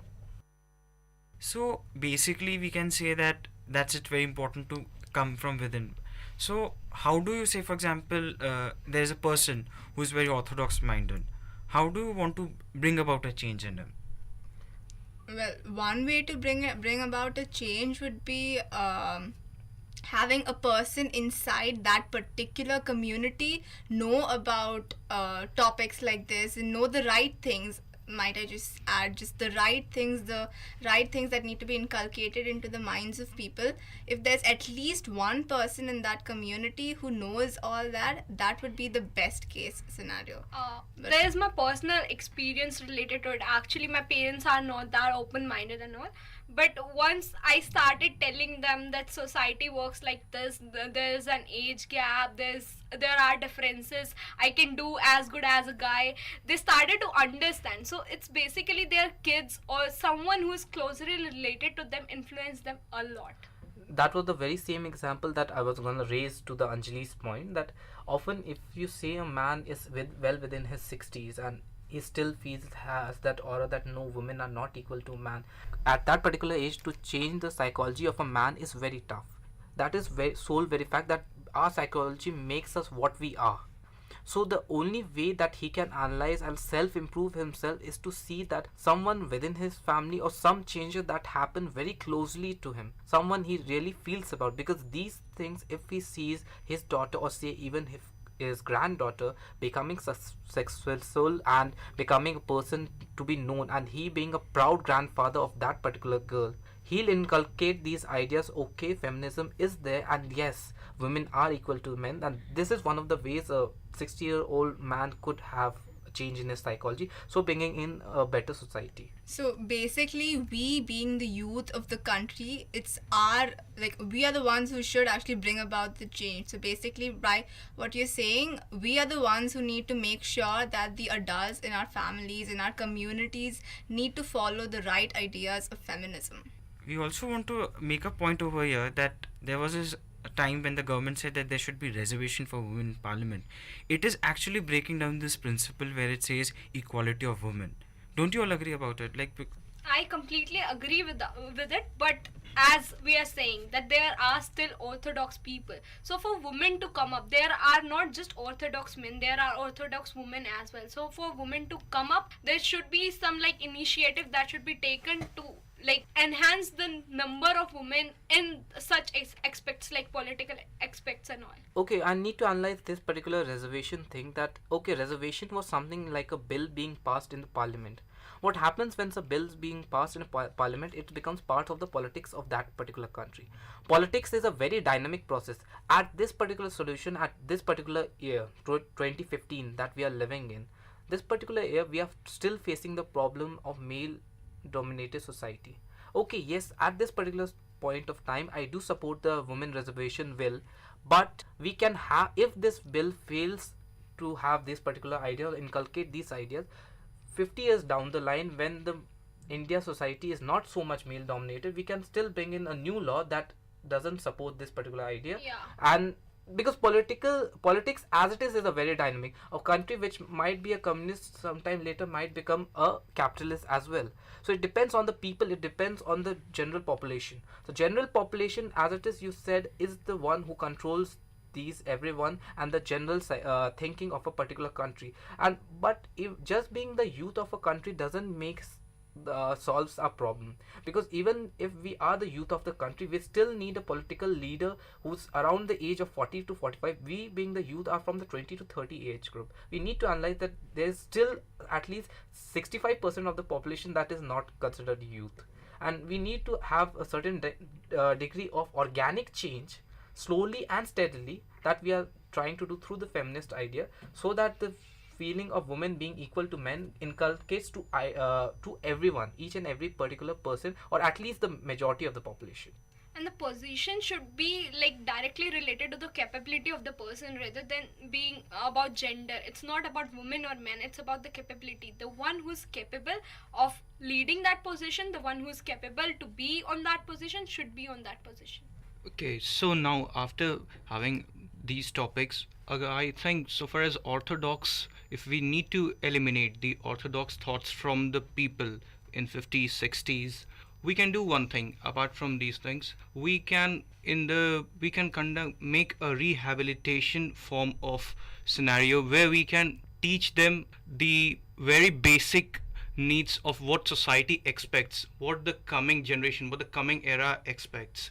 On this very particular note, I'll like to object to that, because there is a particular way of organic change. Listen, we all live in a democracy. Even if you say these particular ideas or these particular educations to the very same 50 years to 60 years of people only go for something given by the government if they feel it's worth it. Say the free education, say the free food, say the free supplies that and all the benefits that we get from the government. And you cannot force all the peoples to go over there and have this knowledge given to them, because you have to be accepting too. And that's where the psychology comes in again. And second very fact is that this is a democracy. Everyone is allowed to have a very free will to do what they want, and within the laws of a country, obviously.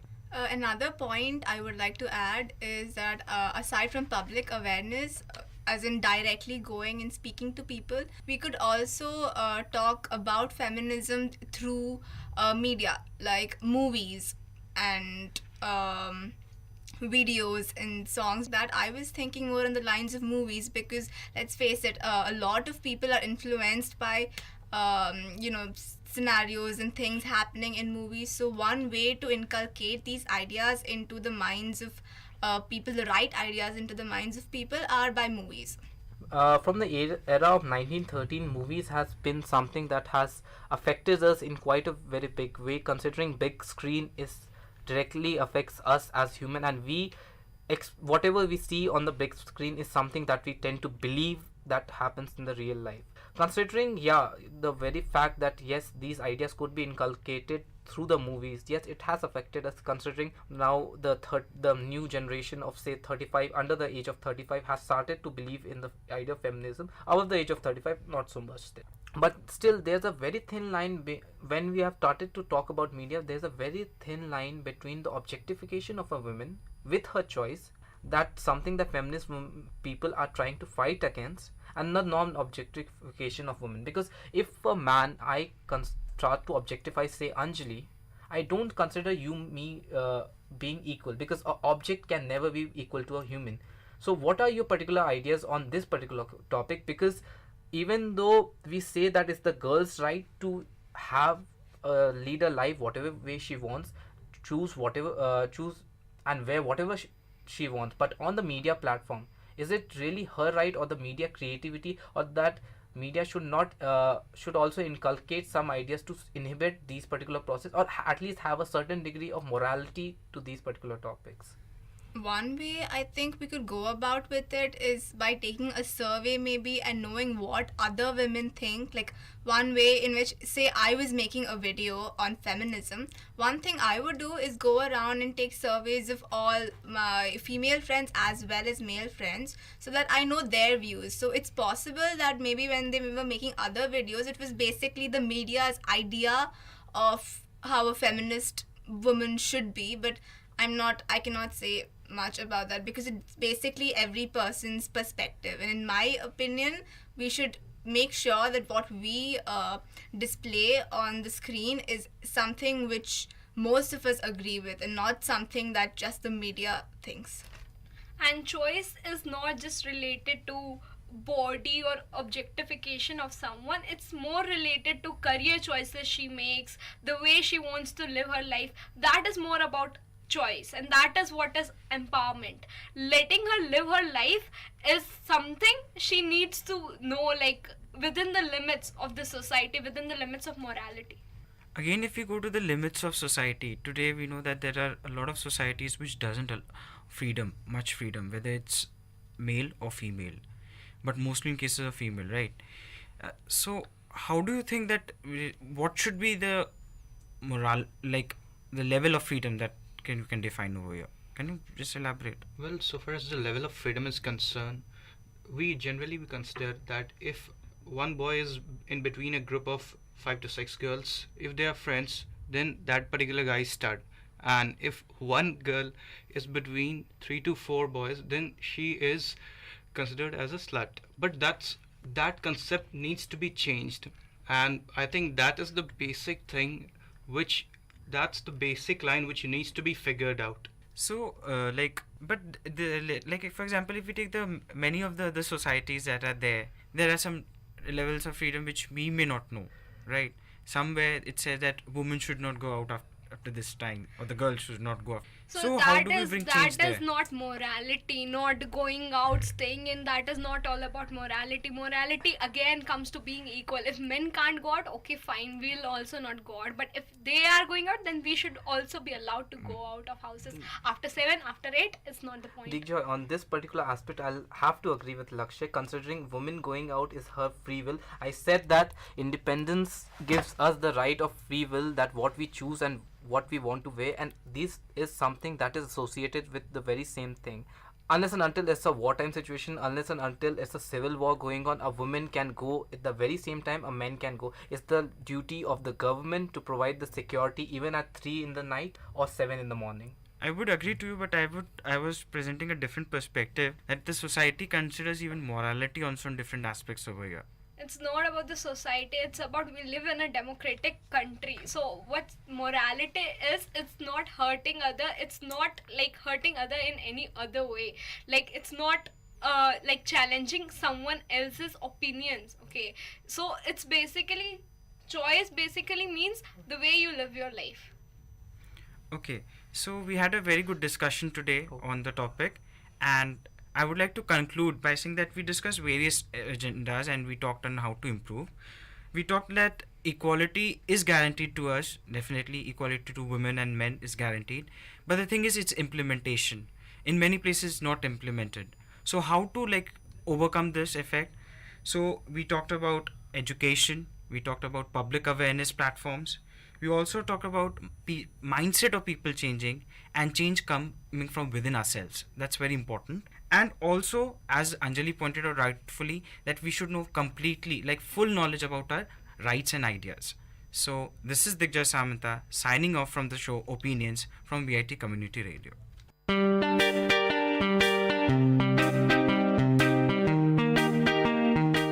Dear listeners, you're listening to VIT Community Radio 90.8 and this program is Team Speak Time.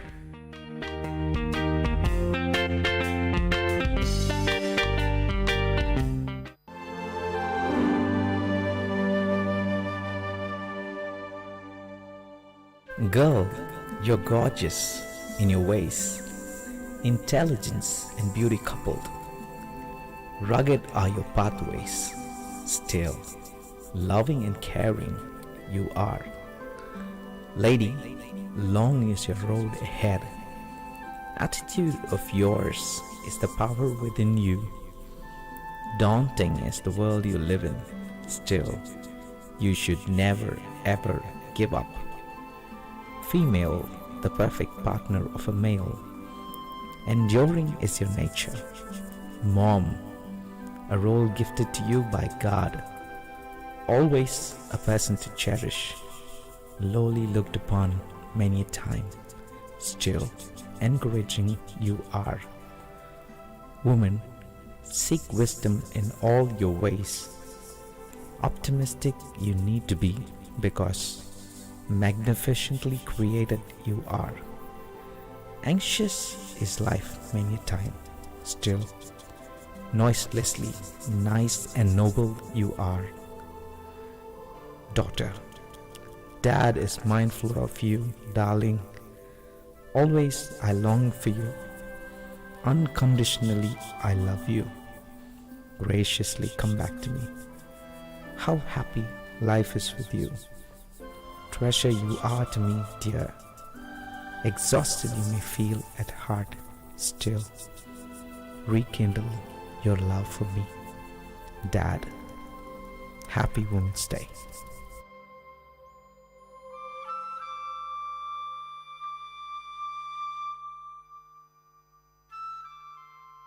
Hello, hi, Namaste VIT.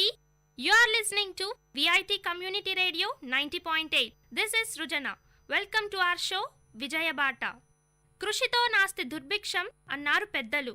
ఈరోజు ఈ వాక్యానికి గల ఒక ముఖ్యమైన ఉదాహరణను మనం చూద్దాం. అది 1931 అక్టోబర్ 15. సముద్రపు అలలు ప్రతి ఒక్కరిని తాకుతుండగా, ఇసుక తిన్నలు మెరుస్తుండగా జలాలుద్దీన్ ఆసియమ్మల ఇంట ఆనందాల హరివిల్లు కనబడింది. అవునండి, మన మాజీ రాష్ట్రపతి ఏపీజే అబ్దుల్ కలాం గారు జన్మించారు. కష్టాల మధ్య, సమస్యల మధ్య కలాం గారు తన బాల్యాన్ని గడిపారు.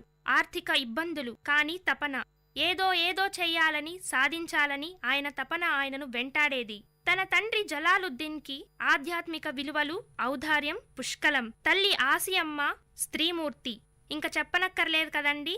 తన తల్లి తండ్రి అలా ఉండగా అవే క్వాలిటీస్ని పుణికిపుచ్చుకున్నారు మన కలాం గారు. చిన్నప్పుడు వాళ్ళ నాన్నగారితో కలిసి రామేశ్వరంలో పడవను నడిపేవారు. అప్పుడే తనకు జీవితం పైన ఆసక్తి కనబడింది. ఖురాన్లోని ప్రతి విషయాన్ని అవపోసన చేసుకున్నారు కలాం గారు. రామేశ్వరంలో విభిన్న మతాల వాళ్ళు ఉండేవాళ్ళండి. మతాలు వేరైనా తన స్నేహితులతో లౌక్యంగా ఉండేవారు కలాం. ఇది చెప్తుంది ఆయన ఎంత మంచి మనసు కలవారో. కలాం గారి ఉపాధ్యాయులు చెప్పే ప్రతి విషయాన్ని ప్రేరణగా తీసుకునేవారు అబ్దుల్ కలాం గారు. అతనికి చిన్నప్పటి నుంచే విశాల హృదయం కలదండి. రామేశ్వరంలో ఇంగ్లీష్ తెలిసిన ఏకైక వ్యక్తి అహ్మద్ గారు. అహ్మద్ గారు అబ్దుల్ కలాం గారికి బంధువు మాత్రమే కాదు, చాలా సన్నిహితుడు. అప్పట్లో ప్రపంచంలో జరిగే ఇన్వెన్షన్స్ గురించి, ఉన్న సైంటిస్టుల గురించి, ఫిలాసఫర్స్ గురించి అబ్దుల్ కలాం గారికి చెప్పేవారు. అప్పటి నుంచి కలాం గారిలో చదువు పైన ఆసక్తి పెరిగింది. షంషుద్దీన్ ఇంకొక వ్యక్తి. అబ్దుల్ కలాం గారి జీవితాన్ని ఎంతో ప్రేరేపించిన షంషుద్దీన్ గారు పత్రికలు పంపిణీ చేసేవాళ్ళు. అబ్దుల్ కలాం గారికి అప్పుడు 10 ఏళ్ల వయసు ఉండొచ్చండి. 1939 నుంచి 1945 వరకు మన ప్రపంచంలో 2వ ప్రపంచ యుద్ధం జరిగిందని మనకు తెలిసిన విషయమే. ఆ కాలంలో రామేశ్వరంలో రైళ్లు ఆగేవి కాదు. కాబట్టి రైళ్ల నుంచి పత్రికలను విసిరివేసేవాళ్లు. షంషుద్దీన్ని హెల్ప్ చేయడానికి అబ్దుల్ కలాం గారు వెళ్లేవాళ్ళు. ఇదే అదునైన అవకాశం అని భావించారు కలాం గారు. ప్రతి ఒక్క పత్రికను, ప్రతి ఒక్క వాక్యాన్ని అవపోసన చేసుకున్నారు. అప్పుడేనండి దీన్ని ఒక జాబ్ లాగా తీసుకొని వేతనాన్ని కూడా సంపాదించారు కలాం గారు. రామనంతపురంలో విద్యాభ్యాసం చేసిన అబ్దుల్ కలాం గారు చాలా యావరేజ్ స్టూడెంట్. ఆకాశంలో ఎగిరే పక్షులను చూసి, అవి విహరించే విధానాన్ని చూసి చాలా అబ్బురపోయేవాడు. అప్పుడు ఆయన ఉపాధ్యాయుడు చెప్పారు, నీకు విశ్వాసం ఉంటే విధిని కూడా తిరిగి రాయగలవు, ఆ పక్షులలాగే నువ్వు కూడా విహరించగలవు అని. ఆ ప్రోత్సాహం, ఆదర్శం అబ్దుల్ కలాం గారిని ఉన్నత స్థాయికి తీసుకొచ్చింది. ఒక ఫ్యాకల్టీ చెప్పారు అబ్దుల్ కలాం గారి జీవితంలో ఏదైనా సాధించాలంటే ప్రతి మనిషికి 3 లక్షణాలుండాలని. అవి కోరిక, నమ్మకం, ఆశ.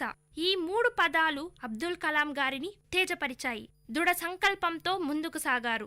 ఉన్నత చదువుల కోసం 1950లో తిరుచిరాపల్లికి వెళ్లారు అబ్దుల్ కలాం గారు. అక్కడ ఆయనను 2 సబ్జెక్ట్స్లో చాలా ఇంట్రెస్ట్ వచ్చిందండి.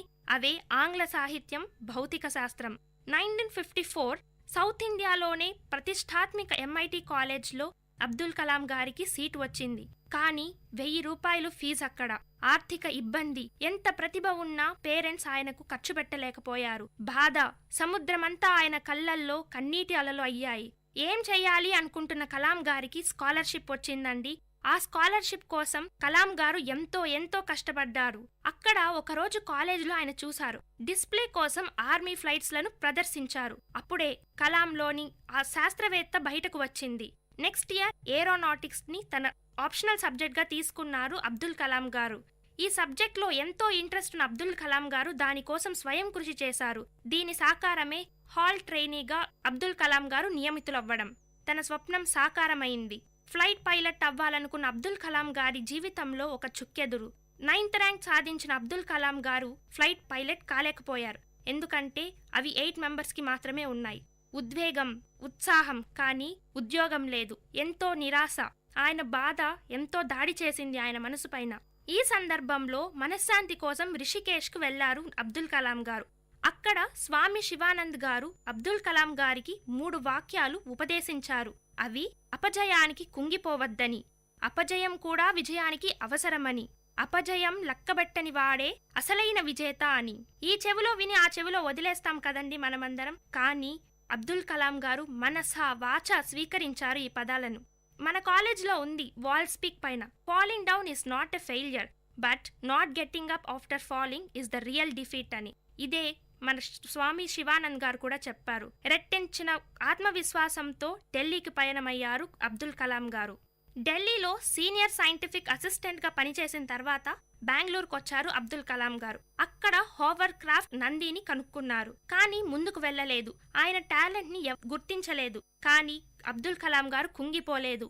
ప్రతి ఒక్క కాన్సెప్ట్ ని నేర్చుకున్నారు. అదే కాలంలో ప్రొఫెసర్ విక్రమ్ సారాభాయ్ గారు అబ్దుల్ కలాంకి దేవుడిలా కనిపించారు. వారి మధ్య గురు శిష్య బంధం ఏర్పడింది. ఇదిలా ఉండగా అబ్దుల్ కలాం గారు తుంబా వెళ్లారు, అది వర్జీనియా. ఇదిలా ఉండగా అబ్దుల్ కలాం గారు వర్జీనియా వెళ్లారు నాసాలో పనిచేయడానికి. అక్కడ ఆయన నేర్చుకున్నదంతా అణువణువుని మెదడులో నిర్బంధించాడు. నేర్చుకున్న ప్రతి దానికి పదును పెట్టాడు. నేర్చుకున్న సంపదతో ఇండియాకి తిరిగి వచ్చాడు. తుంబాలో జరగబోయే ల్యాబొరేటరీ కోసం ఎంతో కృషి చేశాడు. ఆయన నేర్చుకున్నదంతా అందరికీ చెప్పాడు. రోహిణి, మేనక శాటిలైట్స్ ను వదిలారు. 1971 డిసెంబర్ 31 అబ్దుల్ కలాం గారు తన జీవితంలో తనకు ఎంతో ప్రేరణ ఇచ్చిన ఒక వ్యక్తిని కోల్పోయారు. అవునండి, మనకెంతో ప్రీతిమంతమైన విక్రమ్ సారాభాయ్ గారు తనువు చాలించారు. ఆ వెంటనే జలాలుద్దీన్, అదే అబ్దుల్ కలాం గారి తండ్రి కూడా చనిపోయారు. ఇంకొన్ని సంవత్సరాల తర్వాత తనకు సన్నిహితుడైన అహ్మద్ కూడా చనిపోయాడు. ఎంతో నిస్పృహతో, ఎంతో బాధతో ఉన్న అబ్దుల్ కలాం గారు అనుకున్నారు, వీళ్ళు నా కోసం ఎంతో చేశారు. వీళ్ళు చేసిన దాన్ని మనం ఎలా మర్చిపోవాలి? ఏదో చెయ్యాలి, ఇంకా ఏదో చెయ్యాలి అన్న ఆలోచనతో ముందుకు సాగారు. అది ఆగస్టు 10, 1979. షార్, అదేనండి మన శ్రీహరికోటలో నిశాంతి, నిశ్శబ్దం. ఎందుకంటారా? SLV-3 ప్రయోగం, శాటిలైట్ లాంచ్ వెహికల్ 3 అది. అంతటా ఒక్కటే ఉత్కంఠ. యావత్ దేశం దృష్టి ప్రయోగం వైపే. ఇదిలా ఉండగా వినీలాకాశంలోకి దూసుకెళ్లింది మన SLV-3. చప్పట్లతో ల్యాబ్ మారు మ్రోగింది. కానీ ఆ ఆనందమంతా 5 నిమిషాలకే పరిమితమయ్యింది. ఆ రాకెట్ 560 కిలోమీటర్లకు దూరంగా ఉన్న సముద్రంలో కూలింది. బాధ, నిస్సహాయత, ప్రతి ఒక్కరి మనస్సులో బాధ. కష్టం అలా కూలిపోతుంటే ప్రతి సైంటిస్ట్లో ఉన్న బాధను ఎవరూ చూడలేకపోయారు. అబ్దుల్ కలాం గారిలో వేదన, నిరాశ నుండి బయటకు రావడానికి అబ్దుల్ కలాం గారు చాలా ప్రయత్నించారు. మనం నేర్చుకున్నది ఎక్కడికి పోదని భావించారు. ఎదుర్కొన్న ఓటము నుండి పాఠాలు నేర్చుకున్నారు. దీని ఫలితమే 1980 జూలై 17 కీలక గడియలు మళ్లీ షార్లో. ఇప్పుడు ఇంకొక శాటిలైట్ లాంచ్ వెహికల్ ని లాంచ్ చేశారు. షార్ మొత్తం కరతాళ ధ్వనుల మధ్య మారుమ్రోగింది. మరుసటి రోజు రేడియో, పేపర్, మ్యాగజిన్ ప్రతి ఒక్కదానిలో ప్రత్యేక కథనాలు. షార్ ల్యాబొరేటరీలో ఆనందం వెల్లువెత్తింది. దేశ చరిత్రలోనే సుందర స్వప్నం సాకారమయ్యింది. అదేనండి డ్రీమ్ కమ్ ట్రూ. భారతదేశం సగర్వంగా సత్తా చాటింది. దీనికి నాయకుడు ఎవరనుకుంటున్నారు? ఓటమి రాళ్లను తిన్నా అబ్దుల్ కలాం గారే. ఈ అద్భుతాన్ని సాధించిన మహావిజ్ఞాని, కోట్లాది మందికి ప్రియమైన మనిషి, లక్షలాది మందికి స్ఫూర్తి, సకల జనులకు మార్గదర్శి, ఈ పృథ్వీ ముద్దుబిడ్డ Avul Pakir Jainulabdeen Abdul Kalam. We should salute our president Abdul Kalam ji. Aeronautics లోనే కాదండి, హ్యూమానిటీ కూడా ఎక్కువ మన అబ్దుల్ కలాం గారికి. హైదరాబాద్ DRDLలో పనిచేస్తున్నప్పుడు అబ్దుల్ కలాం గారు ఒక వ్యక్తిని చూశారు. ఆ వ్యక్తి పోలియోతో బాధపడుతున్నారు. వాళ్ళు యూజ్ చేసే క్యాలిపర్స్ అప్పట్లో 3 కేజీల బరువు ఉండేది. చాలా బాధపడ్డారు అబ్దుల్ కలాం. ఆల్రెడీ పేషెంట్గా ఉన్న ఒక పోలియో ఉన్న వ్యక్తి ఇంత బరువైన వస్తువుని ఎలా ఆసరాగా తీసుకొని నడుస్తున్నారా అని బాధపడ్డారు. దీనికోసమే ఆయనకు ఒక ఆలోచన తట్టింది. ఎయిర్ క్రాఫ్ట్స్ లో యూజ్ చేసే ప్లేట్స్ ను డాక్టర్స్ కి చూపించాడు. ఆ ప్లేట్స్ ని ఉపయోగించి కేవలం 150 గ్రామ్స్ తో క్యాలిపర్స్ ను రూపొందించారు. ఈ క్యాలిపర్సే ఇప్పటి పోలియో బాధితులు కూడా వాడుతున్నారు. 1990లో కార్డియాలజిస్ట్ సోమరాజ్ గారు అబ్దుల్ కలాం ని man of the poor and నీడీగా అని కొనియాడారు. హైదరాబాద్లో ఉన్నప్పుడు అబ్దుల్ కలాం గారు ఇమారత్ అనే ప్రదేశాన్ని చూశారండి. అబ్దుల్ కలాం గారు ప్రకృతి ప్రేమికుడు. ఒకసారి డైరెక్టర్ గారు అడిగారు, కలాం నీకు ఏం కావాలి అని. అప్పుడు కలాం గారు చెప్పారు, నాకు 1,00,000 మొలకలు కావాలి, ఇమారత్లో నాటాలి అని. ఆ 1,00,000 మొలకలే ఈనాడు లక్షోపలక్షల మొలకలుగా వృక్షాలుగా మారి ఆకుపచ్చదనాన్ని సంతరించింది. ఇదంతా ఇలా ఉండగా ఆయనకు అవార్డులు పురస్కారాలు వెల్లువెత్తాయి. మొక్క మహావృక్షంగా మారిందని అబ్దుల్ కలాం గారి సన్నిహితులు స్వర్గం నుండి ఆనందపడ్డారని అబ్దుల్ కలాం గారు గుర్తు తెచ్చుకున్నారు. Padma Bhushan, Vibhushan, Bharat Ratna, king Charles II medal, 40 డాక్టరేట్లు, ఇంకా ఎన్నెన్నో అవార్డులు ఆయనని ఆభరణాలుగా అలంకరించాయి. పోఖ్రాన్ న్యూక్లియర్ టెస్ట్ కోసం సాంకేతికంగా ఎంతో ప్రయత్నించి ఇండియాను బలపరిచాడు. 2001లో అబ్దుల్ కలాం గారు వాలంటరీగా రిటైర్మెంట్ తీసుకున్నారు. ఇప్పుడు ఏం చేయాలి అనుకున్న అబ్దుల్ కలాం గారు ఒక ఆలోచన తట్టింది. పువ్వు పుట్టగానే పరిమళిస్తుంది అంటారు కదండి, అవును. కలాం గారు స్టూడెంట్స్లో ప్రతి ఒక్కరిలో ఆత్మవిశ్వాసాన్ని రగిలించడానికి ప్రయత్నించారు. లిటరసీ కోసం 6 to 8% రిజర్వేషన్ ఉండాలని భావించారు. అబ్దుల్ కలాం అంటే దేశంలోనే ఒక ఐకాన్గా భావించారు ప్రజలు. అత్యున్నత పీఠం అదే ప్రెసిడెంట్షిప్ వెతుక్కుంటూ వచ్చింది కలాం గారిని. 2002 జూలై 25న ప్రెసిడెంట్గా ప్రమాణ స్వీకారం చేశారు అబ్దుల్ కలాం గారు. కలాం నిజమైన సమర్థుడు, దేశభక్తుడు, కృషి, పట్టుదల, గొప్ప విశ్వాసమున్న మహామేధావి. చింతపిక్కలు ఏరుకునే అబ్దుల్ కలాం ఒక వీధి బాలుడు ఈనాడు రాష్ట్రపతి భవనంలో రాష్ట్రపతి అయ్యారు.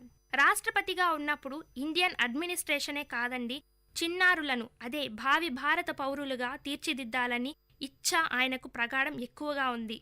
చిన్నారులలో ప్రేమ, దేశాన్ని, అభివృద్ధిని చూశారు. వాళ్ల కోసం ఎన్నో ప్రసంగాలు చేశారు. సియాచిన్ గ్లేషియర్లో మిలిటరీని సపోర్ట్ చేశారు. క్రమశిక్షణతో రాష్ట్రపతి పదవికే వన్నె తెచ్చారు కలాం గారు.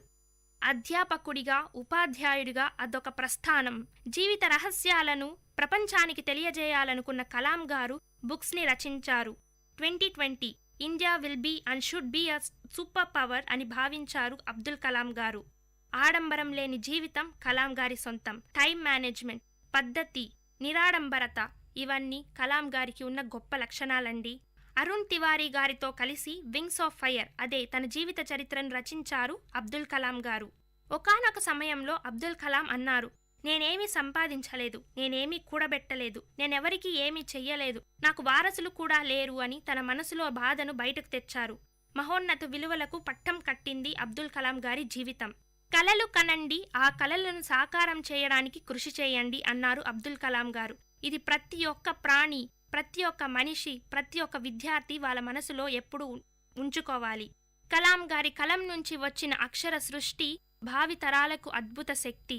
కలాం గారి జీవితంలోని ప్రతి ఘట్టం మనకు పాఠం. మన కోసం ఇంత చేసిన కలాం గారికి మనం ఏమిచ్చి రుణం తీర్చుకోగలం? కలాం గారు ఏం ఆశిస్తున్నారు? మనులా, మాణిక్యాల? కాదండి, 2020 కల్లా ఒక అద్భుత ప్రపంచాన్ని ఆయన కోరుతున్నారు. ప్రతి ఒక్కరూ వాళ్ళకి తగినంతగా దేశం కోసం పాటుపడాలి.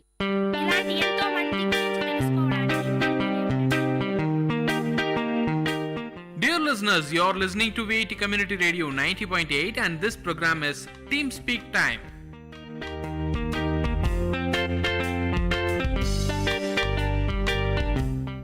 नमस्कार दोस्तों, आप सुन रहे हैं वीआईटी कम्युनिटी रेडियो 90.8 एफएम। आज का हमारा कार्यक्रम है शब्दों का रंगमंच। मैं हूं आपकी होस्ट विधु और मैं हूं आपकी को होस्ट स्तुति। दोस्तों, ये कार्यक्रम उपन्यासों और कहानियों के संग्रह का समीक्षा है, यानी कि सरल शब्दों में बुक रिव्यू। और हमारा पहला अंक है पहाड़ों की खुशबू। स्तुति, अगर मैं तुम्हारे सामने 2 किताब रखूं, एक उपन्यास और एक कहानियों का संग्रह, तो तुम क्या पढ़ना पसंद करोगी? आज की भागती दौड़ती जिंदगी को देखते हुए तो मैं छोटी कहानियों का संग्रह ही उठाऊंगी, क्योंकि पूरे एक उपन्यास को पढ़ पाना तो संभव नहीं, और एक बार में पढ़ा न जाए तो उसमें मजा नहीं आता। बेशक, ऐसे में शिवानी की लोकप्रिय कहानियों के नाम का यह कथा बेहद आकर्षक है। दोस्तों, पद्मश्री गौरा पंत, जो शिवानी उपनाम से प्रसिद्ध हैं, अल्मोड़ा उत्तराखंड से ताल्लुक रखती हैं, और जैसा कि कहा जाता है, होनहार विद्वान के होत चिकने पात शिवानी ने 12 साल की उम्र से ही लिखना आरंभ कर दिया था। रविंद्रनाथ टैगोर जी के मार्गदर्शन ने इनके हुनर में 4 चांद लगा दिया। शिवानी की कहानियां मूल रूप से नारी प्रधान होती हैं और चूंकि इनका बचपन पहाड़ों में बीता है, इनकी कहानियों से, रचनाओं से पहाड़ी जीवन, वहाँ की संस्कृति और भाषा की बेहद खुशबू आती है। सबसे अच्छी बात यह है विदु कि ये पूरी बात सुनने में तो बड़ी ही जटिल लगती है, पर कहानी लिखी इतनी सरलता से गई है कि बात एकदम समझ आ जाती है। बेशक स्तुति, और तुम बात कर रही हो हमारी कहानी भिक्षुणी की। चंचल और खुले विचारों का होना अच्छी बात है, पर कभी कभी परिस्थितियां ऐसी बन जाती हैं कि ये गुण अवगुण बनकर विवेक को नष्ट कर देता है। अधिक पाबंदी, कटाक्ष अक्सर ऐसे लोगों को स्थिर करने के बजाय उद्दंड बना देता है, जिसका परिणाम उन्हें स्वयं ही भुगतना पड़ता है। अगली कहानी सौत, अंतरंगता घृणा की जननी होती है, इस सोच के इर्द गिर्द घूमती है। अगर आज के नजरिए से मैं देखूं तो कभी कभी ऐसा होता है कि हम देखते हैं पर बोल नहीं पाते, और बाद में फिर ऐसा लगता है कि हमने अपनों को उसके विषय में ना बताकर उन्हें आहत किया है, या फिर हम ये सोचकर नहीं बोलते कि कहीं वह दुखी या आहत ना हो जाए, बट बाद में समझ आता है कि ये एक बहुत बड़ी गलती कर दी हमने और हमें उन्हें बता देना चाहिए था। वहीं अगली कहानी नथ, जहां एक तरफ पति पत्नी के अनोखे रिश्ते को उजागर करती है, तो वहीं दूसरी तरफ उच्च कोटि की मानसिकता और इंसानियत का पाठ पढ़ाती है। विधु, नथ कहानी का एक और पहलू है। थोता चना बाजे घना। बहुत अमीर आदमी अपनी निम्न दान की हुई भी चीजों को बहुत दिखाता है, पर एक गरीब बिना कुछ कहे अपनी सबसे कीमती चीज इंसानियत के नाते फौज को दान कर भी चुप रहता है। बेशक स्तुति, ये तो तुमने सही कहा। हमारी अगली कहानी है दोस्तों, 2 बहनें। 2 बहनें पढ़कर ऐसा लगता है कि अगर आप कहते हो कि आप एक दूसरे को बहुत अच्छे से जानते हो, तो एक बार फिर सोच लो, क्या पहचानते भी हो? जीवन इन 2 बहनों को ऐसे 2 राह पे लाके खड़ा करता है कि एक दूसरे के लिए मर मिट जाने वाली ये बहनें सदा के लिए विलग हो जाती हैं। गजदंत, एक प्रमुख पात्र के सामने 2 रास्ते हैं, एक जो उसे निमी के ओर ले जाता है और दूसरा जो उसको एक सराखों पे पली बड़ी अमीर लड़की की ओर ले जाता है। और सबसे महत्वपूर्ण उसकी प्रेयसी है निमी, जो एक गरीब घर से ताल्लुकात रखती है, और दूसरा जो उसे कुरूप कर देने वाली गजदंत की ओर ले जाता है, पर वह बहुत ही अमीर खानदान से ताल्लुक रखती है। इस कहानी में दहेज प्रथा का नंगा नाच दिखाया गया है दोस्तों, और इसके व्यंग्यात्मक शैली की वजह से ये कहानी सीधा दिल पर चोट करती है। घोर व्यथा तो ये है कि ये पुरानी और कुत्सित प्रथा आज भी हमारे समाज में व्याप्त है, और सिर्फ छोटे ही घरों में नहीं, कहे जाने वाले बड़े घरानों में भी ये उतनी ही व्याप्त है। स्तुति, मैंने बहुत सी प्रेम कहानियां पढ़ी हैं, पर अक्सर ऐसी कहानियां किसी सपने की दुनिया जैसी लगती हैं। ये पहली कहानी है जो वास्तविकता के इतने करीब है, और मैं बात कर रही हूँ चलोगी चंद्रिका, हमारी आखिरी कहानी। बिल्कुल सही कहा विदु तुमने, मुझे भी ऐसा ही लगता है। कभी कभी इंसान किसी की छवि अपने मन में ऐसे बसा लेता है और वर्ष तक उसी छवि पर इतना विश्वास कर लेता है कि वास्तविकता जब सामने आती है तो ऐसा लगता है कि मानो उसकी दुनिया ही लुट गई हो। तो कुल मिला के कह सकते हैं दोस्तों कि ये कहानियां बड़े ही सरल भाव से आपके मन को झकझोर देंगी। मुद्दा गंभीर होने के बावजूद व्यंग्यात्मक शैली के इस्तेमाल से जिंदगी के अनोखे पहलुओं को बड़े ही दिलचस्प ढंग से पेश किया गया है। आशा है कि आप इस किताब को पढ़ना बेहद पसंद करेंगे। इसी के साथ Dear listeners, you're listening to Vit Community Radio 90.8 and this program is Team Speak Time.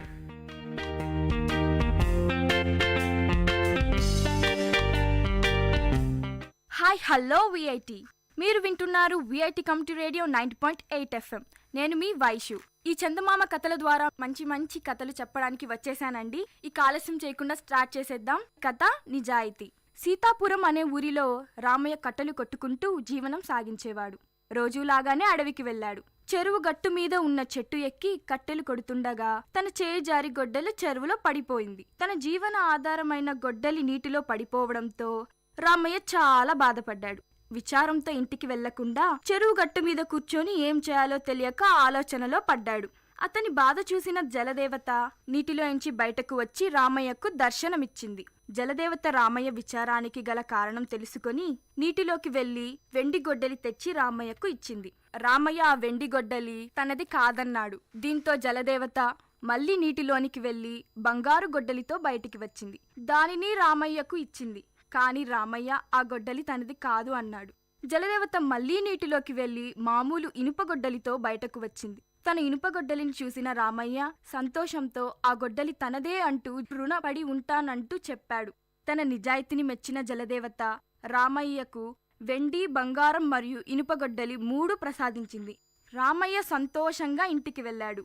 Ramayya జరిగిన విషయాన్ని తన భార్యతో చెబుతుండగా దొంగచాటుగా సీతయ్య విన్నాడు. సీతయ్య కూడా ఆ మరునాడు రామయ్య లాగానే అడవికి వెళ్ళాడు. సీతయ్య చెరువు గట్టు మీద ఉన్న అదే చెట్టును ఎక్కి కట్టెలు కొడుతూ కావాలనే తన గొడ్డలిని నీటిలో పడేశాడు. కావాలనే గట్టు మీద కూర్చొని గట్టిగా ఏడ్చాడు. ఇది చూసిన జలదేవత నీటిలోంచి బయటకు వచ్చి సీతయ్య బాధకు గల కారణం తెలుసుకుంది. దీంతో జలదేవత నీటిలోకి వెళ్లి ఇనుపగొడ్డలితో బయటకు వచ్చింది. కాని సీతయ్య అది తనది కాదంటూ అబద్ధం చెప్పాడు. దీంతో జలదేవత మళ్లీ నీటిలోకి వెళ్లి బంగారు గొడ్డలితో బయటకు వచ్చింది. బంగారు గొడ్డలి చూసిన సీతయ్య అది తనదే అంటూ ఆనందించాడు. నిజం తెలిసిన జలదేవత, మూర్ఖుడా, అతి ఆశ పడతావా, నిజాయితీగా బతకాలి అంటూ కోపగించుకుంది. ఈ కథ ద్వారా మనకు ఏం తెలిసింది? అతి ఆశ పడకూడదు, ఇతరుల వస్తువులకు ఆశపడకూడదు, నిజాయితీగా ఉండాలి. అప్పుడు రామయ్యలా మనకు మంచే జరుగుతుంది. ఇంకా మంచి కథలు వినాలనుకుంటే వింటూనే ఉండండి VIT community radio 90.8 FM. Me Vaishu.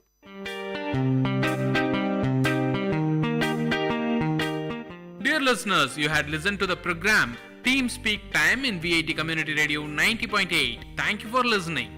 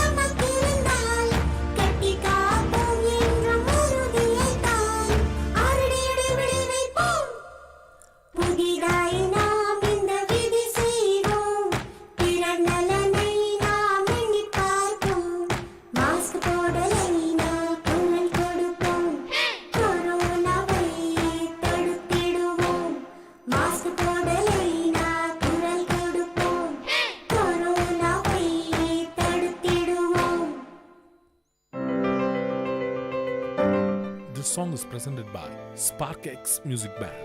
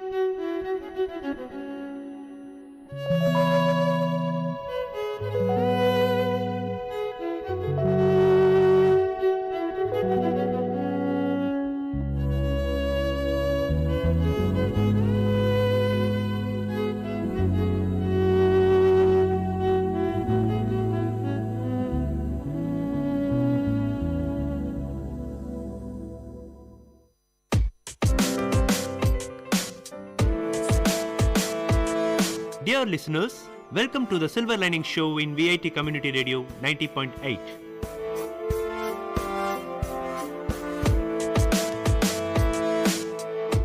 The program to reach heights, a motivation to enhance the positivity in you.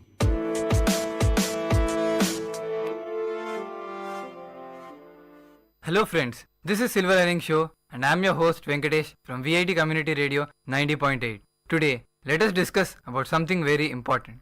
Every person must have a sense of responsibility that makes a person a successful one. So I'll start off by giving you an anecdote on personal responsibility. When Forrest Gump was in the army hospital lounge recovering from his wound buttocks, he was hit in the head with a ping pong ball. That fortuitous event started what would become a stellar career as a ping pong champion. The secret to the game's success was revealed to Forrest by another convalescing soldier. The soldier's simple advice was, never ever take your eye off the ball. Seems like that is the key to success in almost every endeavor you take in life. If you are in sales, keep your eye on the sales ball. If you are in manufacturing, keep your eye on the manufacturing ball. If you are in customer service, keep your eye on the customer service. If you are a student, never take your eye off schooling. If you are married, keep your eye on marriage. But never ever take your eye off the ball. So, what reflects personal responsibility? What reflects the most important thing that you need to possess? The main thing that reflects responsibility, being accountable for what we think, say or do. Personal responsibility involves working on our own character and skill development rather than blaming others for the situation and circumstances. It means choosing to design a life that honors our values and purpose. Generally, we tend to push things off on other people so that we do not fall into the pit of mistakes. But this does not take us off being responsible. This makes us more and more irresponsible. A person who is being irresponsible and moving away from his personal responsibility. So, here are 12 reflections on personal responsibilities which everyone sees you daily. So, firstly, personal responsibility begins from the inside and moves outward. We must begin by taking responsibility for our thoughts, choices, and reactions. Then we can be responsible for the circumstances we create in our very own world. We have the divine gift of free will. We make conscious choices as spiritual living in a physical world. Conscious choice is a gift that carries great responsibility. Every choice can benefit humanity or even harm it. Even avoiding choices is a choice, and each choice will have consequences. When you think something or someone else is responsible for your problems and their solutions, that exact thought is the first problem to solve. People waste precious years while believing that there will be more time tomorrow than there is today. Today is the perfect day to accept and develop our gifts and talents. Do not postpone anything for tomorrow. Do whatever you do today. Do whatever you can today. Do not postpone. That only shows a sense of irresponsibility and not able to complete your work in the given time. This is an irresponsible person. This quality shows you that you cannot be responsible not only towards your work but towards anything you are given. A great philosophy of responsibility. When things are working, I am responsible, and when they need fixing, I am responsible. Do not run away when things need fixing. You should be the leader who can take the initiative and fix things when needed. Be responsible, be good to what you can, take the initiative and move forward. Only our choices and actions today will bring the rainbow's end with any gold it might contain. The richest blessings follow those who follow the rules and honor the universal laws for abundant living. Laws for wellness, success, relationships, prosperity, spirituality, and service to others. When you follow the rules, life works. If you think you ever really get by with breaking the rules, you are only fooling yourself. True personal independence is the freedom from reaction, the ability to choose actions and make choices that will influence positively the future of our lives and our world. Creator knows it is we to be doing and will provide us with plenty of chances to show up. Do not let down these chances given to us. Do not run away from the chances. Do not let them down. However, we will not get an unlimited number of chances, and we cannot ever assume that we will have a tomorrow. Do everything today. Do not postpone anything. Do not postpone something which has a greater deadline too.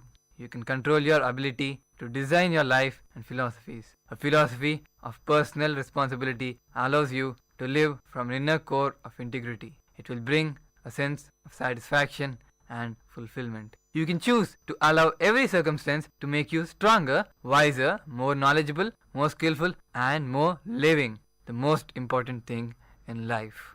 We also have to be responsible not only for ourselves, for our company, but also for people around us. People who care for others, for our dear nature. Environmental responsibility is also very important, as this is being a great need today. You are going to have to figure out what it means to be a human being on earth at a time when every living system is declining and the rate of decline is accelerating. Kind of a mind-blogging situation.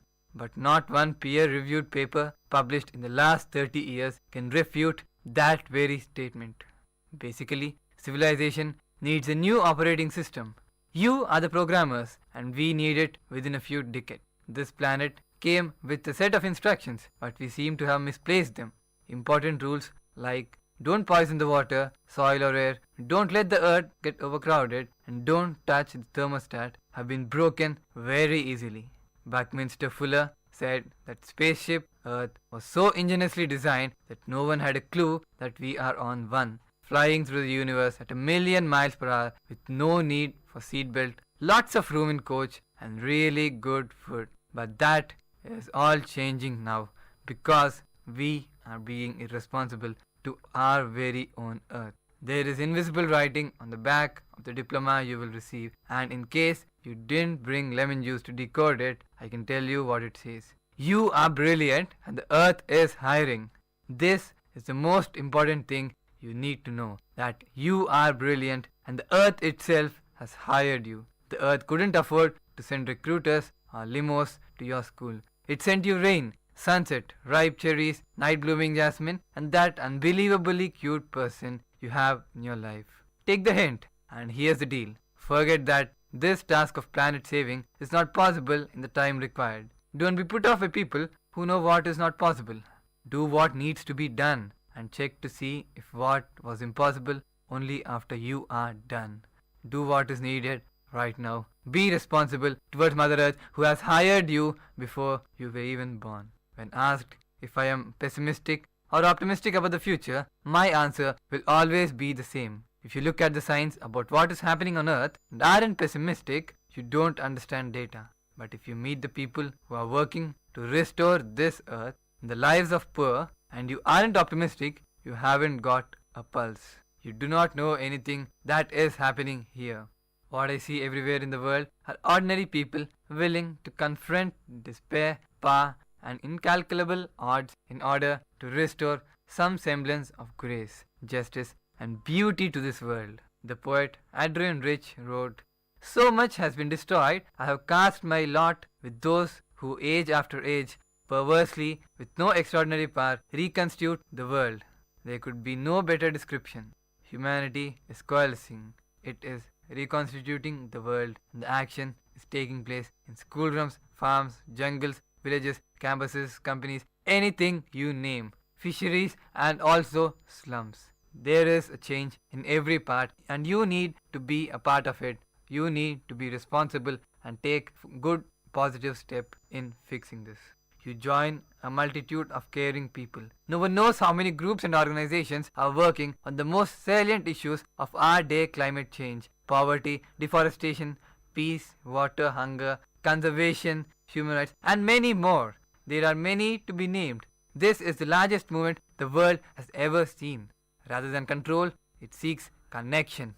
Rather than dominance, it strives to disperse concentrations of power. Like Mercy Corps, it works behind the scenes and gets the job done. Large as it is, no one knows the true size of this movement. It provides hope, support, and meaning to billions of people in the world. Its clout resides in idea, not in force. It is made up of teachers, children, peasants, business people, rappers, organic farmers, nuns, artists, government workers, engineers, students, etc. Every person who is living in this world, every person who is responsible to bringing a change, every person who can actually bring a change, every person who is actually responsible, but has slightly deviated of this concept of saving our own things. The President of the United States of America, and as a writer David James Duncan would say, the Creator, the one who loves us all in such a huge way, even He is responsible. There is rabbinical teaching that says if the world is ending and the Messiah arrives, first plant a tree and then see if the story is true. Inspiration is not garnered from the litanies of what may befall us. It resides in humanity's willingness to restore, redress, reform, rebuild, recover, and reconsider. Reconsider whatever we have been doing till now. Reconsider what has to be after today. Reconsider what needs to be done. One day you finally knew when you had to do and began, though the voices around you kept shouting their bad advice. Is Mary Oliver's description of moving away from the profane towards a deep sense of connectedness to the living world. Many of the people are working on behalf of strangers, even if the evening news is usually about the death of strangers. This is what a responsible person does. Even if there is chaos all over, work on behalf of people, work on behalf of strangers whom you even do not know. Be responsible towards Mother Earth and then go forward, take a step further, bring about a change. This kindness of strangers has religious, even mythic origins and very specific 18th century roots. Abolitionists were first people to create a national and global movement to defend the rights of those they did not know. Until that very time, no group had filed a grievance except on behalf of itself. None cared about the others. None cared about anything around them. The founders of this movement were largely unknown. Thomas Clarkson, Granville Clark, and Josiah Wedgwood, and their goal was ridiculous on the face of it. All these people wanted to bring a change. At that time, 3 out of 4 people in the world were enslaved. Enslaving each other was what human beings had done for ages. Abolitionist movement was greeted with incredulity. Conservative spokesmen ridiculed the abolitionists as liberal, progressive, do-gooders, meddlers and activists. But they all worked for a cause. They all felt the responsibility of changing of what was being done. They were told they would run the economy and drive England into poverty. But for the first time in history, a group of people organized themselves to help people they would never know, from whom they would never receive direct or indirect benefit. And today, because of that very responsible step which they took back then, is there some change in our lives today, and yet that isn't sufficient. You as citizens today have to bring about a change now, at this very moment. Start doing something, and today tens of millions of people do this every single day. It is called the world of non-profits, civil society, schools, social entrepreneurship, non-governmental organizations and companies who place social and environmental justice at the top of their strategic goals. The scope and scale of this very effort put in is unparalleled in history. This has never been done. This magnitude work is the first time it is being done. And friends, be a part of it. Do not move away. The living world is not out there somewhere, but in your very heart. What do we need to know about life? In the words of biologist Jenny Benias, life creates the conditions that are conducive to life. I can think better motto for future economy. We have tens of thousands of abandoned homes with people and tens of thousands of abandoned people without homes. We have failed bankers advising failed regulators on how to save failed assets. This is an irony. We are the only species on the planet with full employment. Brilliant. That is great. What have an economy that tells us that it's cheaper to destroy Earth in real time rather than renew? What is the use? Restore and sustain it? You can print money to ball out a bank, but you can't present life to ball out a whole planet. At present, we are stealing the future, selling it in the present and calling it gross domestic product. What is this? We can just as easily have an economy that is based on healing the future instead of stealing it. We can either create assets for the future or take the assets of the future. This lies in our hands. This lies in the responsible citizens who want to make change. That is you as a person. One is called restoration and the other exploitation. Let us all work towards restoration. And whenever we exploit the earth, we exploit people and cause untold suffering. Working for earth is not a way to get rich. It is a way to be rich. The first living cell into being nearly 40 million centuries ago, and its direct descendants are in our bloodstreams. Literally, you are breathing molecules this very second that we inhaled by Moses, Mother Teresa and Bono. We are vastly interconnected.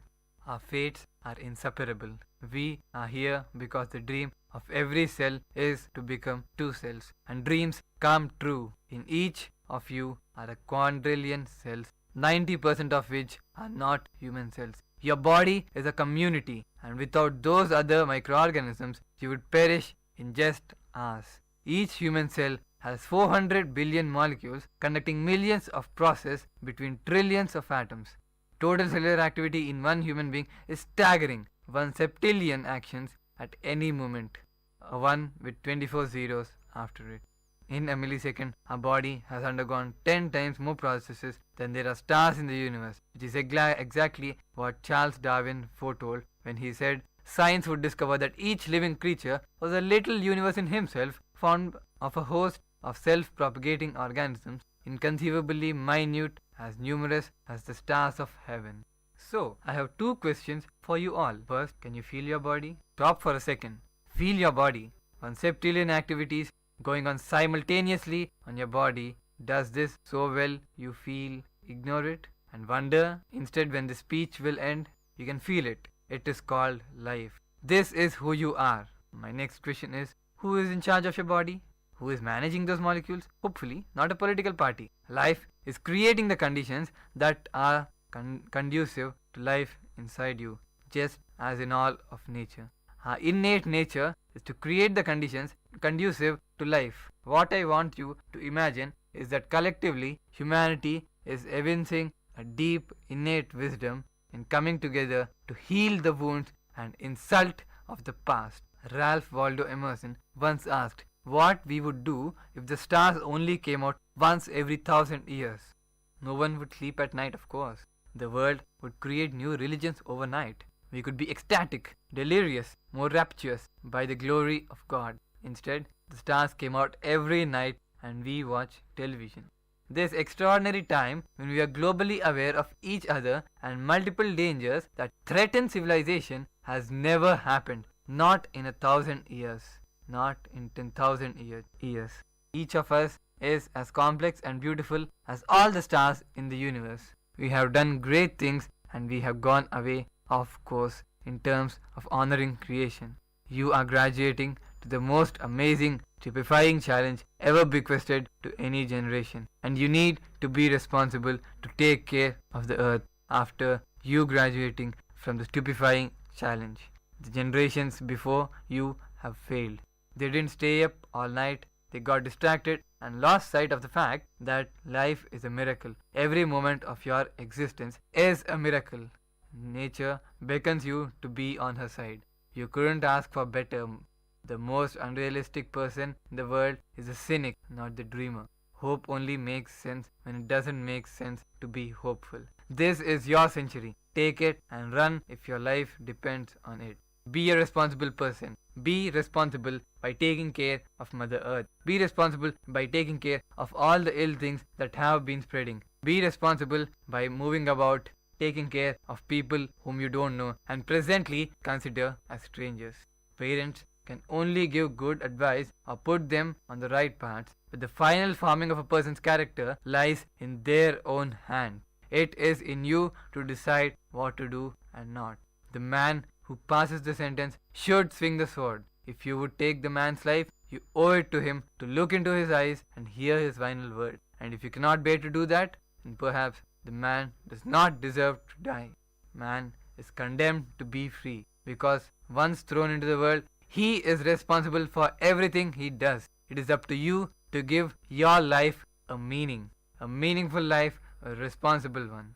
There is an expiry date on blaming your parents for steering in the wrong direction. The moment you are old enough to take the wheel, responsibility lies with you. So, as a person who is mature enough, as a person who has the responsibility to take care of what he is doing now, as a person who has the responsibility to move around, take care and also nurture the people around him, you need to be the first person taking a step further the responsibility and the actions of making this world a better place. Not only the world, start with the people around you. Start with people who can make a change. You making a change, you being responsible, might as well influence the people around you. They are very much influenced by people who do good. Believe me, there are people who take positives and not negatives. If you do something positive, if you do something that is encouraging, that means there are people who will definitely follow you, who will definitely take some inspiration from you and then become responsible themselves. Take care of the strangers, and then there will be strangers who take care of others. This will form a big chain. This will form a chain that is endless, and that will make humanity, mankind, a better thing. Mankind, a better place to live. Mankind, a better place to depend on. The earth, which has been there, which has been striving, will be good. It will be something to leave hope for in the future generations. It will be something as a tribute to the people who have started this very revolution of making earth a better place to live. Man is therefore condemned to be free, and in this free world it is your choice, and make the right choice of always doing good, always being responsible to whatever you are given, always being responsible in everything you do. It is up to you to give what you do some meaning, some meaningful thing in your life to do, some meaningful thing that you can do and also influence people around you. It is up to you to do all these things. It is in your hands. No one would sleep in the night, of course, if there were no stars. So friends, because of all these nature has provided to you, you have something to provide to nature. And not only nature, but also to people around you. There are reflections that can be seen in you due to your responsibility on how you take things. This responsibility is very important. This responsibility should start. I hope this starts at this very moment and you help not only yourself but also the strangers, as we call them, the different people around you, and also the people who are striving and need something, some help, some responsible person to be around them. So friends, this is Venkatesh, your host, signing off from VIT Community Radio 90.8.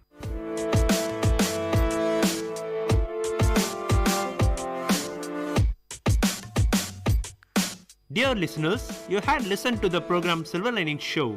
We will meet you with another interesting positive topic in our next show. Till then, tune in to VIT Community Radio 90.8.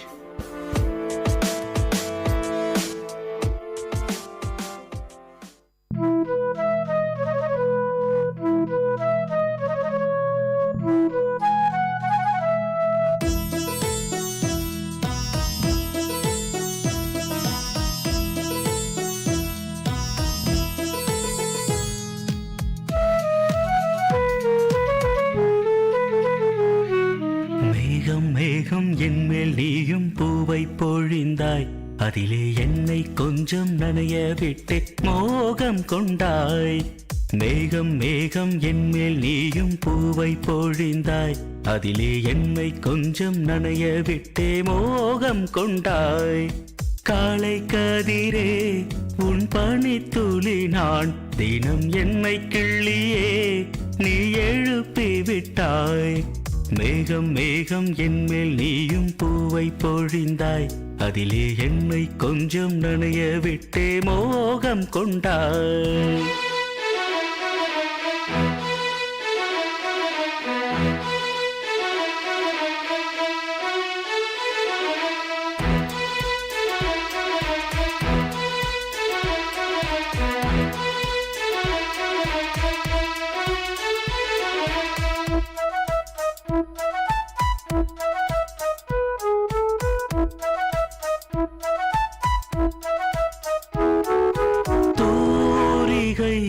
கொண்டு தீண்டியே தூக்கங்கள் குறைத்தாய்.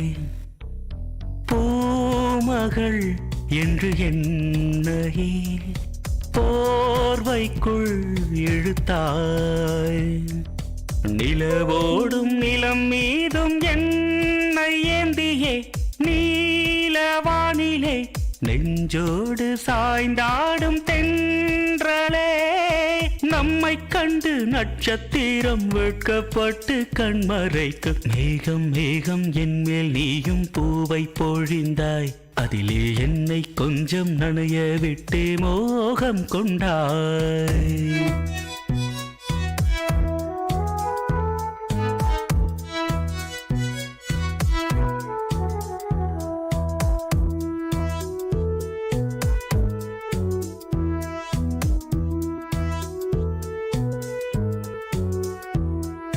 வானவில் வண்ணம் கூட்டியே வார்த்தைகள் வரைந்தாய்.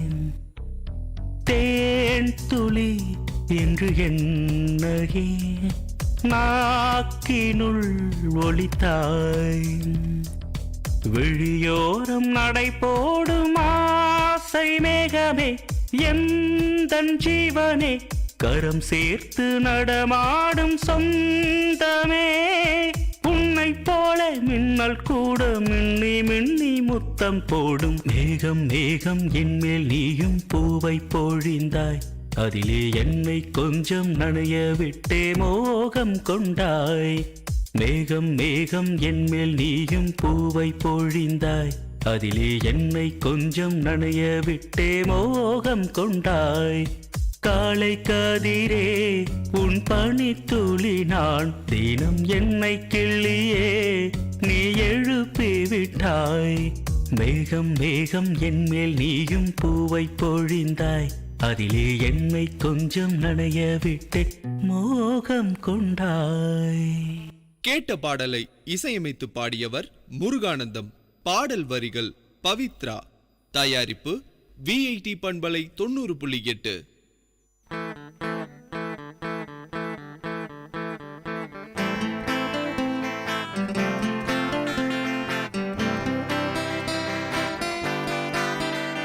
உங்கள் இல்லம் நுழைந்திடும், உங்கள் செவிகளை தீண்டிடும், உங்கள் மனதினை வருடவே பண்பலையாய் மலருதே. உங்கள் இல்லம் நுழைந்திடும், உங்கள் செவிகளை தீண்டிடும், உங்கள் மனதினை வருடவே பண்பலையாய் மலருதே. விஐடி 90.8 வேலூரில் நாங்கதாம்பே. VIT 90.8.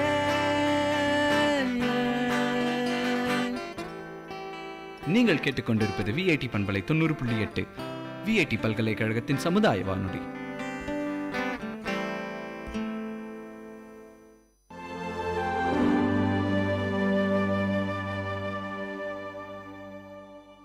Girl, you're gorgeous in your ways, intelligence and beauty coupled. Rugged are your pathways, still loving and caring you are. Lady, long is your road ahead. Attitude of yours is the power within you. Daunting is the world you live in, still you should never ever give up. Female, the perfect partner of a male. Enduring is your nature. Mom, a role gifted to you by God. Always a person to cherish. Lowly looked upon many a time, still encouraging you are. Woman, seek wisdom in all your ways. Optimistic you need to be, because magnificently created you are. Anxious is life many a time, still noiselessly nice and noble you are. Daughter, Dad is mindful of you, darling. Always I long for you. Unconditionally I love you. Graciously come back to me. How happy life is with you. Treasure you are to me, dear. Exhausted you may feel at heart, still rekindle your love for me. Dad, happy Women's Day.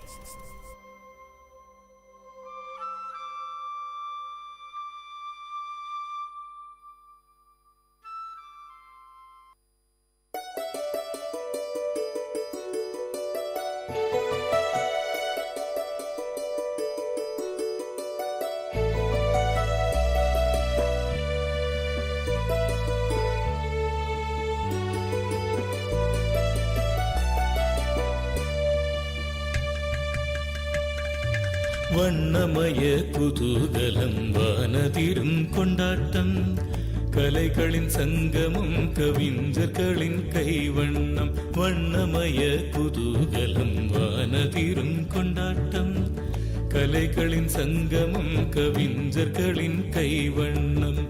எண்ணங்கள் தொடும் உயரம் விண்ணளவு நாம் அறிவோம், ஒன்று கூடி எல்லோரும் கொண்டாடுவோம் festivity. Festivity, இதுவே விஐடியின் festivity, festivity, oh festivity.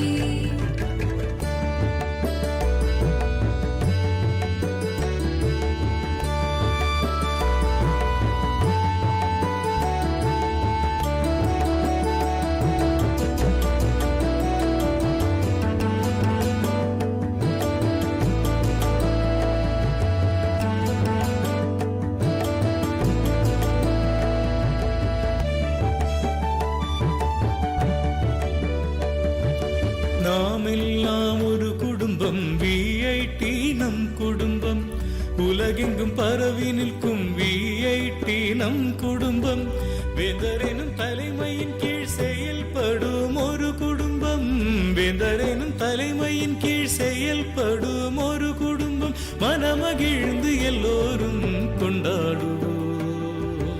Festivity festivity இதுவே விஐடியின் ஃபெஸ்டிவிட்டி. வண்ணமய குதூகலம் வானதிரும் கொண்டாட்டம், கலைகளின் சங்கமம் கவிஞர்களின் கைவண்ணம். ஃபெஸ்டிவிட்டி ஓ ஃபெஸ்டிவிட்டி ஃபெஸ்டிவிட்டி ஓ ஃபெஸ்டிவிட்டி.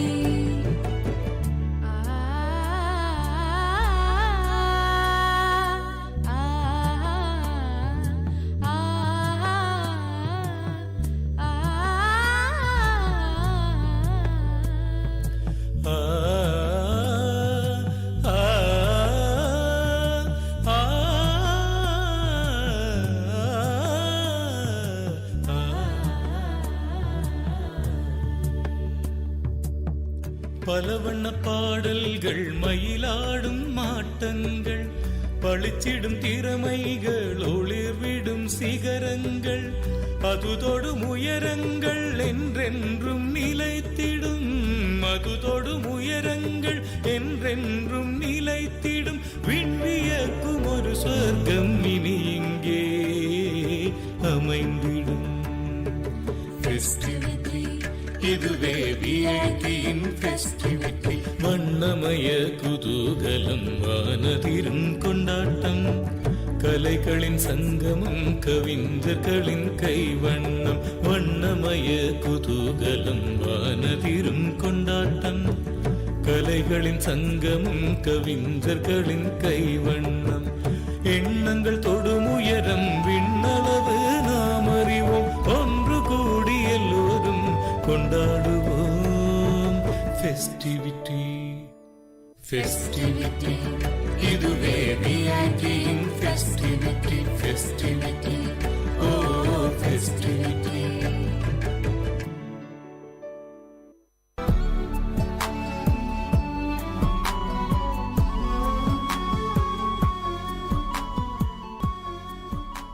விஐடி பண்பலை 90.8 நேயர்களுக்கு வணக்கம். இந்த கொளுத்துறக்கோடைய கொண்டாட்டத்தோடு கடக்க சில அரிய டிப்ஸை நம்ம வேலூர் மக்களுக்காக ஷேர் பண்ண வந்திருக்காங்க வேலூர் ஃபுட்டி யூடியூப் சேனலின் அட்மின் பவித்ரா அருண்குமார். இந்த சம்மர் டிப்ஸ் பகுதியை உங்களுக்காக ஹோஸ்ட் பண்ண வந்திருக்கிறது நான் உங்கள் சுரேஷ் போஸ். வணக்கம் மேடம். வணக்கம் சுரேஷ். இன்னைக்கு என்ன டிஃப்ரெண்டாக சொல்ல போறீங்க நம்ம சம்மர் டிப்ஸ் பகுதியில்? ஒரு ஐஸ்கிரீம் பார்க்கலாம். ஐஸ்கிரீம் எல்லாருக்கும் ரொம்ப பிடிச்சது குல்ஃபி தானே. ஸோ குல்ஃபி ரெசிபி பற்றி பார்க்கலாம். வீட்டிலே வந்து ஒரு பாதாம், ஒரு 10 பாதாம் நல்லா ஒரு 2 மணி நேரம் ஒரு சுடு தண்ணியில் ஊற வச்சுடுங்க. பால் ஒரு 1 லிட்டர் பால் ஒரு 1/2 லிட்டராக ஒரு சுண்டை வச்சுடுங்க. நல்லா கொதித்த பாலில் கொஞ்சம் milk maid, 1 cup milk maid கலந்து, சர்க்கரை வேணுன்றவங்க சர்க்கரையும் சேர்த்துக்கலாம், இல்லை மில்க் மைட் நிறைய வேணுன்றவங்க அதுவும் சேர்த்துக்கலாம். ஒரு சர்க்கரை 1 கப் சேர்த்துட்டு நல்லா கலந்து விட்டுருங்க. பால் நல்லா திக்காயிடும். இப்போ பாதாம் கூட வேணும்னா ஃப்ளேவருக்கு பிஸ்தா, முந்திரி எல்லாம் சேர்த்து பிளெண்ட் பண்ணிவிடுங்க. நல்லா அரைச்சிட்டு அந்த மிக்ஸ்லேயே நல்லா மிக்ஸ் பண்ணி விட்டுருங்க. அது நல்லா ஒரு திக்காக இருக்கும். ஸோ உங்களுக்கு விருப்பப்படுற மாதிரி நீங்கள் ஒரு மட் பாட்டில் வேணும்னா அந்த மாதிரி குல்ஃபி பண்ணலாம். இல்லை நிறைய பிளாஸ்டிக் மோல்டெல்லாம் வந்து இப்போ நிறைய எல்லா ஸ்டோர்ஸ்லையும் கிடைக்குது. ஸோ இது நல்லா திக்கானதுக்கப்புறம் கொஞ்சம் ஸ்லிம்மில் வச்சு அது கூட ஒரு 1/2 ஸ்பூன் நம்மளுடைய கார்ன் இருக்குது இல்லைங்களா, மொக்கச்சோள மாவு, அதை சேர்த்து விட்டுட்டிங்கன்னா குல்ஃபி நல்லா கடையில் கிடைக்கிற மாதிரி உங்களுக்கு கிடைக்கும். மொக்கச்சோள மாவு ஒரு 2 ஸ்பூன் தண்ணியில் நல்லா கலந்து இதோட சேர்த்து ஒரு 5 நிமிஷம் விட்டு ஆறுனதுக்கப்புறம் இதில் சேர்த்துருங்க. நம்ம மட் பாட்டில் வேணும்னா உங்களுக்கு சின்ன சின்ன சொப்பில் வச்சுக்கலாம். இல்லை அந்த மோல்டில் ஊற்றி ஓவர் நைட் ஒரு 8 மணி நேரம் பண்ணிங்கன்னா நல்லா சூப்பராக இருக்கும் குல்ஃபி. ஹோம் மேடாக நம்ம வீட்டிலே செய்கிறது. வெளியே எவ்வளோ ப்ரிசர்வேட்டிவ் போடுறாங்கன்னு நம்மளுக்கு தெரியல, எவ்வளோ கெமிக்கல்ஸ் ஆட் பண்ணுறாங்கன்னு தெரியல. ஏன்னா இது சம்மர் இல்லைங்களா, ஓல்ட் ஸ்டாக் எல்லாம் அவங்க ஃபஸ்ட்டு இதை கொடுக்க ஆரம்பிப்பாங்க. ஸோ வீட்டிலே ஃப்ரெஷ்ஷாக நம்ம கையில் நம்ம செஞ்சு கொடுத்தோன்னா குழந்தைங்களுக்கு ரொம்ப நல்லது. இது வந்து 8 மணி நேரம் ஃப்ரீஸ் பண்ணாங்களா? 8 மணி நேரம் ஃப்ரீஸ் பண்ணோம். முன்னாள் நைட் பண்ணி வச்சிட்டாலே போதும், மறுநாளுக்கு யூஸ் ஆகிறதுக்கு ஆகும். வெளியில் வாங்குற குல்ஃபியோட இது ரொம்ப ரொம்ப காஸ்ட் எஃபெக்டிவ். நீங்கள் ட்ரை பண்ணி பார்த்துட்டு சொல்லுங்கள். இல்லை ஓகேம்மா, எனிவே நல்ல ஒரு டிப்ஸாக இருந்துச்சு. நான் ஹோம் மேடு வந்து குல்ஃபின்றதை ஃபஸ்ட் டைம் கேட்குறேன். நல்லா இன்ட்ரெஸ்டிங்காக இருந்தது. இன்றைய சம்மர் டிப்ஸ் பகுதியில் வெல்லூர் ஃபுட்டி யூடியூப் சேனலின் அட்மின் பவித்ரா அருண்குமார் கொடுத்த டிப்ஸ் உங்களுக்கு பயனுள்ளதாக இருக்கும்னு நினைக்கிறோம். மீண்டும் ஒரு சம்மர் டிப்ஸ் பகுதியில் உங்களை சந்திக்கும் முறை உங்களிடமிருந்து விடைபெறுவது நான் உங்கள் சுரேஷ் போஸ். இது விஐடி பண்பலை 90.8 விஐடியின் சமுதாய வானொலி.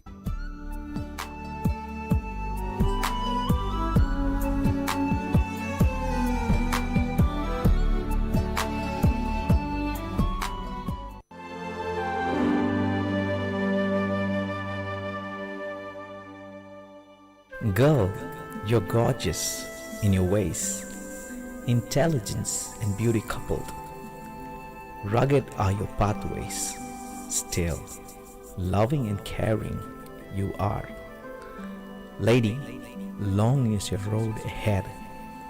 Attitude of yours is the power within you. Daunting is the world you live in, still you should never ever give up. Female, the perfect partner of a male. Enduring is your nature. Mom, a role gifted to you by God. Always a person to cherish. Lowly looked upon many a time, still encouraging you are. Woman, seek wisdom in all your ways. Optimistic you need to be because magnificently created you are. Anxious is life many a time, still noiselessly nice and noble you are. Daughter, Dad is mindful of you, darling. Always I long for you. Unconditionally I love you. Graciously come back to me. How happy life is with you. Treasure you are to me, dear.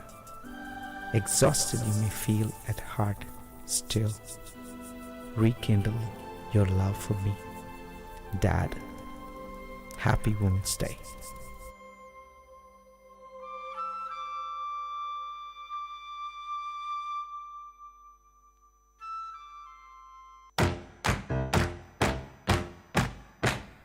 ஒன்றாய் நாமே புது விதை விதைப்போம் ஒன்றாய் இன்றே முடிவெடுப்போம் mask போடலைனா குரல் கொடுப்போம் கொரோனாவை தடுத்திடுவோம் mask போடலைனா குரல் கொடுப்போம் கொரோனாவை தடுத்திடுவோம் நேராய் நோக்கம் ஒன்று வகுப்போம் நாம் சுயமாய் சுயவாக்கு அளிப்போம் நாம் ஒன்றாய் இணைந்து சமாளிப்போம் புதிய நிஜத்தை ஈர்ப்போம் நாம் சபை பயன்படுத்துவோம் கழுவுவோம் கைகளை கழுவுவோம் வெறும் வேடிக்கை பார்த்து நிற்க மாட்டோம் மாஸ்க் போடலைனா குரல் கொடுப்போம் கொரோனாவை தடுத்திடுவோம் நமக்கு உண்மையில் சவால்தான் ஒன்று கூடி நாம்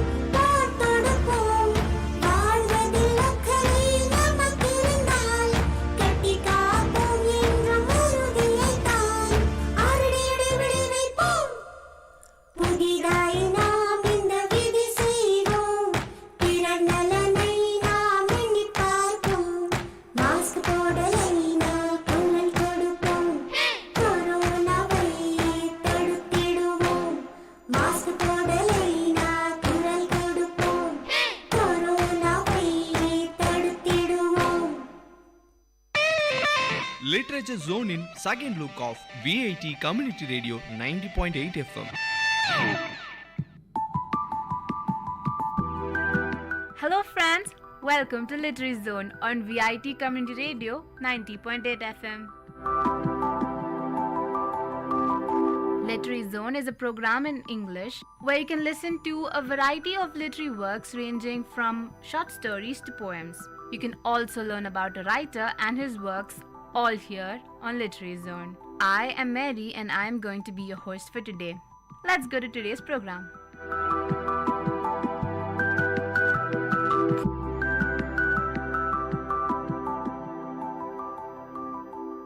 Kid Zone! Kid Zone is a segment where you can listen to a short story with a huge moral value. Are you ready to hear today's story? As a man was passing by the elephants, he suddenly stopped, confused by the fact that these huge creatures were being held by only a small rope tied to their front leg. No chains, no cages. It was obvious that the elephants could, at any time, break away from their bonds, but for some reason they did not. He saw a trainer nearby and asked why these animals just stood there and made no attempt to get away. Well, Trainer said, when they were young and much smaller, we used the same size rope to tie them, and at that age, it was enough to hold them. As they grow up, they are conditioned to believe that they cannot break away. They believe that the rope can still hold them, so they never try to break free. The man was amazed.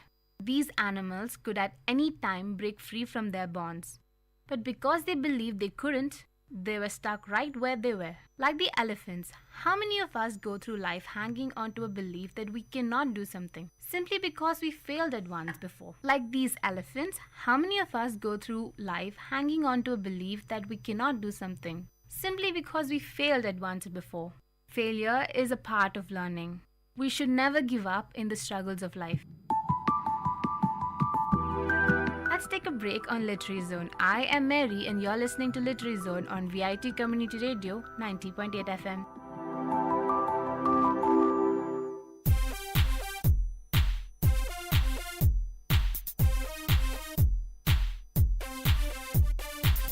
Mintu, let's go to the beach today? Nah, it is so dirty and filthy over there. I cannot even stand there for a minute. Yeah, I know the place has become very dirty these days. But it's all our fault. We make the place dirty, so it's our responsibility to keep it clean. Yeah, you're absolutely right. We should keep our environment clean. Oh, thank you. At last you agree with me on something. Go green!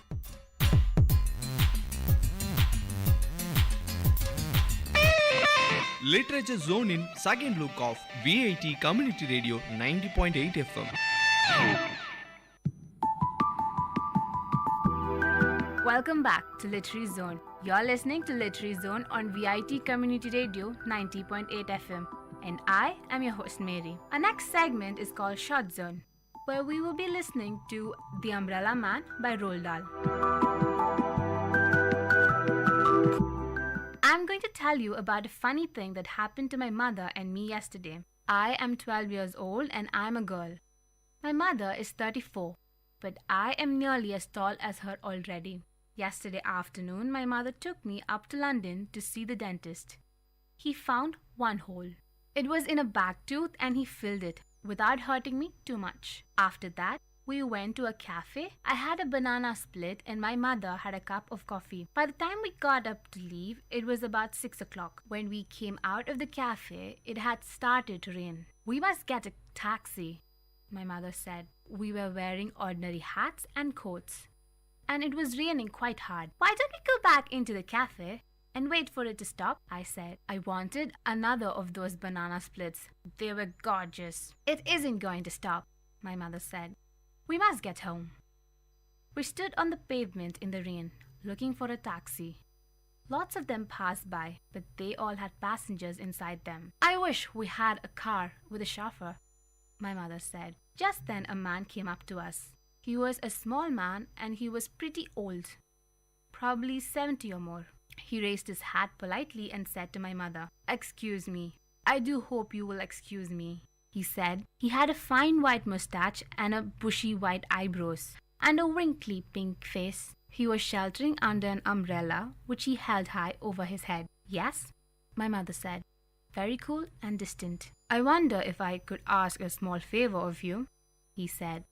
"It's only a small favor." I saw my mother looking at him suspiciously. She is a suspicious person, my mother. She is especially suspicious of two things: strange men and boiled eggs. When she cuts out the top of a boiled egg, she pokes around inside it with her spoon, as though expecting to find a mouse or something. With strange men, she has a golden rule which says, the nicer the men seem to be, the more suspicious you must become. This little old man was particularly nice.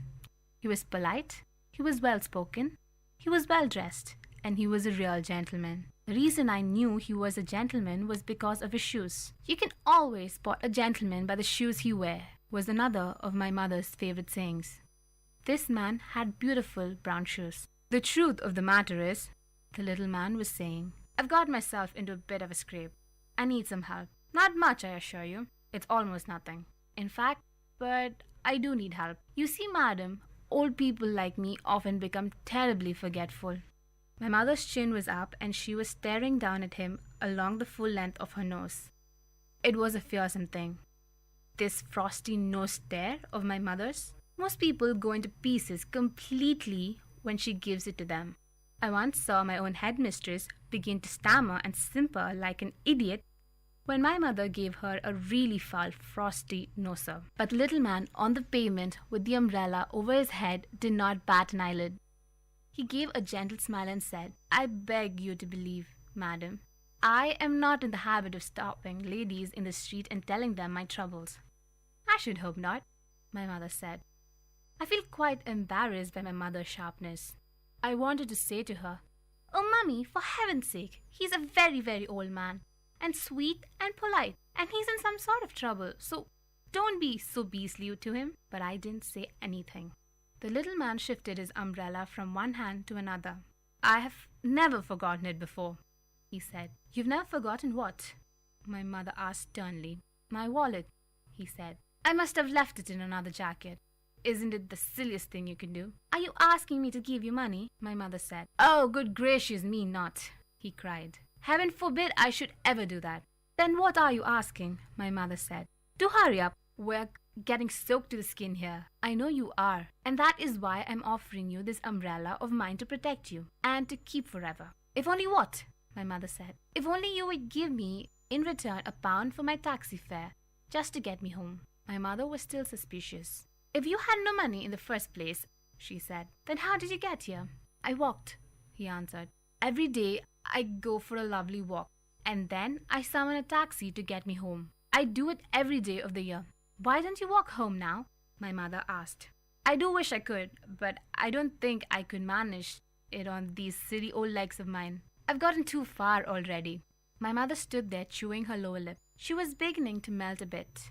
I could see that, and the idea of getting an umbrella to shelter under must have tempted her a good deal. "It's a lovely umbrella," the little man said. "So I've noticed," my mother said. "It's silk," he said. "I can see that." "Then why don't you take it, madam?" he said. "It cost me over £20, I promise you. But now it's of no importance so long as I can get home and rest these old legs of mine." I saw my mother's hand feeling for the clasp of her purse. She saw me watching her. I was giving her one of my own frosty-nosed looks this time, and she knew exactly what I was telling her. "Now listen, mummy," I was telling her.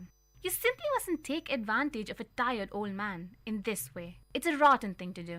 My mother paused and looked back at me. Then she said to the little man, "I don't think it's quite right that I should take an umbrella from you worth £20. I think I would better just give you your taxi fare and be done with it." "No, no, no," he cried. "It's out of the question. I wouldn't dream of it. Not in a million years. I would never accept money from you like that. Take the umbrella, dear lady, and keep the rain off your shoulders." My mother gave me a triumphant sideways look. "There you are," she was telling me. "You're wrong. He wants me to have it." She fished into her purse and took out a £1 note. She held it out to the little man. He took it and handed her the umbrella. He pocketed the £1, raised his hat, and gave a quick bow from the waist, and said, "Thank you, madam, thank you." Then he was gone. "Come under here and keep dry, darling," my mother said. "Aren't we lucky? I've never had a silk umbrella before. I couldn't afford it." "Why were you so horrid to him in the beginning?" I asked. "I wanted to satisfy myself he wasn't a trickster," she said. "And I did. He was a gentleman. I'm very pleased I was able to help him." "Yes, mummy," I said. "A real gentleman," she went on. "Wealthy too. Otherwise he wouldn't have had a silk umbrella. I shouldn't be surprised if he isn't a titled person, Sir Harry Goldsworth or something like that." "Yes, mummy. This will be a very good lesson to you," she went on. "Never rush things. Always take your time when you are summing someone up. Then you will never make mistakes." "There he goes," I said. "Look!" "Where?" "Over there. He's crossing the street." "Goodness, mummy, what a hurry he's in." We watched the little man as he dodged nimbly in and out of the traffic. When he reached the other side of the street, he turned left, walking very fast. "He doesn't look very tired to me. Does he to you, mummy?" My mother didn't answer. "He doesn't look as though he's trying to get a taxi either," I said. My mother was standing very still and stiff, staring across the street at the little man. We could see him clearly. He was in a terrific hurry. He was bustling along the pavement, sidestepping the other pedestrians and swinging his arms like a soldier on the march. "He's up to something," my mother said, stony-faced. "But what?" "I don't know," my mother snapped. "But I am going to find out." Come with me. She took my arm and we crossed the street together. Then we turned left. Can you see him? My mother asked. Yes, there he is. He's turning right down the next street. We came to the corner and turned right.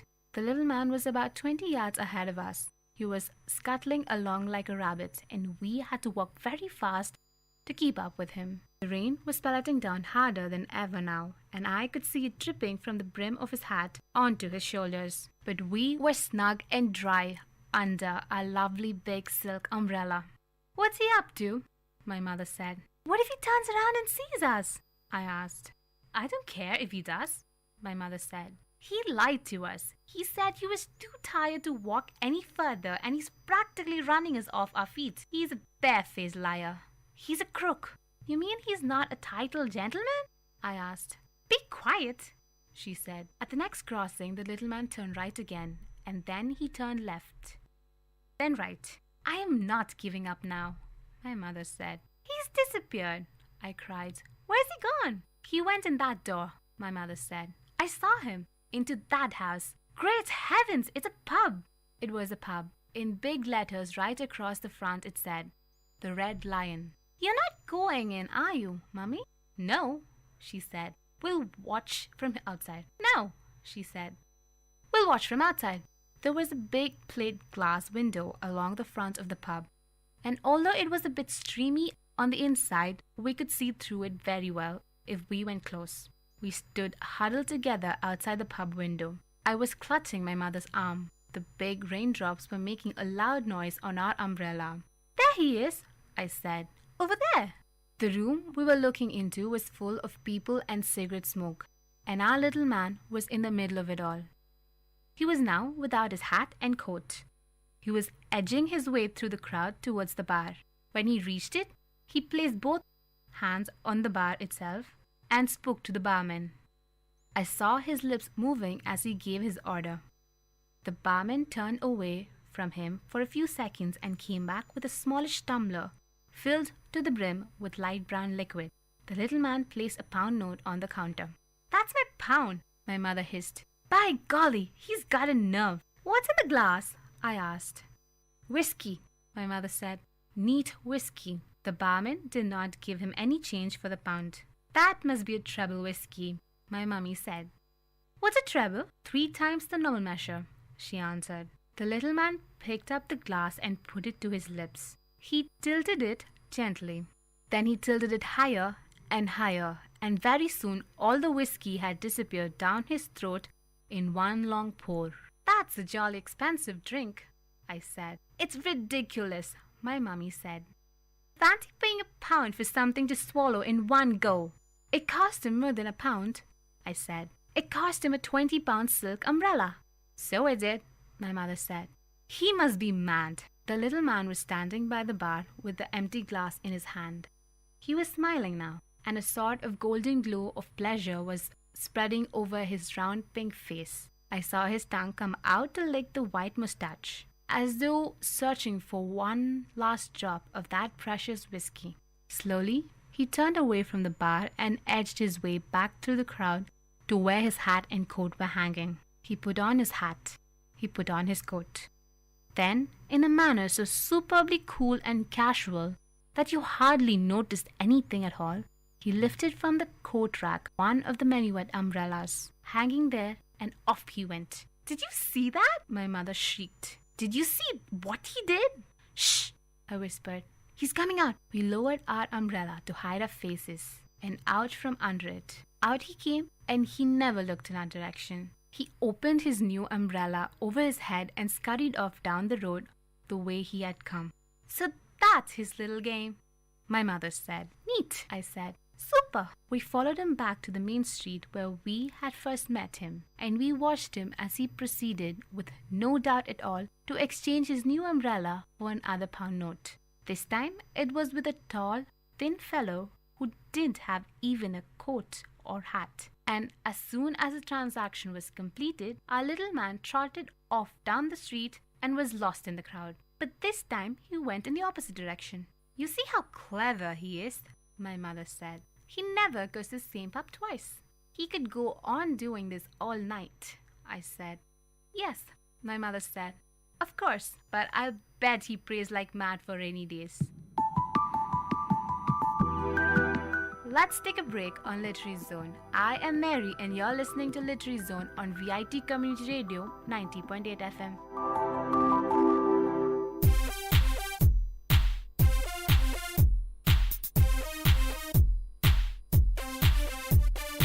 Macha Mintu, you're going on cycle to college? Hey, girls will laugh at you, dude. Macha Chintu, let's save our environment first. You know what? We have to reduce our fuel consumption and try to reduce the air pollution. So let's save our planet. You wanna join me? Believe me, girls will love it. Hey, wait, let me bring my cycle. Go green!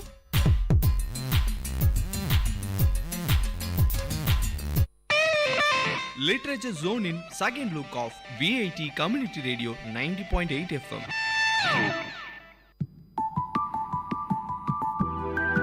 Hello guys, welcome back to Literary Zone on VIT Community Radio 90.8 FM. This is Mary and I am your host for today. Our next segment is called Poetry Zone. Let's listen to the poem No Men Are Foreign by James Kirkup. Remember, no men are strange, no country is foreign. Beneath all uniforms, a single body breathes like ours.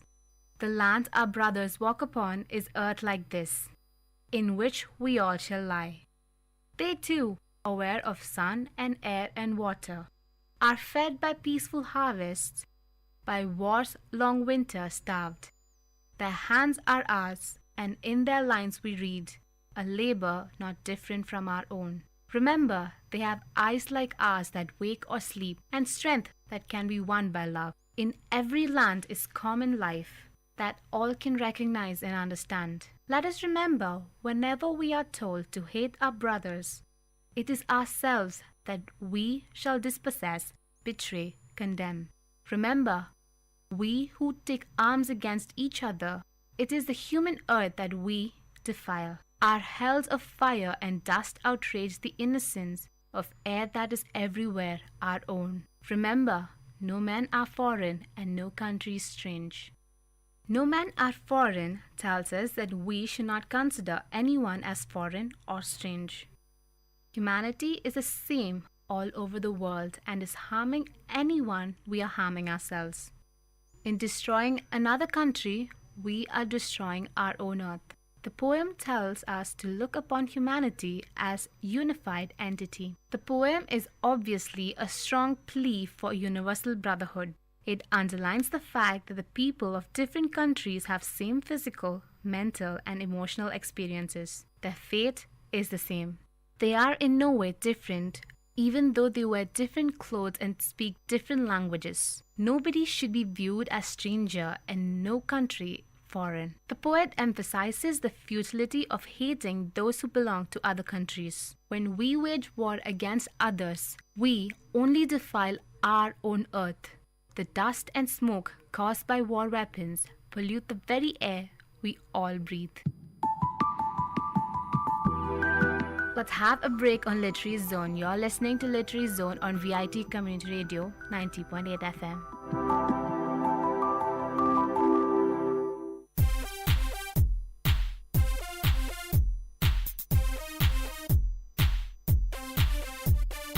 Hey Mintu, it is so fun to drive like crazy freak. Chintu, you are driving so fast. Can you please slow down? Don't be such a spoilsport. Bro, I am not saying this because I am scared of driving fast. It's just that I am trying to save you some fuel. Okay, how does that help me in saving fuel? Maintaining an efficient speed is an important factor in fuel efficiency, and driving so fast like you will not help much. Go green!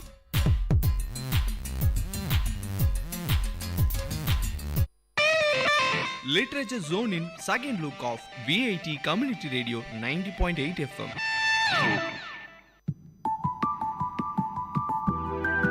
Welcome back guys, this is Literary Zone on VIT Community Radio 90.8 FM and I am your host Mary. Let's go to our last segment, Writer Zone, where we will listen about Roald Dahl.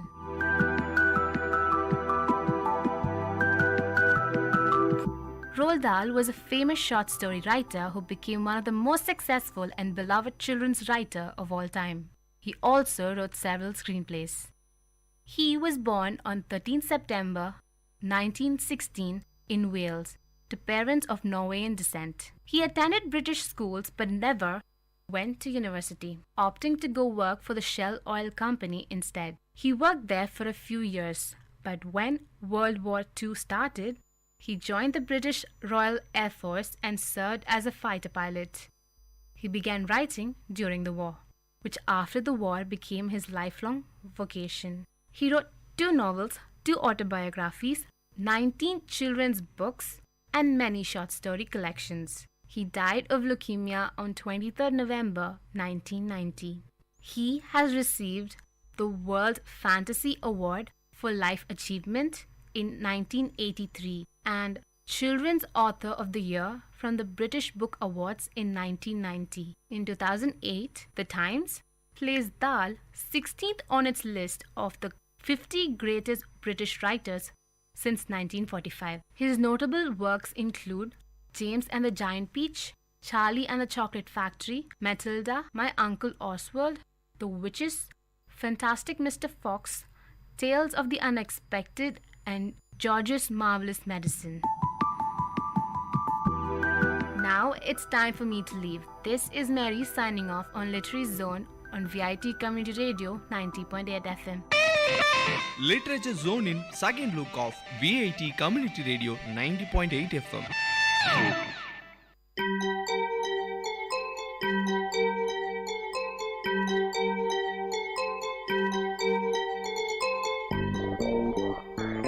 வணக்கம், நமஸ்தே, நமஸ்கார், சலாம் and வந்தனம்.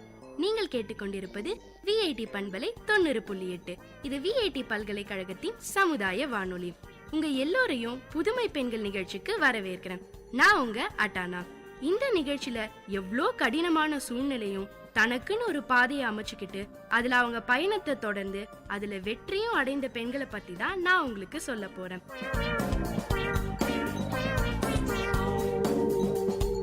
நம்மலாம் அடிக்கடி பக்கத்துல உள்ள state bank போயிட்டு வந்துட்டு தாங்க இருக்கும். அங்க எவ்வளோ பெண்கள் வேலை பார்க்கறதையும் பாக்குறோம். ஒரு பெண்ணுக்கு குடும்பம், குழந்தைங்க, வீட்டு சூழ்நிலை, சமுதாயம்னு எந்த வகையில பிரச்சனை வந்தாலும் அதை சமாளிச்சுக்கிட்டு அவ்வளோ பணம் புழங்குற இடத்துல அவங்க கவனத்தை சிதற விடாம வேலைய பாக்குறாங்க. ஆனா உண்மையில அங்க பாக்குற வேலை அவ்வளோ கடினங்க. அந்த கடினமான சூழ்நிலையில கூட ஒரு சின்ன பொறுப்புல இருந்து மிகப்பெரிய பதவியான தலைமைச் செயலாளரா ஆயிருக்காங்க நம்ம அருந்ததி பட்டாச்சாரியா. ஆமாங்க, நம்ம ஸ்டேட் பேங்க் ஆஃப் இந்தியாவோட தலைமைச் செயலாளர் அருந்ததி பட்டாச்சாரியா பத்தி தான் நான் இன்னைக்கு உங்களுக்கு சொல்ல போறேன். 1956ஆம் ஆண்டு மார்ச் மாசம் 18ஆம் தேதியில பிரத்யுமான் குமாருக்கும் கல்யாணி முகர்ஜிக்கும் ஒரு அழகான பெண் குழந்தை பிறந்தது. அவங்க தாங்க நம்ம அருந்ததி பட்டாச்சாரியா. இவங்க ஒரு பெங்காலி குடும்பமும் கொல்கத்தாவிலே பல காலமா வசிச்சு வந்த குடும்பங்கள் லிஸ்ட்ல இவங்க குடும்பமும் ஒன்னா. நம்ம அருந்ததி பட்டாச்சாரியாவோட அப்பா பிரத்யுமான் குமார் பிலாய் இரும்பு உருக்காயில, அதாங்க இந்த பிலாய் ஸ்டீல் பிளான்ட்னு சொல்வோமே, அதுல இன்ஜினியரா வேலை பார்த்துக்கிட்டு இருந்தாராம். அவங்க அம்மா கல்யாணி முகர்ஜியோ ஹோமியோபதி டாக்டராம். சரியான படிப்பாளி குடும்பம் அவங்க இவங்களது. இவங்க பிறந்தது வளர்ந்தது எல்லாமே கொல்கத்தாவிலே தானாங்க.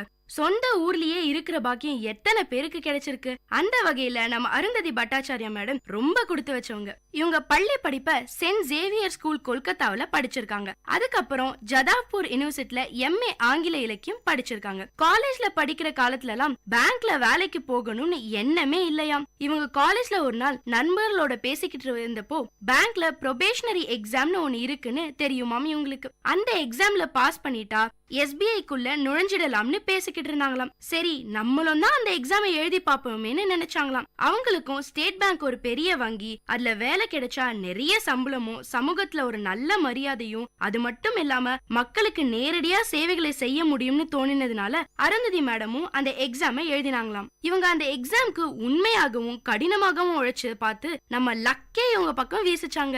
ஆமாங்க, நம்ம அருந்ததி மேடம் எக்ஸாம்ல பாஸ் பண்ணி ப்ரொபேஷனரி ஆபீசரா ஆயிட்டாங்க.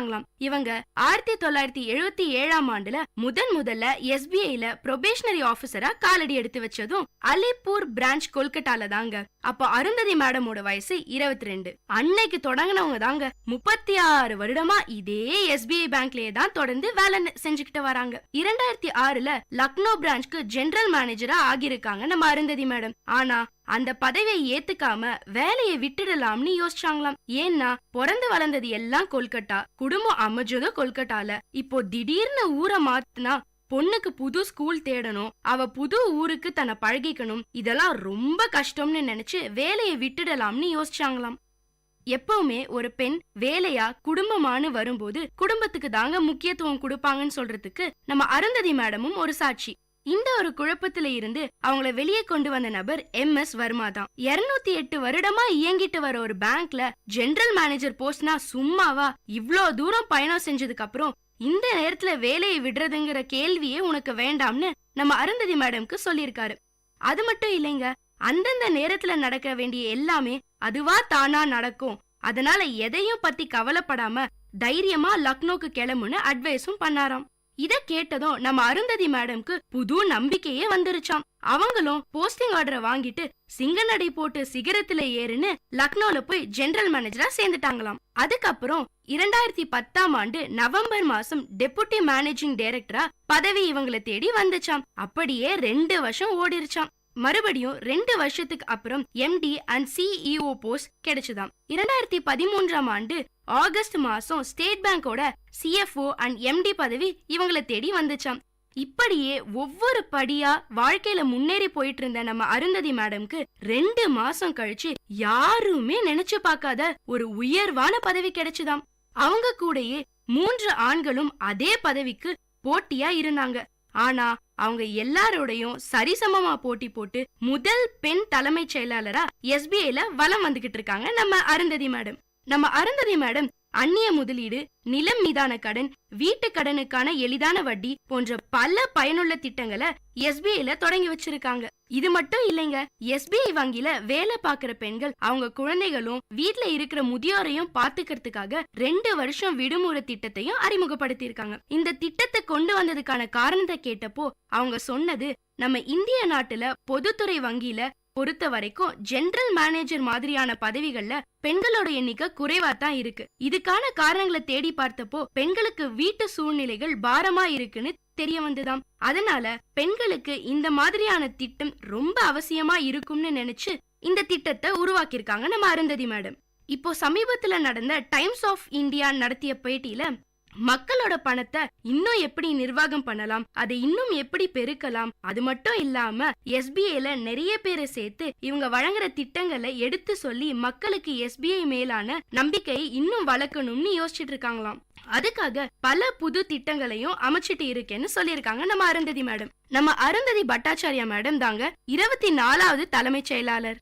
எல்லா ஆண்டும் ஃபோர்ப்ஸ் பத்திரிக்கை இந்தியாவின் முன்னணி பிசினஸ் பெண்கள்ல முதல் 50 பேரை தேர்வு செய்யும். இந்த பட்டியல்ல நம்ம அருந்ததி பட்டாச்சாரியா மேடம் இடம் பிடிச்சிருக்காங்க. இந்த வருஷத்துல பெரிய பிசினஸ் படிப்பெல்லாம் படிக்காம சாதாரணமா இங்கிலீஷ் லிட்டரேச்சர் படிச்சுட்டு இந்த இடத்துக்கு வந்திருக்காங்கன்னு நினைக்கும் போதே ஆச்சரியமா இருக்குங்க.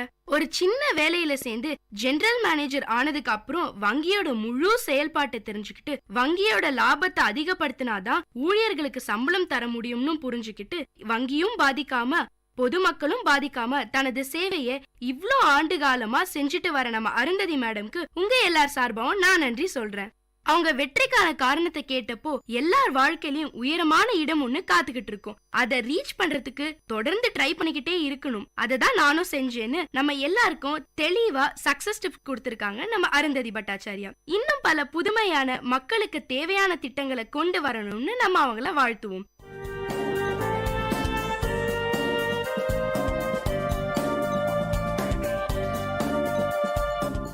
இந்த நிகழ்ச்சி உங்க எல்லாருக்கும் ஒரு பெரிய உற்சாகத்தை தந்திருக்கும்னு நம்புறேன். இதே மாதிரி பல விஷயங்களை தெரிஞ்சுக்கணுமா? அப்போ VIT பண்பலை 90.8 கேட்டுக்கிட்டே இருங்க.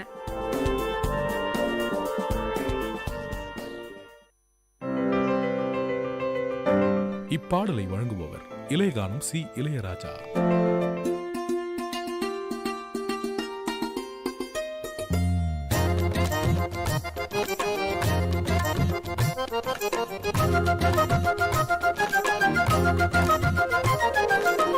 கண்ணே ஒன்ன காணாம நான் கவி பாடுறேன், நெஞ்சுக்குள்ள ஒன்ன வச்சு தினமாடுறேன்.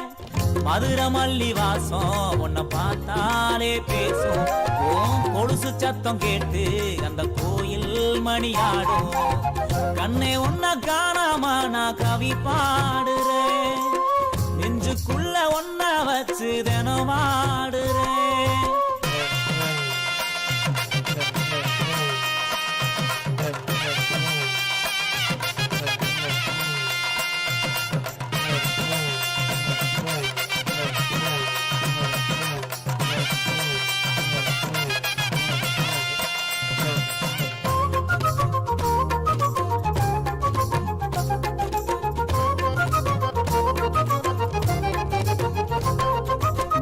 ஆத்துக்குள்ள ஊத்து தோண்டி விளையாடினோ, கூட்டாஞ்சோறு ஆக்கி நாம பசியாரினோ, பள்ளி கூட பாடம் மறந்து அடி வாங்கினோ, அம்மா அப்பா பேர சொல்லி கதை பேசினோ, காலம் போட்ட கோணம் அழிஞ்சு தசை மாறினோ. கண்ணே உன்னை காணாம நான் கவி பாடுறேன், நெஞ்சுக்குள்ள ஒன்ன வச்சு தினவாடு.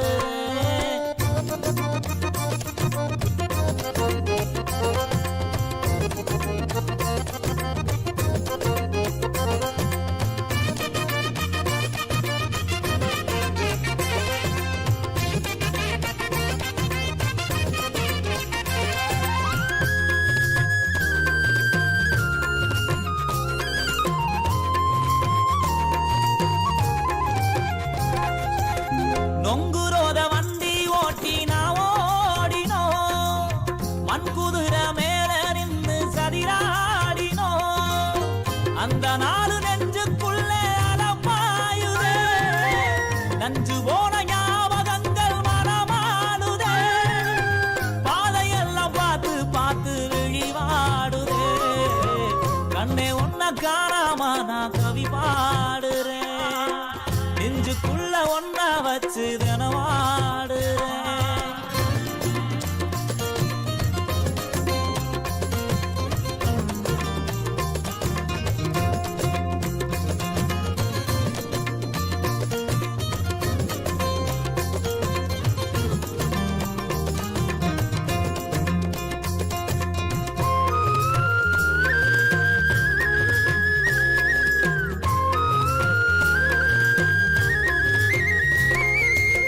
வெள்ளருக்கு வெட்டி வந்து பேயோட்டினோ, செங்கல் மேல பானை வச்சு தீ மூட்டினோ, அந்த நாலு நெஞ்சுக்குள்ள கடை போடுதே, எந்த நாலு நீயும் வருவ விட தேடுதே, ஆசையெல்லாம் இதையே கேட்டு தினவாடுதே. கண்ணே உன்னை காணாம நான் கவி பாடுறேன், நெஞ்சுக்குள்ள ஒன்ன வச்சு தினவாடுறேன். மதுரை மல்லி வாசம் உன்னை பார்த்தாலே பேசும், கொலுசு சத்தம் கேட்டு அந்த கோயில் மணியாடும். கண்ணே உன்னை காணாம நான் கவி பாடுறேன், நெஞ்சுக்குள்ள ஒன்ன வச்சு தினவாடுறேன். இப்பாடலை வழங்கியவர் இளையகானம் சி இளையராஜா. ஆத்தோரம் அத்திமரம் பூத்திருக்கு நந்தவனம், பூப்பறிக்க போகலாம் வாரியா, நாம பூப்பறிக்க போகலாம் வாரியா. அடி பூவால மாலை கட்டி தோரணமா தொங்க விட்டு கோயிலுக்கு போட்டுடலாம் வாரியா, நாம கோயிலுக்கு போட்டுடலாம் வாரியா, நாம கோயிலுக்கு போட்டுடலாம் வாரியா.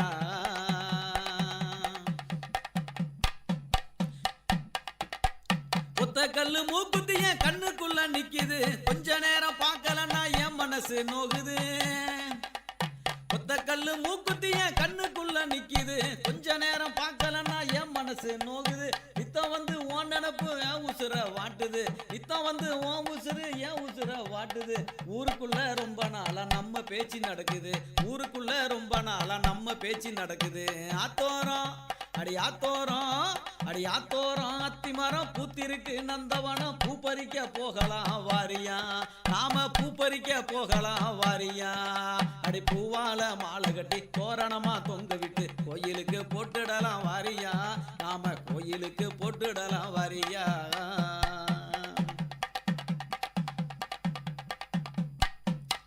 பொழுது விடிஞ்சு நேரமாச்சு புறப்படினே கருதருக்க ஊரு சனா எல்லாம் பாரு போகுது, நம்ம ஊரு சனா எல்லாம் பாரு போகுது.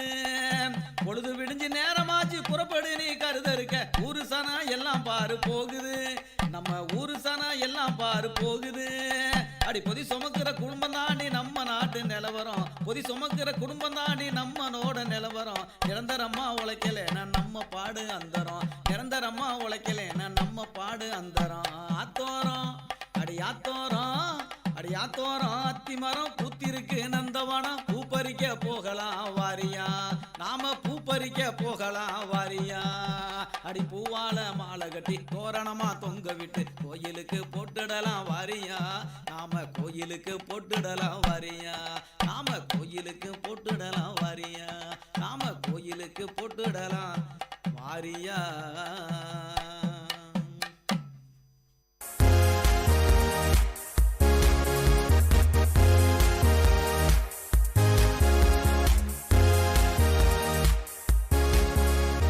பதினெட்டு வயது நிறைவடையாத பெண்ணிற்கும் 21 வயது நிறைவடையாத ஆணிற்கும் நடத்தப்படும் திருமணம் குழந்தை திருமணமாகும். இது குழந்தை திருமண சட்டம் 2006 படி குற்றமாகும். இது குறித்த தகவலை மாவட்ட சமூக நல அலுவலர் தொலைபேசி எண் 041622526663 மற்றும் மாவட்ட குழந்தைகள் பாதுகாப்பு அலுவலர் தொலைபேசி எண் 041622223110 என்ற எண்ணிற்கு தெரிவிக்கலாம்.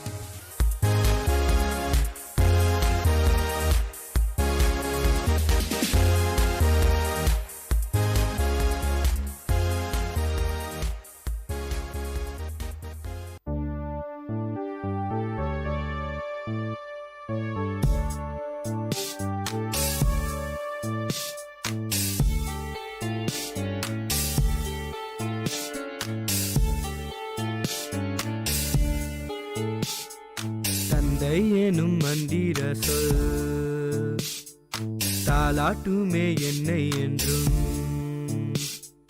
தந்தை போல தோழன் இல்லை,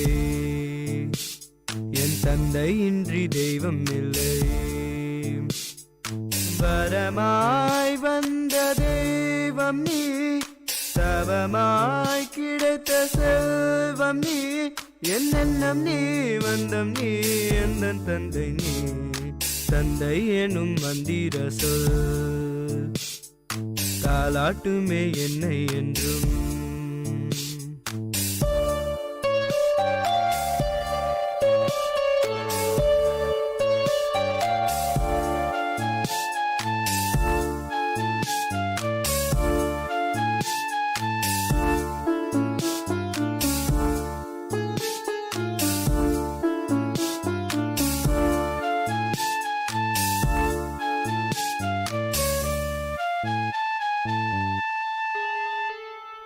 கரம் பிடித்து நடைபயின்றேன், நீ தோள் சுமந்தாய் உலகை ரசித்தேன்.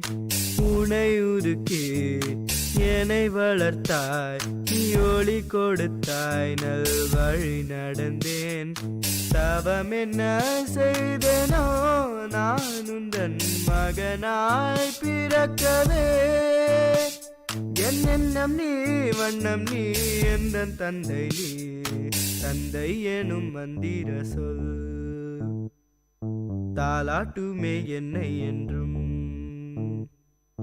தந்தை போல தோழன் இல்லை, என் தந்தை இன்றி தெய்வம் இல்லை.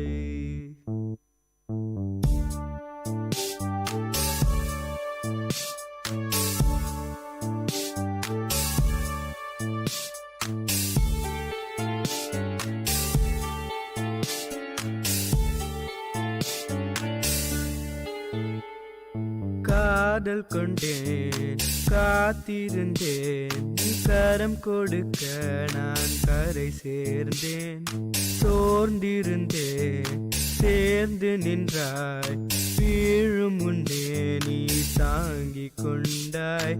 இனி வரும் பிறவியும் நான் உந்தன் மகனாய் பிறக்கவே, வரம் ஒன்று கேட்கிறேன் அதை தருவாய். தந்தை எனும் மந்திர சொல்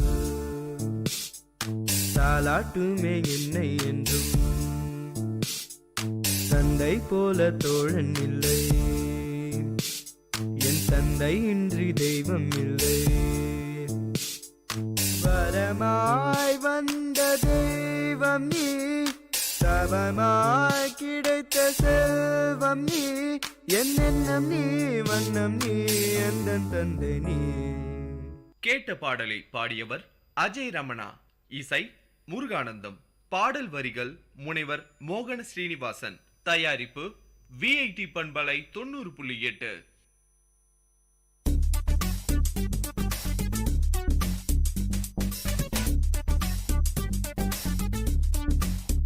And you're listening to the show Travel Bonanza with, of course, your host Ashika.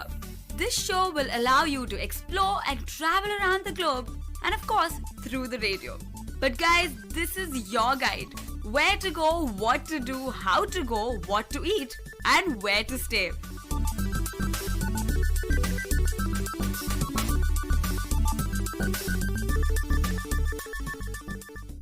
Hello VIT, you're listening to VIT Community Radio 90.8, and this is your show Travel Bonanza with your host Ashika and Anjali.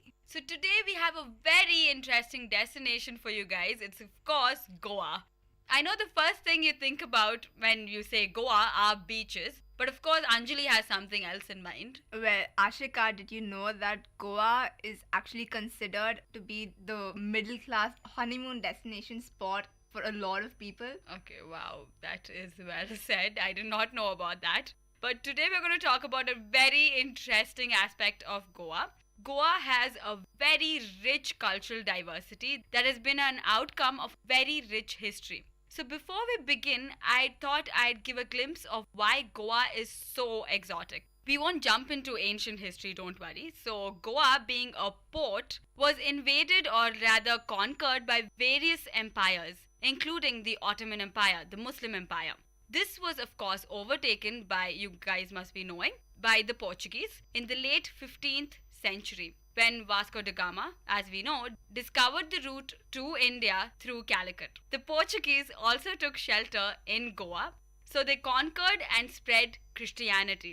Thus commenced the Christian world with the influence of Portuguese language, culture, and of course wealth due to the spice trade. Goa thus became home to more than 300 churches. It became the vice imperial seat for the Portuguese Empire of the East. Now, interestingly, something really interesting that I'd like to share with all of you is that even post-independence, the Portuguese were unwilling to just leave India. Till India, under the command of then Prime Minister Jawaharlal Nehru, with the help of the militants, invaded and liberated Goa in the 17th of December 1961. So that is way past the actual independence of India. And this was a solid 450 years ruling of the Portuguese. So you could imagine that why Goa still remains a multicultural hotspot for tourists all over the world. Goa is a well-connected state and it's got an international airport. And honestly speaking, it does require an international airport considering all the tourists that keep visiting Goa all the time. That explains the millions of foreigners in Goa that you see all the time. And of course, you have other connections to Goa. And for probably in a lower budget, you could probably take a train or probably take a long drive from the various destinations. And of course, for the honeymoon couples, you have, I'm not sure if it would be very apt for you guys, but probably in the future, you could probably take a cruise from Bombay. There are cruises which go every other week from Bombay to Goa. So you don't have to worry about how to get to Goa because believe me, you are very well connected and it's the hotspots of India. So you will get there and you will have a brilliant time. So let's move on to the next segment, which is tourism and what to do in Goa, basically. So we're going to tell you what to actually do or where to go in Goa. So Ashika was speaking about history. Now I'm going to just turn over to the tourism because as we all know, Goa is one of the most sought after tourist destinations in India. Now, over 450 years of Portuguese rule and influence of Portuguese culture presents to visitors to Goa a different environment than anywhere else in India. Goa, as Ashika said, is famous mainly for its beaches, churches, and cruises and food, obviously. Now, Goa has two World Heritage sites. The Basilica of Bom Jesus is a 3-story church with a fusion of architectural styles with marble floors inlaid with precious stones. The relics of Saint Francis Xavier, a Catholic missionary, are kept in a silver casket, adjourned in a crystal urn. Saint Francis Xavier was regarded by many Catholics as the patron saint of Goa. But it sounds incredible, doesn't it? So when you actually go to Goa, you just have to visit this church, considering it's one of the World Heritage Sites in India. Also famous is the Church of Saint Francis of Assisi in Old Goa and the Chapel of Saint Catherine, which is dating from 1510, which is also incidentally in Old Goa. A couple of other churches that you have to visit are the Saint Kajitoa Church and Saint Augustine Church. Goa also has the sanctuary of Saint Joseph Vaz, the Pilar Monastery, and a number of other beautiful structures. Also famous is the statue of the Bleeding Jesus on the crucifix at the Santa Monica Convent in Velha, Goa. In many parts of Goa, mansions that had been constructed in the Indo-Portuguese style are still standing strong. Have you heard of these old Latin quarters that are present in Goa, Ashika? Okay, I heard that there's some township type of... Yeah, so there's this old Latin quarter called the Fontanhas in Panji that has been declared as a cultural quarter, in fact. It showcases the life, the architecture, and the culture of Goa. Now, if you take a stroll through this neighborhood, you will definitely feel like you're not in India, with narrow streets and colorful villas. And with a number of statues of famous Christian historical figures, you would just be overwhelmed by the beauty of this place. Some influences from the Portuguese era are also visible in Goa's temples as well. Shanta Durga Temple, the Mangweshi Temple, and the Mahalasa Temple. Yeah, I think the most beautiful thing about Goa is that there's so many cultures all mixed together. Like whether you take the Portuguese culture, so you have the churches, and then you have the forts, which you'd probably be talking about, and then you have the temples, which is the influence of the Indian culture. So it's all mixed together, and this cocktail is just amazing. It makes Goa truly beautiful. So you guys know by now that it's a destination definitely you guys shouldn't visit. So yeah, back to you. Exactly. It's like all in one. It has everything that anyone can possibly want to. As Ashika just mentioned, equally famous are the forts in Goa. A couple of them, like Fort Aguada, Ponda Fort, Cabo de Rama, Colvale Fort, etc. Fort Aguada and its lighthouse is a well-preserved 17th century Portuguese fort on Singuim Beach overlooking the Arabian Sea. Interesting fact, the fort got its name Aguada, which means water, owing to the freshwater spring within the fort that provided water supply to the ships that used to stop by. Did you know about this? So wait, this is where the river meets the sea. Yes, exactly. It must be definitely some destination to see. And also famous is the Ponda Fort, which is located in Ponda and was initially built by the Muslim forces of Adil Shah and then destroyed by the Portuguese. Now currently it has a statue in honor of Shivaji inside it. So you're trying to tell me that like the churches are mostly like built by the Portuguese, the temples by the Indian influence, and the forts by the Muslims? More like a combination of everyone, especially the Ponda Fort. It was initially built by the Muslim forces and then destroyed by the Portuguese and then taken over by the Shivaji Empire. Wow, that is quite diverse. Yes. Also, Goa has a few museums, two important ones being the Goa State Museum and the Naval Aviation Museum. In fact, the National Institute of Oceanography is also located at Dona Paula in Goa. Yes, so I think that's with the history, right? Yes, that concludes our churches and forts and all the historical sites in Goa. Now, probably like the highlight of Goa. So let's get to the beaches. And when I'm talking about beaches, there are hundreds of beaches in Goa. Basically, it's more like an island, though it's actually not an island. But there are beaches you can name from like A to Z, there are beaches. So let's talk about the famous beaches, of course. We'll talk about the first beach, which is the postcard perfect beach. It's called the Palolem Beach. This is basically a calm bay and the palm fringe sands, etc. It's just a beautiful, beautiful view for you guys. Now, so we were talking about the history. Now let's get to the highlight of Goa. The beaches, of course. And when you're talking about beaches in Goa, they're beaches from A to Z. But I'm going to just talk about a few of the famous beaches in Goa, of course. So the first beach I'd like to talk about is known as it's probably like the best beach in Goa. It's postcard perfect. It's a calm bay and it's known to have palm fringe sands, which means like that you have palm trees surrounding the entire beach. That is definitely vibrant, right? And what makes it even more amazing, there are plenty of things to do in that beach. It is the highlight of Goa, so it's the top tourist destination in Goa. It has thatched restaurants and it's the safest place for swimming. So if you're up for a swim, this is the place that you have to be. And of course, since it's the top tourist destination out there, you have a lot of souvenir shops and this is a place where you can actually shop. Apart from that, you of course have the adventure sports in that beach. Deal with that entire thing a little bit later. So of course you have kayaking in the Palolem beach. That is pretty amazing. And then you can also hire bikes to nearby beaches. So basically Goa is surrounded by beaches. It's almost like an island. So yeah, you can probably hire a bike and take the ride all the way to the nearby beaches. So every other meter, you'll probably bump into another beach. It's a bit of an exaggeration, but close to it. Then you have, of course, the waterfalls and the wildlife parks which are close to this place, which you can also take a bike and go to. We will delve with the wildlife parks a little bit later. Now, the Palolem beach is pretty famous because this is a place which is very vibrant. So people will be awake and there on the beach 24/7. So you can chill at night listening to live music which they'll be playing there. It's beautiful.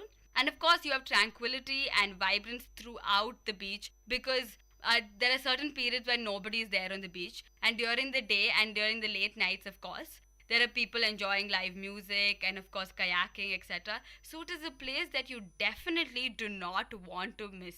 And as I said earlier, it is postcard perfect. Now the next beach that I'll be talking about is the Patnam beach. Now the Palolem beach, as I said, is one of the top tourist destinations in Goa. Now you could imagine it would be pretty crowded, right? Because it would be filled with tourists. If you want a less crowded beach, more of tranquility, and probably you want to spend time with yourself or like family or relatives or your friends, etc., you could go to probably the Patnam beach. It is quiet and definitely friendly. It has relaxed beach shacks and of course you can surf there and swim. So it is perfect for you. And the only commercialization is the souvenir shacks along the main beach road, not even along the beach sands, but then along the beach road. So if you want a less crowded, more calm and tranquil beach, then you have to go to the Patnam beach. So after the Palolem beach, if you want to escape from all that buzz, you can always go to the Patnam beach. Then you have the Agonda beach. And as Anjali mentioned, she talked about the forts. This is a beach which is along the fort, and this is known as the romantic beach for a lazy day. So it's best for like sunset walks if you're going as a couple or with your friends or family. So this is the place to be. The sea is rough, of course, so no swimming is permitted. It's probably an unlikely option. And of course, it's picture perfect. And the most interesting thing about the Agonda beach is the Turtle Center. Now you're wondering, what is the Turtle Center? Of course, this is a brilliant showcase for the tourists, something that you definitely do not want to miss. So probably when you visit the forts, you could probably step into the Agonda beach, which has the turtle center, which contains eggs, the turtle eggs. So you actually can watch the turtles walk along the sands and then nestle into their area. So it's a beautiful scene. It's a beautiful showcase. So if you're going to all the beaches, do not miss the Agonda beach. Now we're talking about beaches. I just want to mention about Donna Paula Jetty. I think Anjali had mentioned it before. It is a secluded bay, so it's filled with vibrance. And of course you get like cruises from there, which we'll be talking about later.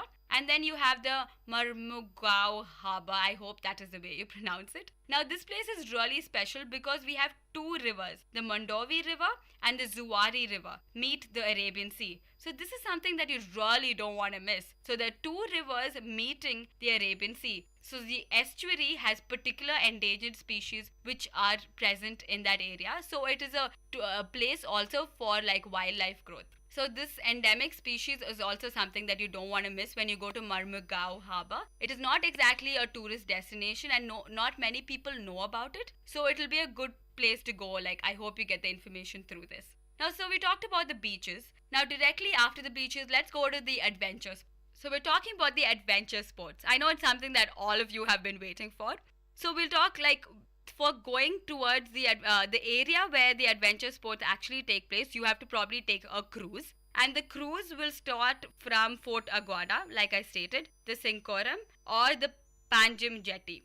So the Fort Aguada, as I mentioned, was a former Portuguese military fort and a prison, which already Anjali had mentioned. So basically in this place, as you take the cruise, you can, of course, before taking the cruise in the shore, you can swim along the shore. But once you go into the cruise, the boat will actually halt in the middle of the sea. And in the middle of the sea, you can dip in the blue-green waters. You can maybe probably even swim along with dolphins. Yes, dolphins is what I'm talking about. In Goa, dolphins is what I'm talking about. You heard it right. Of course, this cruise is famous for what we call the dolphin watching. So probably you can see the dolphins dancing around the waters.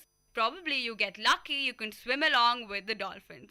And of course, you can witness the famous kingfisher of Goa. So you'll be swimming along with like probably kingfishers on one side and dolphins on one side while they'll be dancing over the water. So it's something that you definitely do not want to miss.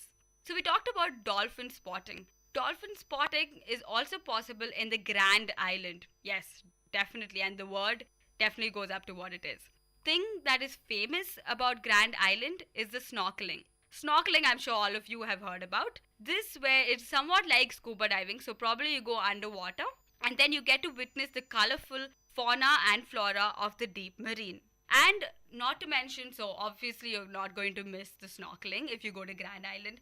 And after the snorkeling, you probably get on a boat for a cruise, and that will allow you to fish if they halt in a particular destination. So all this often comes in a package in Goa. As a tourist, you'll be offered packages to go through dolphin watching or dolphin spotting and snorkeling all together, and fishing all as a package. So they'll come in packages, probably reduce the cost based on that. So you could choose the package and you don't have to worry about how to get the access through it because you have guides all around Goa and they'll just be hunting around you all the time and forcing you to come up with join any package as such. So if you talk about adventure sports, you definitely do not miss dolphin spotting, snorkeling and fishing. Fishing is not so adventurous, but I guess it's pretty exciting.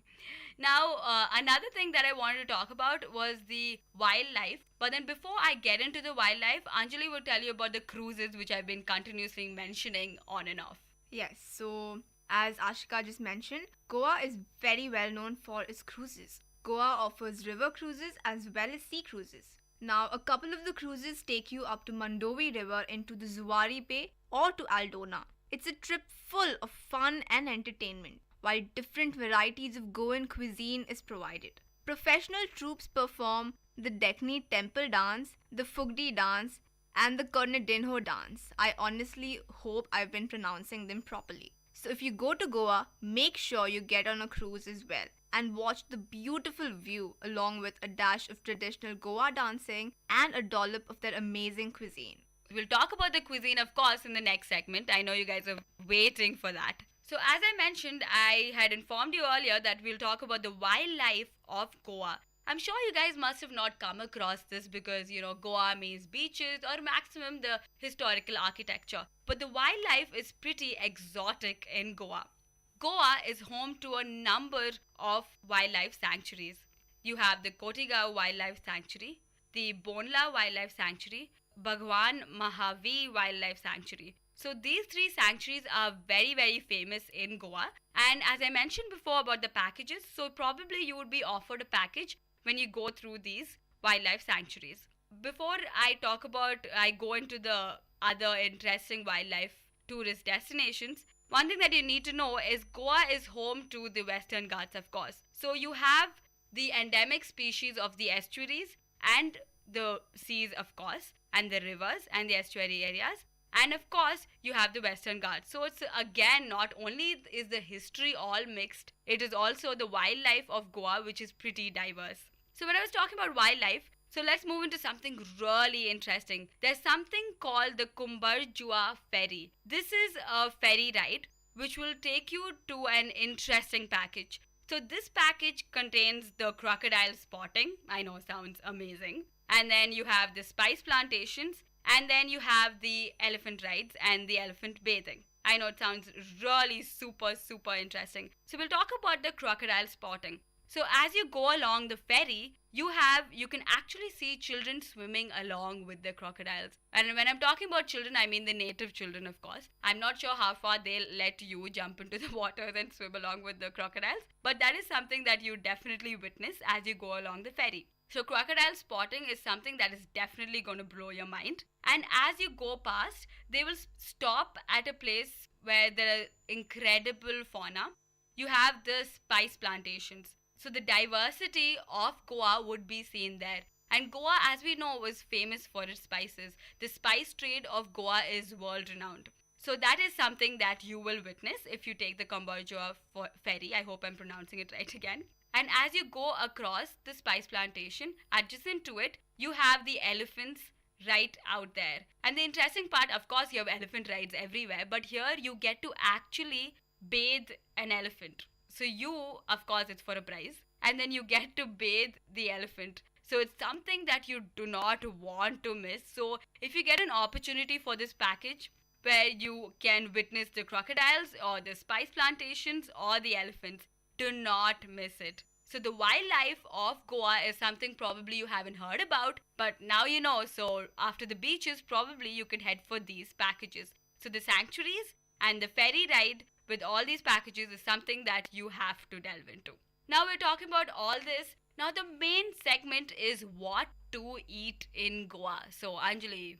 Well, as we all know, Goa is located in an area with a tropical climate. So the Goan cuisine mainly consists of intensely spiced and flavored food items. It's basically similar to Malwani or the Konkani cuisine. The cuisine is mostly seafood based, most of them being pomfret, shark, tuna, crabs, lobsters, etc. Also, interesting fact, the Portuguese brought potatoes, tomatoes, pineapples, guavas and cashews from Brazil to Goa. Did you know that? Okay, I definitely did not know that. I thought that India grows its own tomatoes and potatoes. But of course, Portuguese with this huge influence from various countries exported that. That is very interesting. I know. And it was apparently Hindu civilization did not know anything about tomatoes and potatoes till before Portuguese actually brought them. Wow, I'm glad we told that to the listeners. I definitely did not know that. Now, the most popular alcoholic beverage in Goa is feni. It's made out of cashews as well as coconuts. What a combination. I know. So that was about the food and the drinks, but let me name a few cuisines of Goa. You have the prawn balcho, which I'm guessing is a prawn dish.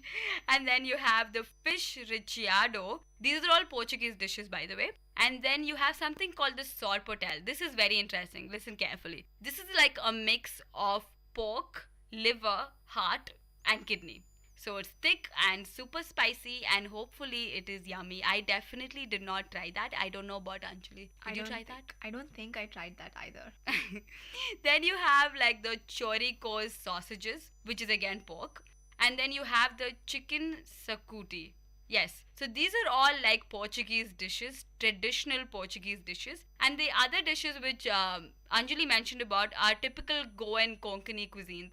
If you're going to Goa, you might as well try all these cuisines. And after the cuisines, do not forget to try the sweets. There's something called the babinka and the dadal. Do you have any idea about them, Anjali? Yeah, I've heard ki babinka is a form of halwa.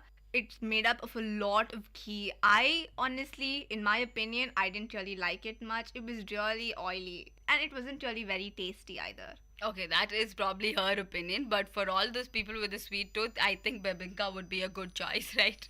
True, that's true. So yeah, guys, do try the cuisine of Goa. Do not stick to your staple food. Just go on with the prawn balchao or your babinka sweets. So you will definitely have a good time when it comes to food also. So with this, we come like to the end of the program. So we've covered the history.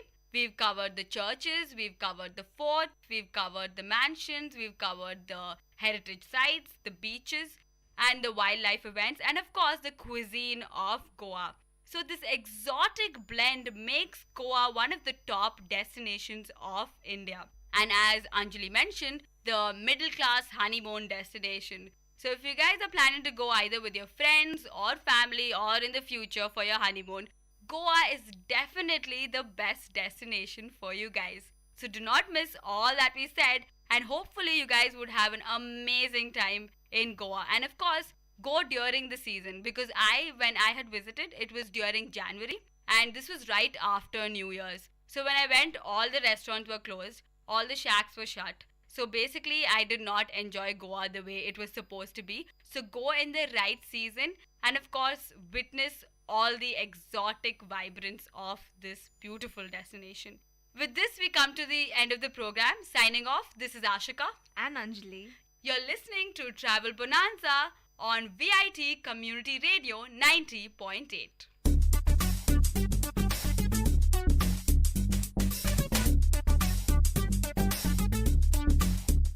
This was Travel Bonanza with your host Ashika. So stay tuned to VIT Community Radio 90.8.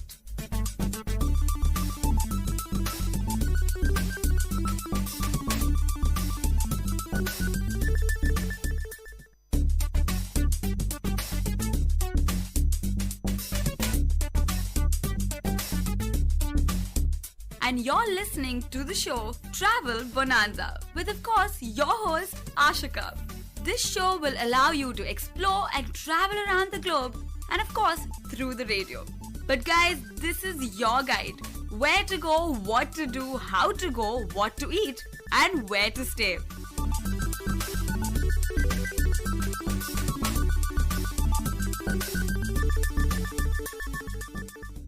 Hello VIT, you're listening to VIT Community Radio 90.8, and this is your show Travel Bonanza with your host Ashika. So let's start with today's episode. This is known as a pilgrimage center. I'm sure you guys must have guessed it by now. It is the exotic Rishikesh. What people mostly do not know about Rishikesh is that it has got two parts. One is that it's a known pilgrimage center, and second, it is home to water sports. Yes, and has the most exotic features in India. And I'm not exaggerating, people. And the thing about it is most people don't know about the destination, and that makes it even more exquisite because that's what makes it all picture perfect. And when I'm talking about Rishikesh, I'm saying picture perfect because imagine blue waters, white sands, snowy peaks, starry skies, shooting stars, wild pine trees. It has it all. And I'm not exaggerating one bit about what I just said. It has it all, and that is what Rishikesh is all about. Most people do not know that it has a second part to the whole pilgrimage center. Most people just go to the pilgrimage destination for the temples, etc. And they do not bother exploring the other half, which is home to the beautiful rivers and the rapids. And the beauty can only be witnessed if you go there. And according to me, it is easily the best destination I have been to in India. So that's why this episode is going to be pretty special. So why is Rishikesh so picture perfect? First of all, when I'm saying there's no pollution, there is absolutely no pollution. Maybe because there are less cars and less population and it's a small place. And of course, they restrict the emissions. There are no industries permitted in that area at all. So basically, there's absolutely no pollution. And this means that, or probably that explains the starry skies. I am not kidding when I say when I look up in the night, middle of the night, when we went for camping in Rishikesh, the skies were spotted with stars everywhere you look. I've never seen so many stars in my entire life, and that is what I saw in Rishikesh. So that's starry skies. And first of all, in Rishikesh, the most exquisite part is that you can spot shooting stars every 15 minutes. When we went camping, I was a little bit upset that I missed a shooting star. And I turned the next moment and I actually saw a shooting star. So that's how frequent the shooting stars do come across in Rishikesh. The beautiful thing is probably everywhere, probably in the night sky, shooting stars do pass. But probably because of the pollution, we do not see them. Since Rishikesh is eradicated from the entire pollution which is seen in the other cities and other places, it is still visible. It is definitely a treat to the eyes in the middle of the night. So that explains the starry skies and the shooting stars. So what about the blue waters? When you say blue waters, the first thing you'd think about are the seas and the oceans. But Rishikesh is home to blue rivers just flowing across. And it is just beautiful to see that during the day. And of course, in the night, you hear the rivers gushing, and that itself is an amazing experience. So how are the rivers so clean? Okay, I think they're going to get a little bit dirty. So basically in Rishikesh, there are no toilets. There are absolutely no toilets, no bathrooms, nothing. So when you have to go to the toilet or bathroom, or when the nature is calling, you go the nature's way. So they dig up pit in your resort or wherever you are, and that is how you use the bathroom. So I guess that explains how Rishikesh's rivers are clean. So that is why none of the dirt or the load is left into the water bodies. And that is why till today, Rishikesh remains really pure, especially the waters. And of course, the white sands come across with that. And the snowy peaks is something that you would witness as you drive into Rishikesh. And wherever you stay along the banks, probably nearby, there would be snowy peaks depending on the season which you go in. And if you're lucky, if you're going trekking, you might even witness it up close. So that explains the snowy peaks, blue waters, white sands, starry skies, and shooting stars. And of course, you'll be surrounded by wild pine forests. It does sound marvelous, and not only does it sound marvelous, when you go there, you would be absolutely blown out of your mind. Trust me upon that. So let's get to the first segment of the episode, how to get there to this beautiful destination. Of course, since it's a pilgrimage center, it is pretty well connected. You can take the train, you can go by air, or you can go by bus.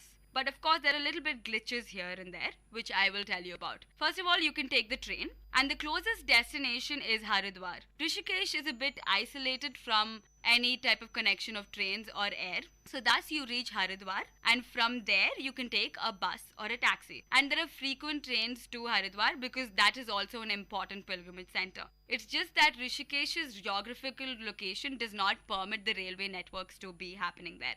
So that is that. You can take the train first to Haridwar, and then you can take a bus or a taxi. The next, air travel. The nearest airport is probably the nearest big cities like Delhi or Chandigarh, but the closest city or the closest airport is in Dehradun. You could probably take a flight to Dehradun from any of the major cities, so it's a very well connected place Dehradun is. So from there you can again take a bus or a taxi. Now personally, I think the best way to get to Rishikesh is to drive. The drive is absolutely exotic because you're driving across these beautiful mountains and it's an exquisite scenery. So you will definitely enjoy that. So if you're going to Rishikesh, somehow or the other you have to take the bus or the taxi to reach there, or whether you take the train or the flight. But personally, wherever you are, just take a long drive and I'm sure you guys are going to enjoy it. So let's get to the main segment. What to do in Rishikesh. As I said, Rishikesh has got two parts.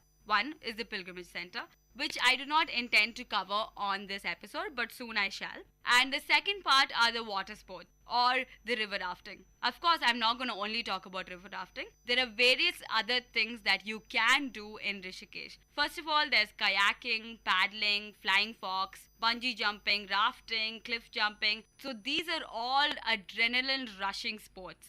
And for people, for especially youngsters who want to go in a group and have a good time, this is the destination. It's filled, I could rather say it is like the king of water sports in India, undoubtedly, unanimously is what you'd agree with. So first thing is kayaking. So I'm sure people would know what is kayaking, right? So it's something like a banana boat, and it's for a single person, of course, and you're given a paddle, and it's very narrow, the entire boat. So then you go across, you paddle across the river with it. So you can go in the calm waters or you can go in the rapids, but of course the instructors do not allow you in the rapids with a kayak because you need to be a professional for that. Of course, maybe you can go in the small rapids, but I don't think that is advised. Probably in the calm waters, you can go kayaking. Kayaking is a very popular sport in Rishikesh and it is something that you definitely enjoy. I personally had a very good time. Now the next thing is paddling. Paddling is very simple. So probably you're given a tube and then you get into the tube. There could be double tubes or single tubes. So you just paddle with your hands across the calm river.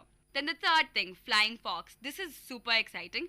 So probably you will be harnessed to an peak, and from there you would be let down. It is something like zip lining, or it is synonymous to zip lining. So you'll be let down from the peak all the way from one peak to another, or one peak to the other valley. So it is super exciting. You actually feel like you are flying. And it is an amazing, amazing experience because first of all, you get to see the scenery, but that is not the thing probably you'd be focusing on because this is adrenaline rush to the ultimate level.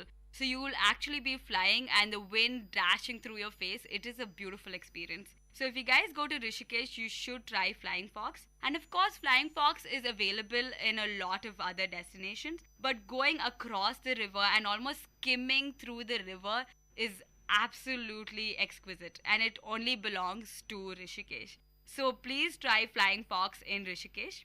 Then the fourth and the most important thing, actually the most important thing is rafting, which I would be getting into a little bit later. Now the most important thing, that doesn't make sense. The other important thing is bungee jumping. That is truly amazing and a lot of people have that on their bucket list. Yes, of course, from a really, really high point, around 80 meters or more than that, as far as I've read, you'd be harnessed and you'd be let down almost into the water. So you'll be let down and probably you would touch the waters and then they take you back up. So that's how it goes. So basically you're just free jumping, but it's an ultimate experience. And free jumping into the rivers of Rishikesh, you won't be going into the rivers, of course. You'll be free jumping and when you're almost there, the harness will stop, the rope will stop. So it is beautiful.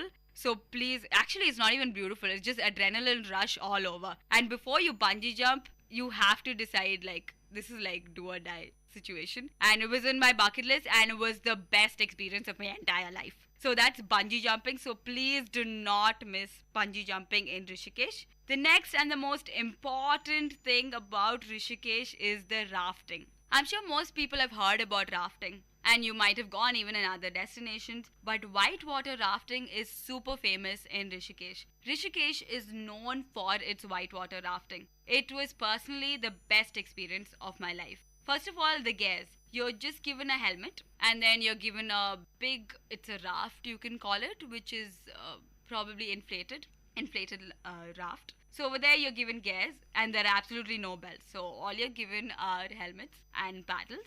This is mainly like a team sport. So if you guys go as a group, like especially from college or a group of friends, just go. It is amazing. So basically you have the raft, which is inflated, and then you have the paddles and you have the helmet. That is it. So you don't have belts as you go through the rapids. So you just have to wait till the guard rescues you, even if you end up falling into the rapid, which is very scary because most people die while river rafting due to a heart attack because of the sudden gush that they feel throughout themselves because they just dropped into the huge waves of the rivers. So that is the most common cause of death if you're going into rafting, but I'm not scaring you guys. That happens very, very, very rarely. In fact, even my friend fell into the water, but nothing happened because you have this amazing lifeguard. So he would be going forward in a kayak. So he would be rushing through the huge waters and the huge waves of Rishikesh. And looking at him itself, you'd be amazed. That itself is part of the Rishikesh experience because I personally loved my lifeguard. He was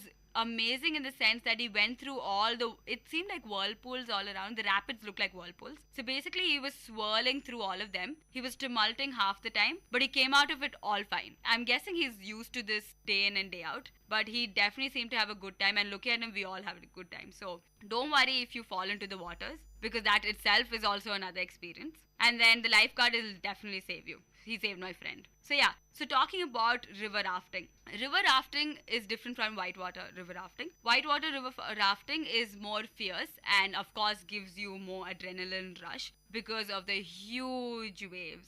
So the huge waves in the rivers, we call them as rapids. These rapids have various grades. Grades in the sense, they will determine how fierce the rapid is. So of course they won't allow everybody who goes whitewater river rafting to go into all the rapids. The rapids are graded based on the height of the waves, the fierceness of the waves. The drops as in, you have this sudden waterfall in the middle of the river, like that, those are the drops. So all that determine the grade of the rapid.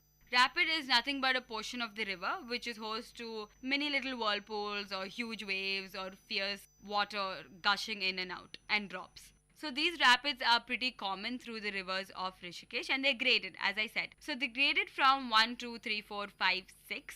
And Rishikesh is home to rapids which range from 1 to 4. Before we go into the discussion about the rapids and the grades and all about the cliff jumping and further rafting and tumulting into the waters, let's give a short break and we'll be back on Travel Bonanza with their host Ashika.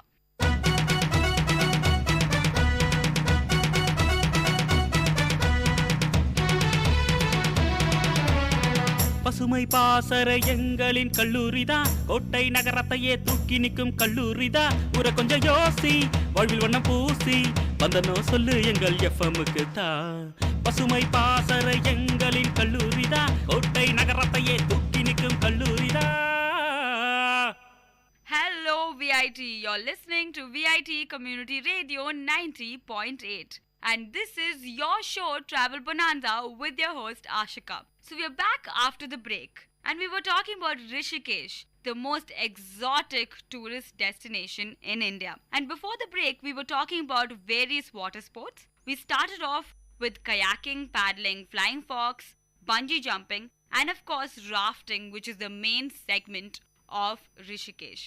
So when we talk about rafting, we stopped with discussing about the rapids and the grades that they're divided into. So this is divided based on the international scale of river difficulty.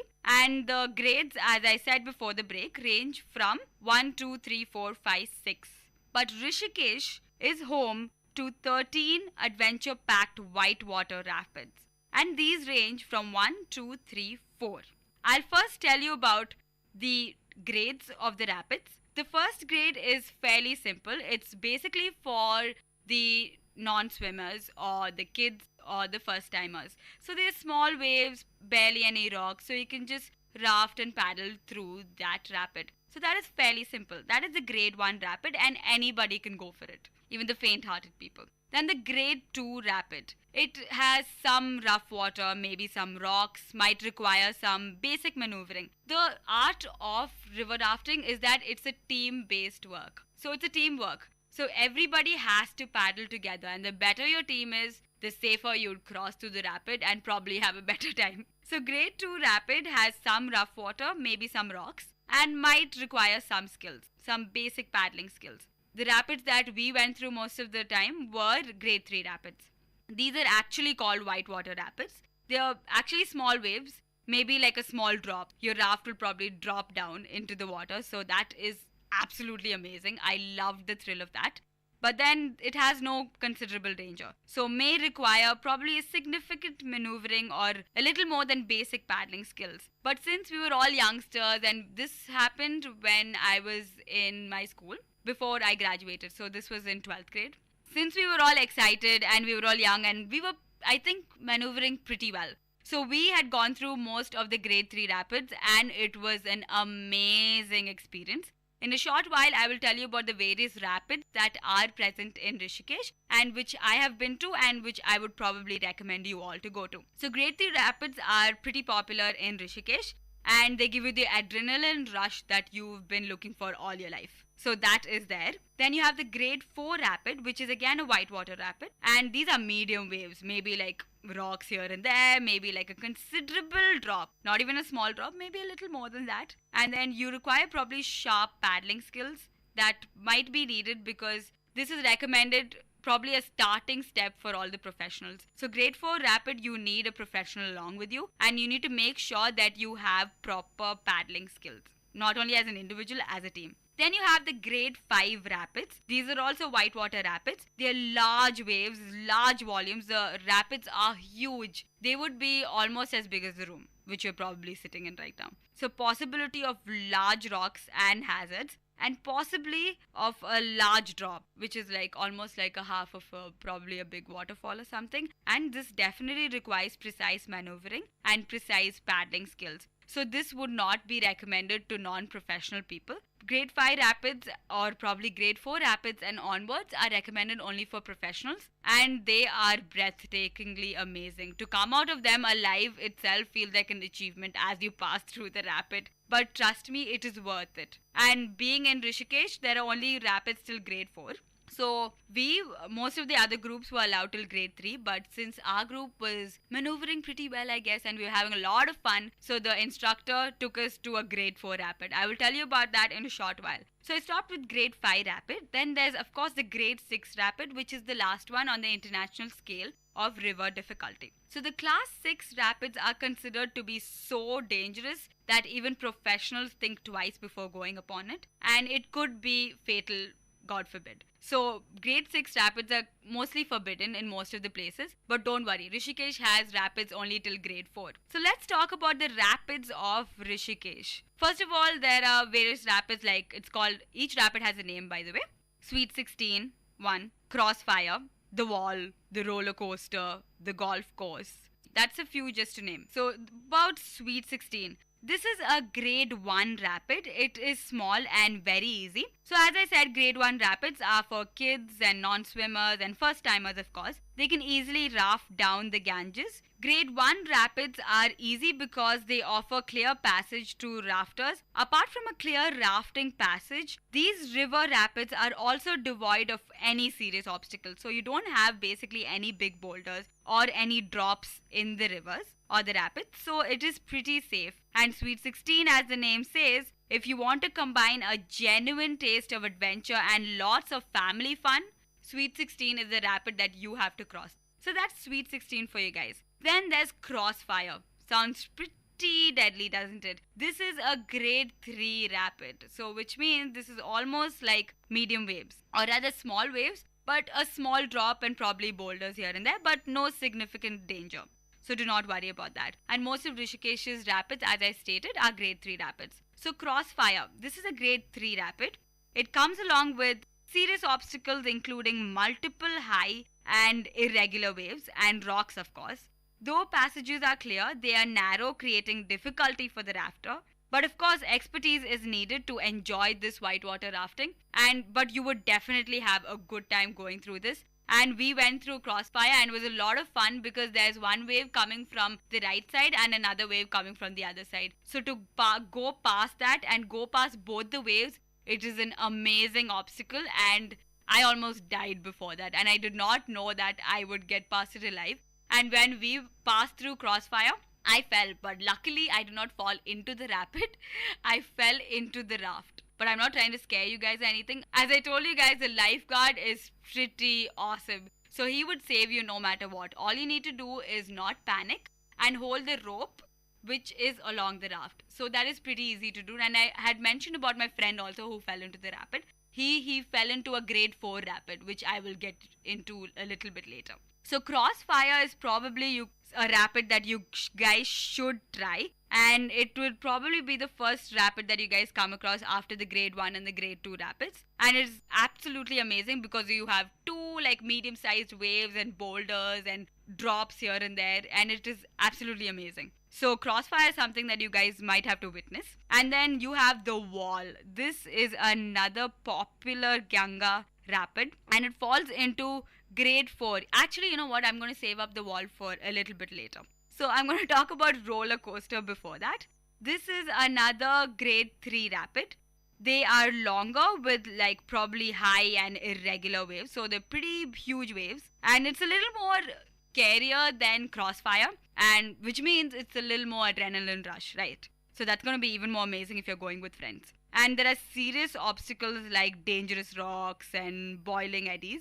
The passages are difficult to scout, but maneuvering along them requires a little bit of accuracy and power, but you will make it through.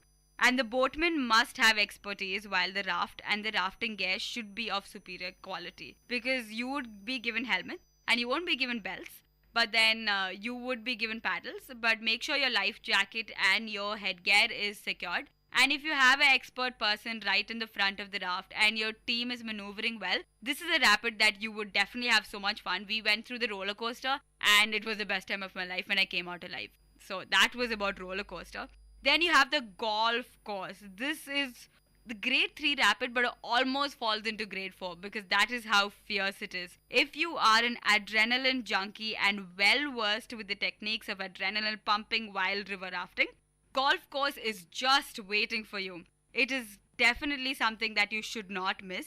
And even if your guide does not allow you, please just force him into it, because golf course is something that defines Rishikesh's whitewater rafting. So you have golf course, and before you start to run into the rapid, make sure you have adequate expertise and are equipped with all the rafting gear, and of superior quality, of course.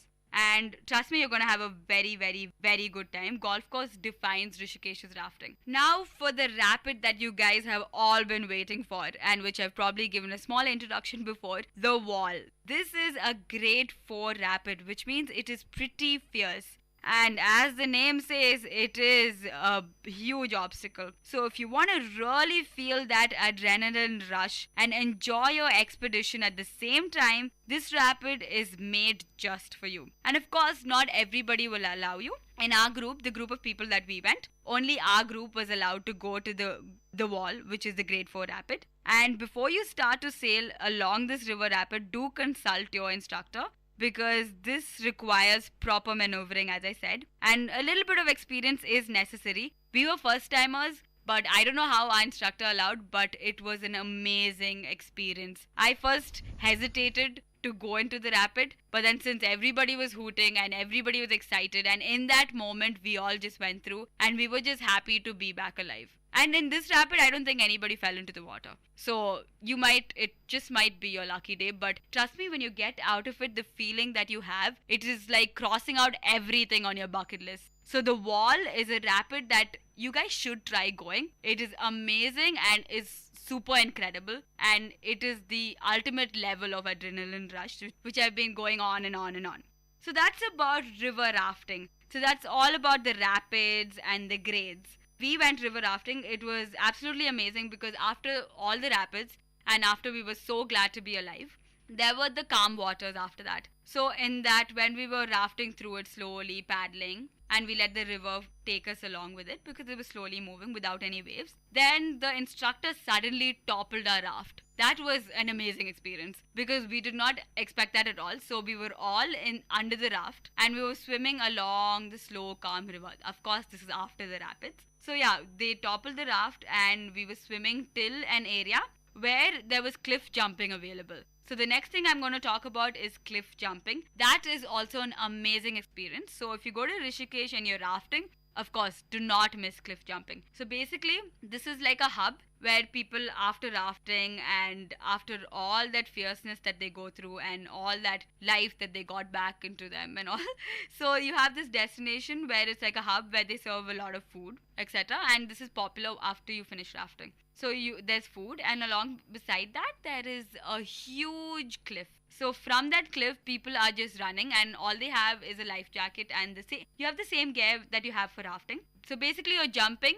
First, you're running actually really fast, and then you jump off or you leap into the river from that huge, tall cliff. So it is absolutely amazing. So bungee jumping is whole new level, river rafting is whole new level, and cliff jumping is absolutely amazing. So if you go river rafting and you're in Rishikesh, you would stop by the cliff jumping place. So it's your wish whether you want to go or not, but do not miss it. Personally, I really recommend that. So that is about what to do in Rishikesh. I know you guys must be wondering, Rishikesh is a pilgrimage center. I talked about 2 parts. But this time I'm not going to talk about the pilgrimage center. I decided to only go with the picture perfect, beautiful blue waters of Rishikesh, which is absolutely untouched. And all you can do is, or rather, it is home for all the water sports. So please try all of this.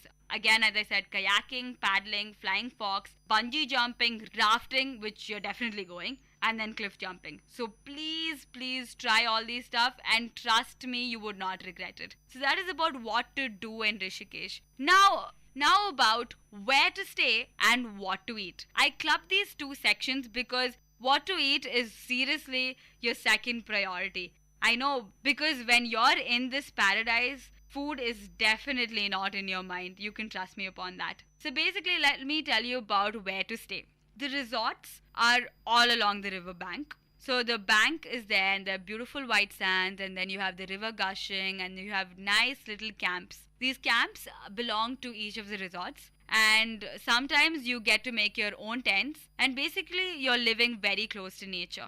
So when we went there, we were just lying down in the middle of the night. There was bonfires, starry skies, shooting stars here and there, sound of the river gushing, and of course the food also was really amazing. So all of this made this a perfect, so depending on your resort, and most of the resorts are really amazing to be in because all they require are small little tents, a bonfire, and a place to eat, and along the riverbanks. So you would have a good time no matter which resort you're staying in. They all have instructors and guides which will also arrange the packages for the whitewater sports or whichever events that you guys want to go through. So you don't have to worry about how to join the whitewater rafting or the flying fox or bungee jumping. The resort will tie you up with whatever you guys need. So do not forget to go to a resort which allows you to pitch your own tent because that is really a lot more fun. So if you're pitching your own tent, it is a lot more fun and you're probably living very close to nature. And as I said, there are no bathrooms or no latrines. So basically you have pits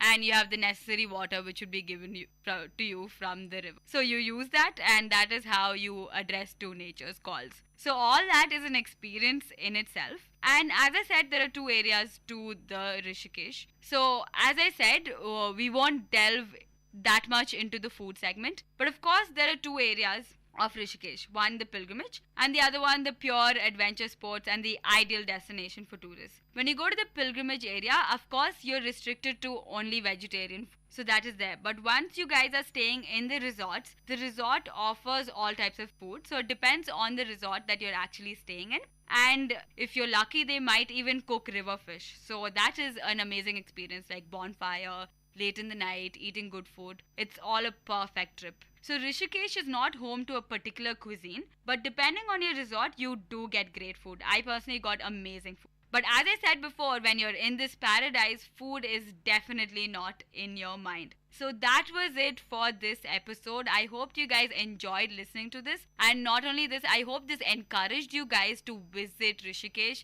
And believe me, it is definitely the best destination. And of Travel Bonanza and all the places that I have visited in India, I would undoubtedly rank Rishikesh as the #1 destination, especially for you youngsters. Once you go, I'm sure the choice would be unanimous too. You would have the time of your life, and trust me, you'd have something to cross off your bucket list. So please do not miss out on Rishikesh, one of the top places to visit before you die. So guys, that was it for today's Travel Bonanza episode. This is Ashika signing off. This is your show Travel Bonanza only on VIT Community Radio 90.8.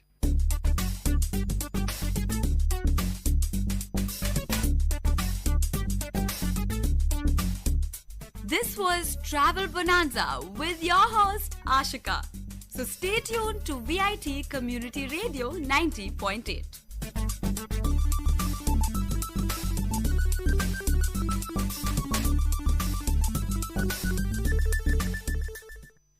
முத்து முத்தாத்த மக சிரிச்சா மனச பட்டா போட்டு தான் புடிச்சா தரிசு விளைஞ்சது போல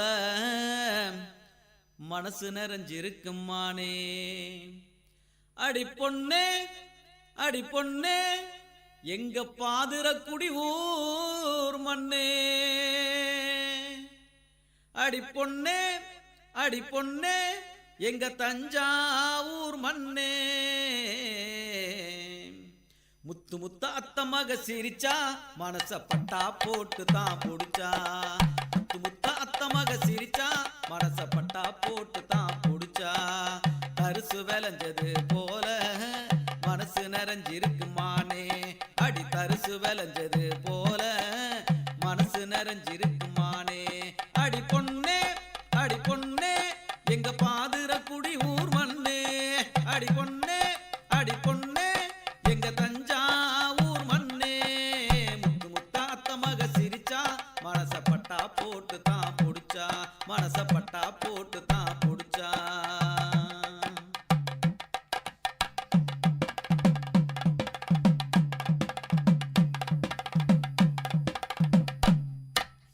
வேப்பங்கா தடிக்க அடி வெள்ளரி பூ வெடிக்க ஆத்து மணலில் பேர அடி எழுதி பாப்பவாவா வேப்பங்கா தடிக்க அடி வெள்ளரி பூ வெடிக்க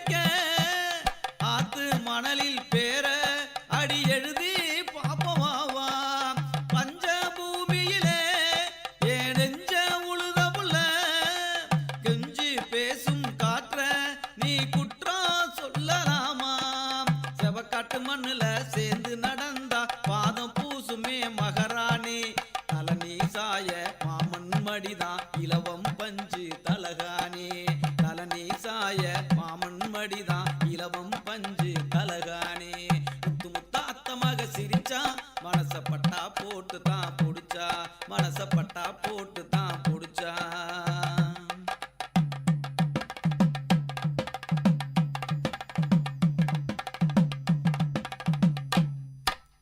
கலப்ப கவி எழுதும் சிந்தும் வியர்வை உயிர் தழுவும் விதைச்சது முளைச்சது போல நீ நினைச்சது நடக்கும் வாடி கலப்ப கவி எழுதும் சிந்தும் வியர்வை உயிர் தழுவும் விதைச்சது முளைச்சது போல நீ நினைச்சது நடக்கும் வாடி அடுத்தது மாசம் மாசி அடி அழகே அத நீ யோசி தோளுல விழுமே மாலை சொந்தமாக போற கால உழைச்ச கூலிய உன் கையில் கொடுப்பேன் மிச்சம் வைக்கணும் மகராணி தவிச்ச வாய்க்கு தண்ணிய போல கிடைச்சவள் நீதானம் மாடி முத்து முத்தாத்த மக சிரிச்சா மனச பட்டா போட்டு தான் புடிச்சா முத்து முத்தாத்த மக சிரிச்சா மனச பட்டா போட்டு தான் புடிச்சா பரிசு விளைஞ்சது போல மனசு நிறைஞ்சிருக்குமானே அடி பொண்ணே எங்க தஞ்சாவூர் மண்ணே முத்து முத்தாத்த மக சிரிச்சா மனச பட்டா போட்டு தான் புடிச்சா மனச பட்டா போட்டு தான் புடிச்சா மனச பட்டா போட்டு தான் புடிச்சா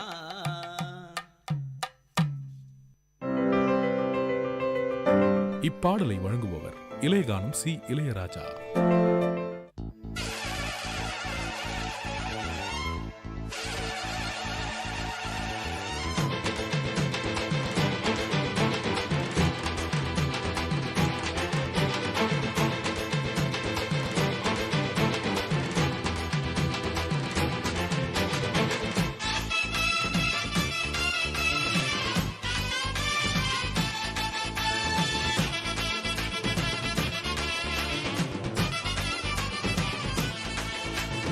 ஆடி பெருக்குத்தான் தமிழகத்து ஆத்துல தண்ணி வரும் ஆடி பட்டம் தேடித்தான் நாங்கள் எல்லாம் விதைக்க ஆரம்பிப்போம் தேர உழுது முடிச்சு ஏத்தம் இறக்கும் போது தேர உழுது முடிச்சு ஏத்தம் இறக்கும் போது ஏழேலோ மெட்டு கட்டி பாடுவோம் தமிழ நாட்டுப்புற மகிமையத்தான் கூறுவோம் தமிழ நாட்டுப்புற மகிமையத்தான் கூறுவோம் ஆடி பெருக்குத்தான் தமிழகத்து ஆத்துல தண்ணி வரும்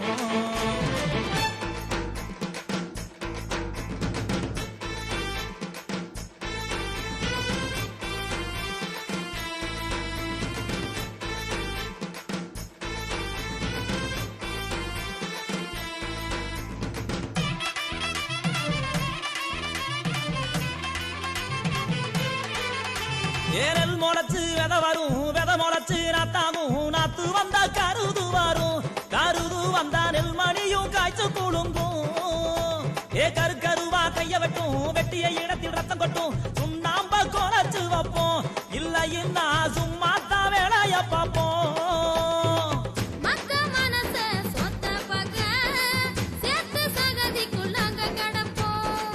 காடு கடனி களத்து மேடை கடைசி வரைக்கும் காத்து இருப்போம்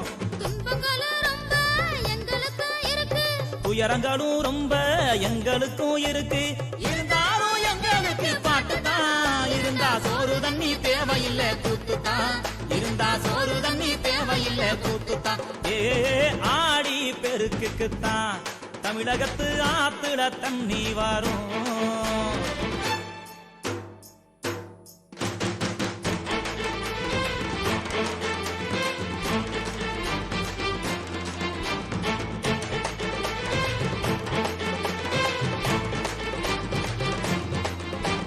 தை மகளும் பிறந்துட்டா புது நெல்லு அவிச்சுட்டா பொங்க வச்சு பூசை செய்வோம் தை மகள கும்பிட்டு வரவேற்போம் பச்சை அரிசி அச்சு வெள்ளம் பொங்க அரிசி நன்றையலும் கன்னி பொங்க காணும் பொங்க மாட்டு பொங்க மண் வளத்தின் மகிமை சொல்லும்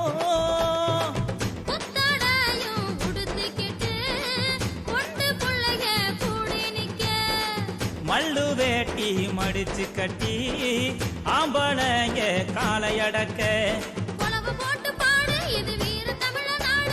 உழவ போட்டு பாடு இது வீர தமிழ நாடு கொட்டி ஆடுவோம் தை பொங்கலோ பொங்கல் என்று பாடுவோம் தை பொங்கலோ பொங்கல் என்று பாடுவோம் தை பொங்கலோ பொங்கல் என்று பாடுவோம் தை பொங்கலோ பொங்கல் என்று பாடுவோம்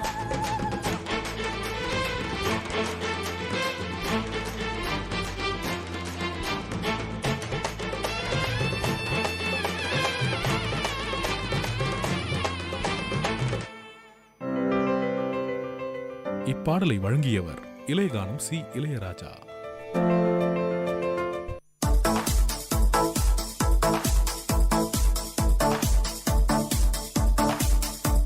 Welcome to the Noble Lectures, an audio lecture series of VIT Community Radio 90.8 FM.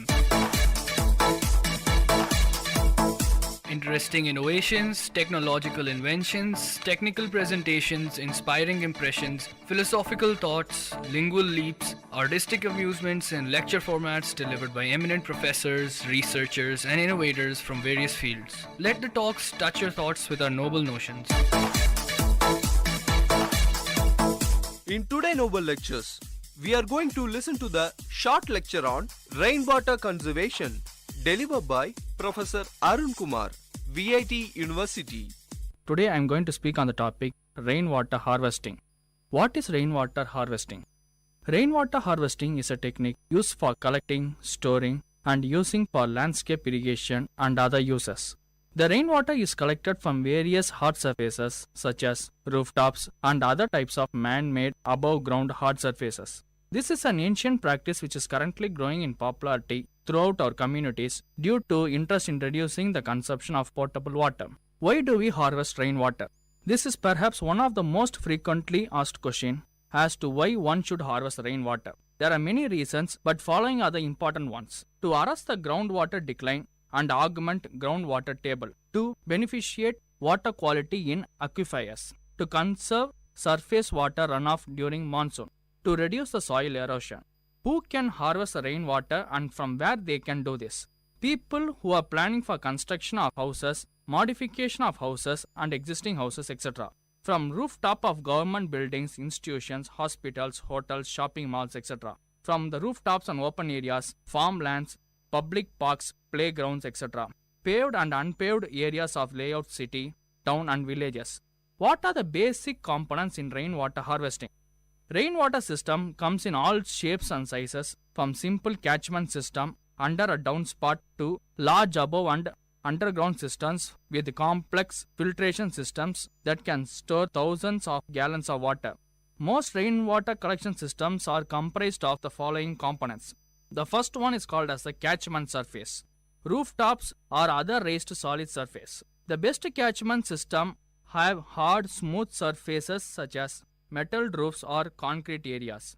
The amount of water harvested depends on the quality and quantity of rainfall, on the size of the surface, and the slope of the catchment area. Gutters and downspouts, also known as the distribution systems that channel the water from the catchment area to a holding container such as barrel, cistern, planted area, etc. Leaf screens, a screen that removes or catches debris. Roof washers, a device that diverts the first flush of rain before it enters the storage tank. Most rainwater suppliers recommend that the first flush of water is diverted to an outside area of the storage system, since the catchment surface may accumulate bird droppings, debris, and other pollution. Storage tanks. In general, the storage tank is the most expensive component of a rainwater harvesting system. There are numerous types and styles of storage tanks available. Storage can be above ground or underground. In general, the storage tank is the most expensive component of a rainwater harvesting system. There are numerous types and styles of storage tanks available.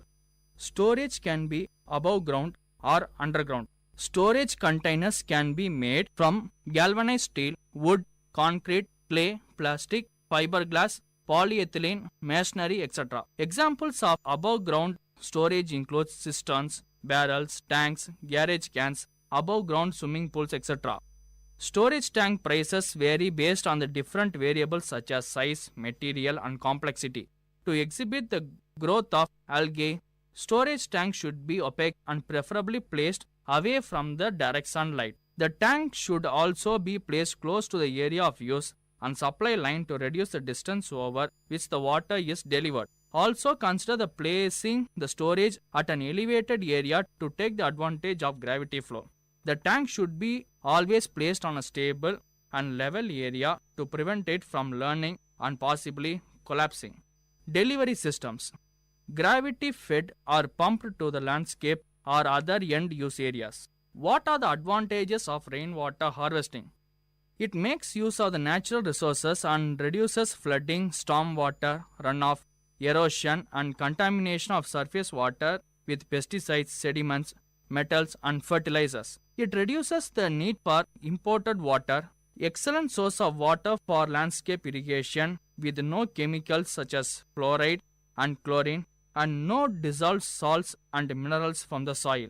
Home systems can be relatively simple to install and operate, which may reduce your water bill. Promotes both water and energy conservation. No filtration system required for landscape irrigation. What are the safety considerations to be made in this rainwater harvesting? Please make sure that children and pets do not climb on the storage systems as they may accidentally fall into the storage tank. Storage tank should have locking lids and bars that keep the children and pets out. What is the effectiveness in this technology? The feasibility of rainwater harvesting in a particular locality is highly dependent upon the amount and intensity of rainfall. Basically, we know that the rainfall is unevenly distributed throughout the year and the rainfall collection methods can serve as the only supplement source of household water. The viability of rainwater harvesting system is also a function of the quantity and quality of water available from other sources, household size and budget available. Likewise, the cost of physical and environmental degradation associated with the development of available alternative sources should be calculated and added to the economic analysis. Thank you. You are listening to the Noble Lectures, an audio lecture series of VIT Community Radio, innovative talks from intellectuals.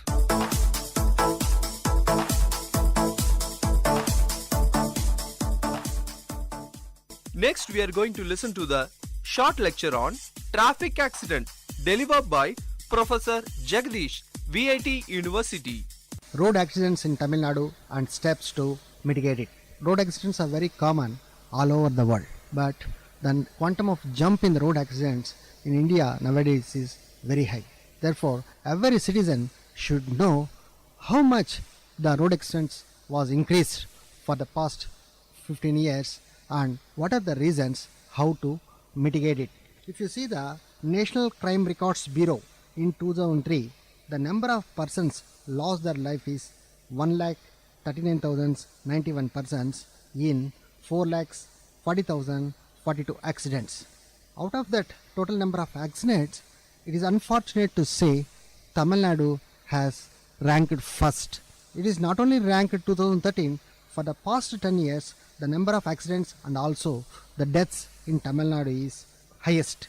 If you see in 2013, Tamil Nadu, the total number of accidents 67,757 and number of deaths 16,175. Its share with the national data is 15.4%. Uttar Pradesh ranked second with 24,478 deaths with 15,109.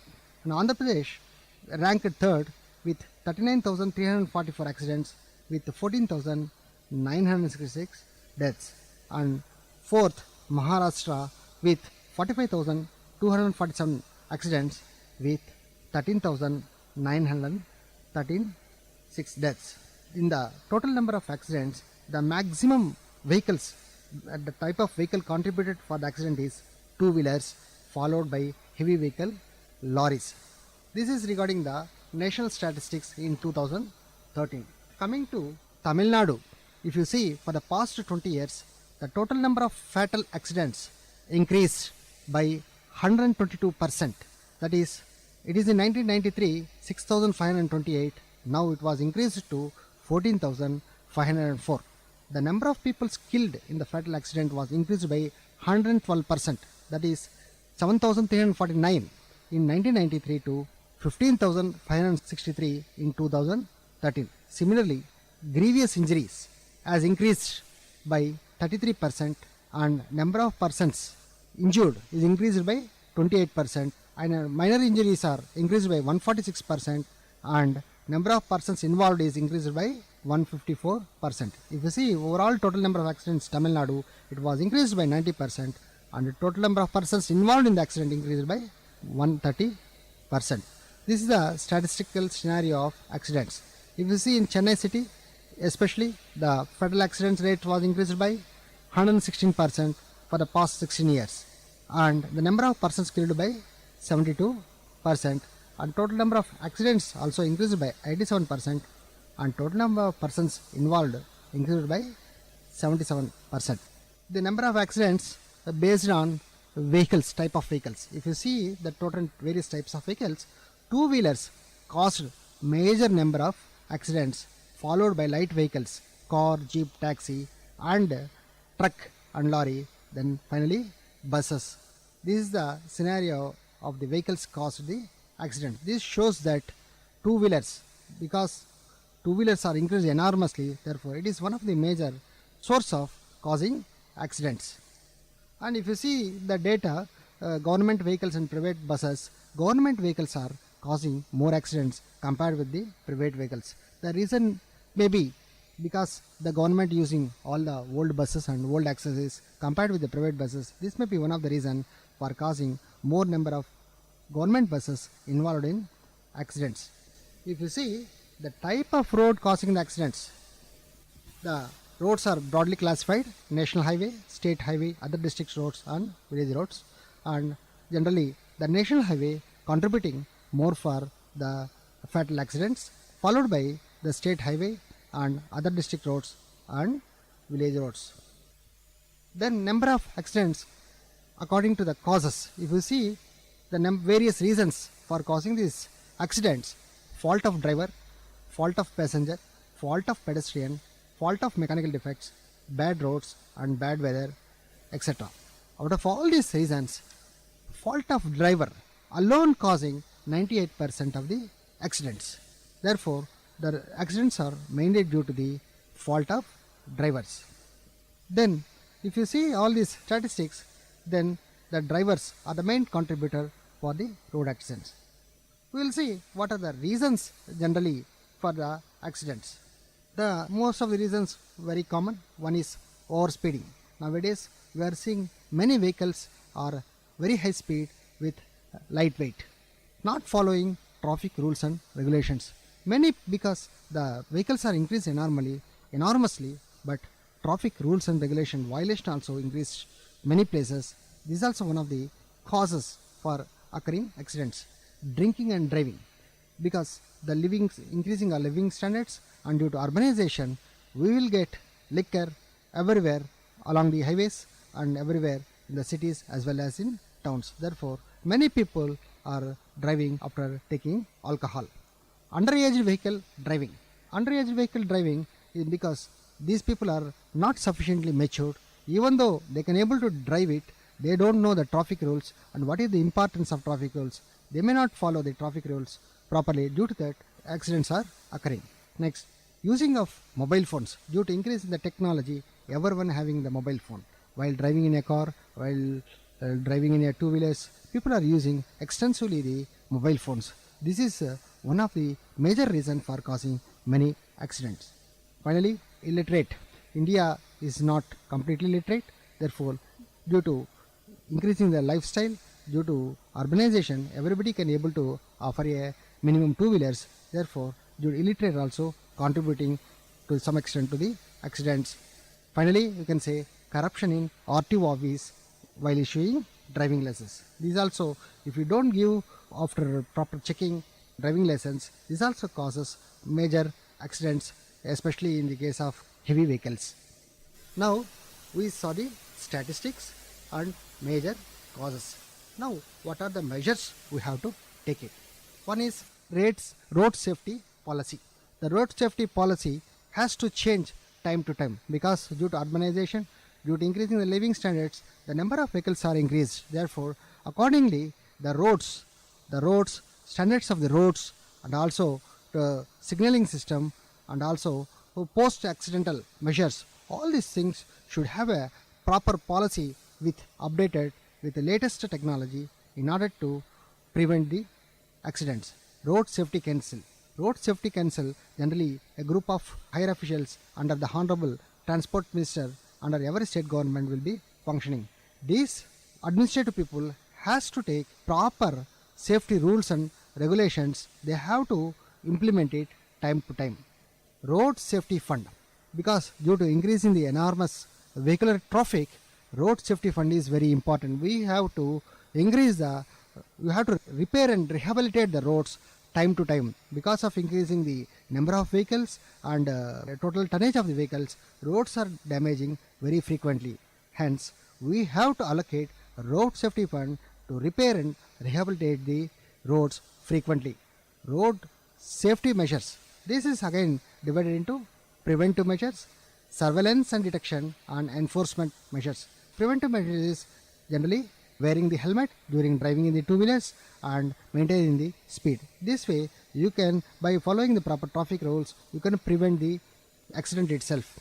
Surveillance and detection. Wherever there is a junctions are there, you can put important places, you can put the cameras, and you can track the details so that the person who is not following the rules can be detected, can be penalized properly.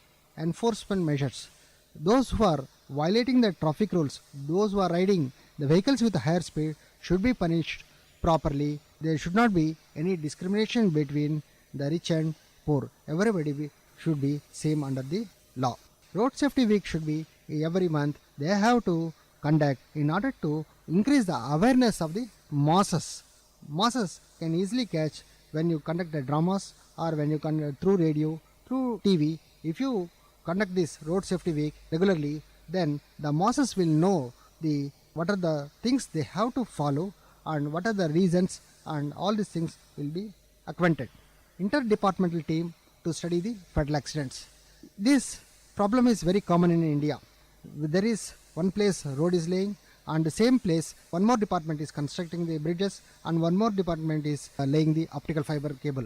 Therefore, should be a proper coordination between all the departments in order to avoid the accidents. If there is no proper coordination between the departments, if they do their job independently, there is a major cause of accidents. This is one of the reason contributing for accidents in India. Air quality measurements. Because due to urbanization, due to industrialization, the air quality is changed a lot.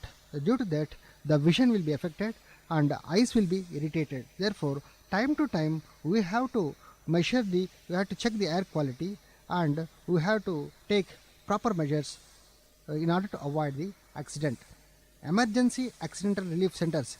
These relief centers are already existing on national highways, but it should be extended to state highways and major district roads also.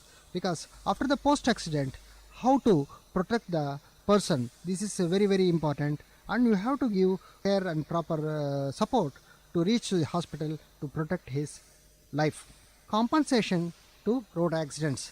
There is a compensation for road accidents, but it should be increased so that the person who suffered from the road accidents of no mistake should be compensated properly. Rewarding drivers with zero accident record. Those drivers who are driving heavy vehicles like trucks and buses, both private and government sector, with zero accidental record should be rewarded and should be given a proper encouragement so that we can reduce the accidents. If you see the overall the statistics, how much it was increased and what are the causes and what are the measures we should take. If you have awareness of all the three things, then you can avoid the accidents maximum extent, and we will be safe. We can keep others also safe with happy driving. You are listening to the Noble Lectures, an audio lecture series of VIT Community Radio, innovative talks from intellectuals.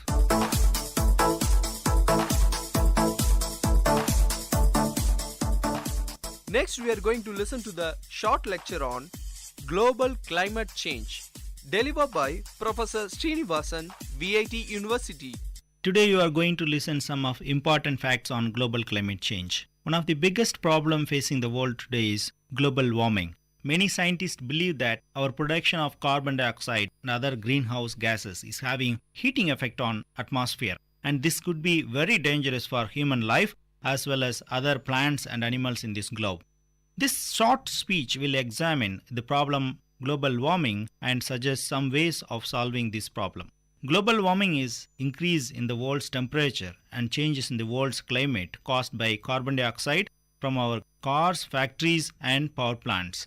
Many scientists believe that world is getting warmer and this will affect our oceans, weather and agriculture. Some even believe that countries and cities near the coast will disappear as sea level rise. This could result in the flooding of low-lying coastal areas and cities such as Egypt, Netherlands and Bangladesh in Southeast Asia.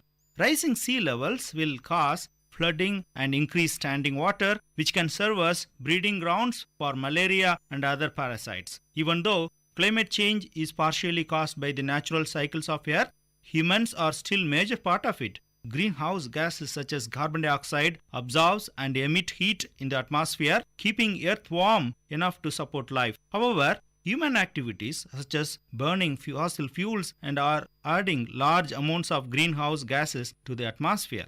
More greenhouse gases mean that more heat is being held in the atmosphere, which in turn makes temperature higher. In the future, climate change will affect people worldwide. To start with, there will be increased health risk. Rising temperature will cause longer and more common heat waves, which result in more heat-related injuries and deaths. Flood will also increase coastal erosion and destroy people's homes. Thousands of people will be displaced and coastal erosion will accelerate. Additionally, higher temperature will cause problems. Longer and more intense heat waves will cause heat-related injuries. Fresh water availability worldwide is dwindling due to higher evaporation rates, which means that planet is losing a vital resource. By the middle of the 21st century, water supplies in the already dry regions are estimated to decrease by 10 to 30%.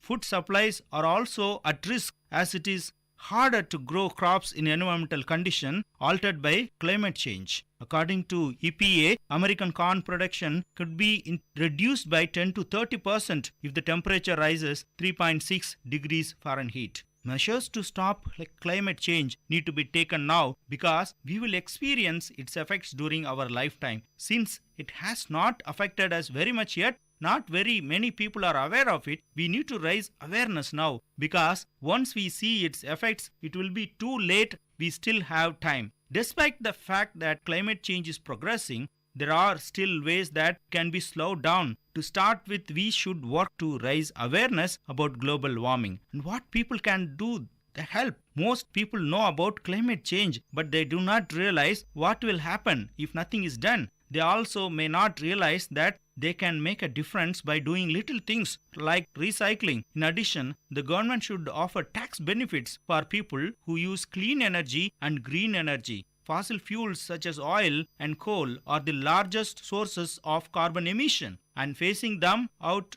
would significantly reduce the human impact on the environment. Offering tax benefits promote use of clean energy among the society. Some countries might even disappear completely. Another problem caused by global warming is changes in weather patterns. Many areas of the world are experiencing increased hurricanes, floods, storms, and other unusual weather conditions.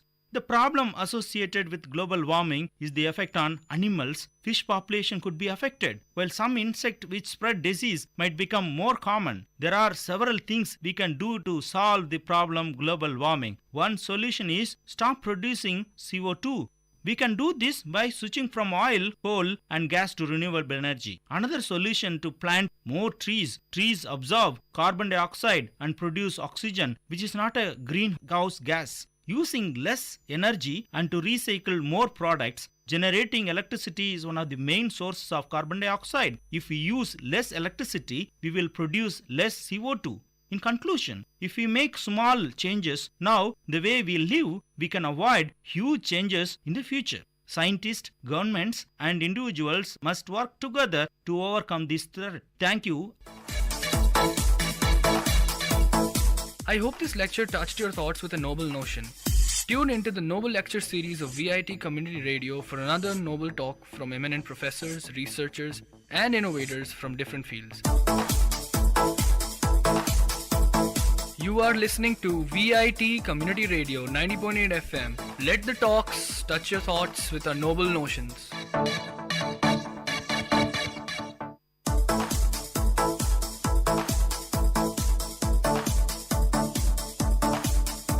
Welcome to the Noble Lectures, an audio lecture series of VIT Community Radio 90.8 FM.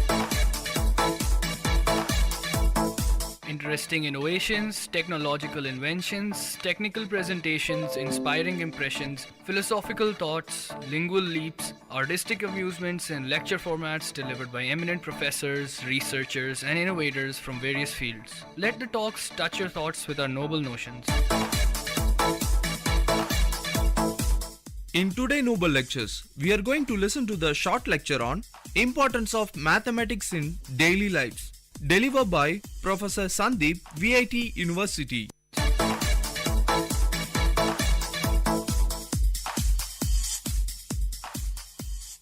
I'm Dr. Sandeep from Department of Mathematics, VIT University, Vellore. Today I would like to share my views on importance of mathematics in daily life. Generally, we heard the common questions like why we need to learn mathematics, what is the use of this study, and it's very hard to learn, etc. But the importance of mathematics cannot be questioned. Mathematics finds its applications in the field of science, technology, economics, business, commerce, and computer design and functioning. These fields may be advanced applications for the layman. However, an even simple common man find his maths useful in day-to-day life. For example, consider a housewife going for grocery shopping. She would need to add up the total value of the things she bought and she pays the store teller. She needs to calculate how much change should she ask for back. All that involves maths. The importance of mathematics can be mainly categorized into two parts. The first is that it helps the man progress in the field of science and technology, and the second is that helps us to understand exactly how our universe works. For the common man, knowledge of mathematics helps him in his personal development, not just at his workplace, but also enhancing his mental abilities. The mathematics helps the common man to understand how the world around him functions. It also helps him realize how the things can be changed for his betterment. The mathematical tools that he use in purpose could logical reasoning, problem-solving ability, basic arithmetic, etc. Basically, it is the ability to think from various viewpoints that helps him the most, and that itself a part of mathematics. Mathematics is related to understanding structure and pattern. It is used to logical analysis, make the relevant calculations, and eventually to deduce conclusions. Practicing mathematics helps a person to develop the ability to imagine various situations. Since it helps our imagination, it helps get rid of factors that are less relevant or irrelevant to situations. So we can think more clearly and our thought process become more logic-based rather than intuition-based. In simple words, in our day-to-day life, we need to think more with our mind than with our heart, and mathematics helps us to do just that. All the great civilizations of the past rose because of mathematics. Every great scientific discovery was preceded by a corresponding breakthrough in mathematics. Look up the history of Einstein's theory of relativity, the Lorentz transformation, and Minkowski's unified space-time model. Many discoveries in physics were predicted by mathematics before they were observed experimentally. If we see some applications like computer games, many computer games use 3D graphics, moving animating these on a two-dimensional screen, as well as rendering colors, light and shadows. All this requires vectors, matrices, and many other concepts from linear algebra and 3D geometry. Computer games also have to create realistic water and animate moving and colliding physical objects. They often use numerical solutions to the appropriate partial differential equations such as Navier-Stokes equations which model the fluids. Generally, computer games have to generate random numbers to make the game more interesting. and model the artificial intelligence of virtual players. This would not be possible without advanced mathematics. If you observe the reading CDs and DVDs, data on CDs and DVDs is stored in the surface of the discs is more than 10 times smaller than the width of the human hair. Scratches and dust on the surface of the disc can destroy the information they encode. This should mean that DVD or CD should not play correctly or not at all. Mathematics can help to solve this problem. Data stored on disks is encoding using Reed-Solomon codes. These are designed in a way that even if parts of the data is missing or incorrect, computers can use the remaining data to find the correct errors to fill the gaps. In this case, cross-interleaved Reed-Solomon codes used for CDs and DVDs are based on the polynomials over finite fields. If we take search engines, nowadays, billions of people use internet every day. One of the reasons is that the internet makes it so easy to find information quickly. For example, using search engines like Google, in order to find the most useful websites and display them at the top, Google represents all pages in the internet in gigantic matrix. The matrix knows about how the various websites are linked, and you can use linear algebra, probability, and graph theory to find the most popular sites. Google uses mathematics for many other of its services also. Finding direction in maps, spam detection in Gmail, voice recognition in Android, text recognition when scanning books, compressing YouTube videos, detecting faces in images, or translating text also. If you take robotics, Lie groups can be used to find the most efficient way to maneuver a robotic arm. Coming to satellite navigation. To determine any location on Earth, satellite navigation system like GPS use signals from satellites. These signals are extremely accurate times. By finding their delay, a computer can calculate how far away the satellites are. If you know the distance from the least 3 different satellites and the position of the satellites, we can find the unique and exact position of the receiver on Earth.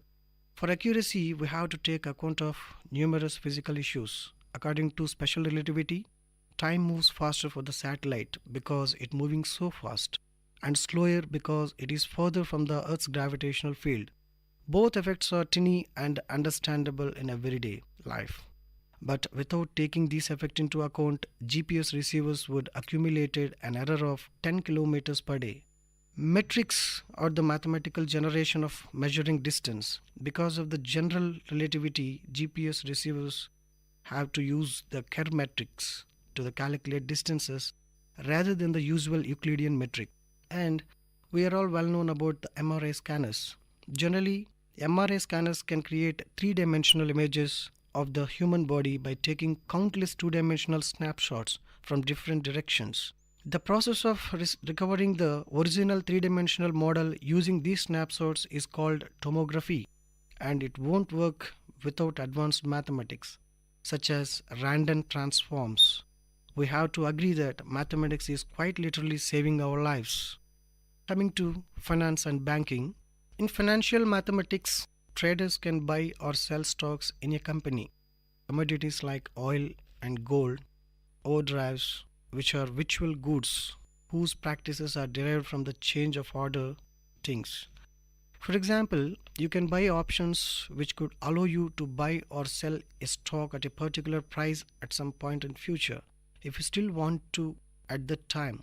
Financial analysts have many different mathematical tools to help them to make better decisions. For example, statistical models to analyze historic economic data, or probability and stochastic calculus to predict the behavior of the financial markets. Particularly famous is the Black-Scholes equation, a partial differential equation used to find the correct value of derivatives. Unfortunately, mathematics is often used unwisely in finance. If you're coming to predicting the weather is a fantastically complex system with billions of molecules interacting. This makes predicting the weather an incredibly difficult task, even using the expensive works of weather stations, satellites, and the world's largest supercomputers. But Even tiny differences in measurements and simulation parameters can have great effect on these predictions. Therefore, it is still impossible to accurately predict the weather more than a few weeks in advance. But the accuracy of mathematics models and speed of computers will only improve in the future. Coming to measuring climate change. Climate change may be one of the great challenges which humanity have facing nowadays. Particularly important is the melting of polar ice caps, which has significant impact upon the global sea level and climate. Unfortunately, satellite images from above give limited information regarding the state of the entire ice shield or process underlying their melting. Probability and statistics can be used to analyze environmental data, for example, ice thickness and composition. At the time, complex mathematical models using differential equations and thermodynamics can help scientists to understand the interaction of wind, sea ice, ocean currents, and heat transfer. If we take a design of roller coaster, designing roller coaster is not easy. They have to be exciting but not jerky, fast but able to brake quickly, and most importantly, they have to be safe. Mathematics can be used to calculate the forces acting on roller coaster trains as they gain momentum and the structural support need to support these forces. Mathematical equations and calculus can be used to calculate the shape of the smooth track, including loops, crack screws, and many other features. If we discuss about digital music, music and sound consist of waves, small vibrations of instruments, loudspeakers, air molecules, and our ear. These waves can be stored on the CD as a string of numbers by taking samples at short time intervals, usually 44,100 times per second. This is a lot of numbers and the reason why the CD often as large as 700 MB. Sound waves are the combination of many waves with different frequencies. While all the frequencies stored on a CD, our ear and only hear the certain range. The mathematical Fourier transforms allows us to split the complex sound wave into many simple sine waves with different frequencies. Audio formats like MP3 only keep the frequencies which are audible to humans, thus making the files much smaller. To reduce the file size even further, you can use Huffman codes which analyze the digital content of music and make sure that common parts encoded using less space than rare parts. Without mathematics, there would be no iPods, specify no iTunes. Even more mathematics is used for digital music editing, such as equalizing, reverb, noise reduction, and mixing. Now, mathematics in crowd control. Large crowds at sports matches, concerts, festivals, or religious events are inherently dangerous. There are countless examples of tragic accidents in the past, and it is extremely difficult to predict the behavior of crowds in these cases. The moments of every human depends upon the moment of all the others in their immediate surrounding. This is similar to the way in which the motion of water and air molecules depends on the motion of surrounding molecules. It is completely fluid dynamics. Analyzing the complex behavior of crowd dynamics using mathematics and computer simulations has the potential to reduce the likelihood of accidents in the future. If we understand how the local changes in human behavior and architecture affect on crowd as a whole. If we take a rocket and satellites, before a rocket reaches space, it has to overcome the enormous gravitational pull of the Earth. This is only possible with sufficient speed and fuel. More fuel makes the rocket heavier and harder to accelerate, but the weight of the fuel also decreases during the flight. These and many other factors have to be taken into account when designing the rocket and modeling their flight path. It's not rocket science, it's mathematics. In space, the motion of rockets and satellites is still governed by gravity. In order for space shuttles to meet up with ISS, GPS, and television satellites to be in the right place at the right time, and for lunar models to be able to land on the motion, we need to differential equation and spherical geometry. Once a rocket or satellite is launched, scientists on Earth have to communicate with it. But the long distance means that received signals contain noise, many small errors, which makes data unreliable or even unusable. Mathematics presents various clever algorithms to encode data in a way that you can detect, even correct, a certain amount of these errors after transmission. Now, mathematics in crime prediction. If you have seen the TV series Numbers, you will remember many ways in which mathematics was used by the FBI. And while most of these examples were made up, mathematics does the real applications when mapping, predicting and preventing crime. For example, the behavior of burglar could be modeled as a random walk, thus allowing for more effective police patrols. Mathematics can also work with LAPAD to understand the development and dynamics of crime hotspots. Using probability, statistics, and swarm dynamics, they found that there are two kinds of hotspots which react very differently on police investigation.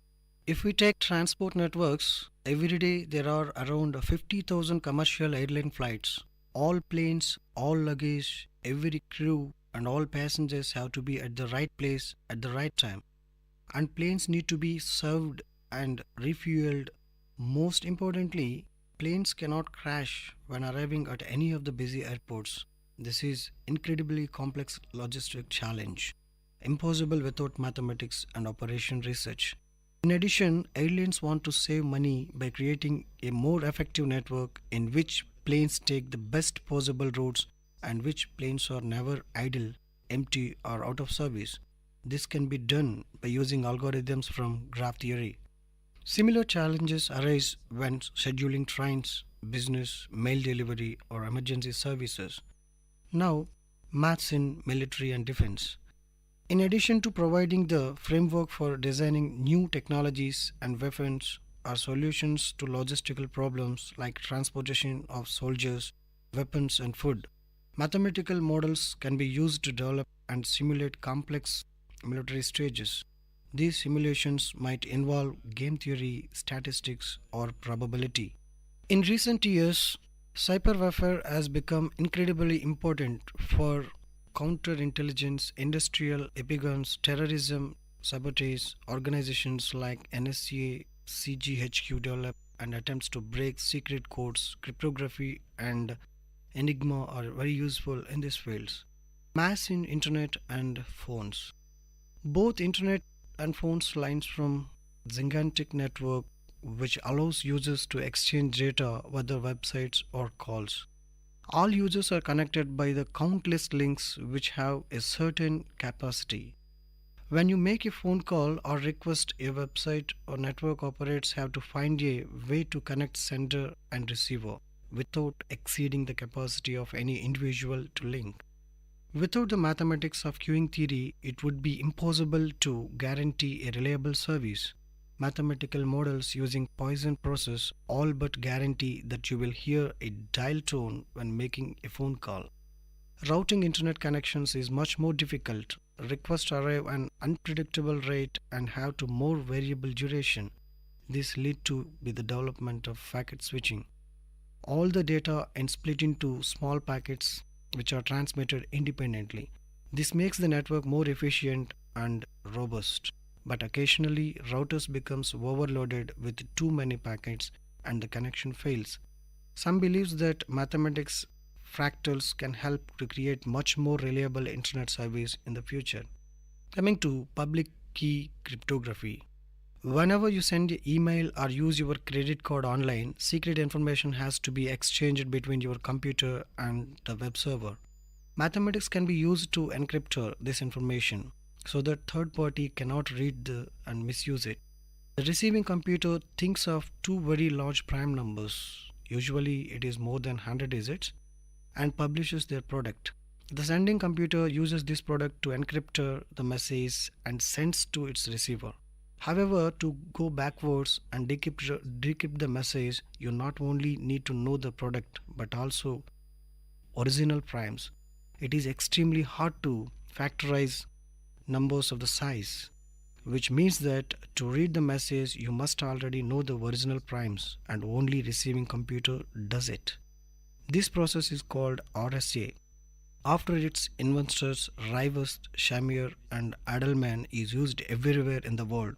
from banking to cell phone messages. Search for alien life. Frames are the universal building blocks of numbers, not just on the Earth but everywhere in the universe. If radio signals from space contains the sequence of prime numbers like 2, 3, 5, 7, 11 and so on, they would almost indicate a non-natural origin and could be starting point for communication with alien life. A famous signal sent from Earth into space, the Ericbo message, consists of a long string of zeros and ones. The length of this message is product of two prime numbers 23 into 73, that is 1679, which should be prompt alien astronomers to reassemble the zeros and ones into rectangular image with sides 23 and 73. Mathematics can also help estimating the number of extraterrestrial civilizations which we might get to know at some point in the future using the Drake equations. By considering and estimating many different factors, you can calculate there could be between 1,000 and 10 million planets in our Milky Way which are inhabited by intelligent life. Taking cosmology, this may be not actual real life application, but mathematics is used in almost every kind of scientific research. One example is cosmology, where mathematical equation can model the evaluation of the universe from the Big Bang until today and even predict what will happen in the universe in the future. Our universe is expanding at a rapid speed and the rate of expansion follows the Friedman equations, which can be deduced from Einstein field of equations of gravitation. The fate of the universe depends upon the amount of matter in the universe, and astronomical observations suggest the existence of dark matter and dark energy. Mathematicians also use supercomputers to model the universe very shortly after Big Bang. These applications of mathematics may not seem useful today, but they can almost certainly be used in technology at most some point in the future. Now, these are very few applications we discussed now. Till we have many to discuss, I'll meet you again with more applications in future. Thank you. You are listening to the Noble Lectures, an audio lecture series of VIT Community Radio, innovative talks from intellectuals.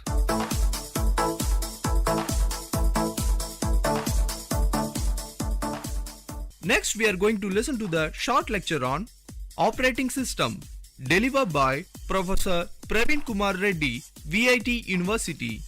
I am Professor Praveen Kumar Reddy from VIT University. Today, we are going to discuss the topic called as an operating system. In operating system, we are going to discuss about the memory management techniques. Okay, before going to the memory management, first of all, we are going to discuss about the definition of operating system. Operating system is nothing but it acts as an interface between the user and hardware. The basic definition given by the so many authors about the operating system is nothing but it acts as a resource management, provides a set of utilities, controls the program. Why it is called as a resource management? Resource manager is nothing but for every program, but suppose if you want to execute anything, or you want some resources like CPU, memory, like that. So operating system is the one who will provide the resources for you to execute the program. This is the definition of operating system. Now coming to the memory management. First of all, what is meant by memory? Memory is nothing but a storage. There are two types of memories. One is primary memory, another is secondary memory. The examples of primary memory are nothing but main memory, RAM, ROM, cache and registers.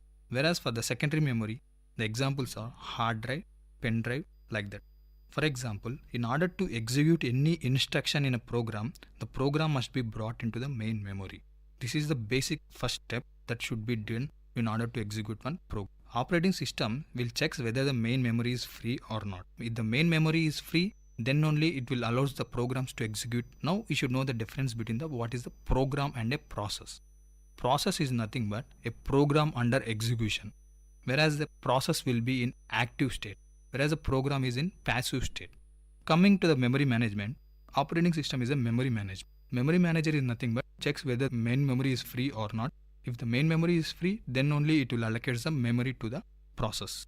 The abstract view of the memory will be like this. The memory will be organized in the form of words. The total capacity of the memory will be given to the 2 to the power of n bits. Why I have called as n bits is nothing but, for example, if you take the address in bits, Suppose it is a 16-bit address. Then the total memory locations will be 2 to the power of 16 memory locations will be there. Means that is 2 to the power of 16 address locations will be there. That is the total capacity of the memory.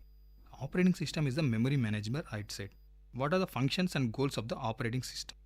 First of all, the functions we are going to discuss. The operating system allocates the memory for the program. It will protect the program.